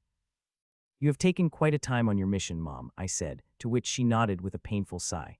"I have lost many precious moments of Rose's in your life," she said with deep regret as she gently kissed Rose. "I hope they will not send you on such a long mission again," Father said, to which she only smiled, seeing that eyes of my father couldn't help but sadden. Mother's art makes her an extremely precious war asset. With her art, she could move invisibly and be extremely hard to kill unless possesses a huge power difference, and has something that could counter the Empire of Mist, which is very rare. In her year on the mission, she had improved a lot, and even with her powerful sensory ability fused with the rule-bending power, wasn't able to figure out her exact level. It is perfectly cloaked with the power of her art. "Let's not focus on sad things," I said and looked at my sister, who had finally stopped crying. "Rose, do you want to tell Mom about your friends in school?" I said to my sister, who nodded before she began to tell us about all the friends she had made and the fun things she had learned in school. Before I knew it, 2 hours had passed, and I really did not want to go back to the Central Command. "I am not going anywhere for a few days, even if they ordered me to," Mother said, seeing the predicament on my face. "I will try to come back soon," I said, but we all know it was a lie. I could only come back when they told me to. A minute later, I stepped out of the formation of the command center and walked through its door. Where are they? I asked myself. There were no signs of other program participants. Some of them should have arrived a few seconds ago, but I am seeing none of them, which is a little strange. "Mitchell, come to the table," ordered the Grand Commander. I cleared my thoughts and appeared beside their table, only to find all of them looking at me with utter seriousness, and there was something else in their eyes that I couldn't seem to figure out. "The council had studied your proposal and decided to fund it wholly," said the Grand Commander, shocking the hell out of me. I thought they would take a day or even a week before they could give me an answer, but they took less than a day. It made me extremely ecstatic, but that feeling lasted only a second before I controlled my emotion, seeing the council still had to say something. "We want you to make some changes," said Lord Chalice. "What kind of changes?" I asked, hoping they did not cut the number of participants or the resources. "We want you to increase the number of participants to 1,000 from 300, and the council would like the first badge of 100 Grandmasters ready within 9 months, said Lady May. Her words were like a strike of lightning. My body shook from head to toe, and I nearly lost my balance, but they increased it, and that was even worse than decreasing the numbers. "Council, you want me to create a miracle, and I had said last time, I am not a miracle worker," I said slowly after a minute of silence. "There are deep calculations behind the number 300. Those 300 were to be chosen from thousands of tyrants. Each one would have something that I could work with and transform into the powerhouses. Now they want me to choose 1,000 people, which is a lot.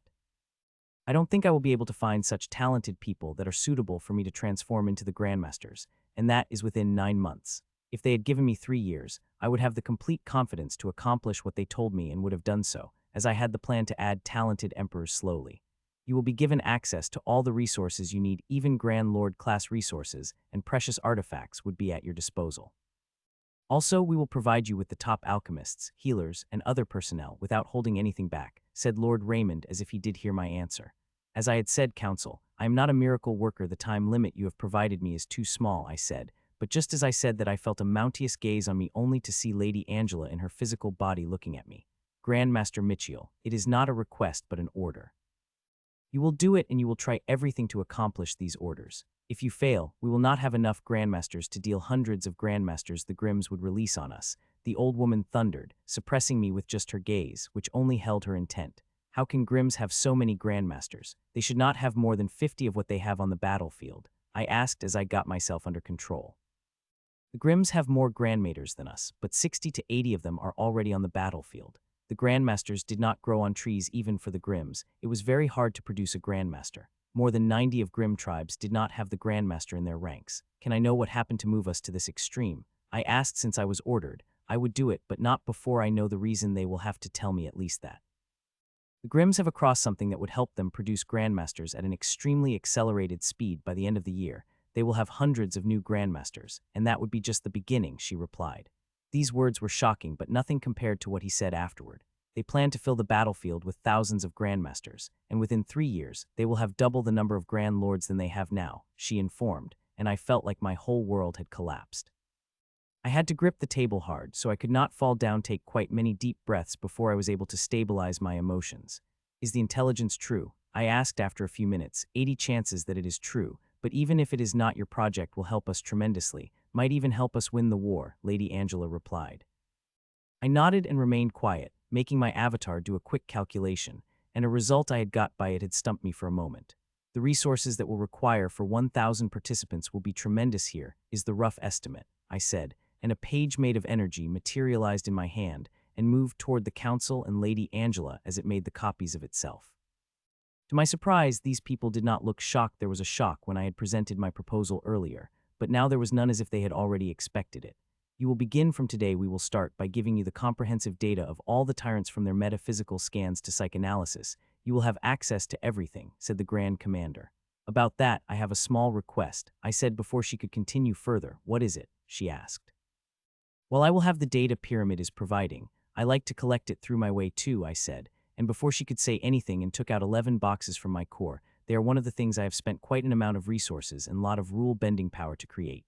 These are, asked Lord Hook. Click. I did not reply directly. Instead, I opened one box, and inside them were 100 pink-violet seeds the size of pearls and a ring. These boxes have 1,032 special investigative seeds I have created. They are designed to look for certain things, and each one is capable of storing the data of 100 tyrants. I want these seeds to scan every tyrant. Each scan would not take more than a minute, and they would be invisible. The tyrants would not be able to sense they were being scanned, I said, and turned to Ring. This is a control ring. Each set of 100 seeds could be controlled by this ring, I said to the council members who were looking at me dumbfoundedly. It will be done, Grand Commander said a second later. A few seconds later, the old Grandmaster appeared in the control center. This Grandmaster is quite powerful, and the thing is, I don't know him. There are very few Grandmasters that I don't know, and this powerful old man is one of them. The old man left a minute later with boxes and orders from the Grand Commander, who again turned toward me. We will try to be fast, but it will still take a week to collect the data of all the tyrants. You should be getting the first badge by the end of the day, she said, surprising me greatly. There are thousands of tyrants, even I don't aware of their exact number, and they are spread all over the world. I thought it would take more than a month to scan all of them, but it seemed like I was wrong about the capabilities of the pyramid. How are you going to choose people for the program? What will be the parameters? Asked Silas Bishop, leader of the Sky Saber. In the whole conversation earlier and now, he had been surprisingly well behaved. There was not a single snide comment from him, and even now this question of it seemed normal, and maybe it is a regular question, and it is the most important one. Even though there is minimum politics is involved in the war, these people would always think about the benefits of their organization while still keeping the benefit of the whole race above. If I have no doubt, if I give even a little bit of leeway in choosing candidates, they will fight cat and dog for each space, though I will not let them have. Who enters this program is completely my decision. It will depend upon their level, talent, age, psyche, inheritance, bloodline, and most importantly, their compatibility with my methods. Even the most talented person would be useless if my methods did not suit them, I replied.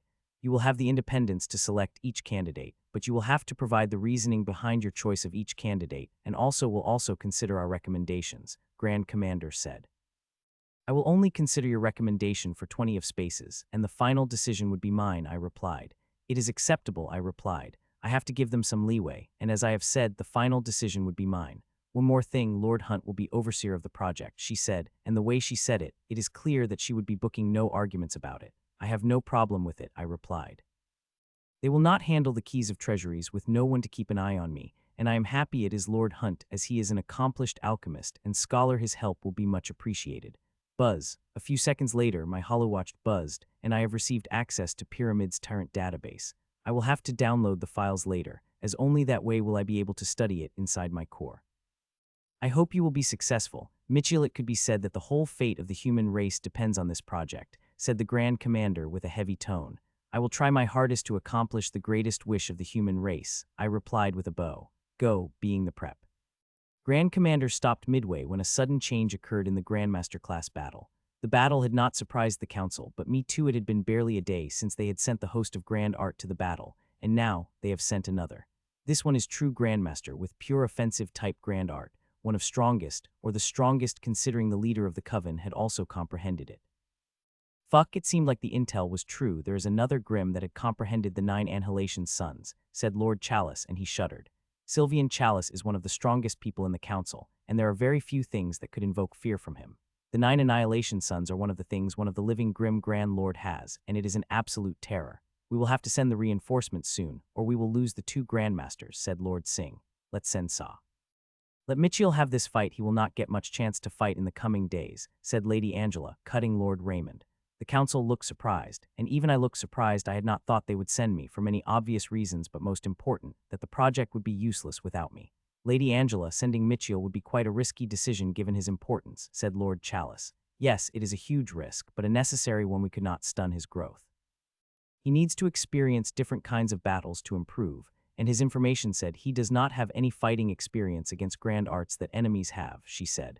I really did not fight against any Grimm with Grand Art, and I really want to, especially against the host of 9 Annihilation Sons, which is considered one of the most powerful offensive types of Grand Art.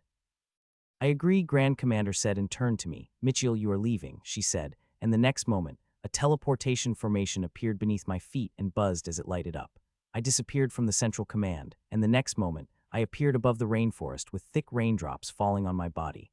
I looked around and saw the Grandmasters. I expected to see both of them down in a huge crater. Their condition looked grim with tattered cloths and burn marks all over their body. They were barely able to defend against the attack. Mitchell Czar, shouted Grimms in unison, only to see 3 Grimm monsters looking at me with a face full of fear despite them being Grandmasters. I did not even look at them. I only had eyes for one Grimm monster. Feeling my gaze, all 3 Grimm Grandmasters shuddered to begin to fly back as if the demon was chasing them. Useless wretches, cursed the Grimm, looking at 3 Grimm Grandmasters running like crazy just with a simple look from me. So it is a Mitchell Czar that came for the rescue, said the golden fire werewolf with 9 yellow suns burning behind it. But will you be able to rescue them? It asked and waved its hands toward the 2 Grandmasters in the crater. With its command, stream of flames came out of all 9 suns and formed a snake, which looked like a real snake made of fire. Incinerate, it said, and a 10-meter-long huge snake flew out toward the 2 human Grandmasters with great speed. Those 2 are looking at it with great horror. If the fire snake had so much as touched them, they would be dead. Not even their ashes of them would remain. My expressions became serious. Armor appeared on my body in a flash, and I disappeared from my spot and appeared in Creator just when a huge snake was about to strike them. The sword appeared in my, and it swung toward the huge snake with a searing speed. Bang! A loud bang rang out as my sword clashed against the fire snake, which felt like a solid being before it had exploded like a bomb, instantly covering the crater and area around in a fiery inferno that is more than enough to burn an early Grandmaster to the ashes. Nice attack, I said a few seconds later when the inferno disappeared, leaving behind only molten earth. So you have saved them, said the werewolf, seeing the 2 humans behind me, covered in a green-pink glow that is rapidly healing their injuries and helping them recover their power. Yes, I did, I replied. It is good they sent you. I will quickly able to erase your name from my kill list, it said with 9 yellow suns behind it, beginning to burn even brighter. Well, I don't have any kill list like you. I would kill any Grimm that I had come across, I replied, making it angry. You have a sharp mouth. As they say, I want to see how loud you will scream when I burn you with the power of 9 Annihilation Suns, it said with a toothy laugh, and streams of fire began to come out 9 burning suns behind it.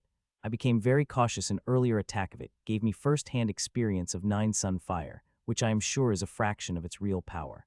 It couldn't help but make me excited. The last Grimm I had fought had nearly killed me.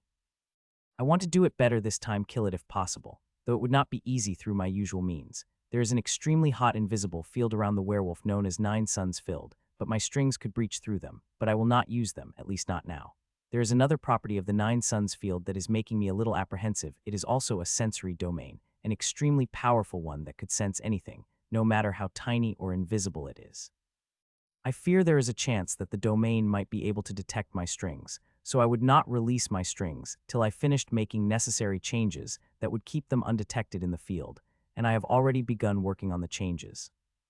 Flaming murder, it shouted, and fiery crows began to release from the flaming ball created by the 9 suns. These crows are the size of regular crows, but the power emitted out them is powerful enough to pose a mortal threat to the mid-grandmaster. Caw caw caw. Tens of crows begin to come out of the fiery ball every second, and with the release of each crow, it gets smaller and smaller, though the battle is reducing at quite a slow speed as it had already produced hundreds of crows and barely spent half. Soon the ball is spent, and the murder of over 1,000 crows has surrounded me from all directions before coming at me. These crows looked like normal crows aside from them being made of fire and devoid of life energy. Anyone would consider them alive, and 500 of them were coming at me from every direction.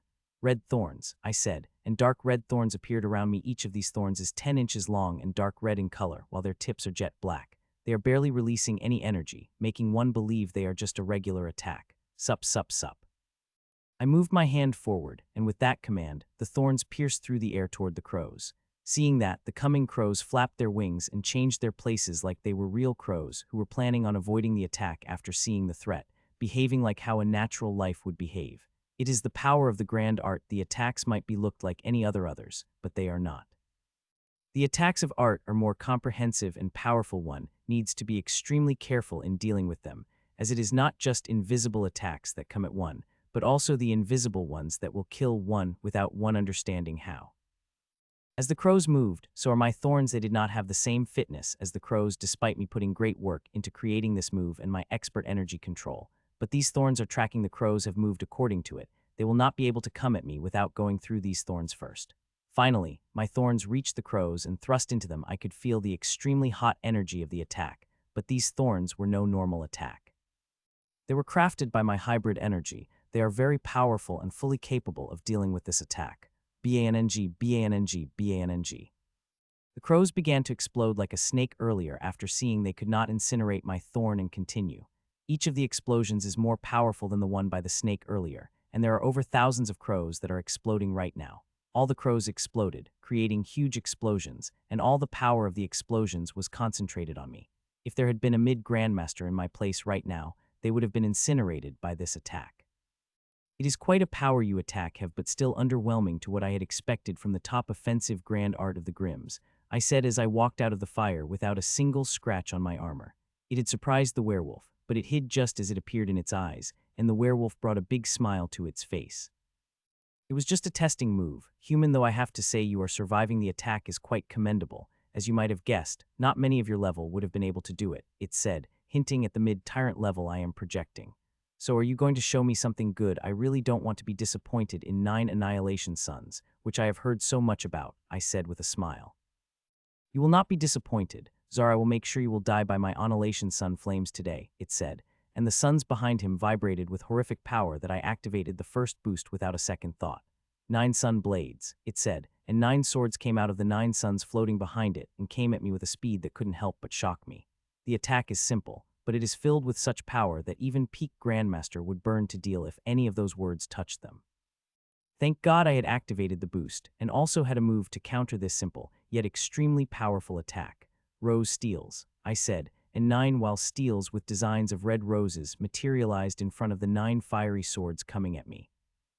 This move was one of the first moves I have ever designed. I had selected it for part of my inheritance, but after further research, I had found it lacking and did not use it. But I kept improving it till I had improved it enough to finally use it in the battle against such powerful enemy. Clang, clang, clang. The sword clashed against the steels and, to my surprise, made a metallic sound before they began to pierce inside them, and even their tips came out to the other sides when the images of roses lit up, and the energy of the sword began to break and collapse. Seeing its swords collapsing, the Grimm couldn't help but become shocked. These swords were no normal attack but made of grand arts power, but they were collapsing. One of the reasons I had not added this move to my inheritance, because the amount of rule bending power used it was huge at that time. We were talking about breaking the fabric of the move, and collapsing it is not an easy thing to do. It had taken me years before I was able to lessen the need for rule bending power in its use, and even now its use is limited. I can't use it to break a truly powerful attack, though I will continue to rectify that, considering the potential of this move. We are really an idiot, you know. the werewolf asked suddenly, shocking the hell out of me. The Grimms always consider themselves above us, even dying Grimm would gloat about their superiority. In all my years of experience with the Grimms, I have never heard any Grimm monsters calling themselves an idiot. The higher-ups have repeated orders, every one of us to use our full power against the top humans' elites. The moment we see you, finish you off before you could think, much less get rescued. It said, confirming the Grimm order. Our intelligence, I was able to find out. I am pretty high in the young human elite list that Grimm has. I came second, right below that of the Jill. But we, I included, would always waste time talking and using the useless moves instead of using our full power. It is due to this damning superior nature of us. We have failed to kill a lot, many of you, it said, gripping its fur above its herd before it turned to me with its eyes blazing. Seeing the emotions in its eyes, I was barely able to contain my shudder and immediately activated the second boost and prepared to activate the third at a moment's notice. No more Mitchiel Zar, you will now suffer the full might of my 9 annihilation suns, it said with its golden eyes shining brightly. Annihilation meteors, it roared, and was immensely powerful. Spheres of flames came out of 9 suns and flew into the sky with a speed that I was barely able to track and disappeared a moment later. Die Zar, it said, and the scenery around turned bright yellow as 9 huge meteors appeared in the sky, and they were coming at me with extremely fast speed. These meteors are huge and destructive, and there is no place to hide or run in front of it as it had locked the space. Other attacks are not capable of this fear, but grand arts could. Nearly every grand art has the ability to lock the space, and my mother's Empire of Mist is quite good at it. It seemed like this attack would be a perfect way for me to use that move. I thought and activated the move while keeping my shield on the button. I didn't know whether it would work as I had expected. If it did not, then I want my shields. I would not able to survive without them. This new move of mine is quite recent, but is complete, and I would like to see its defensive power as it would free up my shields, and I would use my strings for the shields for different use. Petals embrace, I said softly, and thousands of light pick rose petals began to come out of me and flew up. By the time meteors had covered half a distance, these petals had clouded the sky above me so densely that I could see anything in the sky. Soon, the 9 huge meteors crashed against petals, and instead of forming a rigid wall, the petals began to stick themselves to the meteorite. Such behavior had surprised the Grim Grandmaster, but what happened next shocked it. It had never would have expected these petals would do something that. The petals stuck around the meteorites like stickers before they begin to funnel out their energy at a rapid pace, turning fiery energy into a non-threatening mist, and that is making the meteors look like punctured balloons. They are rapidly losing their power and also their size. The scenery is beautiful yet comical. Such a powerful attack of the grand art is being reduced to this state in such a way. I almost felt an urge to apologize to the werewolf, turning its might attacks into this. Boom, boom, boom. I moved 2 steps forward as tiny meteors crashed against me. From their original size of more than 3 meters long, they had turned to palm-sized fireballs by the time they have crashed into the ground. It took a few seconds before the explosion cleared, and I have got a clear look at the werewolf again. It had controlled its emotions, and there was even a barely visible soft smile hanging on its face. It is a smile it has a hard time controlling but is barely able to do it, and if I wasn't looking for a sign, I wouldn't have caught it. So, it seemed like you have finally finished with your preparations, I said with a smile, totally confident in my deduction. It is not just a deduction, I could literally sense it, had been sensing it since it began a few seconds after I appeared on the battlefield.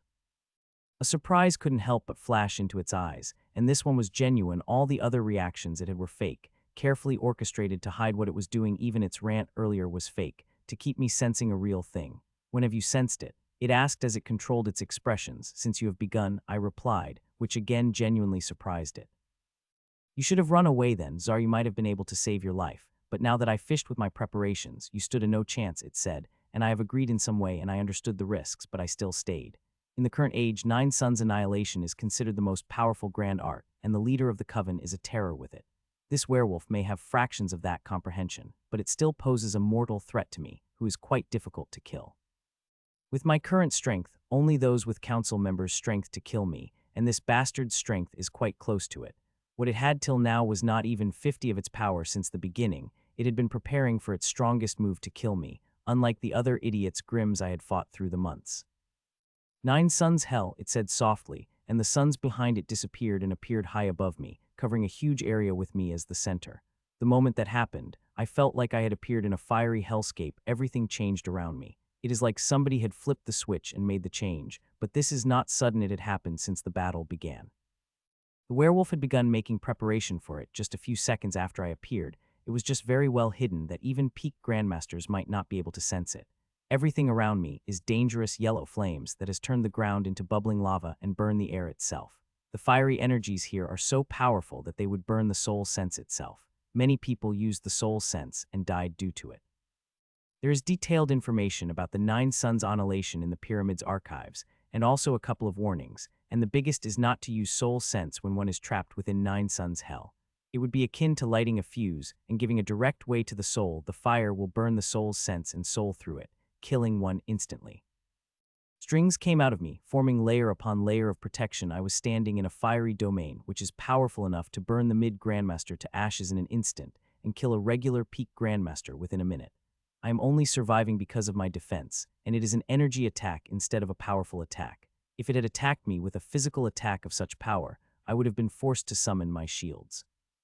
Even now, I am rapidly increasing my defense by wrapping myself with layer after layer of strings. It is the only way I could survive in this fiery hellscape.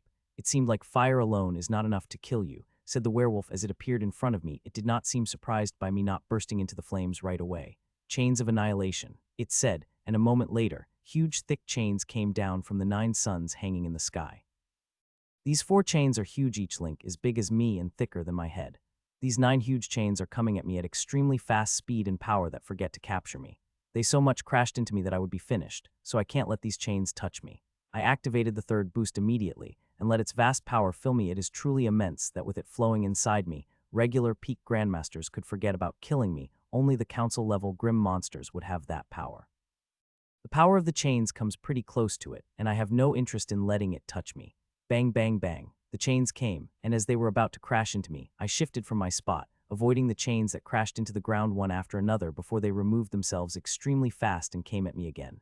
This time, the chains changed their strategy. They had spread around before coming at me from all directions, wanting to leave no space for me to move. Well, that is just wishful thinking. I have studied the information about this grand art in great detail and wanted to experience its full power, which is why I had stayed despite sensing it, casting the attack from the beginning of the battle. I had weighed the pros and cons of it and made the preparations. If not for that, I never would have taken such a risk against these powerful grand arts that had killed the most humans grandmasters in these millennia. A soft smile appeared on my face, and I moved to dodge the chains, but this time, the chains were not having me run away as they moved toward me. Bang, bang, bang. Let me see if you can catch me, I said to Werewolf and disappeared from my place before appearing over the chain, and when it moved toward me, I shifted my place again.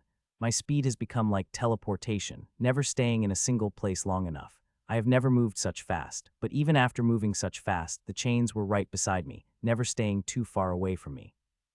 It is not Grimm that is doing that, but art itself. This art is not only offensively powerful, but it also contains a bit of foresight. This ability let the host predict the direction of the enemy to a certain degree. Thankfully, the foresight only appears when the host is using the full power of the art, and is only available through certain moves like the 9 Suns of Hell and the chains that are produced through it, and it is the reason I had chose to take the risk.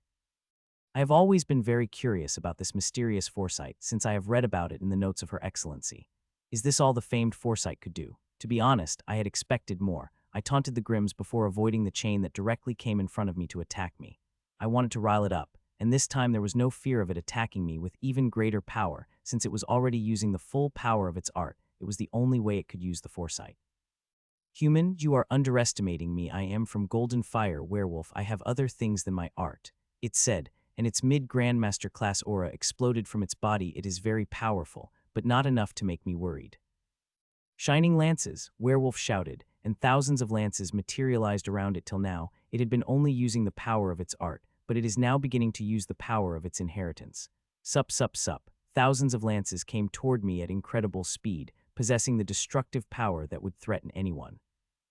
While these lances are not dangerous as these chains, I could not let any one of them hit me, as a fraction of the delay cost to deal with these lances would make the chains catch up to me, against which I am already having a little problem. It seemed like this would be the right time to use that, I said to myself, sounding completely unsure whether it would work or not, considering it is not my creation. It is something I have found in one of the books I have read in the Broken Tower. It is an interference formation to interfere with mystic forces like foresight. This formation required a specific type of energy called augur, which I had never heard about and did not know what kind of energy it was. I looked for it in the Broken Tower and Pyramids library and even asked around a few people, but they had no idea about it. So I directly used the rule bending power when I had activated the formation for the testing, but did not know whether it had worked or not. It is not the foresight ability is common, and I could test my move against it anytime I wanted. Buzz, here it goes, I said in my mind, and activated the formation by depositing the rune bending power inside it, and felt it releasing the waves after the waves.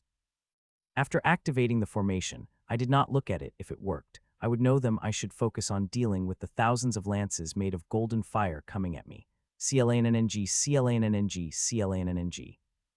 I took out my sword and began to swing it at the coming lances while jumping around the chains, without letting it affect my speed. The lances are powerful, but they are still easily dealt with. I am stronger than disputes being on the same level, and if it were not for its art, I would have killed it already. A few seconds passed by, and I finished dealing with all the lances and also noticed quite a change in the chains. They are still predicting my movements, but not as accurately as before. For those who are looking at the battle from outside, it looks like I have gotten better at evading the chains.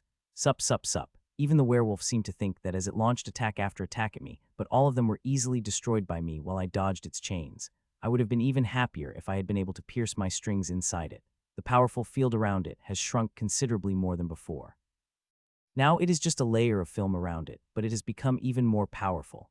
Even after making preparations inside my core, I am not sure whether my strings will remain undetected the moment they touch the compact field around it.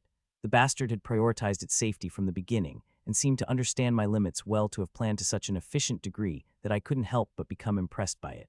Bang, bang, bang. Time passed, and I continued to dodge its chains and attacks. Nothing had changed, except for me planning on leaving in a few seconds. I would have continued and even tried to kill it through attrition, as grand arts may be powerful, but they consume an immense amount of energy. Seeing the way it is using the art at full power, it won't be able to sustain it for more than an hour, and at that time I might have some chance at it, but we are not alone on this battlefield. I could sense the powerful presence above me. There were 3 council-level grim monsters, and only one from our side. I don't want to force them to attack, even though I have complete confidence in our powerhouse. The council-level grims would need just a single attack to kill me. Last time, I was barely able to survive the attack. I don't want to take that same risk again. It has been a fun werewolf. See you next time, I said with a laugh, and jumped just as I did. A pink circle appeared in the air and passed through it, disappearing in front of its utterly shocked eyes. It was not the only one who had made the preparations from the beginning. I had made some too. It is quite difficult to break the space lock created by grand arts, but with good research and a little bit of rule-bending power, it can be done. Step.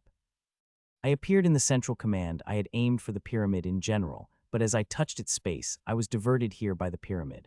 As I had appeared in the central command, I saw everyone looking at me in surprise. It is not the council, but the people of the leadership program who seem to have come after I went to battle.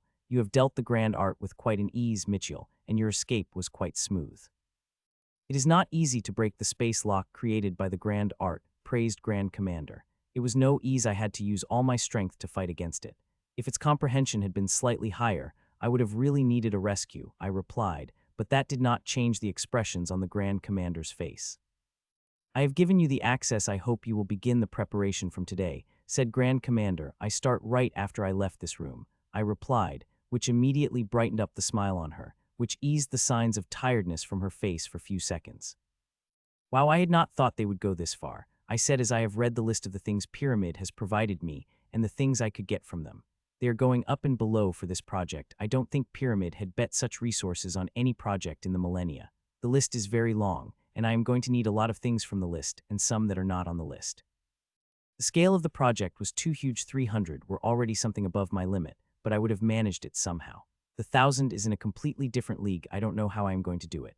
It had been 2 hours since I had left the central command. Even though I had said I would begin working the right way, I did not. I did not open the mail the council had sent me. Instead, I had spent some quality time with my family. My mother had just returned after more than a year and didn't know when the pyramid would be sent to her on a mission again. Before that happened, I wanted to spend as much quality time with her. Though technically, I was working the avatar inside my core, had been going through information of tyrants that Grand Commander had provided me, studied the list of artifacts and tools, also the details about the various professional personnel I am going to need for this project. When I came back to my room, I have found there was an extra door in my room which led to this conference room. It is not just a conference room, but will be the command center of the 1000 Grandmaster program. The conference leads to hundreds of labs, alchemical chambers, arenas, and other things that I am going to require for this program. I looked at the conference room and sat on the head chair before looking at each lab, chambers, and other things that Pyramid has provided me. They have provided me what they have seemed fit, but I could ask for things they did not provide and also return those that I do not need. In the warring time, every facility had its use, and I am sure some labs and facilities have given to this program had been snatched from others. Those people would not be happy, but there was nothing I could do. The project had become very important that Pyramid would do anything for it to succeed. It took me about an hour to look through everything. There were many things I did not need, and many things were needed. I sent the list to Lord Hunt, giving some details on why I needed them, and got a reply a few minutes.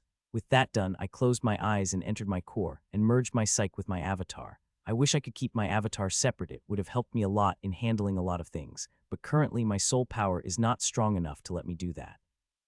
I took over my avatar and started looking at the list of personnel in greater detail. For this project, I am going to need tens of alchemists, artificers, healers, and other personals. Their numbers would easily go above 200. A day passed, and I took a break. I was working inside my core when my holo watched buzz with mail. I opened it and was quite surprised before I got excited and replied. A second later, the teleportation formation lit up, and the old Grandmaster appeared in the teleportation formation, the same one which Grand Command had called to take my seeds, and now he returned with a box in hand. Though it is a single box, it is still quite fast, seeing not even a complete day had passed since I have given the seeds, and they have already filled one box of seeds with data of 10,000 tyrants. You have worked quite a fast, Grandmaster. I did not think the first box would come in before 3 days, I said to the old man who walked toward me.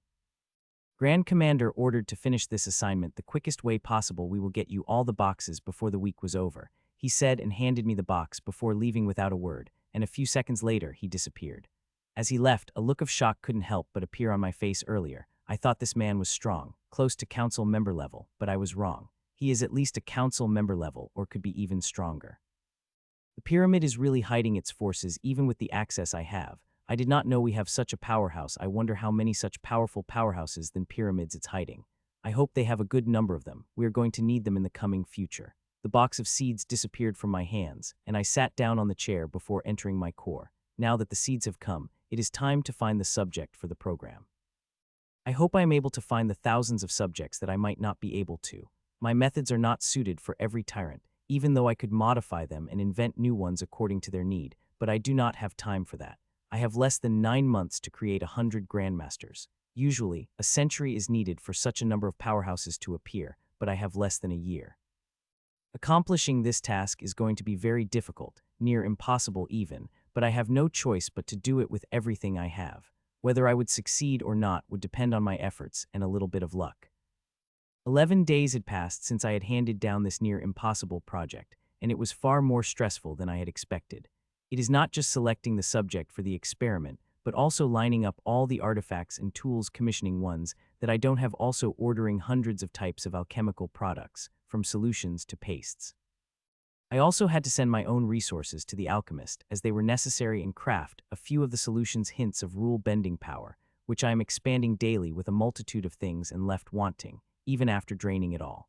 I have also finished selecting the subjects. All 933, the council had provided me the data of all the tyrants within a week, as that old Grandmaster had said. While the council had asked me to have 1,000 subjects, I was only able to find 933. I would not compromise on quality, even if the council demands it, though I have sent the seeds to scan the emperors, and also asked every new emperor who levels up tyrant. I want to create a database of the emperors and begin working with the most suitable ones. The war is going to last for years, and we want to make as many Grandmasters as we can so we can deal with anything that Grimm's throws at us. Are you ready? Teacher asked beside me. Yes, I replied and walked toward the teleportation. I had asked for the teacher's help after I had shortlisted the subjects for the program, researching the aspects which are just as important as their suitability with my method. Buzz. I stepped into the teleportation with the teacher, and a second later, we disappeared from the parlor. All of a sudden, I have to begin part of this top-secret project and got orders of immense proportion. Even with the talented team, it is too much. Once the project leader arrives, I am going to tell them SDR. The rant stopped mid-air when the person noticed the whole hall quieted down, and he looked behind him to the teleportation formation where I appeared with the teacher. Jim, what are you going to tell me? I asked his shocked face. It was not just Jim that was shocked, but most other people sitting at the table and the assistants they had brought behind them.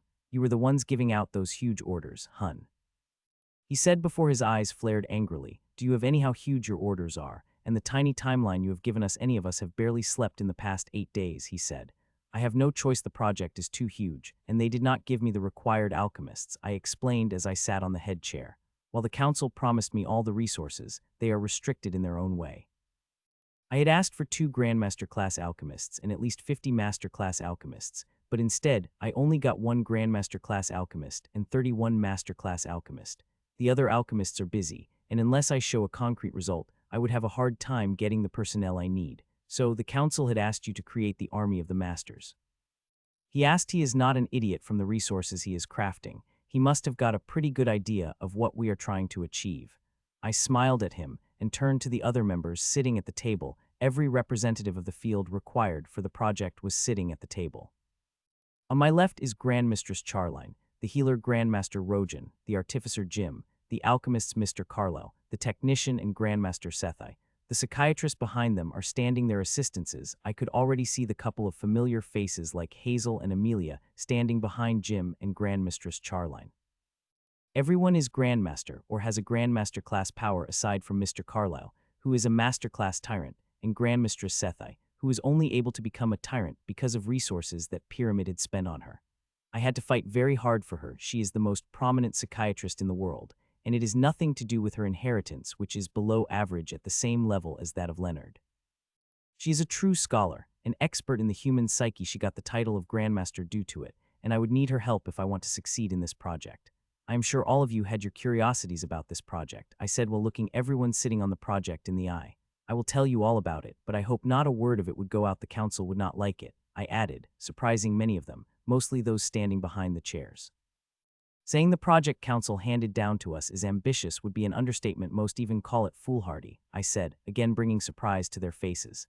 Just get to the point, Mitchell. There is too much work for me to do. Jim said he seemed quite stressed and irritated by the amount of work I had unloaded on him, and I couldn't blame him. It is truly too much, but I have no choice. The project is called 1000 Grandmaster Project.